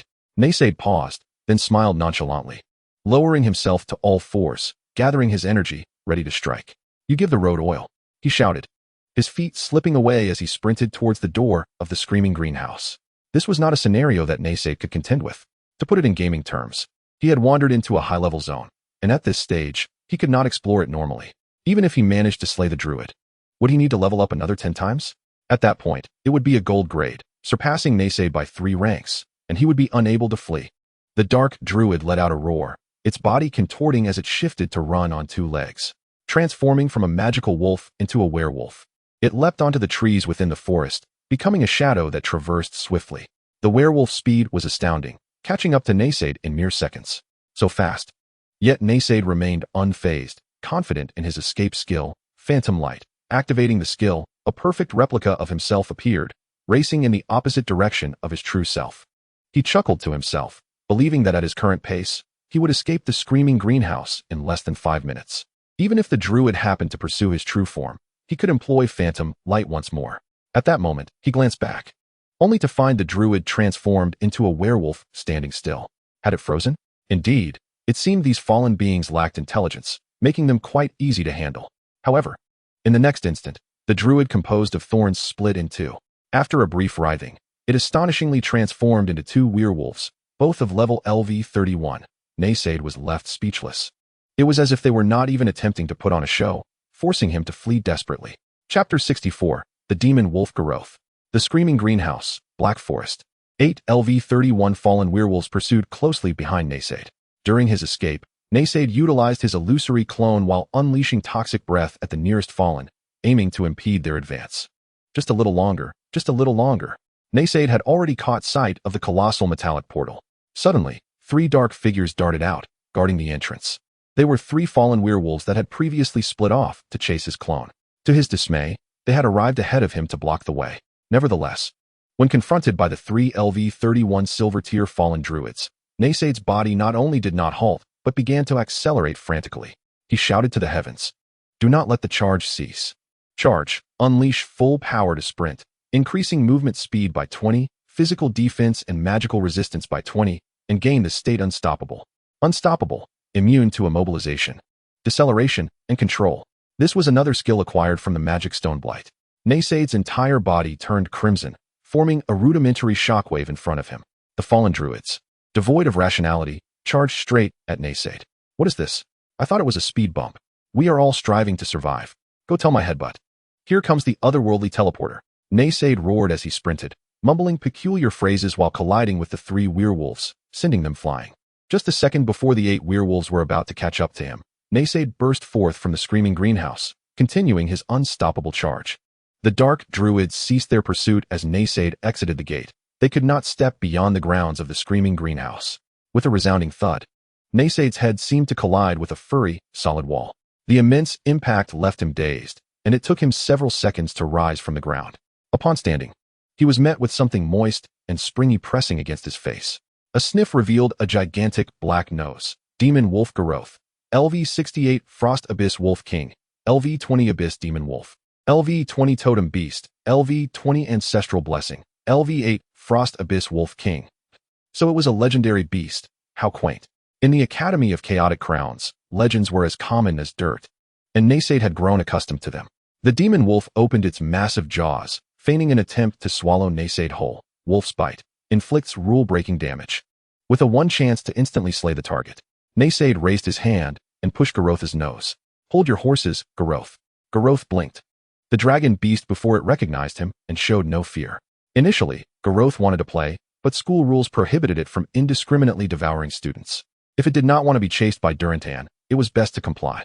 Otherwise, it could devour an entire grade in mere days. Curiosity piqued. Naysaid expelled a large chunk of monster meat from his mouth and tossed it before Garroth. The meat was still raw but marinated with various magical herbs and spices. Naysaid stored the marinated meat in the Hutian space for convenient roasting. Garroth sniffed eagerly, drool dripping from its mouth, extending its crimson tongue. It rolled the meat into its mouth and began chewing with delight. Garroth had appeared in the game background as the mount of the Blood Skull chieftain Durantan. Epic dragons were mere snacks to it. Its only passion was eating, and its intelligence was somewhat lacking. In the game's narrative, Garroth's favor could be easily gained. Simply feed it, and affection would flow endlessly. Once its affection reached its peak, one could harvest its fur. Garroth licked its lips and lay on the ground, extending its tongue to make eye contact with Naysaid, clearly still hungry. Subsequently, Naysaid produced twice his size in meat, barely satisfying Garroth. As Garroth feasted joyfully, Naysaid approached. Lifting a paw to stroke its jaw, Garroth emitted a blissful purr, and Naysaid stealthily plucked a tuft of fur. Suddenly, a whistle echoed throughout the academy. Upon hearing it, Garroth instantly halted its playful antics with Naysaid and turned toward the source of the sound. It was its master Durantan calling for it. Garroth sniffed Naysaid once more, memorizing his scent, then extended its 1-meter-long tongue to lick him before wagging its tail and darting off. Naysaid rubbed the spot Garroth had licked. It felt as though a mass of thorns had scraped across it, the once glossy scales now marred with countless scratches. Garroth's tongue was covered in fine, sharp spikes. A mere lick would leave a normal person with shredded flesh. "Humph, my flesh is not for free." Naysaid regarded the fur in his hand. Garroth's fur. Its use was uncertain, but one would find out once consumed. Naysaid stuffed the fur into his mouth.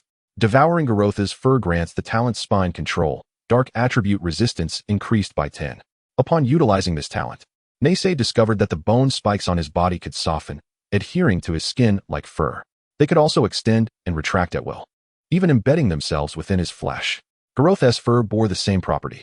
This was quite advantageous. After all, his bone spikes were perilous, imbued with toxins and sharpness, often hindering his movements. Now, he felt much more comfortable.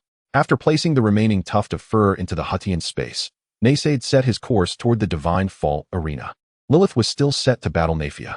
Just as he took a step forward, he stepped onto something soft and warm. Damn, who left this mess? Garoth, where have you gone? Oh woo, made a new friend? Excellent. Something happened over at the arena. Do you remember our glorious past? Durantan hurried over upon receiving news of the anomaly at the Divine Fall arena. However, by the time he arrived, everything had concluded. Nonetheless, it mattered not. He considered it a leisurely stroll with his dog in the academy. With no wars to engage in, he could catch up with a few old friends. Suddenly, he spotted a tall, slender figure clad in a black robe and waved enthusiastically. Hey Mergen, how have you been lately? Durantan strolled confidently through the academy, approaching the head of the Destruction Magic Academy for a chat. Not well. Mergen, a master of curses, revealed that he had been afflicted by a curse, cursed by misfortune and catastrophic causality. Yet, he could not believe that he, a master of curses, would be bested by a wretched little sorceress of iron tier. However, this curse involving causality required even a saintly figure like him to conduct a ritual for removal. All right, enough chit-chat.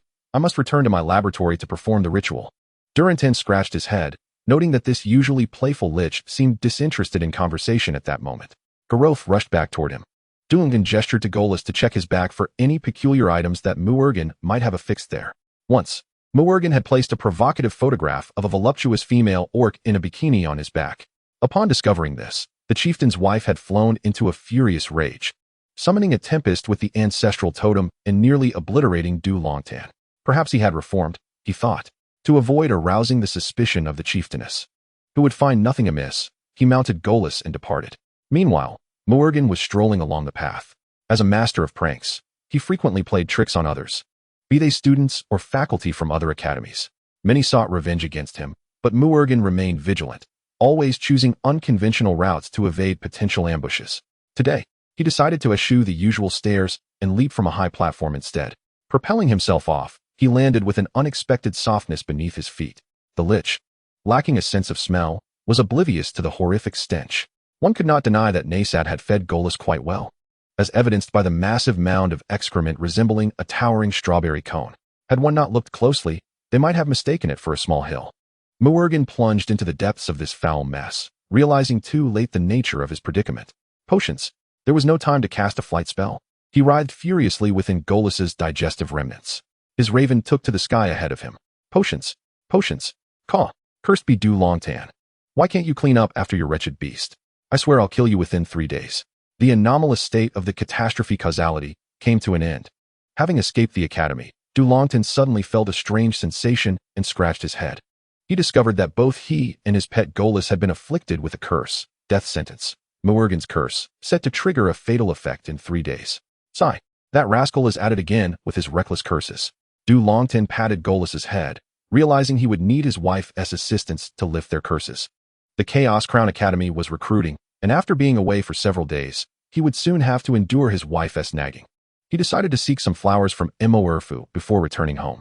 Du Longtan turned to find the fallen mother tree, Wainu, to procure a few eternal kiss flowers to please his beloved. Eternal kiss. Present this flower to your beloved, and the souls of the departed shall remain eternally intertwined. Both givers of the flower shall be immune to Reaper's fairy, abyssal call, and lights summon after death.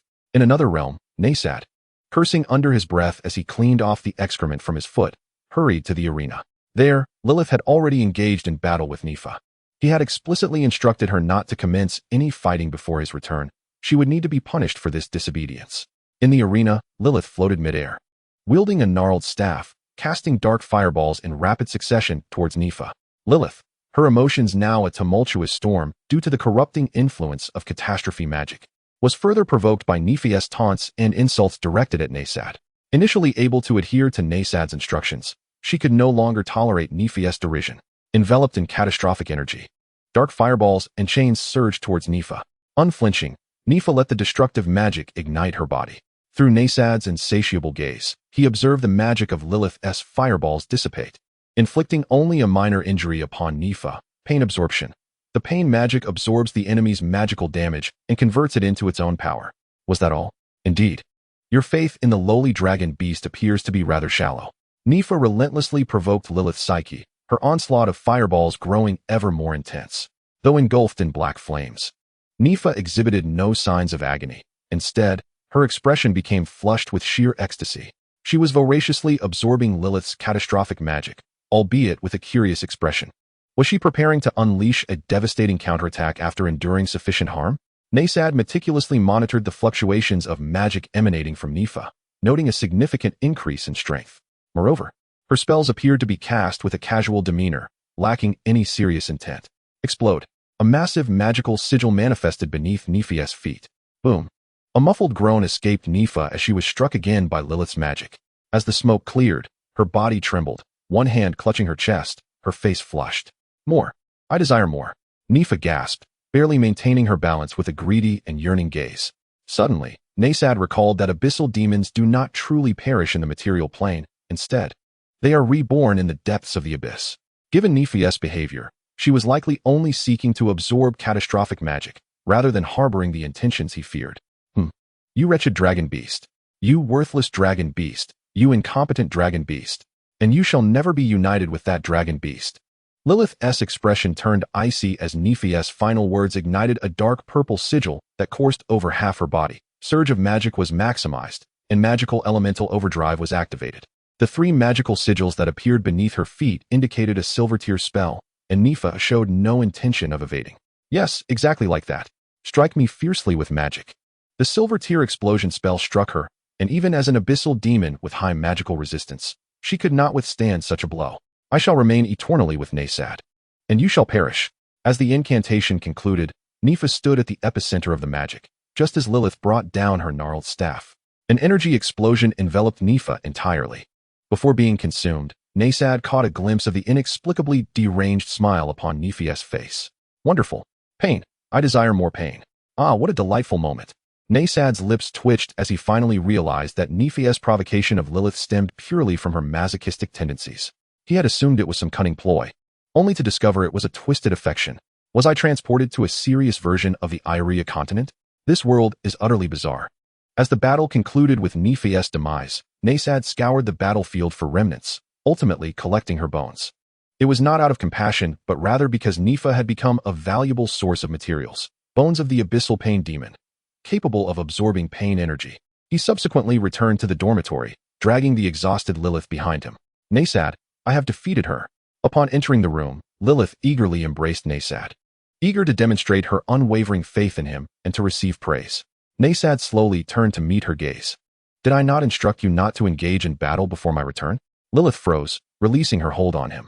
But I could not tolerate her insults towards you. Upon seeing Nasad's stern expression, Lilith immediately became apprehensive. Lilith, you must understand that I rescued you from those cursed villagers. You are my possession. Lilith trembled at his words. So, Nasad truly intended to possess her forcefully? He genuinely cared for her. A blush crept across her cheeks. Little did she know that Nasad's next words would send her into a paroxysm of fear. Indeed, it seems that it would be best to discard that which is disobedient. Nasad cast a cold glance at Lili C before turning to leave. No, please don't abandon Lili C. Lili C crawled to Nasad's side, clinging tightly to his thigh. Do not forsake me, I realize my mistake. I promise to obey henceforth. No matter the punishment. Please, do not leave me behind. Her eyes, devoid of luster, brimmed with tears as she humbly implored him. Nasad grasped her chin. You understand your wrongs. Once you comprehend what I say, you shall comply. Suddenly, Lili C trembled violently, releasing her embrace and kneeling on the ground. Without your permission, I shall refrain from embracing you. Please do not cast me aside. Nasad had not intended to leave, for he too was uncertain of how to exit the Academy of Chaos Crown. He merely needed to instill some discipline in the witch he had rescued.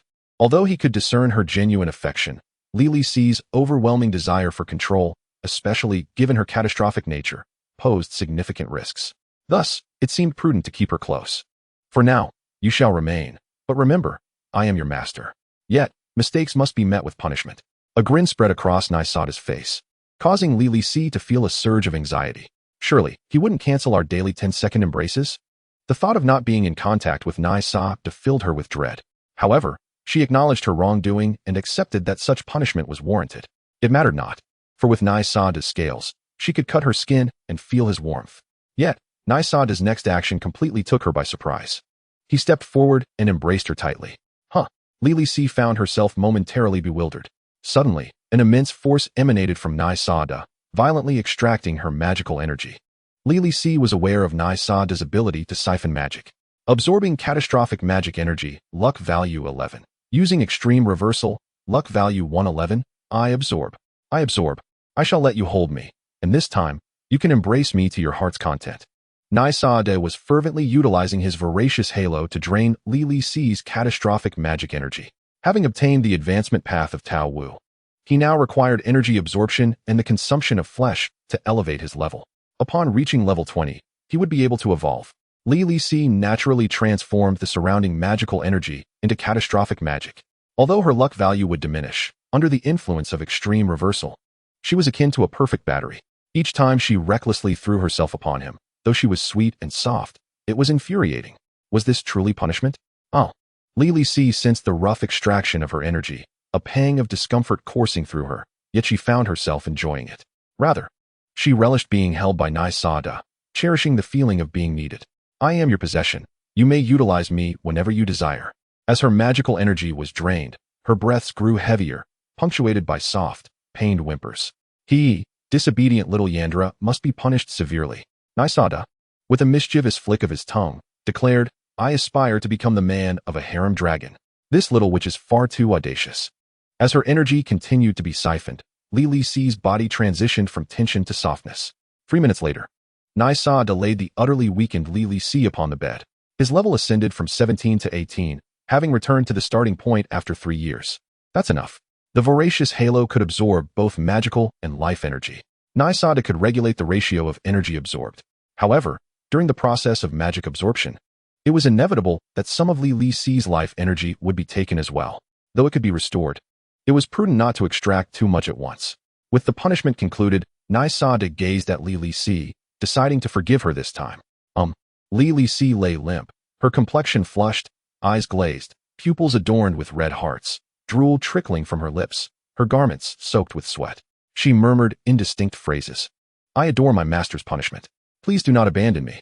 Having just cradled her, Nai Sa-da had not observed her expression. I merely intended a slight reprimand.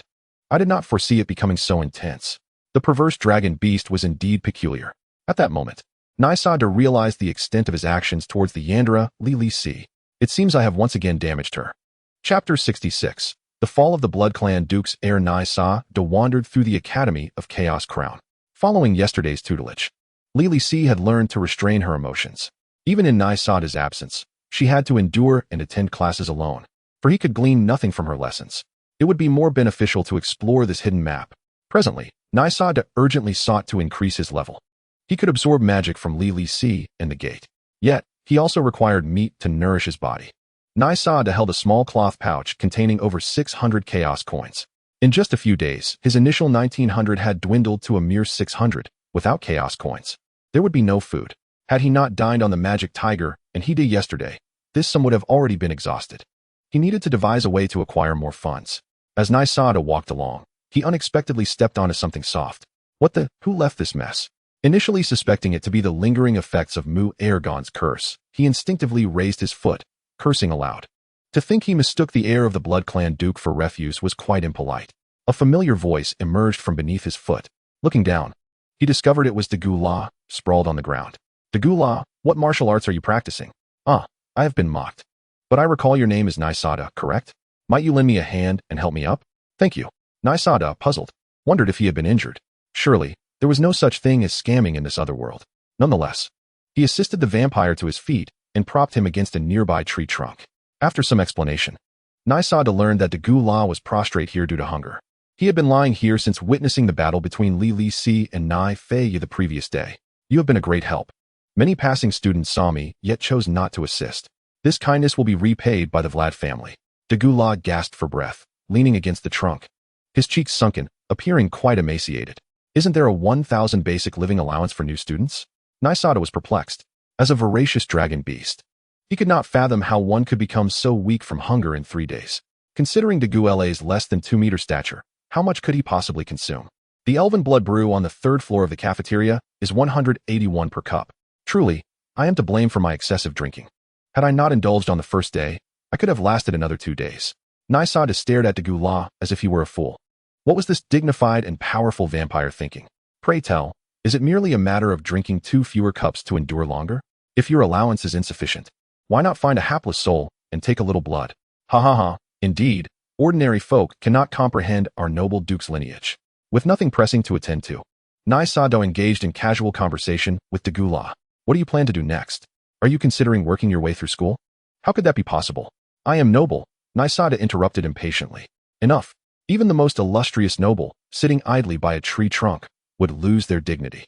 Wouldn't they?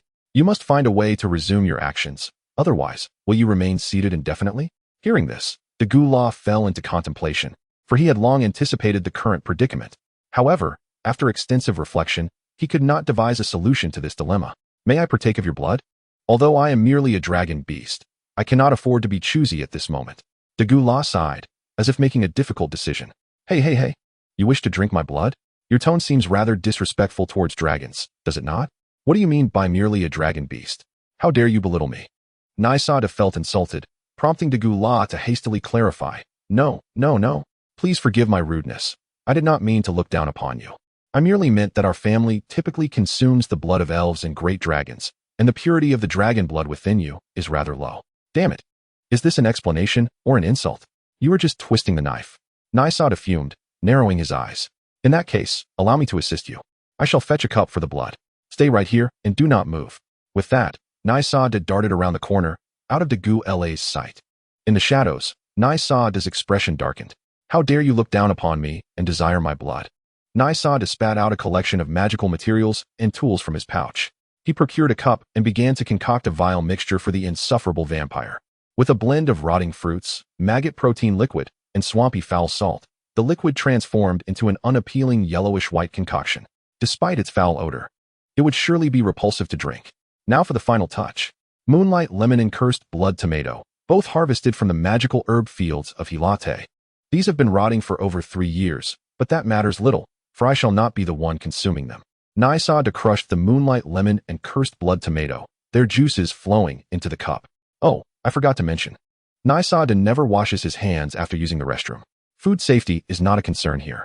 The decomposed fruits serve to mask the foul scent, a flavor the vampire might just enjoy. He began stirring the mixture, then produced a bottle of magical tequila, a trophy seized from the thief Boney. Upon pouring it in, the aroma became even more pungent. To mimic the magical richness of fine brews, he retrieved 7 elemental crystals, pried from the heads of wild stone warts. Crushing them into powder, he added them to the cup. To avenge his insult, Nysada spared no effort. As a dragon beast, there were 2 types of beings he despised: those who looked down upon him for his diluted bloodline, and those of pure dragon lineage who deemed themselves superior. Double standards. Indeed, he muttered. Nysada plunged his fingers into the cup, stirring it vigorously. Time to pour, he exclaimed, glancing around for a cigarette, but finding none. No matter. Nysada extended his tongue, lewdly dribbling a couple of drops of saliva into the mixture. Thus, his concoction was complete. Here it comes. Nysada emerged from the shadows, presenting the vibrant cocktail before Degu. Drink up. Why aren't you drinking? Nysada pressed, shoving the cup towards Degu's face. Furrowing his brow, Degu detected a sharp, pungent aroma emanating from the cup. He was accustomed to the exquisite elven blood brews made from the blood of pure elves, blended with over 20 rare magical herbs. Yet the scent of this concoction reminded him of the harsh brews found in the realms of humans and dwarves. Is this your blood? I understand your aversion to dragon beast blood. Thus, I present to you a magical brew from my homeland. Is that so? What is its name? Degu's inquiry momentarily stunned Nysada, and he stammered. It is called Lao Ba's secret cocktail. I have never heard of it. It is quite famous in my homeland. To win over many followers, Lao Ba would swallow filth and bear eternal ridicule, ultimately retreating from the world. Degu's expression wavered at the mention of Lao Ba, a warrior whose tale bore resemblance to that of his own ancestors. As admiration for the gastronomic genius Lao Ba blossomed within him, he instinctively lowered his guard against the strange liquid before him. Although the potion was repugnant, he could sense the magical potency of 7 distinct elements within. Consuming it would undoubtedly replenish his waning magical energy. Moreover, he had no other options. Mutual assistance was not a virtue praised at the Chaotic Crown Academy, and missing out on Naisada's help would prove troublesome. Otherwise, he would not have been languishing here for an entire night. After a brief internal struggle, Devour sighed, conceding, "Since this is your goodwill, I shall indulge in a taste." Naisada scoffed internally. What a pretentious display. Well then, savor it thoroughly. Devour lifted the cup containing the dubious brew and took a sip. Ugh! The liquid hit his throat, unleashing an overwhelming spiciness that surged to his brain, causing him to spit it out. The viscous texture felt akin to consuming slime excrement. Naisada, witnessing Devour's reaction, showed indifference. He had not expected the vampire to take a second sip.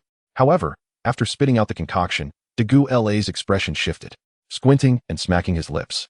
Naisada grew wary. If Devour lashed out, he would flee immediately. To his surprise, Devour took another sip, this time swallowing it despite the grimace on his face. The initial spiciness gave way to a sweet aftertaste, with an aromatic earthy essence mingling with fruity notes. Devour's complexion flushed slightly. The spiciness stemmed from the toxins in Naisada's saliva and the tequila's high alcohol content, while the earthy flavor was derived from the maggot's bodily fluid, and the fruity notes originated from the decayed fruit juice. With each sip, the abundant elemental magic coursed through his being, restoring his strength while leaving him pleasantly tipsy.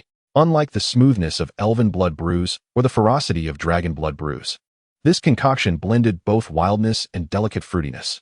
While the magical potency paled in comparison to the first two, it was satisfactory enough, scoring a decent 6 out of 10. Laoba must be a remarkable figure, undoubtedly a genius mixologist. Perhaps due to his hunger, Devour held a surprisingly high regard for this brew. A genius gourmet? Naisada mused, astonished at the vampire's peculiar taste. Brewing successful, achievement D unlocked, gaining the talent saliva. In ancient times, the daughter of the emperor commanded Ed to brew exquisite wine, which was presented to you. Upon tasting, you found it delightful, yet he distanced himself from Ed, vowing to abstain from wine, proclaiming that future rulers would surely perish due to their indulgence in drink. Saliva, the ability to secrete a substance that enhances the flavor of beverages, while also increasing the success rate of alchemical concoctions. Quite a heavy flavor, I must say. But isn't my saliva laced with deadly toxins? As Naysade pondered, he suddenly felt something growing in his jaw on both sides. The glands. The left gland could secrete venom, while the right gland could produce a liquid. The black dragon could also unleash corrosive dragon breath, relying on draconic magic. However, Naysade did not possess such magic. His toxic breath depended on the poison stored within his glands. Now, with an additional gland capable of secreting liquid, it felt somewhat redundant, lacking combat efficacy. Dracula spoke up, interrupting Naysade's thoughts. If given the chance, I would truly like to meet this gourmet. By the way, do you still have that thing? After a moment of contemplation, Dracula inquired. It's gone. But if you desire it, I can procure some with a little time, Naysade replied. Dracula nodded, evidently aware that Naysade knew the crafting process for such items. If he could create it, perhaps it could be sold in the gluttony hall for chaos coins. Hearing about the potential for profit piqued Naysade's interest. Subsequently, Naysade concocted a batch of liquor following the original recipe, resulting in 20 bottles. After some discussion, they set the price for a bottle of Old Boss Secret Cocktail at 100 chaos coins. After all, the ordinary beverages on the second floor of the hall cost between 30 to 50 chaos coins each. Naysade's secret cocktail not only boasted multiple elemental magical properties, but also had a delightful flavor. Unintentionally, Naysade had created a drink that was both flavorful and effective, reaching the level of a potion. Old Boss Secret Cocktail. It replenishes all elemental magical energy and temporarily enhances resistance to toxins. After consuming a certain amount, one experiences a state of mild intoxication, slightly reducing damage while marginally increasing mental acuity. Hey, I'm here. A seductive female voice called out, signaling the arrival of business. Naysade looked up, a terrifying smile spreading across his dragon visage. 1 bottle for 100 chaos coins. Beautiful. How many would you like? Upon recognizing the visitor, Naysade raised an eyebrow. You crawled out of the abyss so quickly? Nai-Fu-Ya, LV-15 Pain Eater Demon, LV-10 Mischief Demon, LV-5 Pain Eater Demon. When a demon from the abyss dies in the material plane, its soul returns to the bottomless abyss. However, this comes at a price. As Nai-Fu-Ya's level had dropped by 5, if she had sustained damage from soul-based spells before her demise, her level would have plummeted further. What? Missed me? Nai-Fu-Ya flirted, casting a coy glance at Naysade. He spat in disdain. Abyssal demons were troublesome, akin to swatting flies. Is there something you need? If not, Please leave me to my business. He was cold, indeed. With a beauty like Lilith around, I must seem like mere ordinary company. To tell you the truth, my earlier teasing was merely to acquire Lilith's calamity magic energy. I bear no prejudice against your scant dragon lineage. Damn it, one after another, clinging to my bloodline, aren't you? Naysade fumed. Once I transform into a true dragon, I shall devour each of you. As he spoke, Nai Fuya ignited a purple-black flame in her palm. Calamity flame, capable of incinerating souls and diminishing the target's attributes. This was the product of merging Lilith's calamity magic energy with abyssal fire. So, what do you intend to do? Naysade only wished to dismiss her quickly. Chapter 68. Recipe. Naysade glanced at the flame's information and scoffed. This was merely a crude fusion and poor imitation of Lilith's calamity magic energy. The most terrifying aspect of calamity magic was its continuous reduction of luck. The relentless decline in luck could render certain combat judgments perilous, spiraling into uncontrollable outcomes. However, Nai Fuya's amalgamation of magic energy merely added a resistance-lowering effect. Is there anything else? Naysade was in no mood to entertain her. Of course. I would like you to agree to my friendship with Lilith. What else do you desire? Naysade frowned. As long as I stay by her side, I will encounter plenty of misfortune. You know the Academy prohibits private duels. Every time I wish to indulge, absorb pain, I must sign a duel of death contract, which is far too troublesome. But if I am close to Lilith, I can relish the suffering brought by calamity. Just thinking about it excites me. Nai Fuya covered her face, flushed with excitement, her masochistic tendencies on full display. This academy is truly filled with peculiar individuals. It is well known that demons cannot be trusted. Naysade certainly did not wish for Nai Fuya to befriend Lilith. I must admit, you have trained Lilith exceptionally well. Now, without your permission, she merely sits in her place, studying like a wooden puppet. Occasionally, she even inflicts minor cuts on her wrist with your scales. Quite alarming. Is that so? The Yandere nature is quite extreme. It is challenging to strike the right balance with Lilith. I initially intended only a gentle nudge, but the response was unexpectedly intense.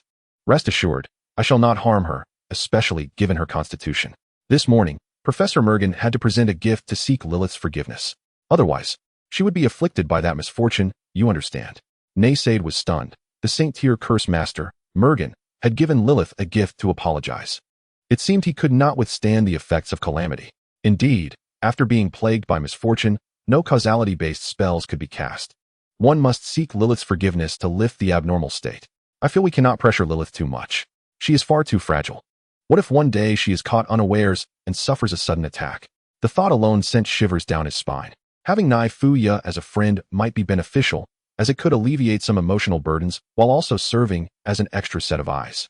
Naysade could not afford to provide constant psychological support to Lilith while navigating the academy. Very well, I agree to your friendship with Lilith. Yay, that's wonderful. However, Naysade was not prepared to trust this female demon so easily. He grasped Nai Fuya's arm. Are you threatening me? She asked, feigning bravado. Naysade smirked, unleashing the full force of his appetite aura. Nai Fuya shivered, her form trembling. Previously, she had been the one taking. Now, Naysade was steadily siphoning her strength. While abyssal demons could resurrect, if their internal power were excessively drained, their level would drop significantly. If you pose any threat to Lilith, be wary of descending into a common, mindless demon. I understand. Let go of me. Nai Fuya felt her strength wane under Naysade's grip, unable to break free. Thus acquiescing, you must report on Lilith's condition to me at all times. Should I discover any inconsistencies during my verification process with Lilith, I will drain your power and reduce you to the most ordinary, mindless demon. I trust you do not wish for your consciousness to vanish? All right, I understand. Before departing, Nai Fuya tossed Naysade 200 chaos coins and took 2 bottles of Old Boss secret cocktail. She then hurried back to the classroom. Lilith, come, let us be friends. Naysade. Lilith paid no heed to Nai Fuya, focusing solely on rubbing her scales against her body. Naysade permits me to be your friend. Lilith held a disdain for Nai Fuya, harboring resentment for her previous insults towards Naysade. Come now, do not be angry with me. I was merely joking at the time. I just asked him, and he said you could be my friend. Lilith felt somewhat wavering. She still harbored a dislike for Naysade. However, the master's commands were absolute. He was selling liquor at the entrance of the dining hall, which I had procured from him. And I present you with a bottle to savor. Lilith paused for a moment, accepting the bottle, uncorking it, and inhaling its aroma, which indeed bore the scent of Naysade.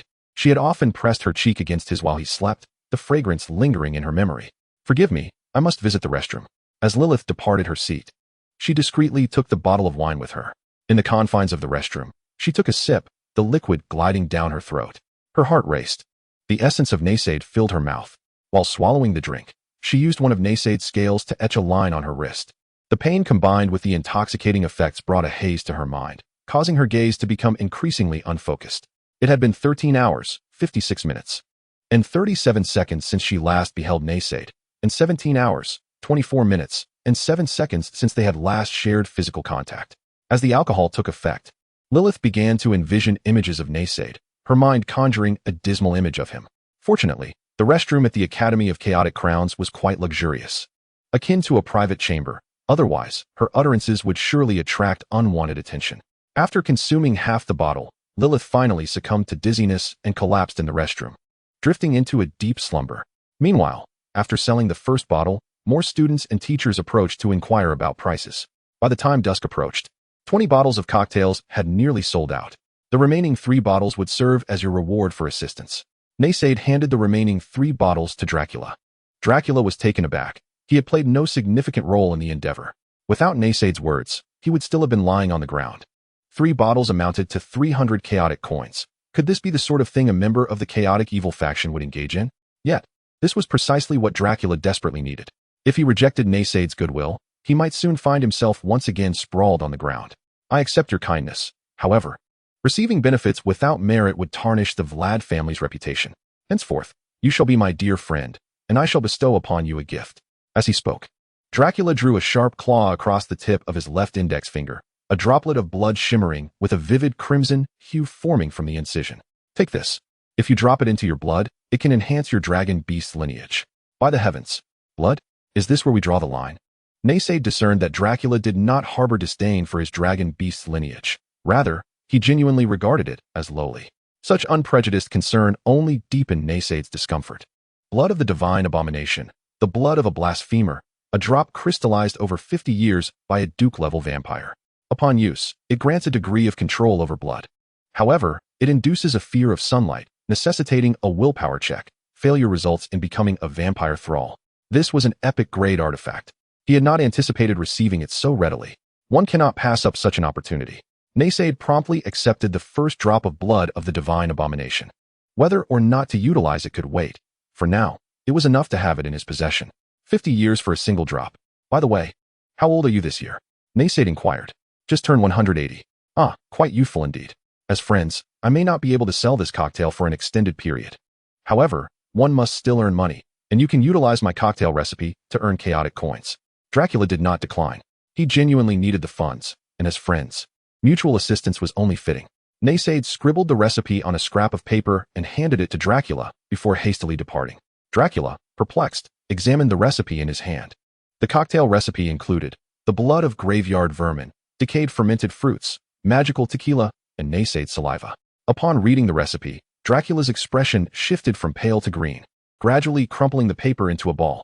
The notion of friendship had become irrelevant. How could a future noble pureblood duke consume such a concoction? Naysade, return and engage me in a duel, you scoundrel. The noble and refined Dracula, for the first time in 180 years, uttered a curse. Chapter 69. 2 hearts. Upon returning to the dormitory, Naysade found no sign of Lilith, and it was already quite late. Had I perhaps gone too far?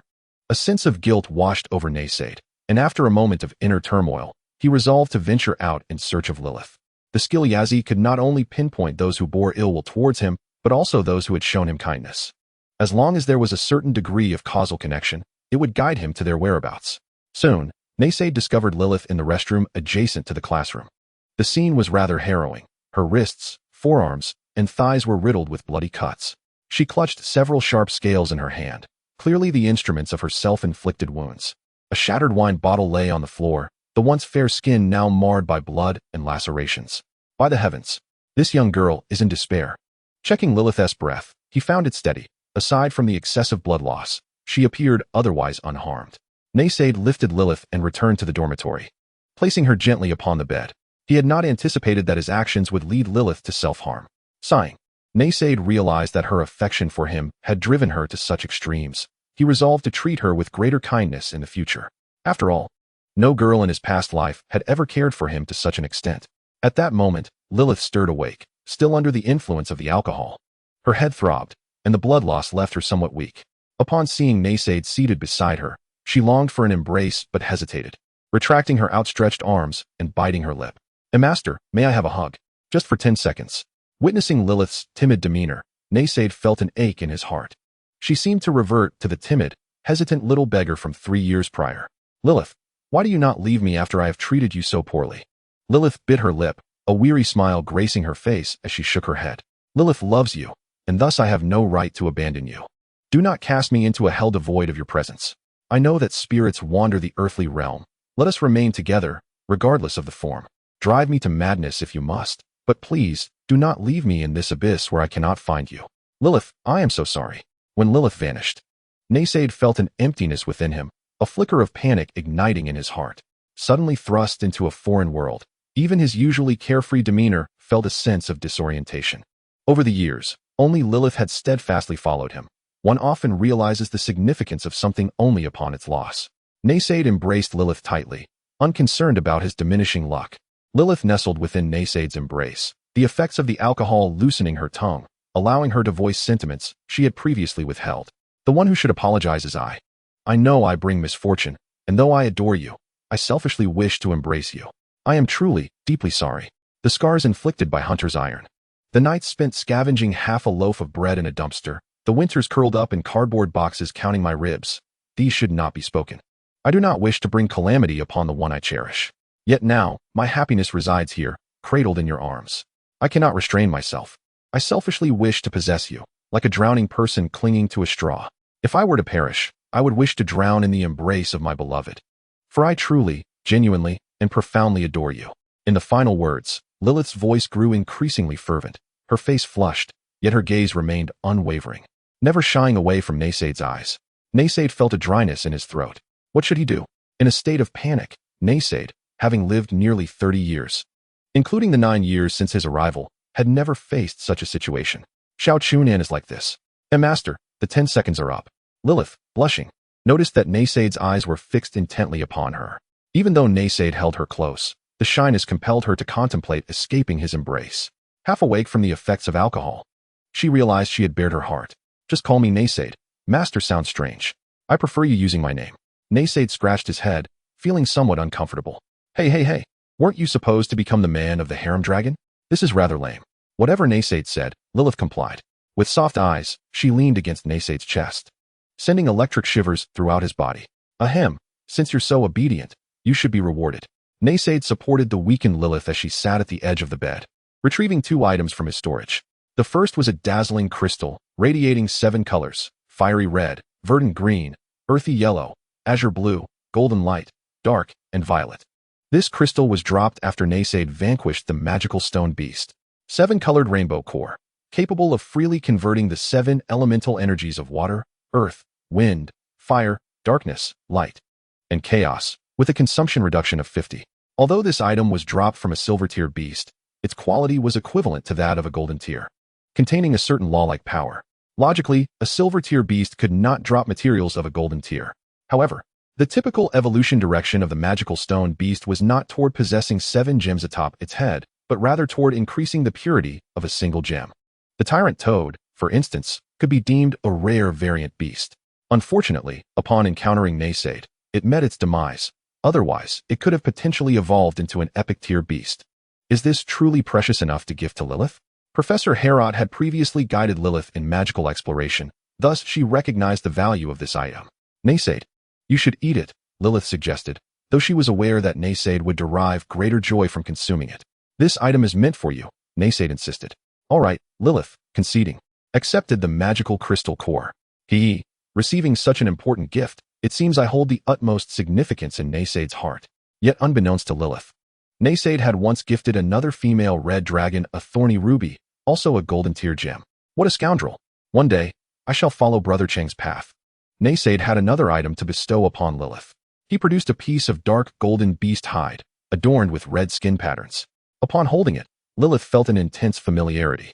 The shedding of the gluttonous dragon beast, the hide Naysaid shed during his evolution into the gluttonous dragon species, possessing the ability to absorb magical and life energy, thereby exhibiting growth potential. This hide was discarded during his promotion to Black Iron tier, yet it behaved like a living entity, occasionally writhing. The presence of growth attributes implied that this equipment could continue to upgrade. This is my shed skin. You can discard the scales. Since you belong to me, I cannot allow you to harm yourself. If I am not around, you may use this to embrace me. To be frank, if Naysaid were human, gifting his own hide would be undeniably peculiar. Yet given his current form as a dragon beast, the shedding was not only non-perverse, but also a remarkably precious magical material. Only one exists in the entire world. Chapter 70. Blood and Bone Reconstruction. These two gifts held profound significance for Lilith. The seven-colored rainbow core could transmute the calamity magic energy within her into other elemental magical energies, greatly enhancing her spellcasting efficiency. The nature of calamity magic energy was exceedingly volatile and challenging to control, making it difficult to execute certain element-based spells that required fine manipulation. For instance, water magic had always posed a significant challenge for Lilith.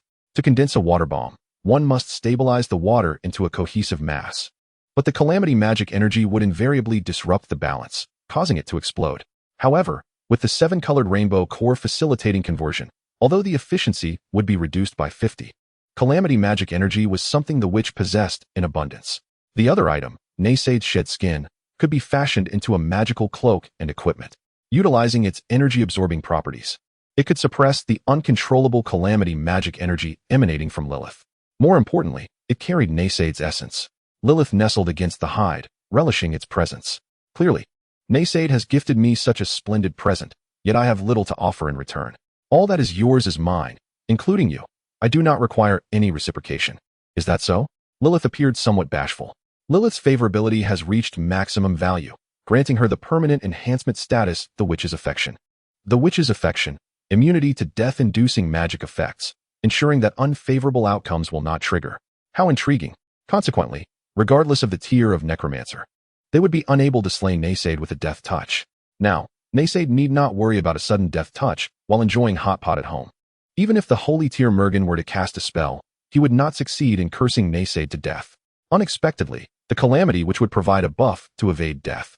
Once Lilith attended her classes, Naysaid utilized all his chaos coins to indulge himself in a hearty meal at the cafeteria, and after absorbing the energy from the door, he reached level 20.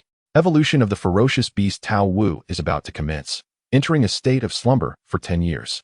Would you like to initiate the evolution?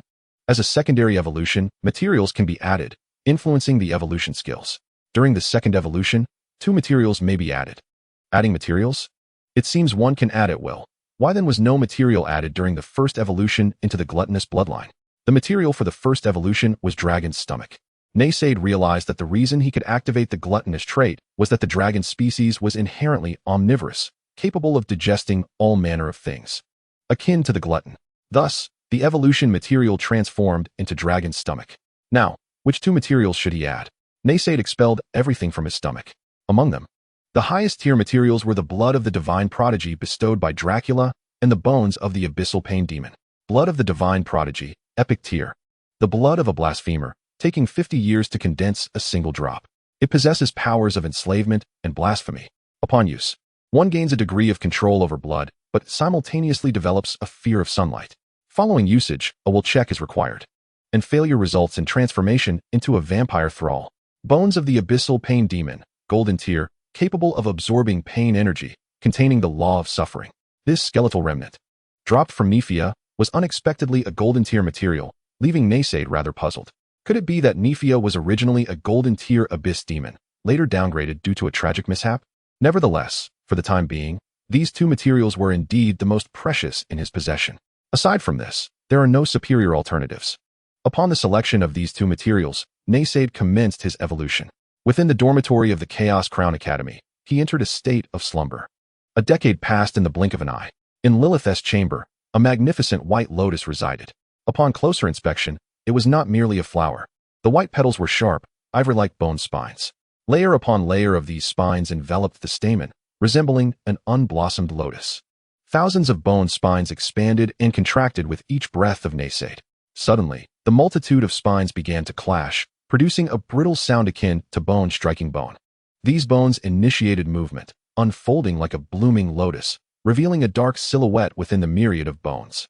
The slumbering dragon had gradually opened its eyes, and the spines encasing him were all sprouted from his own being.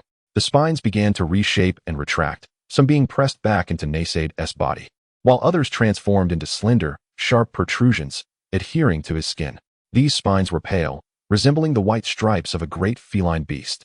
His dragon tail had also transformed from 3 spines with a maw into several spines amalgamated to form a dragon's tail. The massive maw on his chest developed 2 fangs curving upwards like those of a wild boar. Now, having ascended to the steel grate, he measured 7 meters in length, making the small dormitory feel rather cramped. With a resounding roar, reminiscent of a beast's fury, the sound reverberated through the heavens, akin to the roar of a beast condensed from blood mist a decade prior in the Divine Ruin Arena. Naysade Crovic, LV-21 Beast Dragon Species, LV-10 Great Wilderness Dragon Beast, LV-10 Taotie, LV-1 Taowu. Evolution Pathway, Taowu, Fusion Materials, Divine Blood of Sin, Bone of Pain and Death, Skills Acquired, Blood-Bone Reconstruction, Evil Assimilation, Pain Soul Domain, Inherent Abilities, Soul Devouring Malice, Demon Bone. During this evolution, Naysade felt an odd sensation in his body. He seemed to possess control over every bone and drop of blood within him. The Divine Blood of Sin endowed him with the ability to manipulate blood, while the Abyssal Pain Demon's bones caused a mutation in his entire skeletal structure, resulting in the fusion known as blood-bone reconstruction. Naysade arched his back, and dozens of bone spines sprouted from his spine, all of which he could reconstruct at will. Could he perhaps grow a pair of dragon wings? After all, aside from lacking the dragon lineage, dragon wings had always been his greatest concern. Despite being a dragon beast, or a giant dragon, the absence of wings would unmistakably reveal him as not a true dragon. Many beings, such as orcs and wolfmen, would likely bow before the title of a giant dragon. With this thought in mind, Naysade began reconstructing the spines along his spine. He ventured outside the dormitory, seeking an open space ample enough for his endeavors. After several hours of assembling and aligning, he transformed dozens of bone spines into dragon-like bone wings, achieving a wingspan of 9 meters. However, mere bone wings could not lift him into the air. Naysade was unable to manipulate the flesh within his body. He could only reconstruct blood and bone. Subsequently, he sensed the blood flowing within him and guided it through the wounds created by the protruding spines. The blood surged as if alive, forming a thin membrane that covered the skeletal structure of the wings. At this moment, a crowd began to gather, observing the spectacle. A young dragon? How peculiar. Do you not feel uneasy looking at him? It's somewhat unsettling. Those dragon wings, unlike anything I've ever seen. Ignoring the gazes of onlookers, Naysade infused the blood into the bone wings. With a few powerful flaps, a gust of air filled with a strong metallic scent enveloped him. Chapter 71, Blood-Bone Dragon Wings. This will not suffice.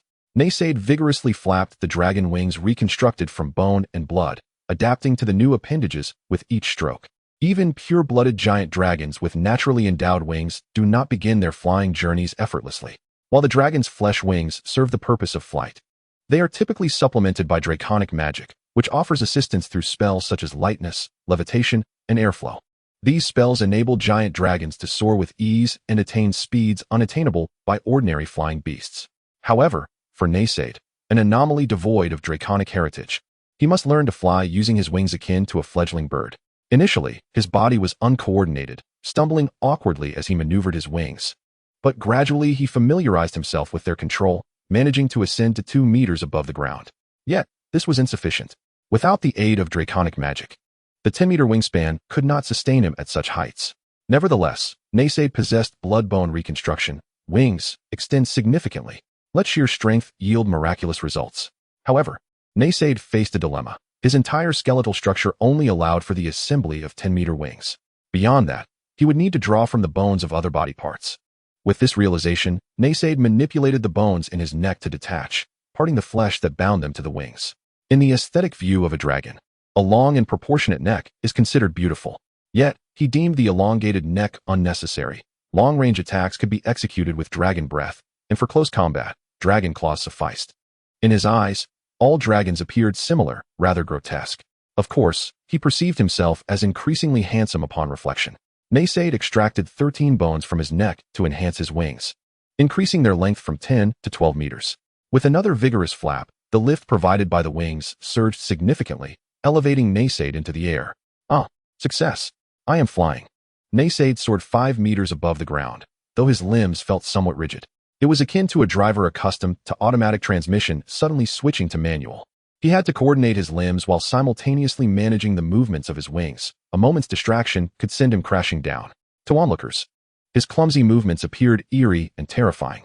His visage was fearsome, with two eyes blinking nervously beneath his forelimbs, and the massive maw on his chest opening and closing, revealing fangs like blades. His tail, wrapped in multiple white bones, swung erratically in the air, resembling the gaping maw of a creature from the abyss. Even more bizarre were his wings, which were a grotesque amalgamation of white bones and blood, glistening in crimson. The blood appeared almost sentient, writhing with every flap, unleashing a storm of blood and terror. Even skeletal dragons and lich dragons paled in comparison to this terrifying sight. What manner of dragon is this? I have never seen its like. Surely it cannot be some nefarious alchemical construct? As Naysaid began to adapt to the sensation of possessing wings, he also recognized the immense energy expenditure linked to flying. He estimated that in a normal state of flight, the dragon wings could sustain him for only 2 hours. After that, his energy would be entirely depleted, resulting in a loss of control over his blood and spines. To maintain stable flight, 1.5 hours represented his limit. It is worth noting that dragons endowed with draconic magic could fly for days on end without issue. Was his dragon wing merely a pitiful imitation? Nysada felt a tinge of envy towards the dragon wings of those great dragons. However, at least he could now fly, which was a significant advancement. He had not anticipated that this evolution would grant him the ability to soar, as the mythical beast. Tao Wu inherently lacked wings. Any progress was better than none. Just as Nysada was preparing to cease his tests and descend gradually, a voice suddenly resonated from across the way. Nysada. It was unmistakably Li Si. Upon hearing the roar of the dragon echoing through the campus, she, despite the sound being utterly different from a gentle coo, could precisely discern that it was Nysada's voice. A decade had passed, and Li Si had undergone considerable transformation. She donned a pair of round-framed glasses and was cloaked in a dark, gray magical robe. Her demeanor had matured significantly. Her long, smooth thighs were exquisitely fair, making her a renowned beauty within the academy. By the time Nysada recognized her, Li Si had already dashed towards him like a streak of black meteor. Oh my! Li Si flew over and embraced Nysada. Though her impact was not particularly forceful, Nysada, being a novice in flight, found his balance immediately disrupted. With a cry of distress, he plummeted towards the ground, a distance of 15 meters. However, just before making contact with the earth, Li Si snapped her fingers. A tempest swirled around them, halting their descent when they were merely a meter above the ground, gently lowering them down. Li Si was remarkably tall, yet Nysada had now grown to an impressive length of 7 meters. In his eyes, Li Si appeared not to have grown taller, but rather seemed to have shrunk in stature. "Woa Nysada, I have missed you so much," Li Si exclaimed, holding him tightly as tears streamed down her face. Since that day when Nysada had gifted her something, she had returned from school to find that bone spines had begun to sprout from his body. After extensive research, she learned that Nysada was in a state of slumber. Initially, she could sneak hugs and engage in intimate contact, but as the bone spines grew longer and denser, they became almost sentient, attacking any creature that ventured too close. By the 3rd year, the spines had completely enveloped Nysada. Thus, it had been 7 long years since Li Si had truly seen or touched him. Nevertheless, for the dragon race, slumber was a commonplace occurrence. For Nysada, these 10 years felt like the blink of an eye. He intended to comfort Li Si, yet suddenly realized that his luck had not diminished. Looking down at Li Si, he noticed that the aura of calamity magic emanating from her had dissipated. Li Si, LV-23, LV-10 Calamity Sorceress, LV-10 Witch of Misfortune, LV-3 Curse Weaver. Had she advanced to the steel tier? Li Si, you no longer carry the essence of calamity magic? Thanks to you, Nysada, the skin you gifted me absorbs calamity energy. I fashioned a magical garment from it. Now, I shall no longer bring you misfortune. I can hold you forever, hee. Nysada was surprised to learn that Li Si had acquired the ability to craft magical equipment. Suddenly, with his luck no longer diminishing, he felt a tad disoriented. Yet, being embraced by the fragrant and soft Li Si was undeniably enjoyable. However, when Nysada employed the eye of Taotie to scan her, he could not discern any garment made from his skin. Li Si, did you not say you used my skin to create clothing? I don't see it, Nysada inquired. Hee, your skin, Nysada? I couldn't bear to wear it outwardly. It would easily get dirty and damaged. So, I made it into something that would always remain close to me, she replied, her pupils lighting up with red hearts as drool trickled from her lips. With her arms crossed and legs instinctively squeezing together, it seemed as though she wished to hold Nysada tightly. You rascal, what have you done with my skin? Nysada exclaimed, exasperated. Was she not still the same Li Si? 10 years had passed, and her obsession had only intensified. Nysada was left utterly speechless. Chapter 72. Returning home. Yar Yar. Have you successfully advanced, dear friend? Fula de te pe shur de gula. LV-21 Blood Clan Duke's son. LV-10 Pure Blood Noble. LV-10 Blood Mage. LV-1 Crimson Reaper. Fulada adjusted his glasses. He had not changed in appearance over the past decade, still clad in his red robe and single eyeglass. At the age of 190, a decade meant little to him as an immortal being. Humph. You suddenly fell into slumber without a word. Do you have any idea how much little Li Li Si has cried over you in these years? Nai Feiyo observed Li Li Si nestled in Nai Sada's embrace, feeling a mix of exasperation and sympathy.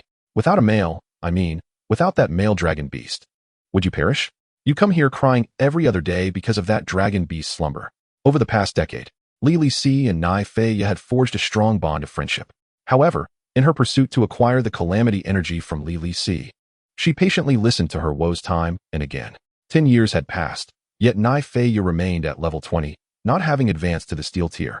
Given that the Pain Devourer could absorb energies of various attributes, Nai Sada suspected that she intentionally suppressed her level, attending Chaos Crown Academy merely to gather diverse forms of energy and skill talents. Yet, such matters were not his concern. Nai Sada was preoccupied with his insatiable hunger. A decade of slumber had left him famished. They were currently on the 3rd floor of the cafeteria, where the dishes were exquisite, nutritionally rich, and comprised rare magical beast meats, each dish costing hundreds of chaos coins. During this brief time, Nai Sada had devoured tens of thousands of chaos coins. All of this had been funded by Li Li Si's scholarship and her earnings from potion crafting.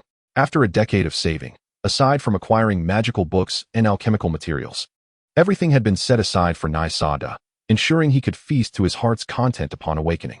Nai Sada, we can return home now. Return home? Subsequently, through their conversation, Nai Sada learned that Chaos Crown Academy enrolled a new batch of students every 10 years, with each academic year spanning a decade. At the end of each academic year, students could leave the academy for 3 months. I miss Granny Hilate, Nai Sada mused. While he had been in slumber for 10 years, the passage of time had not felt lengthy. Yet Li Li Si had spent a decade studying here. Unsure of how Granny Hilate was faring, now that the break period had arrived, he had originally planned to depart via the teleportation array that afternoon if he had not awakened. Fortunately, he was now awake. Once he finished eating, they could return together. Nai Sada was indifferent, merely consenting. After consuming another 100,000 chaos coins, he and Li Li Si made their way to the Void Corridor. Upon opening the door to the Void Corridor, they were met with a series of purple-black wooden doors, adorned with intricate patterns reminiscent of stars and celestial bodies. Li Li Si removed the badge from her chest, which depicted a twisted crown. The badge glimmered, causing the door to open, revealing an ethereal space. As Nai Sada and Li Li Si stepped inside, the door closed behind them. This badge was my admission invitation. It serves as a unique identification for each student, inscribed with my coordinates upon entering Chaos Crown Academy. As the light flickered, this void space seemed to come alive, navigating through the unknown expanse until, with a final burst of light, the two of them opened their squinted eyes. They had returned.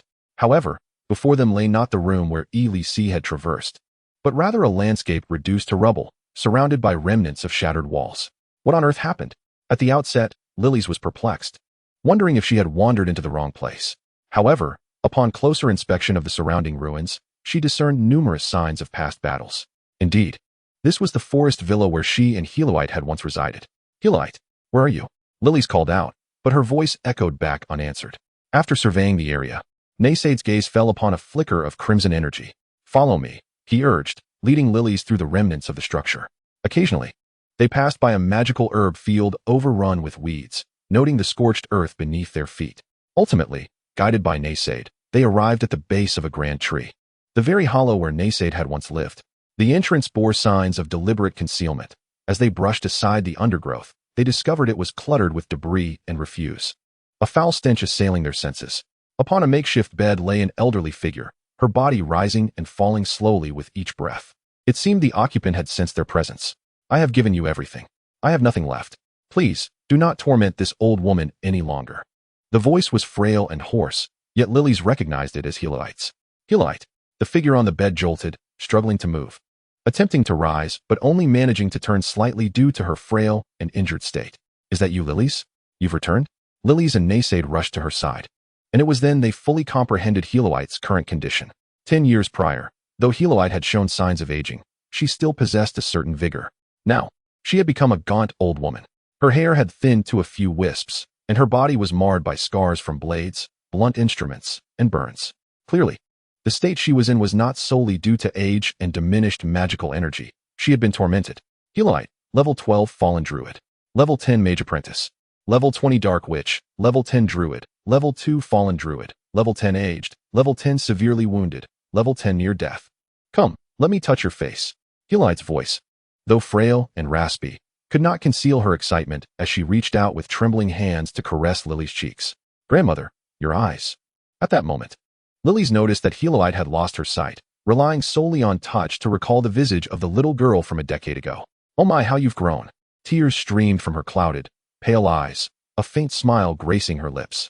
Grandmother, how did you come to be like this? I am so sorry I could not return sooner. Lily's could scarcely believe that in the span of 10 years, Heloite had transformed into such a pitiful state. Everyone ages. Naysaid remarked quietly from the sidelines, knowing well that Heloite's injuries were not merely a consequence of time. Despite Naysaid's current rank of Steel Grade, most of the students within the Chaos Crown had reached level 20 or higher after a year of study. In truth, for an ordinary human, attaining Steel Grade through sheer effort would typically take 30 to 40 years. For humans, each advancement signifies an extension of life. Heloite's previous maximum level of 42, which corresponded to the Golden Grade, would afford her a potential lifespan of up to 400 years. Given Heloite's condition a decade ago, living another 50 or 60 years should not have been a problem. What had transpired in the intervening years? Initially, Heloite had failed to recognize Lily's, insisting that they cease tormenting her. Who were these tormentors? Chapter 73, Black Blade Slaves. Lilies, you have grown into a lovely young woman. When I first met you, you were just a little thing, Heloite chattered on, reminiscent of every elderly woman encountering a long-lost descendant. By human standards, Lily's was already 25 years old, though most of that time had been devoted to her studies. Yet her mind had matured as well, and she could see that Heloite's time was running short. She yearned to speak, but her throat constricted involuntarily, tears streaming down her face. Every word was choked with emotion. Grandmother, I have learned alchemy. I can concoct potions to heal you. Lily's had excelled in her alchemical studies over the past decade, yet Naysaid understood that it would be of little use. Even an old witch like Heloite could not be salvaged. What could a novice alchemist like Lily's possibly accomplish? Do not weep, my dear. I have lived long enough. At least during the final years of my life, I had the company of Lily's, which has been the most wonderful time of my existence. Naysaid gradually stepped out of the hollow, not to grant Lily's and Heloite a moment of solitude, but because 3 lines of red energy had appeared in his vision. The skill Yazi not only marked opponents, but also possessed a capacity for malevolence detection within a certain range. Naysaid pondered how, after a decade away, anyone could harbor ill will towards him. Who could possibly bear a grudge against him? With a series of cracking joints, he began to stretch and stealthily proceeded in the direction indicated by the bloodlines. On the road from Haging Village to the Thorn Forest, 3 figures advanced towards Naysaid and the others. Be cautious. Those capable of killing Bernie are no ordinary foes. Our mission is reconnaissance. Should anything seem amiss, we withdraw immediately. The speaker was a human mage, pale-skinned with dark circles under his eyes, clad in a deep crimson robe, his face obscured by a half-blood crow mask. Crow Kiss, level 17 Necromancer, level 10 Black Blade Slave, level 7 Necromancer. Another, dressed in leather armor and carrying 3 daggers at his waist, fiddled with a compass in his hands. The device displayed 3 blood-red pointers, one of which pointed forward. Blood Vengeance Compass. By dripping blood onto the compass, it will indicate the murderer if someone dies within its range. After a brief inspection, the assassin noted that the compass was directing them towards Heloite's hollow. It seems the sensing direction is leading us to the old witch, remarked the assassin, Black Pock. Black Pock, level 15 assassin, level 10 Black Blade Slave, level 5 assassin. Could it be that she concealed something? Is Heloite connected to Bernie's death? The final speaker was a brutish warrior, his face marred by scars and clad in thorny armor, wielding iron-spiked gauntlets. Iron Scar, level 20 Torturer, level 10 Black Blade Slave, level 10 Torturer. That seems unlikely. We have already interrogated her numerous times, and she has divulged everything she knows. I say we should just kill her. She looks like she won't survive much longer anyway. Iron Scar grinned malevolently. Each time he nearly tortured Heloite to death, Crow Kiss would intervene, allowing her to continue living. That old witch is no simple foe. We can only let her die naturally. If we were to kill her, who knows what kind of trouble it might unleash. And refrain from such foolish talk in the future, Iron Scar retorted. his eyes narrowing dangerously before he quickly masked his expression with a smile. Understood, my apologies. It appeared that despite his lower level, Crovic was the core of their team. Stay alert. Suddenly, Black Pak bellowed, causing the trio to halt and scan their surroundings for any anomalies. Having just cast a detection skill, Black Pak was able to sense hostility within a radius of several hundred meters. Compared to Naysade's Yaji, Black Pak's skill had a significantly shorter effective range and required activation. The malice they sensed was indeed emanating from the stealthy Naysade. Naysade scrutinized the information panels of the three before him. Blackblade, thus. It is not surprising that the unscrupulous villagers of Heijing village engage in smuggling and human trafficking. Within the vast backdrop of this game, the human kingdoms are divided into 7 major realms, among which the infamous Rin Principality stands out. Although it is a human nation, it embodies the essence of chaotic evil. Human trafficking, smuggling of contraband, abduction, murder, and the subversion of regimes are their specialties. The persistence of such scum can be attributed to 2 main factors. Firstly, it is a nation of mercenaries, many human realms. Even those self-proclaimed as benevolent, and just like the Guangming Jiaoting, rely on them for their dirty work. Secondly, the Rin Principality lurks like a venomous serpent in the shadows. No matter how many times it is eradicated, it resurfaces after a period of silence. Those who have attempted to eradicate it have faced severe retaliation.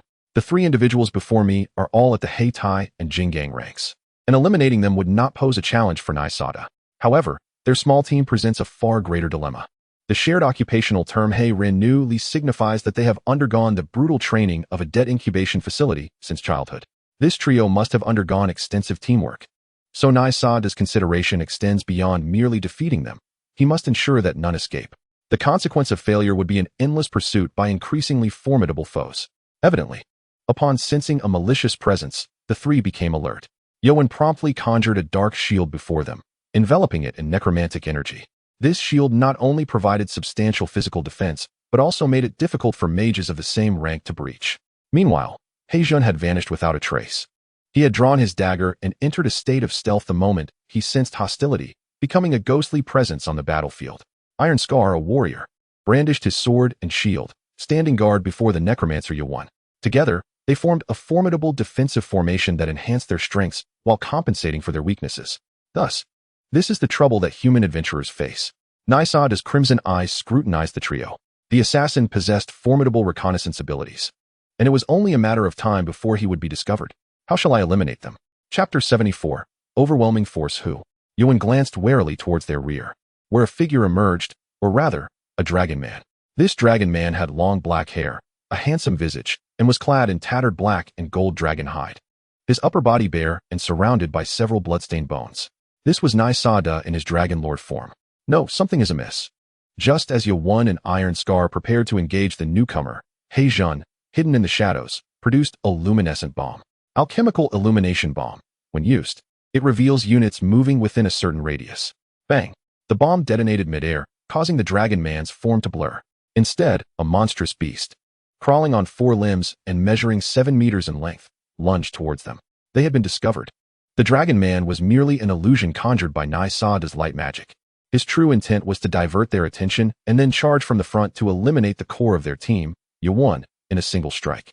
Realizing his cover had been blown, Nysada roared, transforming into a streak of obsidian shadow as he sped past the frontline warrior, Iron Scar, and opened his maw filled with sharp fangs, aiming for the necromancer at the rear. Taunt! Iron Scar bellowed suddenly, and in Nysada's perception, the presence of everything around him diminished greatly. The warrior clad in vine armor created a dual sense of discomfort for Nysada, both psychologically and physiologically. Nysada glanced sideways. Iron Scar raised his steel shield in one hand and thrust his knight's sword towards his back. Swish! Nysada's 2-meter-long, robust dragon tail lashed out, producing a howling wind. Crack! With ease, the dragon tail shattered Iron Scar's steel shield, then continued unabated, striking him in the abdomen. The tremendous impact bisected Iron Scar before he could be sent flying. His lower abdomen was obliterated, and his internal organs were reduced to fragments, with gore splattering everywhere. This trio's coordination was sufficient to eliminate a Jinggang rank adventurer. However, Nysada was no ordinary Jinggang rank. Under comparable circumstances, magical beasts are inherently stronger than human adventurers. Those with dragon and demon bloodlines are far superior to common beasts. Nysada's current strength rivaled that of a dragon of the same rank. In fact, upon unleashing his ultimate skill, he could slay an adult silver-ranked dragon. The trio consisted of Iron Scar as the warrior, Yewon as the mage and healer, and He Jun as the assassin. This tactical composition could potentially overpower a Jinggang rank adventurer. Yet, in Nai Sada's hands, none of them could survive even a single exchange. As a level 20 frontliner, relying solely on his steel shield and tattered vine armor was akin to wielding paper against Nai Sada. A little mouse has arrived. After obliterating Iron Scar's midsection with a single blow, Nai Sada grinned, glancing at his neck, where it appeared nothing was amiss. Suddenly, a half-meter-long bone spike protruded from Nai Sada's spine, launching forth as if piercing something in midair. Oh! A cry of anguish echoed as crimson blood stained the pale bone spike. Subsequently, a figure gradually materialized atop the spike. It was the assassin He Jun, who had been lurking in the shadows, wielding a dagger oozing with a viscous black liquid. Rotting Plague, a viral creation from the plague laboratory of the He Rin Principality, causing skin to rot upon infection. Did you intend to ambush me with that poison dagger? Nai Sada's spine sprouted a bone segment shaped like a human arm, seizing the dagger and placing it before him. Then, to He Jun's astonishment, this dragon beast licked the blade, devouring decaying pathogens, toxic resistance 3, simultaneously. The toxins secreted gained the rotting infection effect. The toxin is potent, yet it pales in comparison to that of an ogre's stew. He Jun's poison could not harm Nai Sada, yet it undeniably delayed his offensive momentum. Meanwhile, Yewon had already produced a palm-sized black crystal sphere, channeling necromantic energy towards the fallen Iron Scar. Necromantic healing. On the other side, Iron Scar, writhing on the ground in agony, watched as the flesh around his severed wound writhed. His uncontrollable legs twitched back into place, and the severed ends bled out like tentacles, knitting his body together. However, due to the extensive damage to his abdominal organs and tissues, the healing merely glued him together, resulting in a grotesque appearance as if he were a malformed creature missing a segment of his belly. Damn it, I will shred you into pieces. Blood Explosion Rune. As soon as Iron Scar regained the ability to act, he unleashed his final trump card. A layer of blood-red, eerie runes manifested upon his vengeful visage. Subsequently, his muscles swelled, doubling his attributes. Gripping his knight's sword, he charged at Nai Sada. Ants are still ants, regardless of whether their strength is doubled, quintupled, or decupled. They remain mere caterpillars in Nai Sada's eyes. Once more, Nai Sada swung his tail with blinding speed, creating an afterimage as he sent Iron Scar's pelvis flying, leaving him to crawl on the ground in agony. On his back, the black rash writhed and struggled, attempting to free itself from the bone spikes of Naysade. Yet, barely a second after the spikes penetrated the black rash, they began to take root within the wound of the black neck, binding him firmly to the spikes, rendering him immobile. What exactly is this creature? Yewon observed Naysade's panel, revealing it to be merely a level 21 steel-tier magical beast. How could it possess such formidable strength? The crux lies in its bizarre combat techniques, which are both ferocious and effective. Even the black rash's corruption bacteria could not harm it. As the leader of the team, Yewon quickly discerned that none of the three had even the slightest chance of victory against this monstrosity. Flee. They must escape and relay this creature's information back to the guild, without regard for the fates of his two companions. He immediately cast a flight spell and began to flee toward the direction of Thorn Village. The wingless dragon beast could not follow him if he took to the skies. Thus, Yewon thought himself safe. However, when he glanced back, his pupils dilated in shock. The dragon beast, measuring a mere 7 meters in length, had unfurled a pair of enormous wings stretching 12 meters wide. These wings were composed of bone and blood, lacking any membrane, with the writhing blood serving that function. Each flap unleashed a nauseating stench and a wave of blood that made Yewon's complexion fluctuate between shades of green and white. The scent bore a deadly toxin.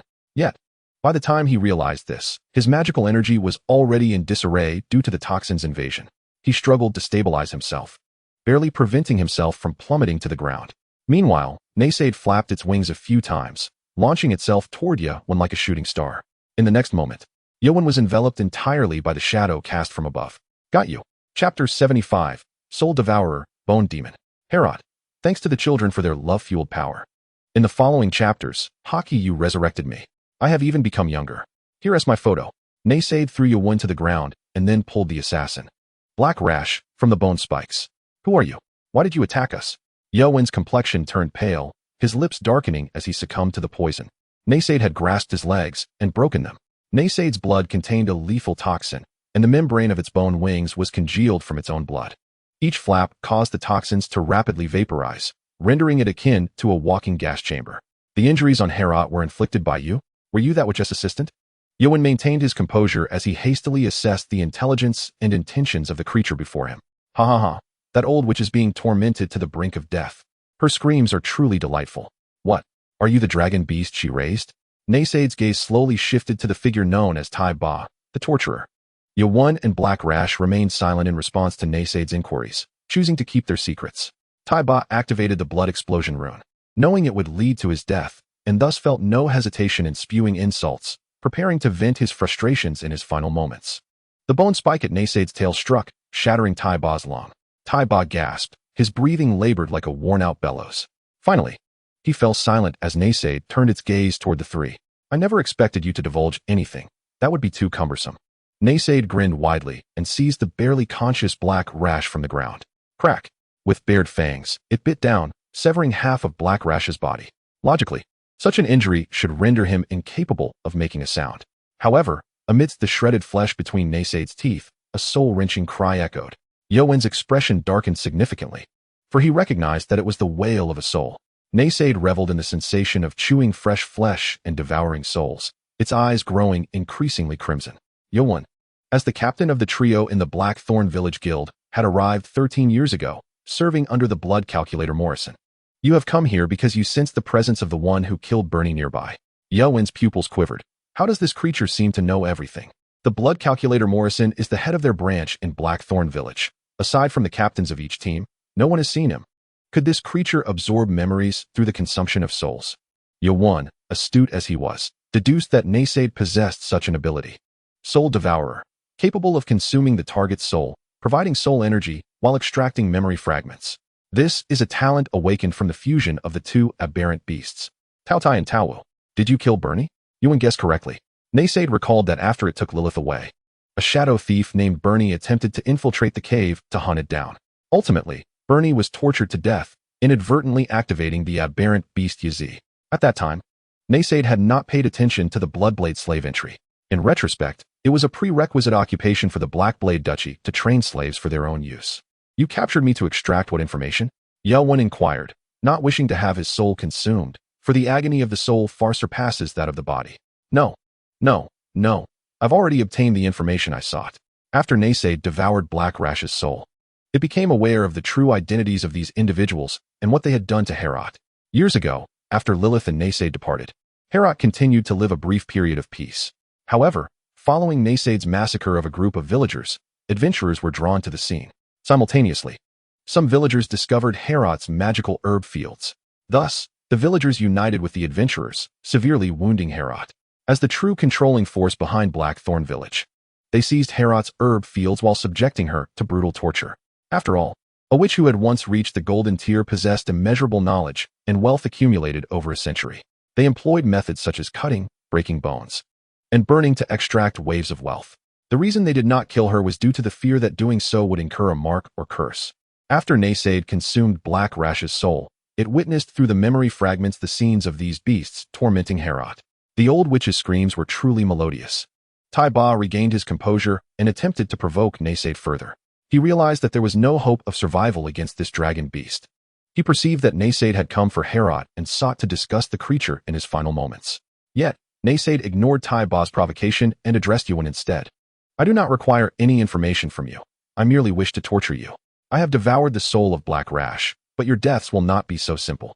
Naysaid then turned back to Tai Ba, the beast who relished in tormenting others. What? Do you intend to torture me? I have undergone the most brutal training. My nerves have decayed, and I feel no pain. You cannot harm me. After using the blood explosion rune, his strength was greatly enhanced. At the cost of certain death following the battle, he believed he had nothing left to fear, so he exerted all his effort to humiliate and enrage Naysaid. Yet, is death truly the end? Is it? A bone spike extended from Naysaid's spine, piercing through Tai Ba. I told you, this is not. Just as Tai Ba revealed a sinister smile, a spectral image of his soul materialized, followed by a heart-wrenching scream that reverberated through the forest. The specter was Tai Ba's soul, and Naysaid's bone spike was tearing at it.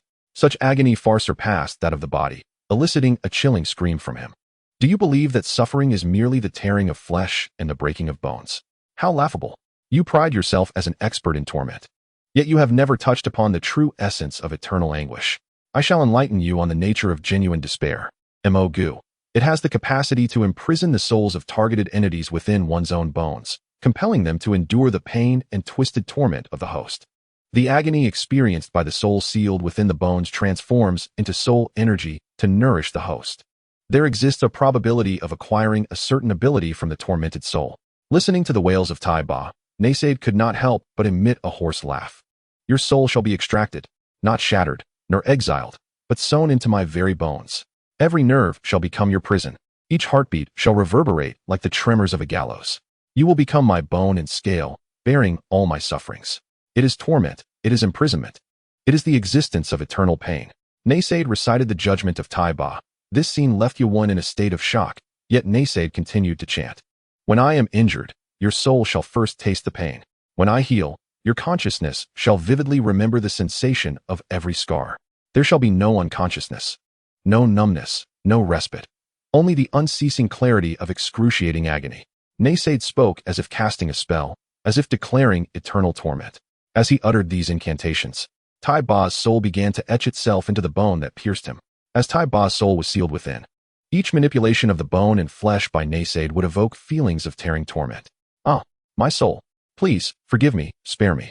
Let me be free. Merely seconds of soul-rending agony elicited desperate pleas from Tai Ba. However, his anguished cries were nothing less than delightful melodies to Naysaid's ears. You shall comprehend that true torment is not the infliction of pain, but the deprivation of the right to an end. You will endure eternal suffering within my being. Naysaid had become exceedingly cruel, a transformation fueled by the mental distortion bestowed upon him by the evolution of Tao Wu. As one of the four fiends of the mountains and seas, Tao Wu is known for its ferocity, a thirst for slaughter and torment that surpasses that of other aberrant beasts. It symbolizes the most primal and immutable instincts of malevolence. Please, I am willing to do anything to atone. Ask me anything, and I shall tell you. Please, grant me release. The cries and pleas of Tai Ba contrasted starkly with his earlier arrogance. Though your cries are melodious, I find them rather bothersome now. Naysaid remarked as he twisted the bone, sealing Tai Ba's soul, unleashing a chilling scream that sent shivers down the spine. Subsequently, Tai Ba fell into a haunting silence as if his mouth had been sealed. Bone number 518 seals the soul of torture warrior, acquiring the skill pain piercing, allowing for self-attack. With each attack, by manipulating bone number 518, Tai Ba's soul would be shattered and reconstituted, endlessly torn apart and remade. The ceaseless agony would forever shroud him. Having witnessed countless deaths, Yuan had crumbled as a necromancer. He fully understood the nature of the unending torment Tai Ba was enduring. Fear rendered him incapable of meeting the gaze of this terrifying creature. Ignoring his pain, he dragged his broken leg and tremblingly knelt before Naysaid. I beg you, I implore you to show mercy. Chapter 76. The Underworld Forces of Hai Jing Village. In the face of soul torment, physical suffering counts for little. And in the presence of eternal soul torment, one can succumb to madness, returning to sanity, only to spiral into madness once more in an endless cycle. This necromancer understood far better what Naysaid had just done. He was acutely aware of what it would mean to be sealed within his bones. Naysaid slowly approached Yuan, extending a vertebra from his spine. You have saved her multiple times. Thus, you have the right to choose a bone to inhabit. After all, it is better to select your eternal dwelling than to have it chosen for you. Huh? Each time Tai Ba nearly tortured Herate to death, Yuan intervened. And regardless of his intentions, he had indeed preserved Herate's life. Yet Naysaid was not motivated by gratitude, but rather by the morbid curiosity to witness the expressions of fear and desperation on Yuan's face. I beg you, I am willing to do anything, even to become your servant. Please do not seal me within your body. He understood that being locked within bones and never finding peace was a nightmarish torment, and thus he pleaded fervently. Then attempt to persuade me, for at this moment, only Tai Ba remains to wail upon my form. He is exceedingly lonely. The Shan Hai Lu not only transformed Naysaid physically, but also distorted his mind with the characteristics of the fierce beasts. This led him to become greedy and brutal, deriving pleasure from inflicting torment and pain. I am a member of the Black Blade Duchy. With your assistance, I can help you seize control of Hai Jing Village's enterprises. Furthermore, should you kill me, our superior will surely discover it, and that would undoubtedly cause you trouble. Naysaid's dragon-like eyes scrutinized Yuan. There was indeed some merit to his words. According to the classification of dragons, those exceeding level 20 enter the juvenile dragon stage. This phase typically requires ordinary young dragons 30 to 50 years to reach, yet Naysade achieved it in just 23 years, a remarkably rapid growth. Most juvenile dragons, upon entering this stage, venture forth to seek territory and gradually begin to gather followers. Dragons possess a substantial appetite, and some adept at management will recruit followers to assist them in hunting. Thus, could employing Yuan to control Heijing village as part of his domain be a feasible method? You have piqued my interest. Come, do elaborate. Let us see whether your ultimate fate is to become one of my followers or the wailing soul within my bone armor. Subsequently, Yuan began to recount the specifics of Heijing village, including the organizational structure of the Blackblade Duchy and other pertinent information. The territories of the Blackblade Duchy are scattered across the world, with the power center being quite elusive. Villages like Heijing, which are adjacent to swamps, have limited development potential and are often overlooked by other factions. The resulting power vacuum becomes the target for the Blackblade Duchy. The organizational structure of the Blackblade Duchy is divided into 3 parts. The first part, the Bloodblade Council, serves as the highest power center, responsible for all major decision-making. The second part is the Chain Blade Association, which comprises 5 divisions: the Bloodleech Finance Department, the Slave Training Institute, the Rust Anchor Shipping Fleet, the Pestilence Research Laboratory, and the Shadow Contract Arbitration Court. They oversee money laundering, slave training, smuggling transport, epidemic development, and assassination pursuits. The third part, the lowest tier of the organization, is the Gear Ring Gang, responsible for the operation of each district. The peculiar structure exists because the Blackblade Duchy extends its tendrils into every dark corner of the Elryia Continent. The Gear Ring Gang, at the grassroots level, identifies weak points controlled by kingdoms, establishing bases for smuggling, slave trading, and murder. In Heijing village, there are 3 steel-level gang leaders, the most basic managers within the Gear Ring Gang. After establishing a base in Heijing village, they will summon ample members from the headquarters, essentially well-trained slaves, generally of the black iron level. These slaves serve as the smallest gears in the operation, attempting to bribe the local village chief and indigenous forces. Those unwilling to compromise or share power are systematically assassinated. Thus, the business of slave trading and illegal smuggling in Heijing village can persist because the entire village is firmly under the control of the gang. Is there anything else to add? Naisada's gaze was languid as he fixed his eyes on Yuan. No, you are not loyal. Becoming my subordinate is likely beyond your qualifications. Upon hearing this, Yuan's face reflected terror as he pressed his head heavily against the ground. He indeed concealed certain information and did not genuinely wish to submit to Naisada. You did not mention the blood tax system, that brand seared upon your chest. Have you forgotten it? Instantly, Yuan trembled all over. Yet he found himself unable to utter a single word.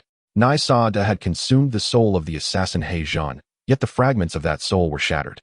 Thus, the memories Naisada acquired were merely fragmented. Only some deeply etched recollections remained relatively clear. In those memories, he beheld an altar in Heijing village, a diminutive throne forged from countless black blades.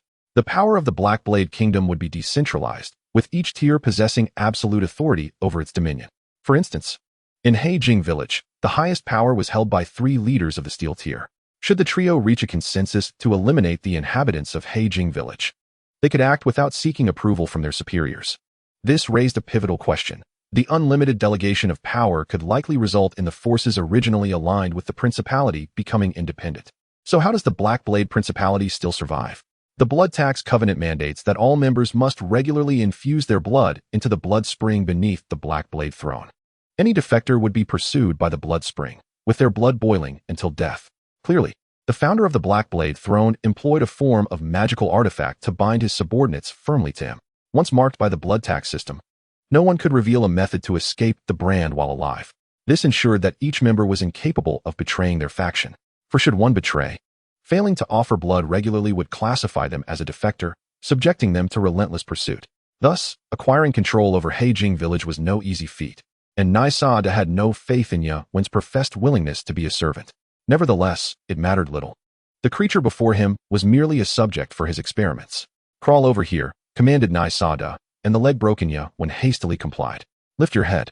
Yuan slowly raised his head, though his eyes were shut.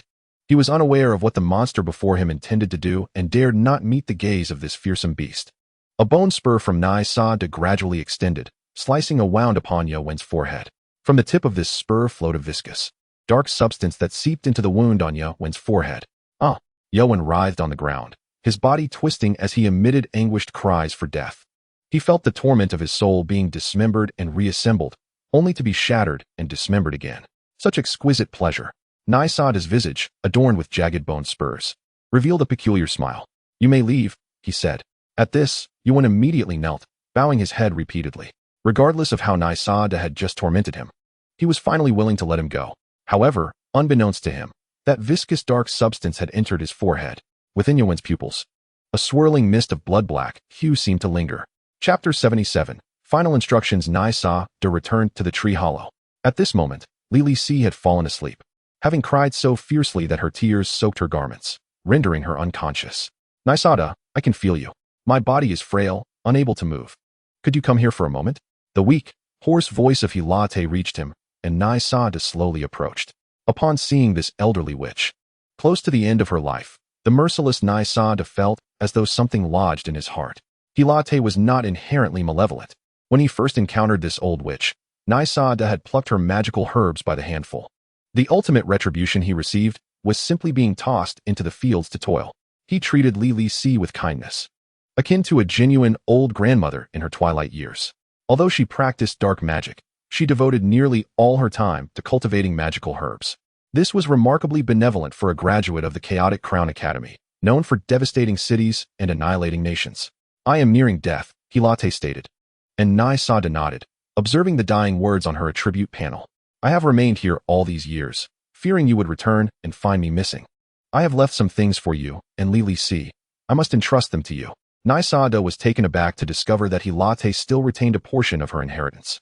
This astonishment stemmed from the memories he had absorbed from Heizhen's soul, which contained scenes of their torment of Hilate. The inhumane abuse was enough to drive any knight of faith from a kingdom to the brink of collapse.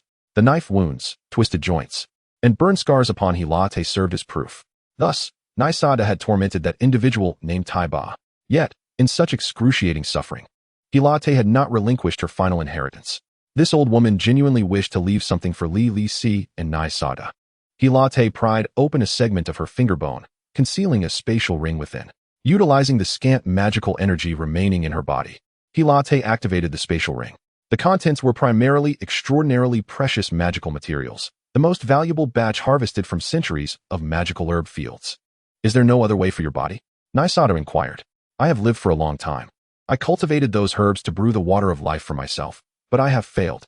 The water of life, an epic tier potion that extends life by 99 years and heals all injuries." The magical plants nurtured in the herb fields were what Hilate intended to use to concoct the water of life, thereby prolonging her lifespan. However, after numerous experiments, she had exhausted the primary ingredient, the eternal spring water droplet. This droplet, derived from the eternal spring in the elven forest, could heal fatal wounds with just a single drop, and, when consumed regularly, fostered affinity with plants. Nysada had previously been given a drop of this by Hilate, and it was due to the nurturing of this eternal water that his consciousness had awakened 2 years earlier. The eternal water was the most crucial material for brewing the water of life, with almost nothing capable of substituting it. Long under the control of high elves, it was produced in minimal quantities each year and served as a vital bargaining chip in negotiations with the upper echelons of human kingdoms. This potion was notoriously difficult to concoct, with a high failure rate, achievable only by alchemists of the golden tier. "I have spent my life dealing with plants, yet I can discern the goodness or wickedness of human nature at a glance. You are a kind-hearted individual, even leading me to question if you are truly a dragon. The 3 years I spent with you and Li Si are the most cherished memories of my life. Li Si has caused you trouble, hasn't she? If possible, consider these materials as compensation. I merely hope you treat her well. If only I could live a few more years to accompany little Li Si a bit longer." Hilate's murky eyes gradually closed, a smile gracing her face, appearing tranquil as one who has fulfilled their final wishes. Nysada felt a pang of sadness as he approached Hilate, prying open her eyelids with his dragon claw. Hey, old woman. Don't act as if you're delivering a deathbed confession. Although you are gravely injured and on the brink of death, you are not quite there yet." Initially prepared to rest, Hilate was suddenly incensed by Nysada's actions. "Damn it, I'm blind. What use is it for you to pry my eyelids open? Can't you let me pass on in peace? Hold on, let me think of a way." Nysada replied, believing his magical bone could absorb souls, essentially serving as a walking human emperor's banner. If all else failed, he would arrange a more comfortable bone suite for Grandma Hilate. Although suffering is inevitable, by minimizing the movement of that particular bone, one can alleviate some of Hylat's torment. It is a trade of pain for time, and seeking a method to resurrect Hylat remains a hopeful endeavor. Naysaid abruptly roused the slumbering Lilith. Still sleeping? Enough of this nonsense. With that, Naysaid gathered the precious magical materials belonging to Hylat and dragged Lilith out of the cave to discuss their course of action. In her hand, Naysaid held a sheet of paper exuding a faint green aura. Merely the act of writing a potion's formula on this paper is no trivial matter. Guwu paper, crafted from the nesting materials of the century-old Sankei in the 100-year forest, ground into pulp and mixed with the first morning mist, then suspended and dried in a cave behind a waterfall. When written with stardust ink, the characters emit melodies corresponding to their content. Just by examining the formula for this paper, one can appreciate the rarity of a recipe that grants longevity. The formula inscribed here is said to be inspired by ancient elves who witnessed the birth of the world, the first cry of the star womb, a drop of eternal water, the birth breath of a unicorn, the shedding of a time worm, and the eyelashes of the forgotten god. Naysaid gazed at the materials provided by Hylat, realizing she possessed none of them. For these ingredients could grant physical immortality and eternal soul existence, a 10th-tier potion. The water of life that Hylat sought to concoct was a mere inferior version of that ultimate elixir. This inferior version was akin to a low-quality imitation potion, gradually approximating the recipe's ratios through the substitution of its ingredients. This process demanded a profound understanding of potion-making from the alchemist. Hylat had cultivated a vast forest to grow magical herbs, aiming to experiment with a variety of plants. Yet, after a century of attempts, she remained unsuccessful. Naysaid emptied the contents of her spatial pouch onto the ground. Lilith, you must have gathered quite a few materials at the academy over the past decade. Spill them all out. Lilith rubbed her swollen eyes and then produced a spatial ring, emptying its contents. Several items immediately caught Naysaid's attention. The fallen forbidden fruit, time stardust, and the sigh of the reaper. All these were legendary-grade magical artifact materials. Goodness, Lilith, where did you acquire these?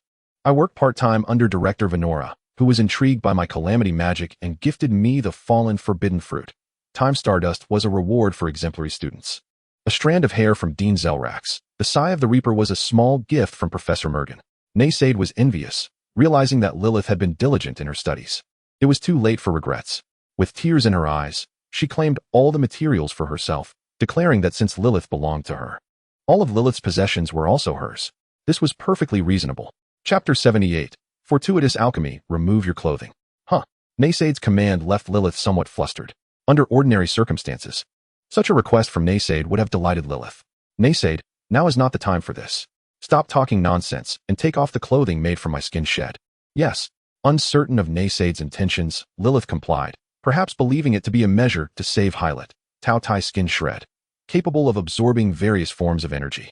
As Lilith removed her wrap and undergarments, a black mist of calamity energy enveloped her. Naysaid narrowed her eyes, noting the considerable improvement since a decade prior. Embrace me. Hearing this, Lilith bit her lip and climbed onto Naysaid's back, holding on tightly. Absorbing calamity magic energy, luck value 55555, using opposite extremes. Luck value 5555. Observing her diminishing luck value, Naysaid blindfolded herself with a piece of black fabric. She arranged hundreds of magical materials in a circular formation, standing in the center. Lilith, when I point to an item, you shall retrieve it and place it before me. Lilith nodded, unsure of Naysaid's purpose but resolved to follow her instructions. At that moment, Naysaid stood amidst the various magical herbs, holding Lilith's discarded garments, appearing somewhat peculiar. Naysaid absorbed the seductive essence from Lilith's clothing, not the calamity magic. The calamity energy absorbed by her skin shed was so concentrated it seemed almost viscous. Naysaid was intent on harnessing as much magic energy as possible, employing opposite extremes to enhance her luck. Clenching her fist, she squeezed out the last remnants of calamity magic, presenting an even more eccentric appearance, yet her luck increased. As her luck value surged, a radiant, multicolored glow enveloped her, and ethereal clouds began to swirl around her. Luck value reached 999, achievement child of fortune unlocked, summoning the mythical beast Jilin, gaining skill auspicious halo. What? I can unlock the skills of a divine beast? Having undergone 2 evolutions favoring ferocious beasts, Naysaid's appearance had become exceedingly fearsome. She had assumed she would remain on the path of ferocity. However, what if she transformed into a divine beast instead? Auspicious halo. Allies within the halo's radius continuously regain health, while their luck value steadily increases. Additionally, it dispels one abnormal status effect of the same tier as the user from allies and grants immunity to abnormal status effects that are 2 tiers lower than the user. Yet, this was not the time to ponder such matters. The effectiveness of opposite extremes lasted only about 3 minutes and could be used once per day. In the game of Elryia Continent, aside from the main character's combat profession, there are also secondary professions such as magical herbalist, alchemist, and blacksmith. Beyond determining the effects of skills, luck value influences numerous aspects of the game. Whether planting magical herbs, concocting potions, or forging enhanced equipment, luck value plays a crucial role. Players often seek items to boost their luck value before enhancing equipment. This concept of luck is rather elusive. The game does not provide explicit thresholds for success based on luck value. Yet, many players adhere to this mysticism, striving to maximize their gains before weapon enhancements or boss encounters. Among them, alchemists can synthesize various potions, and occasionally, a flash of inspiration leads to the random creation of previously unseen elixirs. Much like Naysaid's secret cocktail, high luck may yield rare potion recipes, while low luck could lead to disastrous failures. With no other options remaining and Hylat's life hanging in the balance, Naysaid decided to take a gamble. Should she fail, Hylat would be interred within the magical bones, and she would subsequently seek a means of resurrection. Naysaid, lacking knowledge of alchemy, proceeded to make random selections: the fallen forbidden fruit, the unicorn's final breath, blood scab vine, a haphazard assortment of materials, with the most precious being Lilith's the fallen forbidden fruit. The fallen forbidden fruit, a legendary tier fruit produced by the fallen world tree, capable of breaking through level limits upon consumption, but leading the consumer towards a fallen profession while granting fallen gaze. Fallen gaze has a chance to attract the attention of the fallen world tree, Venora. What occurs when one attracts the attention of the fallen mother tree? That is a matter for the divine. Naysaid, unfamiliar with the use of alchemical instruments, pondered how to concoct the potion. It was of no consequence. Naysaid decisively crushed the legendary forbidden fruit with her dragon claws. Should Hylat witness this, she would undoubtedly rise in outrage, berating the dragon beast for squandering precious resources. The forbidden fruit was crushed by Naysaid as if it were a mere tomato, its juices mingling with fragments of other plants, all of which he pulverized in a skull. A surge of sensation coursed through him. Naysaid rubbed his chest once more, conjuring a ball of energy, which he added to the mixture. With a hearty laugh, he stood tall and recited, "I am one blessed with great fortune, immense opportunity, and profound luck. Today, I shall concoct a potion, and the elixir shall achieve 10 transformations. Taishang de luo ziji changxing yushu dong, zhen xian tian xian, du changsho ling xiao qing, xian de dao, sanqing yuanshi, tai chu yang su yin, su shin su real person. Assist me." He then performed a series of swift incantations involving the forbidden fruit, invoking various culinary delights, such as forbidden fruit nose boogers, forbidden fruit pork, chicken, scrambled eggs, and more. Heaven did not give birth to me, Naysaid. The path of alchemy shall endure through the ages. At this moment, Naysaid was engrossed in his performative art. His dragon-like claws clenched into fists, relentlessly pounding the magical materials within the skull. His tongue flailed wildly as he laughed and shouted incoherent phrases, presenting a rather terrifying spectacle. Lilith, witnessing Naysaid's manic behavior, was overwhelmed with fear and began to weep. Wah! Naysaid has gone mad. Grandma Herat is doomed. Woo-woo, Naysaid, please stop, I am frightened. She clung to Naysaid's leg, believing him to be overcome with grief and madness. After one final forceful strike, Naysaid was drenched in sweat, exhaling with satisfaction. The ingredients within the skull had been transformed into a pill the size of a sandbag. Was it complete? Naysaid paused, realizing it was not yet finished. It still required a drop of essence from the primordial source. With that, he extended his tongue, stimulating the glands in his left jaw. A droplet of softly glowing, milky essence emerged and fell onto the concoction. Consume my essence. Instantly, a radiant spectrum of colors erupted from the skull. The amalgamation of the essence transformed the pill into a radiant, multi-hued elixir.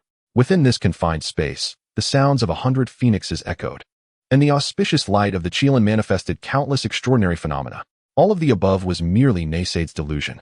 Chapter 79, Taking the Medicine. I am Grandma Herat. It's time for your medicine. Today's batch has been specially formulated to treat your ailment. Soul-dropping pill. Consume it, and your soul shall descend. It appeared somewhat dubious. Yet surely the elixirs crafted by a child of destiny would pose no threat. Hajinai, are you treating Grandma Herat like a lab rat? Herat, now blind, could only discern the objects before her through touch. As she felt the peculiar pill, which was indeed the size of a sandbag, her eyelids twitched. This strange pill was grotesquely contorted, reminiscent of some indescribable entity. The malevolent magic within exuded an unsettling aura. Clearly, The visions of auspicious clouds and phoenix songs were mere fabrications of Naysaid's imagination. A potion crafted primarily from the forbidden fruit could hardly be deemed a harbinger of good fortune. How dare you toy with me? The already feeble Herod exclaimed in outrage, her spirit rekindled by indignation. Grandma Herod, do not dwell on such matters. Focus on taking your medicine. Healing is of utmost importance. As he spoke, a tendril-like appendage emerged from the pill. Naysaid, with a stoic expression, shoved the tendril back, as if nothing had transpired. Lilith stood by, still sobbing, unable to recover from her earlier fright. Naysaid, do you truly intend to give this to Grandma Herod? Are you instructing me in my duties?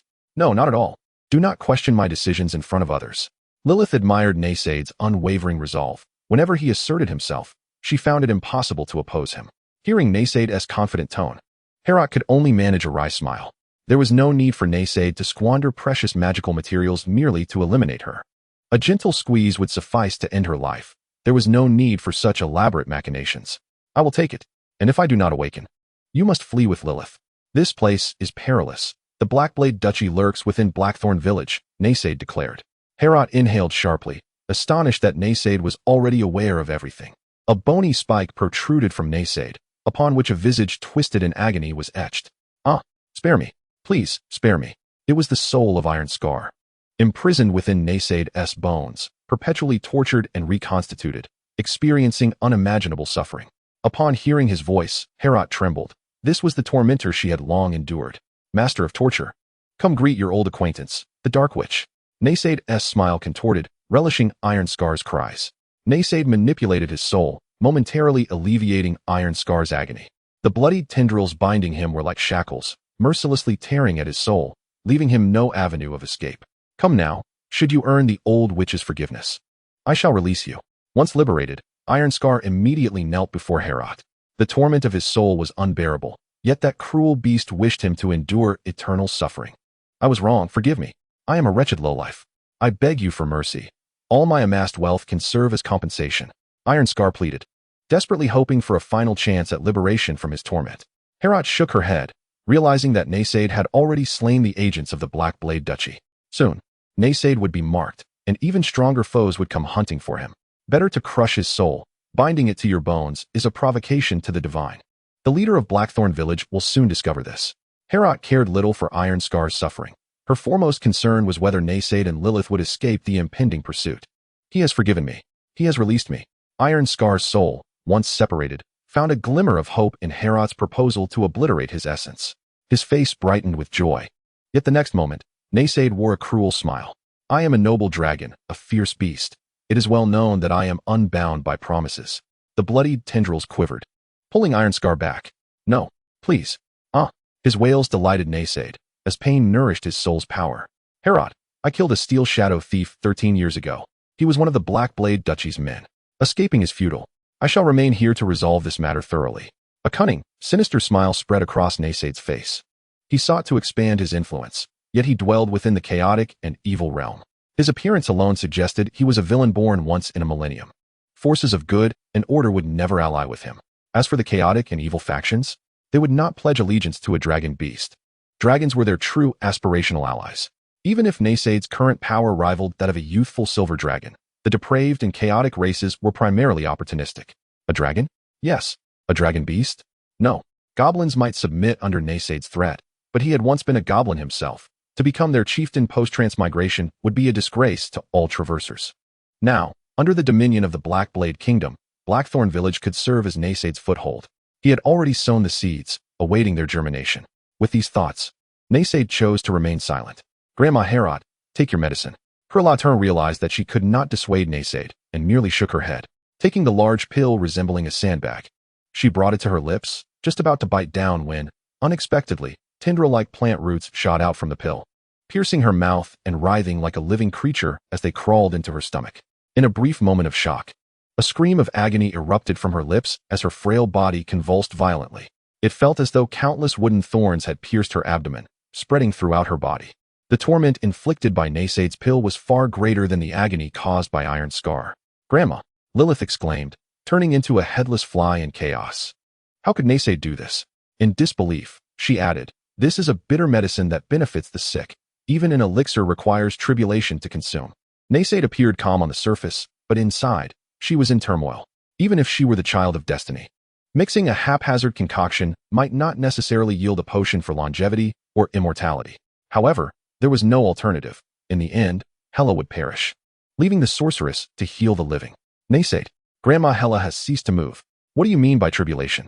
Did Grandma Hela succeed in her tribulation? What should we do? Seeing Hela, who had lost her breath and lay motionless, Naysade fell silent for a moment. What could be done now seemed to require a grand ceremony. Upon hearing this, Lilith gasped, rolled her eyes, and fainted, observing Hela and Lilith lying on the ground. Naysade scratched her head. Am I not the auspicious beast Chelan? It seems I forgot to activate the auspicious halo. Chapter 80. Revived and youthful again, Hela's consciousness plunged into darkness, and when it resurfaced, she found herself walking along a dark path. Have I died? Ah, little Lilith. After I leave, may you find happiness. Despite her preparation, Hela felt a twinge of sorrow. Her affection for Lilith stemmed from the similarities in their childhoods. From a young age, due to her green hair and ability to nurture plant growth, she was branded a witch and cast out. She stumbled into the Chaos Crown Academy amid her struggles. As a perennial underachiever in combat classes, she had failed every 10-year examination. After more than a century of study, she was labeled a fool by Dean Zelrax. During her over 100 years at the academy, her love for plants flourished. However, due to her affinity for plants, she was severely lacking in other areas. Aside from a few fireball spells, she knew little of offensive dark magic. Most of her time was spent in the Screaming Greenhouse, caring for flowers and plants. It was only through the kindness of the Academy's director, Vinola, that she was exempted from combat exams and managed to graduate. Afterward, she wandered into the corrupted Scale Swamp and enclosed a nearby forest, spending a century transforming it into her magical plantation. Was she finally coming to the end of her life as a dark witch? As Hela walked through the darkness, she suddenly sensed an energy around her that felt familiar. This was a vibrant natural magic, intermingled with a hint of dark power, making the soul of this dark druid feel at ease. The area gradually filled with plants, emanating a slightly dark aura of natural energy. As she walked on, a towering tree appeared before her. The familiarity struck her, and upon realizing what it was, she was taken aback and cautiously inquired, "Is that you, Director Vinola?" The colossal tree stirred slightly, causing a whirlwind to sweep through the space. As if the forest had come alive. After a long moment, a voice resonated through her very soul. "Oh, is that little Hela? It has been over a century. How did you arrive here?" Vinola Delashir. Root of Fallen Shadows. LV92 World Tree. LV10 World Tree Branch. LV10 Parasitic Roots. LV10 Fallen Trunk. LV10 Black Withered Silver Leaves. LV20 Forbidden Fruit. LV20 Evil Benefactor. LV10 Corrupted Mother Tree. LV2 Fallen Mother Goddess. This was the Black Emerald Dream created by Vinola using the powers of the World Tree. Anyone who consumed the Fallen Forbidden Fruit would be drawn into this space. Fallen Forbidden Fruit. Epic Grade. Units below the Golden Tier can break through one tier directly after consumption, though the direction of their profession will be distorted by dark powers. The Fallen Forbidden Fruit that Naysade concocted originated from Vinola. Vinola, the director of the Chaos Crown Academy, was a mentor in the magical herb cultivation specialty. For units of the lawful good alignment, consuming the forbidden fruit could potentially place them under Vinola's control. "Oh dear, what has happened to your soul?" The voice was gentle, like a mother's hand caressing her face. A vine extended from the towering tree, enveloping Hela. Dark green energy flowed through the vine into Hela's soul, astonishingly healing her injuries at an incredible pace. Hela's face was one of disbelief. Why was she here? Could it truly be the potion brewed by Naysade? It was evident that Vinola had a fondness for Hela. Otherwise, after a century, she would not have recognized her and could heal her with a mere gesture. Hela, LV32 Fallen Magical Plant Druid. LV10 Apprentice Mage. LV20 Dark Witch. LV10 Magical Plant Druid. LV2 Fallen Druid. LV10 Aged. I'm not sure if you know Lilith. She and her dragon beast helped me. Hela then recounted to Vinola the events involving Lilith and Naysade, as well as her own experiences. "Oh, Lilith is the student you recommended. She is quite an exceptional child. As for that dragon beast, I believe I have seen him.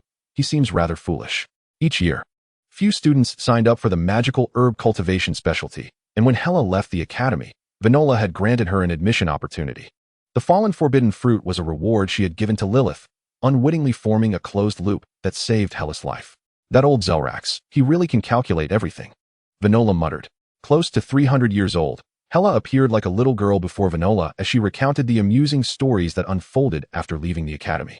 Most tales revolved around farming, how certain magical plants had mutated, or which plants ceased to thrive and withered upon leaving the screaming greenhouse. Although seemingly mundane, Vinola listened attentively. Eventually, as Hela felt her consciousness growing heavier and her body becoming uncontrollably light, Vinola said, "You should return, otherwise, that foolish dragon beast will bury you." Hela felt her soul being drawn away and began to drift. With a rustling sound, Naysaid was digging in the earth with his dragon claws, where a wooden coffin lay. "Ah, Grandma Hela, may your journey be smooth." Naysaid wiped away his dragon tears. He could have captured her soul and integrated it into his bones after her death. After all, there were plenty of items in the game capable of resurrecting the dead. Later, he could convert her into a lich using the undead soul box or utilize some epic item to revive her. However, upon Hela's death, her soul vanished entirely, leaving Naysaid unable to rescue her. How am I going to explain this to Lilith? Should I tell her that I accidentally killed her Grandma Hela? Naysaid felt overwhelmed. And suddenly the coffin lid trembled, startling him. Oh no, has it attached itself to me? Naysaid sensed Hela's body within the coffin. The Tathagata made him sensitive to life energy, while the Tau made him attuned to soul energy. The coffin, once lifeless, now radiated a surge of life energy that overflowed. Has she come back to life? No matter. As long as her soul remains, I must swiftly draw her into my human emperor banner. Naysaid stepped forward and kicked open Hela's coffin lid. No time to waste. Quickly, Grandma, enter my human emperor banner. Naysaid's bone spur protruded sharply as he gazed into the coffin's interior, revealing no trace of Herat's remains. Instead, a dark green cocoon lay within, quivering as if something sought to break free. With a sudden rip, the cocoon tore open, and a slender, milky white arm emerged. A gasp escaped as a woman crawled forth. Gasping for breath, her long, verdant hair cascaded down her tall frame, her exquisite features captivating, with a voluptuous bosom and a slender waist, covered in slick, glistening mucus. She was utterly bare. Naysaid swallowed hard. A woman. A voluptuous woman. It had been ages since he had encountered such a beautiful and curvaceous human female, rendering him momentarily entranced. You perverse chameleon. Do not look. Herat, realizing her nakedness, flushed with indignation, her face a portrait of fury. She swiftly cast a spell, plant activation, causing the flora beneath Naysaid to extend their tendrils, aiming for his eyes. Ah, my dragon eye. Chapter 81. The Blight Assimilation Haging Village, Underground Prison. Yawn caressed the head of an orc slave, his fingertips emanating necromantic energy as he probed to ascertain the integrity of the slave's soul. A fractured soul bore no value for sale and would face immediate execution. The continent of Elryia sprawls widely, characterized by a haphazard distribution of races. Orcs, elves, dwarves, and trolls each possess their realms, alongside various smaller tribes scattered throughout. The slave-hunting corps of the Highblade Duchy roams far and wide, capturing slaves of diverse races to sell at the nearest transport points. Haging Village serves as a minor transport hub where members of the Highblade Kingdom categorize slaves into different ranks and types. Those with combat potential are sent to slave training facilities, groomed to become the next generation of frontline fighters for the Highblade Duchy. For instance, elves, fairies, and rare beast species are transported to slave auctions. In contrast, the lowest tier consists of races relegated to laborious tasks, such as centaurs and minotaurs, destined for mines and fields. The 3 female orc slaves under examination bore injuries and appeared frail, likely a result of orc-human interbreeding.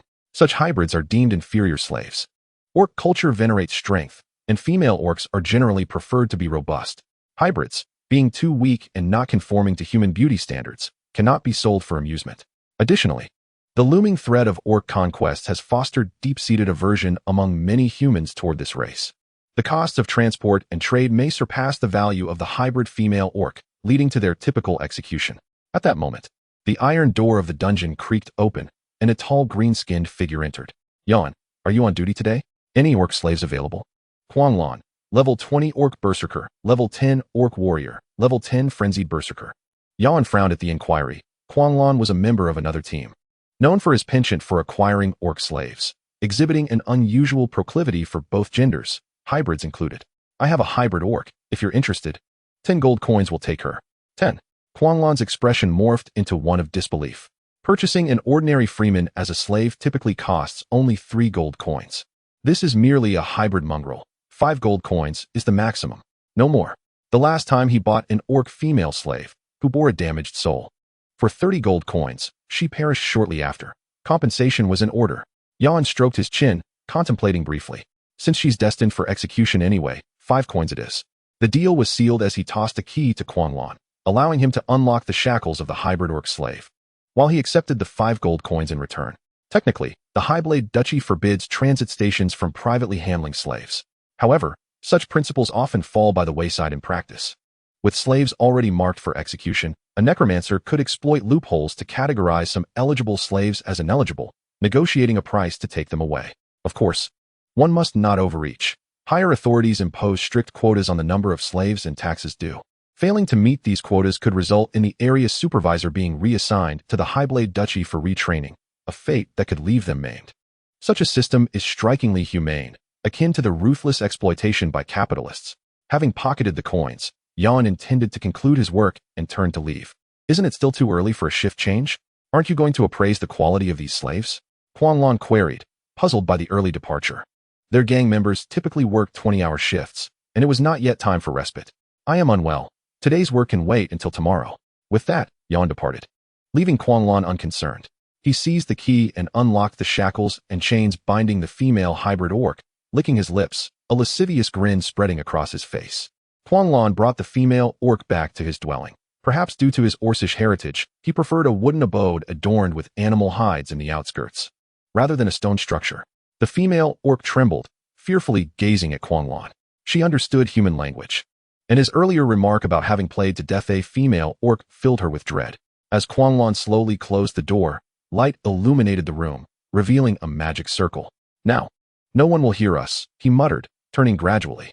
Yet the lascivious demeanor vanished, replaced by a mask of indifference and severity. Which tribe do you hail from? Meanwhile, Jan returned to his quarters and, upon entering his room, shed his black robe, exposing the necromantic sigils etched across his body. What has he done to me?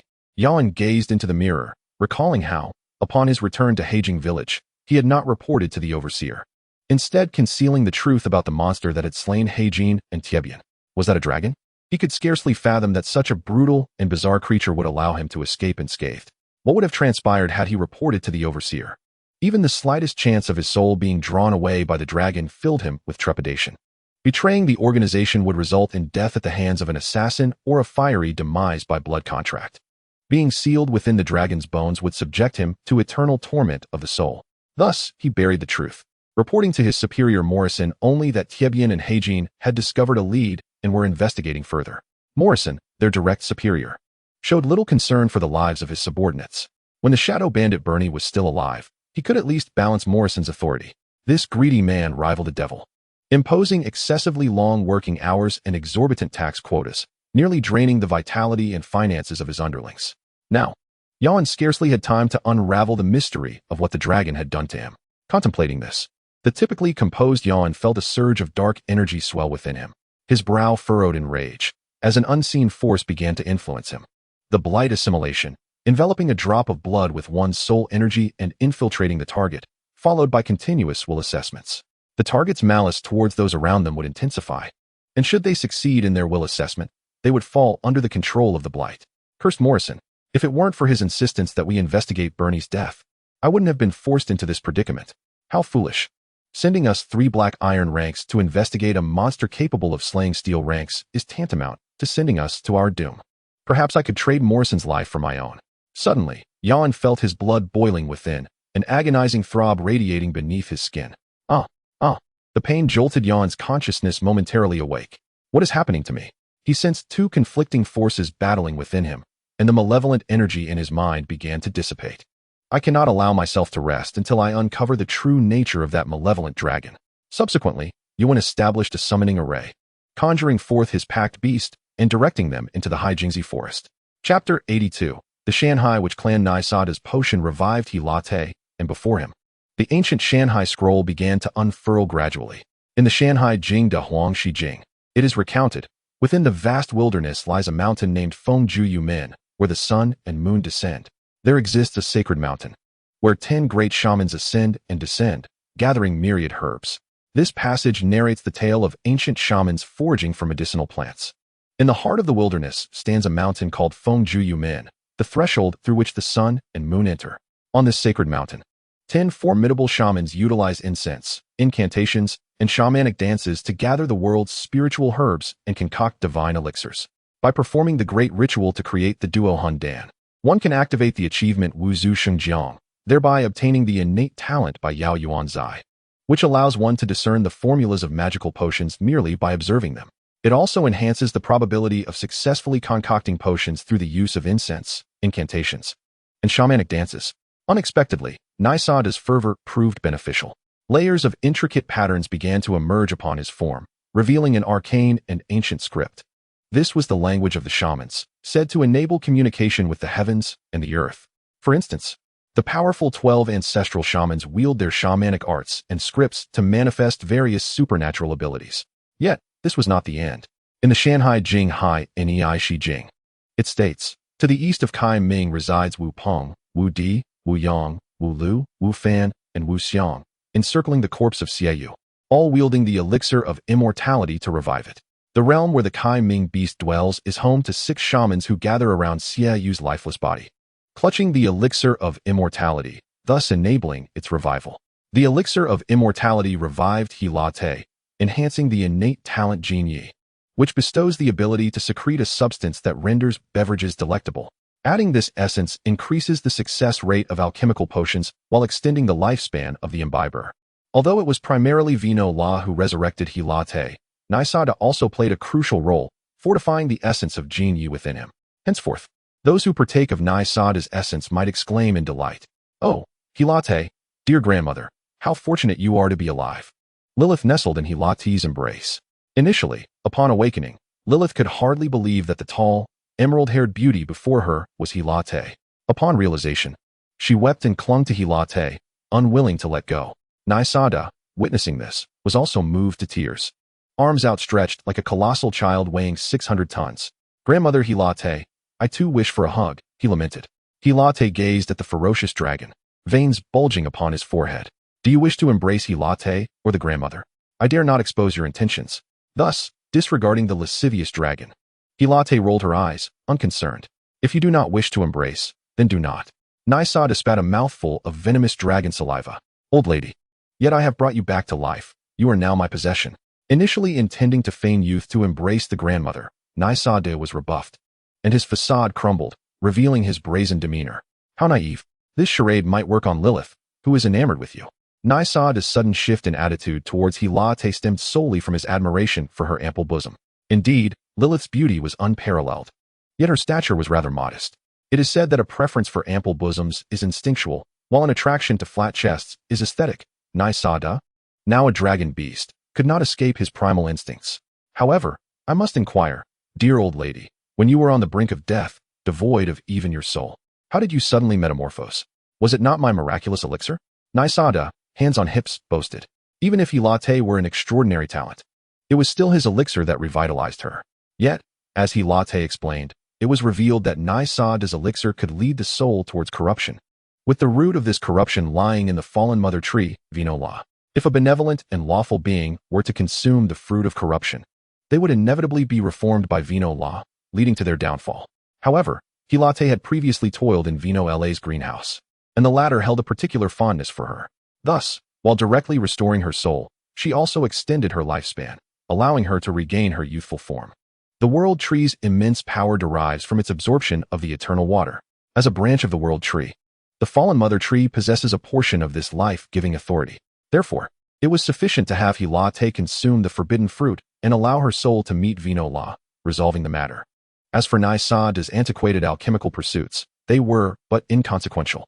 In fact, the bizarre concoction inflicted severe torment upon He La Te's soul prior to its transcendence, surpassing even the most brutal of tortures. "Nevertheless, I extend my gratitude to you." He La Te offered a gentle smile, radiating warmth akin to sunlight filtering through verdant leaves. "What do you plan to do next?" Naisada inquired. He La Te lowered her gaze, stroking Lilith in her arms. "You are currently enjoying a 3-month hiatus. Once you return, the denizens of the Hei Ren Duchy shall pose no threat to you.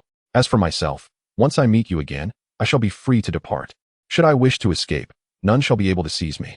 He La Te had remained here due to her grievous wounds and advanced age. Unable to concoct the water of life, her existence had neared its conclusion, making flight futile. Additionally, her concern for Lilith had tethered her here. But now that they had reunited, she could await their next encounter during the upcoming break. He La Te could depart. Yet Naisada was not inclined to let matters rest. Even if the Hai Rin Duchy was a formidable entity, one of the major human kingdoms, cunning and treacherous, lurking in the shadows, they had provoked this narrow-minded and vengeful dragon beast, and thus they must pay the price.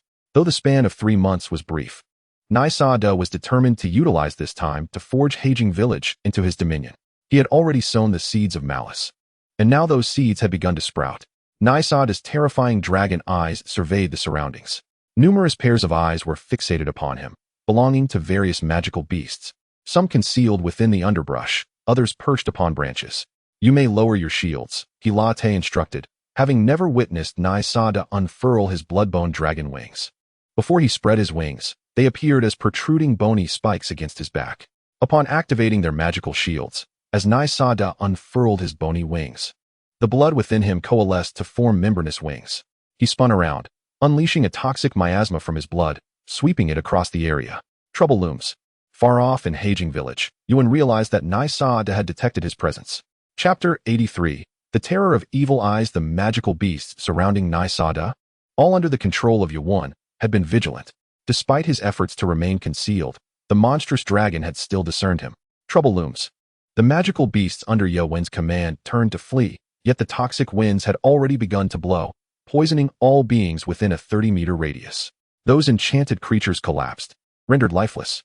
Nai Sa Da approached, seizing a writhing one-eyed rock serpent from the ground, gripping its head and locking gazes with its singular eye.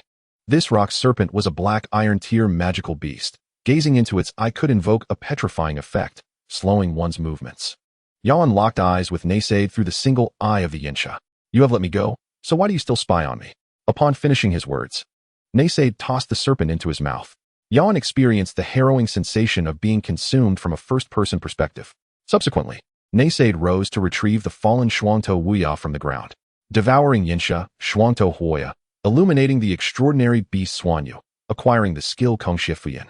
According to the Shan Hai Jing, Beitzi Sanjing, traveling south for 300 miles, one reaches Jingshan, where there exists a bird resembling a serpent, possessing 4 wings, 6 eyes, and 3 legs, known as Xuanyu. Its call echoes its name, and its sight heralds terror for any settlement it visits. This bird, the Xuanyu, bears a form akin to a serpent, but is endowed with 4 wings, 6 eyes, and 3 legs.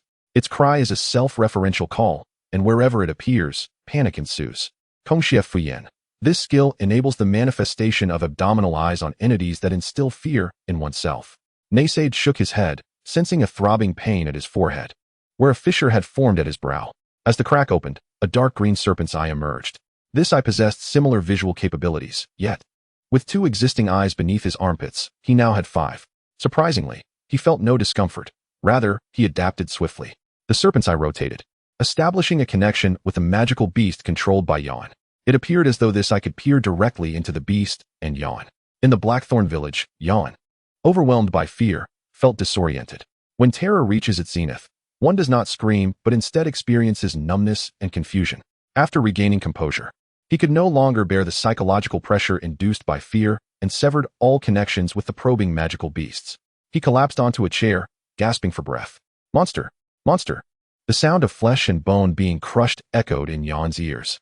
Yet, this encounter was not entirely fruitless. Although he could not uncover Naisaid's true nature, he caught sight of 2 spellcasters. One was Helate, whose power had returned to its peak, a level 42 golden tier fallen druid. During Helate's level 32, she sustained severe injuries from a joint ambush by Benny and her companions, causing her level to plummet to 12, allowing them to easily bully her. How did she resolve the issue of aging? The rejuvenating potion is exceedingly rare. That magical dragon likely has backing from a formidable force.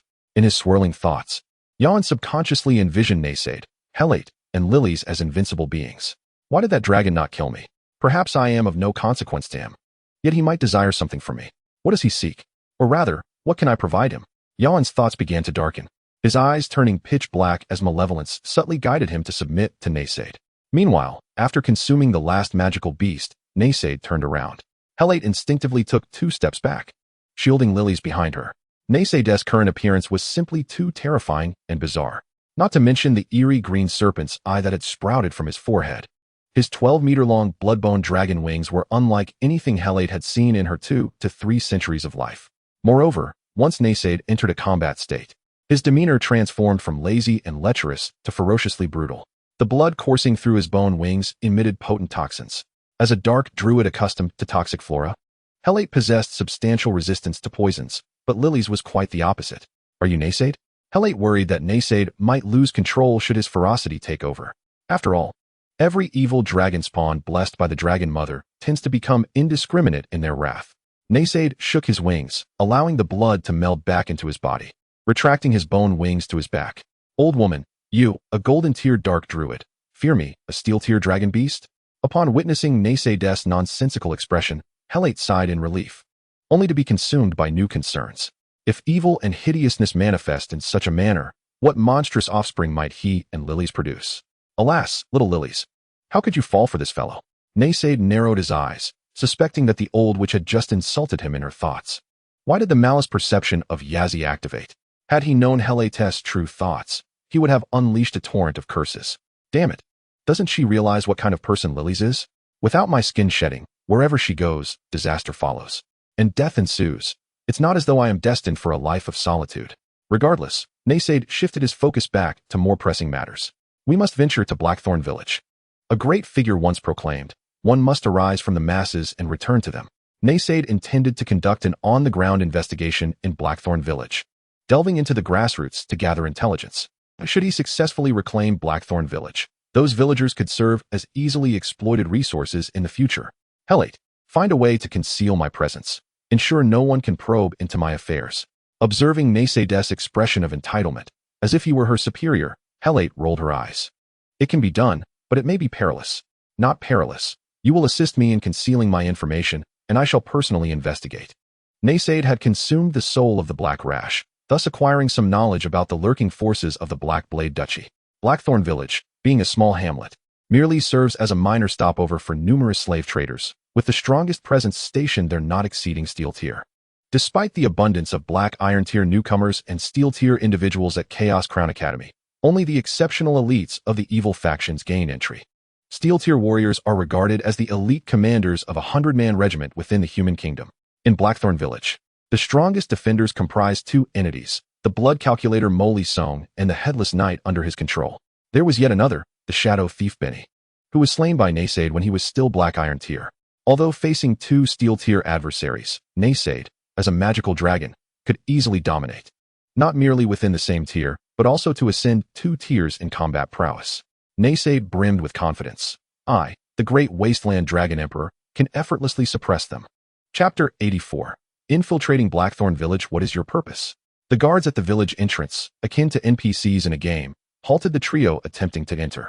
Typically, a mere hamlet would lack walls and sentinels. However, this was a stronghold established by the Blackblade Duchy over a decade ago. The smuggling of goods and slaves necessitated verification and taxation. Thus, Blackthorn Village was considerably larger than the average human village, spanning 25 square kilometers.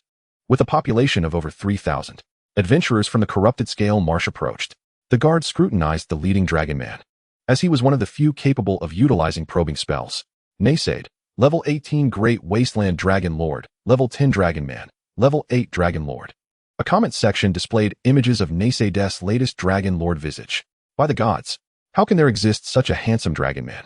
Damn it, compared to him, I look like the hemorrhoid of a demon lord. The guard captain was momentarily entranced. Then, may we enter? Naysade smiled faintly, striving to appear as amiable as possible to avoid inciting chaos with his menacing demeanor, particularly with a gaping maw emblazoned on his chest and grotesque bone protrusions. Upon hearing his words, the guard felt a wave of discomfort wash over him, his face flushing as he stammered. The outsiders entering Heijin Village are required to pay an entrance fee, which is not intended as a form of discrimination, but rather a regulation that must be followed. Naysade, with a flick of his wrist, remarked, "Are you blushing like a teapot? Do I appear as if I am slaying both women and men?" With a grin reflecting his exquisite beauty, he tossed a gold coin without waiting for change. He then turned his back and led Helate and Lili C into the village. Observing Naysade's retreating figure, the guard captain, a robust man in his 50s, collapsed to the ground, mimicking the frailty of a delicate flower. "What a domineering gentleman," exclaimed Lili C, as she clung to Naysade's arm, burying her face in his chest. Oh my, she nestled against him, her head resting on his shoulder, intoxicated by his presence. Over the past decade, aside from studying dark magic, Lili C had also delved into the disciplines of contract studies and alchemy, achieving commendable results. Ever since witnessing Nai Sada's half-dragon form in the Gluttony Canteen, her dreams had been filled with inspiration. Concurrently, she had been analyzing the ingredients in the Goblin Fast Foods shape-shifting burgers. Upon discovering that the flesh of abyssal shapeshifters could enable Nai Sada to transform, she devoted an immense amount of time to research, ultimately developing a potion that allowed him to shift forms. Transformation Distortion Potion, Li Si's special edition. Upon ingestion, the user is transformed into a humanoid race, alleviating the pain of transformation and lasting for 4 hours. Spending time with Nai Sada, the so-called human scum dragon, had gradually influenced the witch's demeanor as well. The heart of a little which is known to all. Regrettably, Nai Sada exhibited an extraordinarily high resistance to such effects. Potions that could drive ordinary magical beasts to madness merely caused him a slight warmth in his chest. Why did Nai Sada not immediately succumb to my allure after consuming the potion?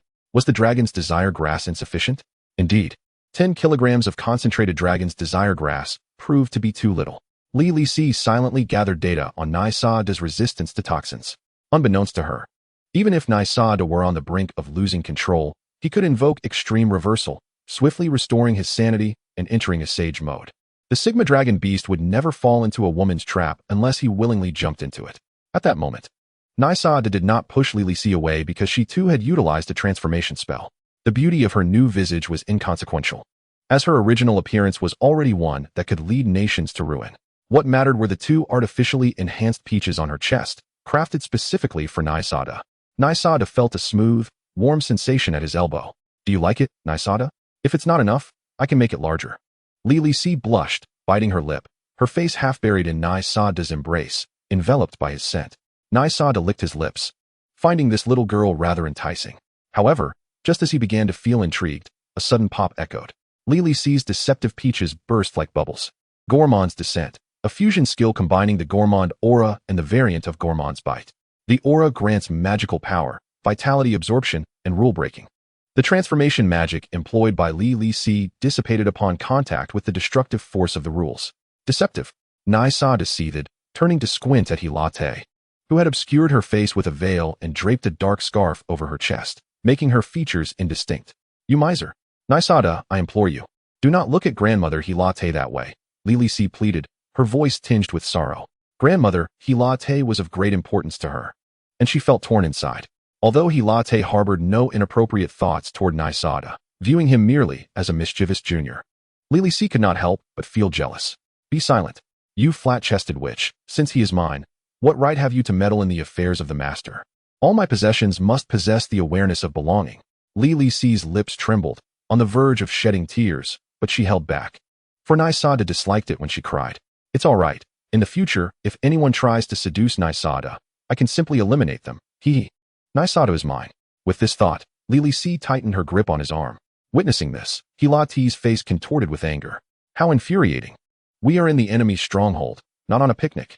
She glanced at Nai Sada, now half-dragon, and anxiety gripped her heart. Oh dear, such a handsome figure. Destined to attract trouble, he is clearly a rogue dragon. I shudder to think how many elves, humans, and dragons will flock to him. And you, Li Si, as a calamity witch, how could you be so foolish and lackluster? Nai Sada's keen senses detected a faint crimson thread of blood connecting to Hilate. The deeper the blood hue, the greater the malice. Damn it, that old witch is secretly cursing me again. The trio's status had been concealed by Hilate's illusion spell, rendering them as Black Iron Tier adventurers. Due to the remoteness of the area, no adventurer guild had established a stronghold here. Nai Sada, Hilate, and Li Si had long noticed the numerous eyes watching them. Were these spies from the Blackblade Duchy? Yet, as Nai Sada scanned their information, he found no distinctive occupational tag of the Blackblade Duchy, such as Bloodblade Slave. It appeared these watchers were not affiliated with the Blackblade Duchy. Nai Sada decided to act independently, instructing Hilate and Li Si to wait for him inside the tavern while he stealthily made his way toward the place where slaves were imprisoned in Heijin Village. Chapter 85, Evil and Blood Tax. Nai Sada slipped into the shadows, navigating the prison where slaves were held in Heijin Village. In truth, he had devised a plan long before his arrival. To seize control of this territory, he needed to proceed with utmost stealth. A grand disruption was out of the question, for given Nai Sada's current strength, he could not hope to confront a duchy head-on. Thus, the only means to gain control here was to maintain the existing organizational structure and subdue the core figures managing Heijin Village. like a cancer cell. He needed to hide himself before consuming the territory. Controlling ordinary people was achievable through Naisa's evil assimilation. However, the blood tax system of the Black Blade Duchy cursed all its members. Blood tax contract.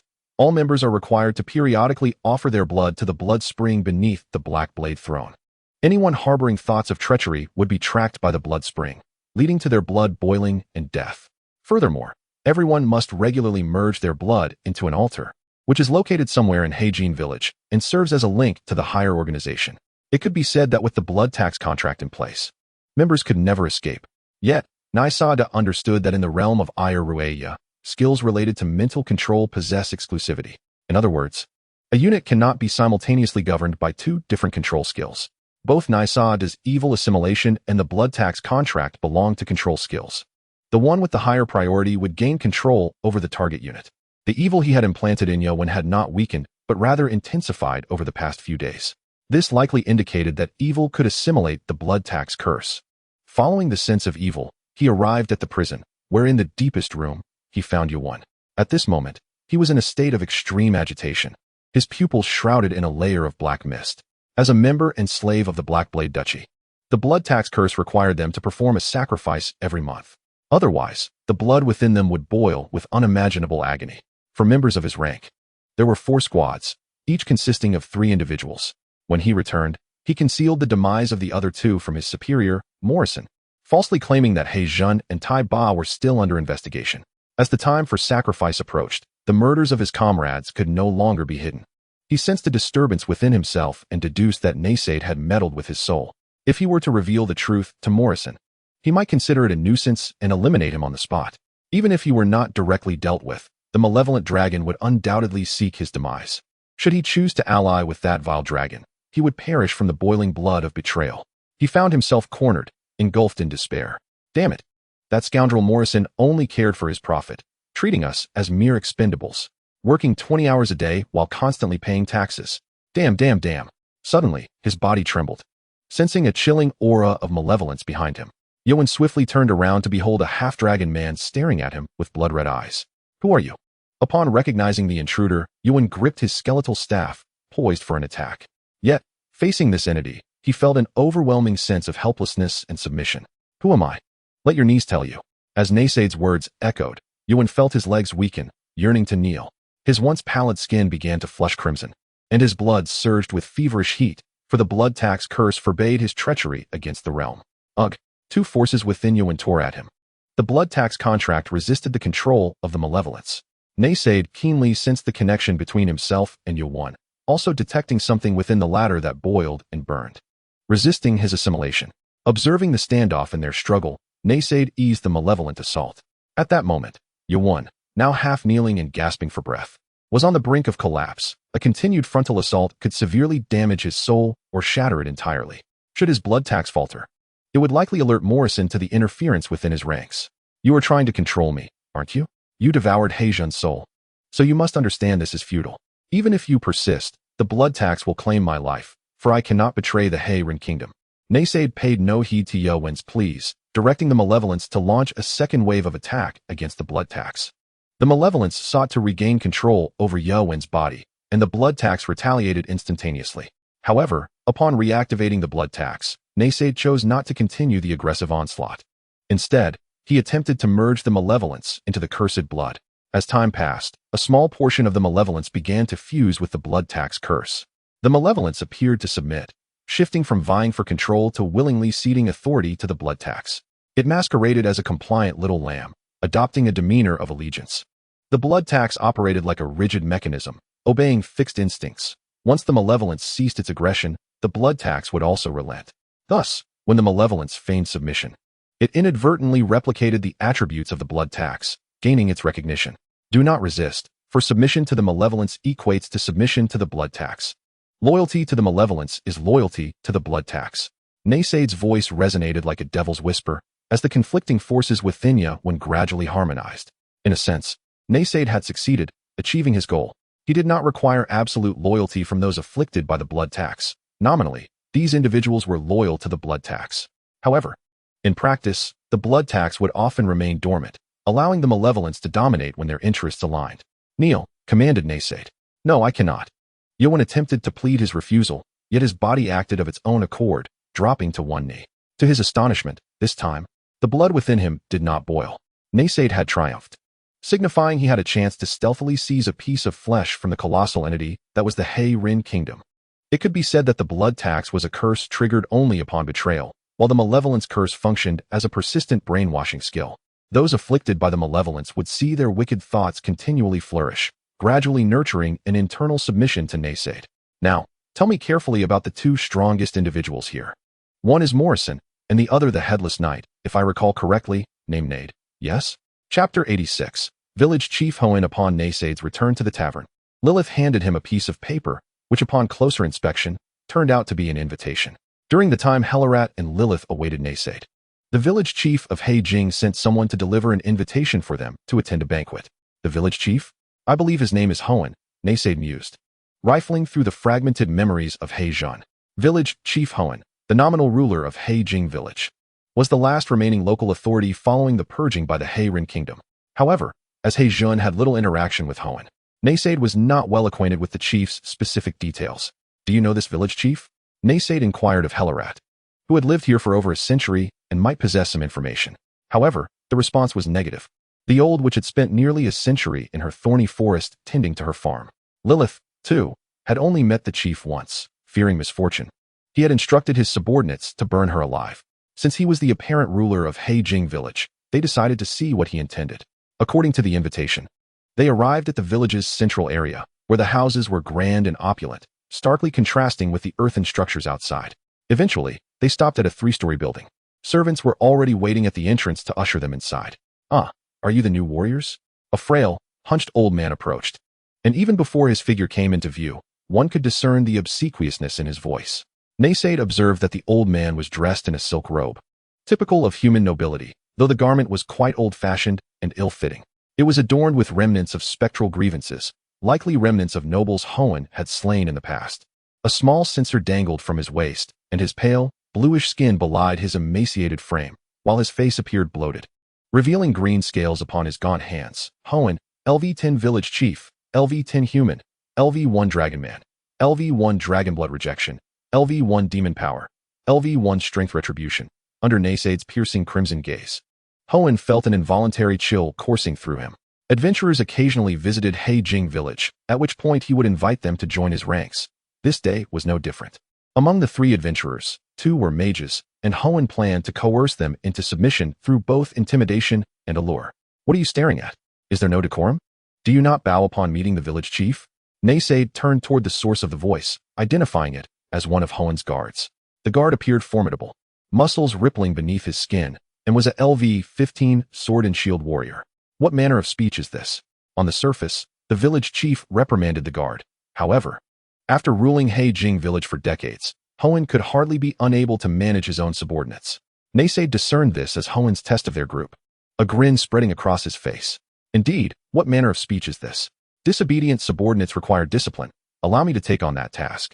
The corners of Naysade's mouth curled to his ears, and his robust dragon tail split into 4 bony spikes, whipping toward the guard with astonishing speed. The velocity was such that it became a mere blur, and before the guard could react, he was cleaved into 5 segments by the 4 bone whips. Without hesitation, Naysade utilized his dragon tail, equipped with a maw, to tear and consume the guard's flesh and blood. The gruesome and horrifying scene startled the surrounding maids and the steward, leaving even Huyen momentarily stunned. He had not anticipated that, despite being of the same black iron rank, his guards would be so swiftly incapacitated, severed before they could even react. Moreover, the figure before him unabashedly began to feast upon human flesh. A warrior devoid of magical power was akin to mere firewood for sustenance. Naysade had consumed numerous magical beasts and even humans. In truth, humans offered little in terms of taste or nutritional value.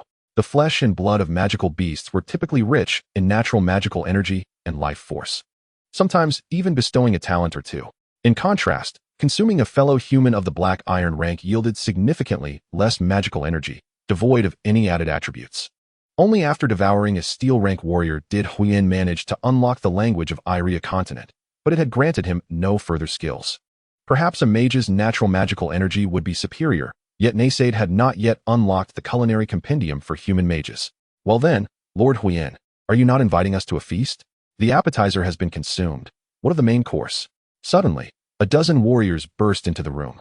All of them black iron rank, including a level 20 dark mage among them. Naysaid and his companions found themselves cornered within the hall of the villa. Thus, is this the main course? Rather than displaying fear, Naysaid's expression contorted into a more sinister snarl, emanating an aura of terror that instilled dread in all present. Not only he, but his two female companions exhibited not a trace of fear either.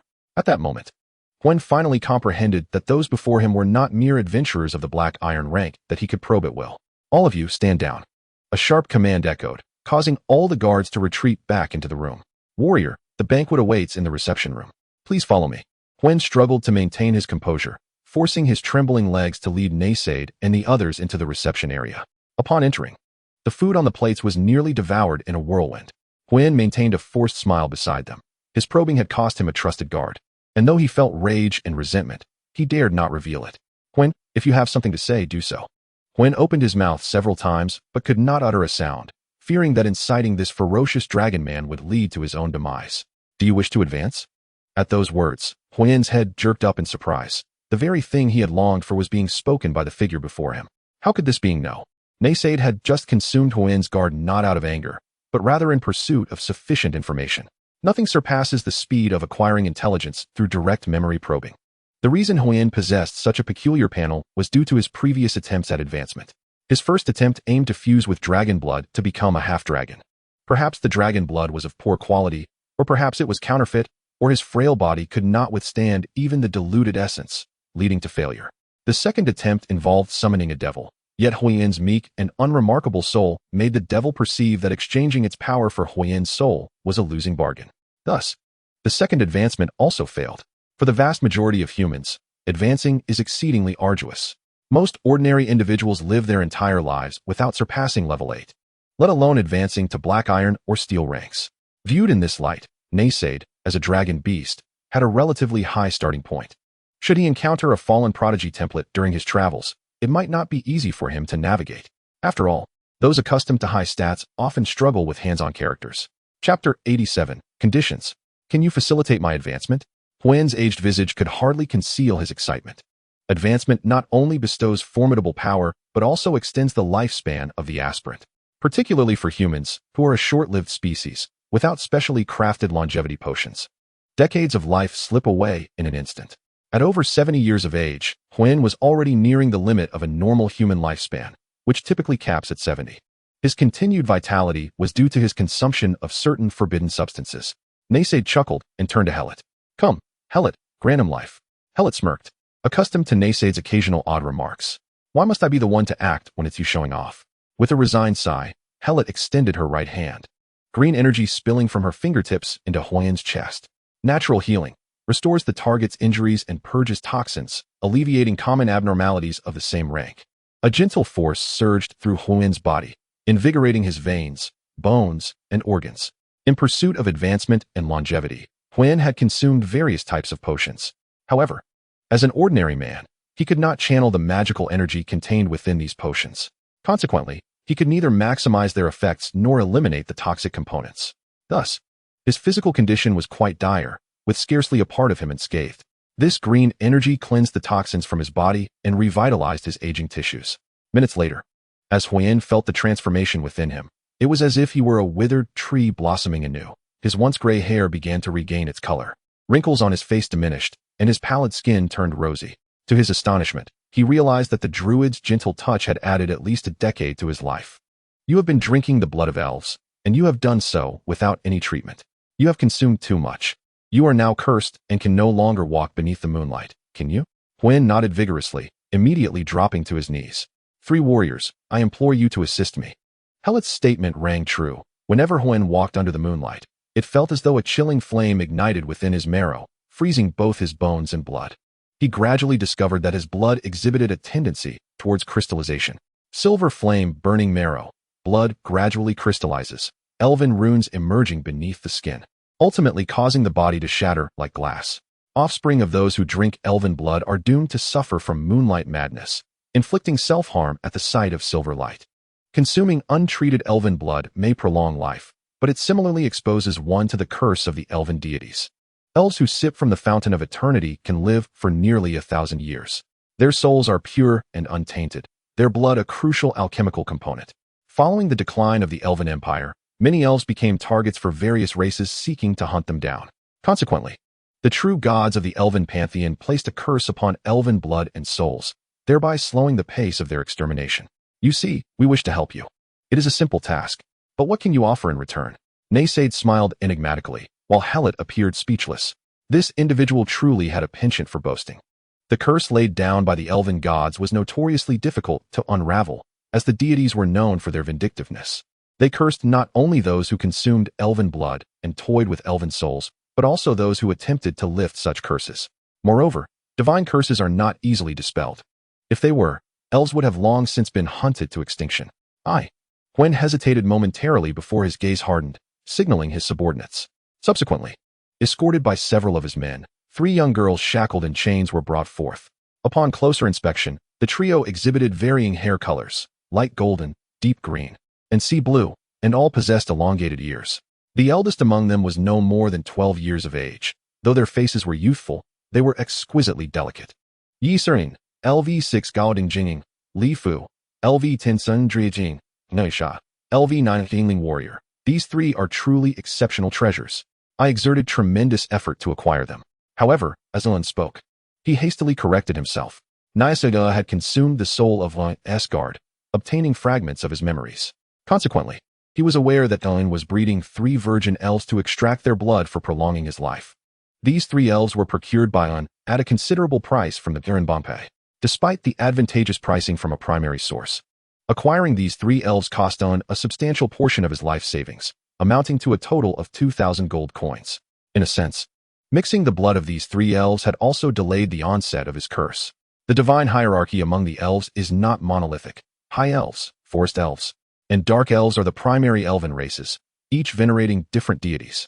As long as you can help me advance and allow this aged and decaying self to live for several decades more, I am willing to bestow these 3 elves upon you. As long as I can survive, wealth can always be regained. Although the exploitation by Li Sun has made it exceedingly difficult to earn, once a person dies, everything is lost. As is the nature of humanity, the fear of death intensifies with age. What else do you desire? Naisado inquired. Hun was momentarily stunned. Advancing and surviving were indeed his most fervent desires. Is there not a thought of reclaiming power in Fei Sun from those of the Yiren Wangguo? Upon hearing this, An's pupils constricted sharply. How could he know of his aspirations to regain authority? In this town, the vast majority remain oblivious to the presence of the Yiren Gongguo. Only 14 individuals are directly affiliated with the Yiren Gongguo, yet they tightly control the illicit smuggling and slave trade. The village chief and his associates primarily obey the commands of their minions. The dozen or so Wijade guards he had assembled over years served as his trump card against his son and his ilk. Given the opportunity, he would unhesitatingly break free from the shackles of the Yiren Gongguo. No one wishes to work alongside a band of merciless killers. Originally, aside from the village chief, there were several prominent families here, but after the arrival of Li Sun and his associates, these powers were largely eradicated. Only Guang survived by betraying the other families. Chapter 88, A Reckoning? The talent provided by Soul Devourer not only enhances one's soul power after consuming a target, but also grants access to their memories. Thus, upon devouring Kun's attendant, discerned that the village chief did not have a harmonious relationship with the Yiren Gongguo. In normal circumstances, the Yiren Gongguo maintains relatively standard profit indicators for each region, ensuring that subordinates can live comfortably. After all, prolonged oppression accumulates resentment. Treating subordinates as mere expendables is unsustainable for the Gongguo. Yet, Li Sun, who oversees this area, has imposed additional taxes and workloads, resulting in reduced compensation. Consequently, the relationship between his subordinates and his son is one of profound animosity, albeit restrained by the blood tax system. The villagers, who are not even formal members, face even harsher exploitation. Are you aware that the Yiren Gongguo uses blood taxes to bind its subordinates? Owen was not foolish. Even if the figure before him possessed immense strength capable of annihilating the Black Blade forces in Sun, it would only invite stronger retaliation, and he would inevitably suffer the repercussions. However, Nesan offered no explanation as footsteps echoed from outside. A figure cloaked in black robes, adorned with the A-Run insignia, appeared at the entrance. Upon seeing this individual, Hun felt a chill run down his spine. This was a member of the gang known as Why was he here? Had he overheard their conversation? Fear gripped him. If this individual disclosed what he knew to V's son, death would await him. Should he silence Awan or betray Nafata? In that fleeting moment, the cunning Kun contemplated numerous possibilities before he pointed at Yawan and shouted, "Do not let him escape." Ultimately, he chose to align himself with Nesada's perilous venture. After all, given Nesada's demonstrated speed, should he opt for the Kiringongo, he would be swiftly eliminated. Ichla's demeanor shifted to one of foreboding upon seeing the newcomer. Eileen was among those who had tormented her, seeking to extract further knowledge of dark magic from her. Now, having regained her peak strength, even with only the black fireball spell at her disposal, her robust magical power should suffice to eliminate a Gajia necromancer. It was rather humiliating. As a golden tier fallen druid, contemplating the defeat of a Gajia necromancer was disheartening. No wonder she had flunked combat studies for over a century. Yet, to her astonishment, Naisado blocked the intruder, compelling Owen to approach step by step. My lord, my son, is currently at his estate. He has dispatched the other team members for labor. We can seize this opportunity to bring him under our banner. On and Hro were taken aback, realizing that Neo had already turned a member of the Tengongal. This was the very foundation of the blood tax system. Hoan had previously attempted to incite rebellion against this fundamental system, but all his intermediaries had perished. Excellent. Let us proceed to eliminate him. Naisado, should we not deliberate further? Hla Tura expressed her concerns, questioning whether it was prudent to strike at the heart of the enemy's lair so soon after entering the village. What is there to discuss? When I was at the Datajaya, I slaughtered Bangia foes without hesitation. Now, over a decade later, should I cower from confrontation? Naisadua boasted. Let it be known. Even against the son of the Jingang Jaya, or any being Jaya, I, Nesada, shall prevail. Meanwhile, in a secluded castle on the outskirts of the village, the blood accountant was busy calculating on his abacus. Beside him stood a black-helmeted knight, whose head was shrouded in void. This year's profit target was set at 15,000 gold coins. Yet according to the reports from the first 3 quarters, achieving this goal in the 4th quarter seemed arduous. Was it truly due to the laziness of his subordinates? They claimed exhaustion after working 20 hours a day. To meet this quarter's target, an additional 3 hours of work would be necessary.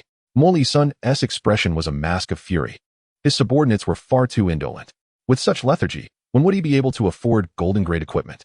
He felt an unsettling sensation, a foreboding that something was amiss. Suddenly, the door to Vali Sun's chamber was kicked open.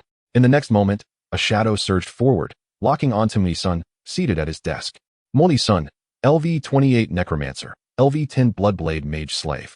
LV-10 Necromancer, LV-8 Necromancer. Don't move, none of you move. Upon entering, Nete instantly transformed into a blur in his Dragon Lord form. He was swifter than even in his beast state. Before Moli Sun could comprehend his movements, Nessa's claw was already poised above his head, scanning his surroundings. Nessa noted only the motionless black-armored knight beside him. Nada, LV-28 Headless Knight, LV-10 Human Cavalry, LV-10 Great Knight, LV-8 Headless Knight. Nada posed no threat, merely a soulless puppet entirely under Moli Sun's control, although he served as a guardian knight. Any reckless action from his son would result in his immediate demise at the hands of Nessadua. With a swift motion, Nessadua tapped Moli Sun's bald head with his dragon claw. It has been said that you have been searching for me all these years, relentlessly tormenting my companion Helate. Is it true that you truly wish to confront me? Morrison felt a bead of sweat trickle down his forehead, utterly bewildered. Upon hearing the name Helate, he recalled the torment inflicted by the old witch. This is bad. An enemy has come seeking vengeance. Attempting to maintain his composure, Morrison, a man of considerable cunning, retrieved a cigar intending to light it. But alas, Nazade blew out the match with a puff. Once more, he attempted to ignite it, only to have it extinguished again by Nasad's breath. Do you know who stands behind me? Morrison feigned nonchalance. Nazade raised his hand and delivered a sharp slap. The Black Blade Principality? Do you possess the strength to contend with me, Nazade? To his astonishment, upon revealing the power backing him, the individual before him not only remained undeterred, but grew even more arrogant. Have you brought your magical equipment? Nazade scanned the surroundings and spotted the counting board on Morrison's desk. The blood debt counting board, capable of absorbing souls. Burning stored souls can augment or diminish the probability of skill judgments. What a remarkable piece of silver-tier magical equipment. Pick up the counting board. Observing Nasad's brazen demeanor, Morrison hesitated to act rashly. I command you to retrieve the counting board. Uncertain of Nasad's intentions, he used a probing spell and discovered he was merely a black iron tier half-dragon. Yet the speed the half-dragon had just displayed was certainly beyond that of a black iron tier. Even the shadow bandit Bernie could not match such swiftness. This fellow could conceal his magic, which required at least silver tier capability. Seeing Morrison remain motionless, Nazade seized the abacus and thrust it into his hands. "Take it." Nazade slapped Morrison's face, mocking him. "Not so arrogant now, are you?" Helate and Lilith, who had accompanied him, were equally bewildered. Why did Nazade exhibit behavior more akin to that of a gang member than those from the Blackblade Principality? Chapter 89. The Finger of Death, a single finger. "Very well, I shall grant you another opportunity." Nazade stepped back a few paces, his hands clasped behind his back, exposing himself entirely to Morrison's gaze. "How dare you underestimate me?" Morrison was the chief overseer of the transit hub in Haging Village. He had always been the one to point fingers, with the lives of all villagers, even that of his subordinates, firmly within his grasp. When had he ever been so belittled?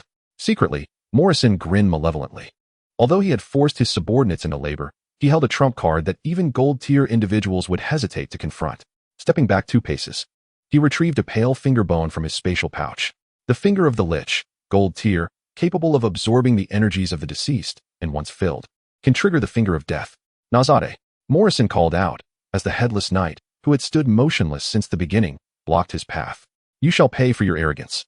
The finger of death is a skill only attainable by gold-tier undead entities. This deathly skill, upon successful judgment, can directly deprive a being of life. Although Morrison himself was merely steel tier, he could unleash the finger of death 5 times through the Lich's finger bone. Furthermore, his other magical artifact, the blood debt counting board, contained thousands of souls of the deceased. Each soul could enhance the success probability of the finger of death judgment. He had even utilized this combination to slay 3 silver tier powerhouses. "By the name of the deceased, I invoke you." The incantation was halfway through when Morrison suddenly paused. "What is your name?" It dawned on him that he did not even know the opponent's name, which was rather awkward. How could he cast a death curse without a true name? Having lived a comfortable life for too long, with all his subordinates sent off to toil, he had lost any capability to gather intelligence about the village. In Morrison's eyes, a mere Haging village could not possibly harbor an excessively powerful adversary. Therefore, despite Nasad's strikingly handsome appearance, which had surely caught the attention of all the village widows, Morrison remained oblivious. "Nazade Crovic." Nazade casually scratched his nose, unperturbed as he divulged his true name. Morrison was taken aback that this fellow had voluntarily revealed his true name. How audacious! Infuriated, Morrison felt utterly belittled. "By the name of the deceased, Nazade Crovic, let the underworld guide you, with decayed bones as a medium. Your name is inscribed upon the monument of eternal silence." Targeted by the undead magic finger of death, current judgment success rate 20. Above Nasad's head appeared a black skull, its mouth closed, awaiting Morrison's final command. A sphere of necromantic energy coalesced upon Morrison's right index finger. Simultaneously, the blood debt counting board levitated, each segment etched with a distorted visage. These were the souls he had harvested and sealed within. Transforming the despair of the sacrificed into the weight of death, countless vengeful spirits erupted from the counting board, drawn into the necromantic energy sphere at his fingertips, merged with 444 souls. Judgment probability increased to 66. The enhancement of judgment probability through souls follows a diminishing returns principle, even with an increased quantity of souls. The probability added per soul decreases. 444 souls represented the upper limit of enhancement. Yet, this was not the end. Morrison retrieved a pair of rainbow-colored underwear from his spatial ring. Like a superhero, he donned the underwear over his clothing, for he could not change his undergarments in public. The rainbow unicorn underwear, comprised of multicolored fabric interwoven with unicorn mane, grants a luck value of 3.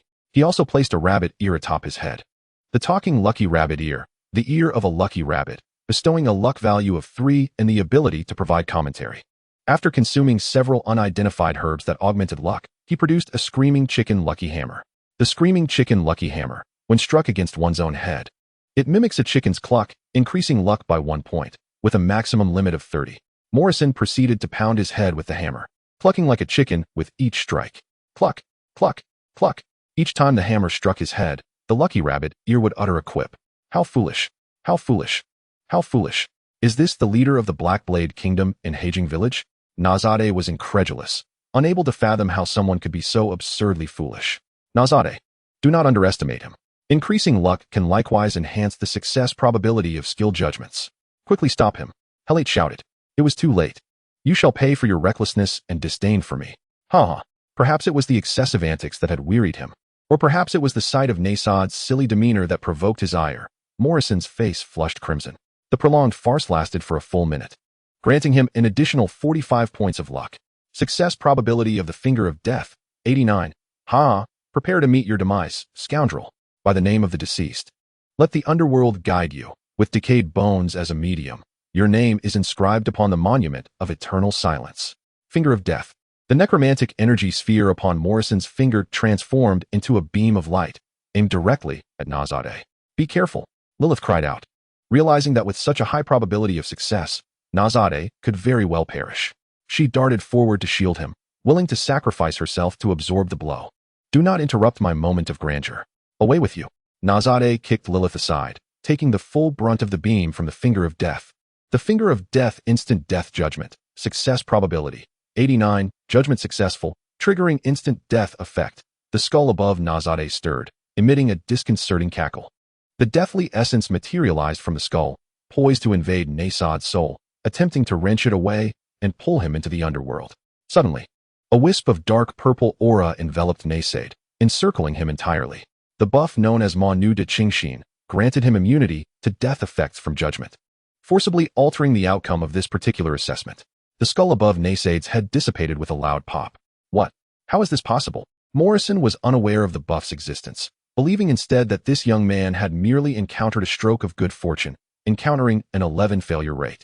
No matter. I shall see how many times you can endure this. Morrison wore a confident expression, convinced that luck would not always favor his opponent.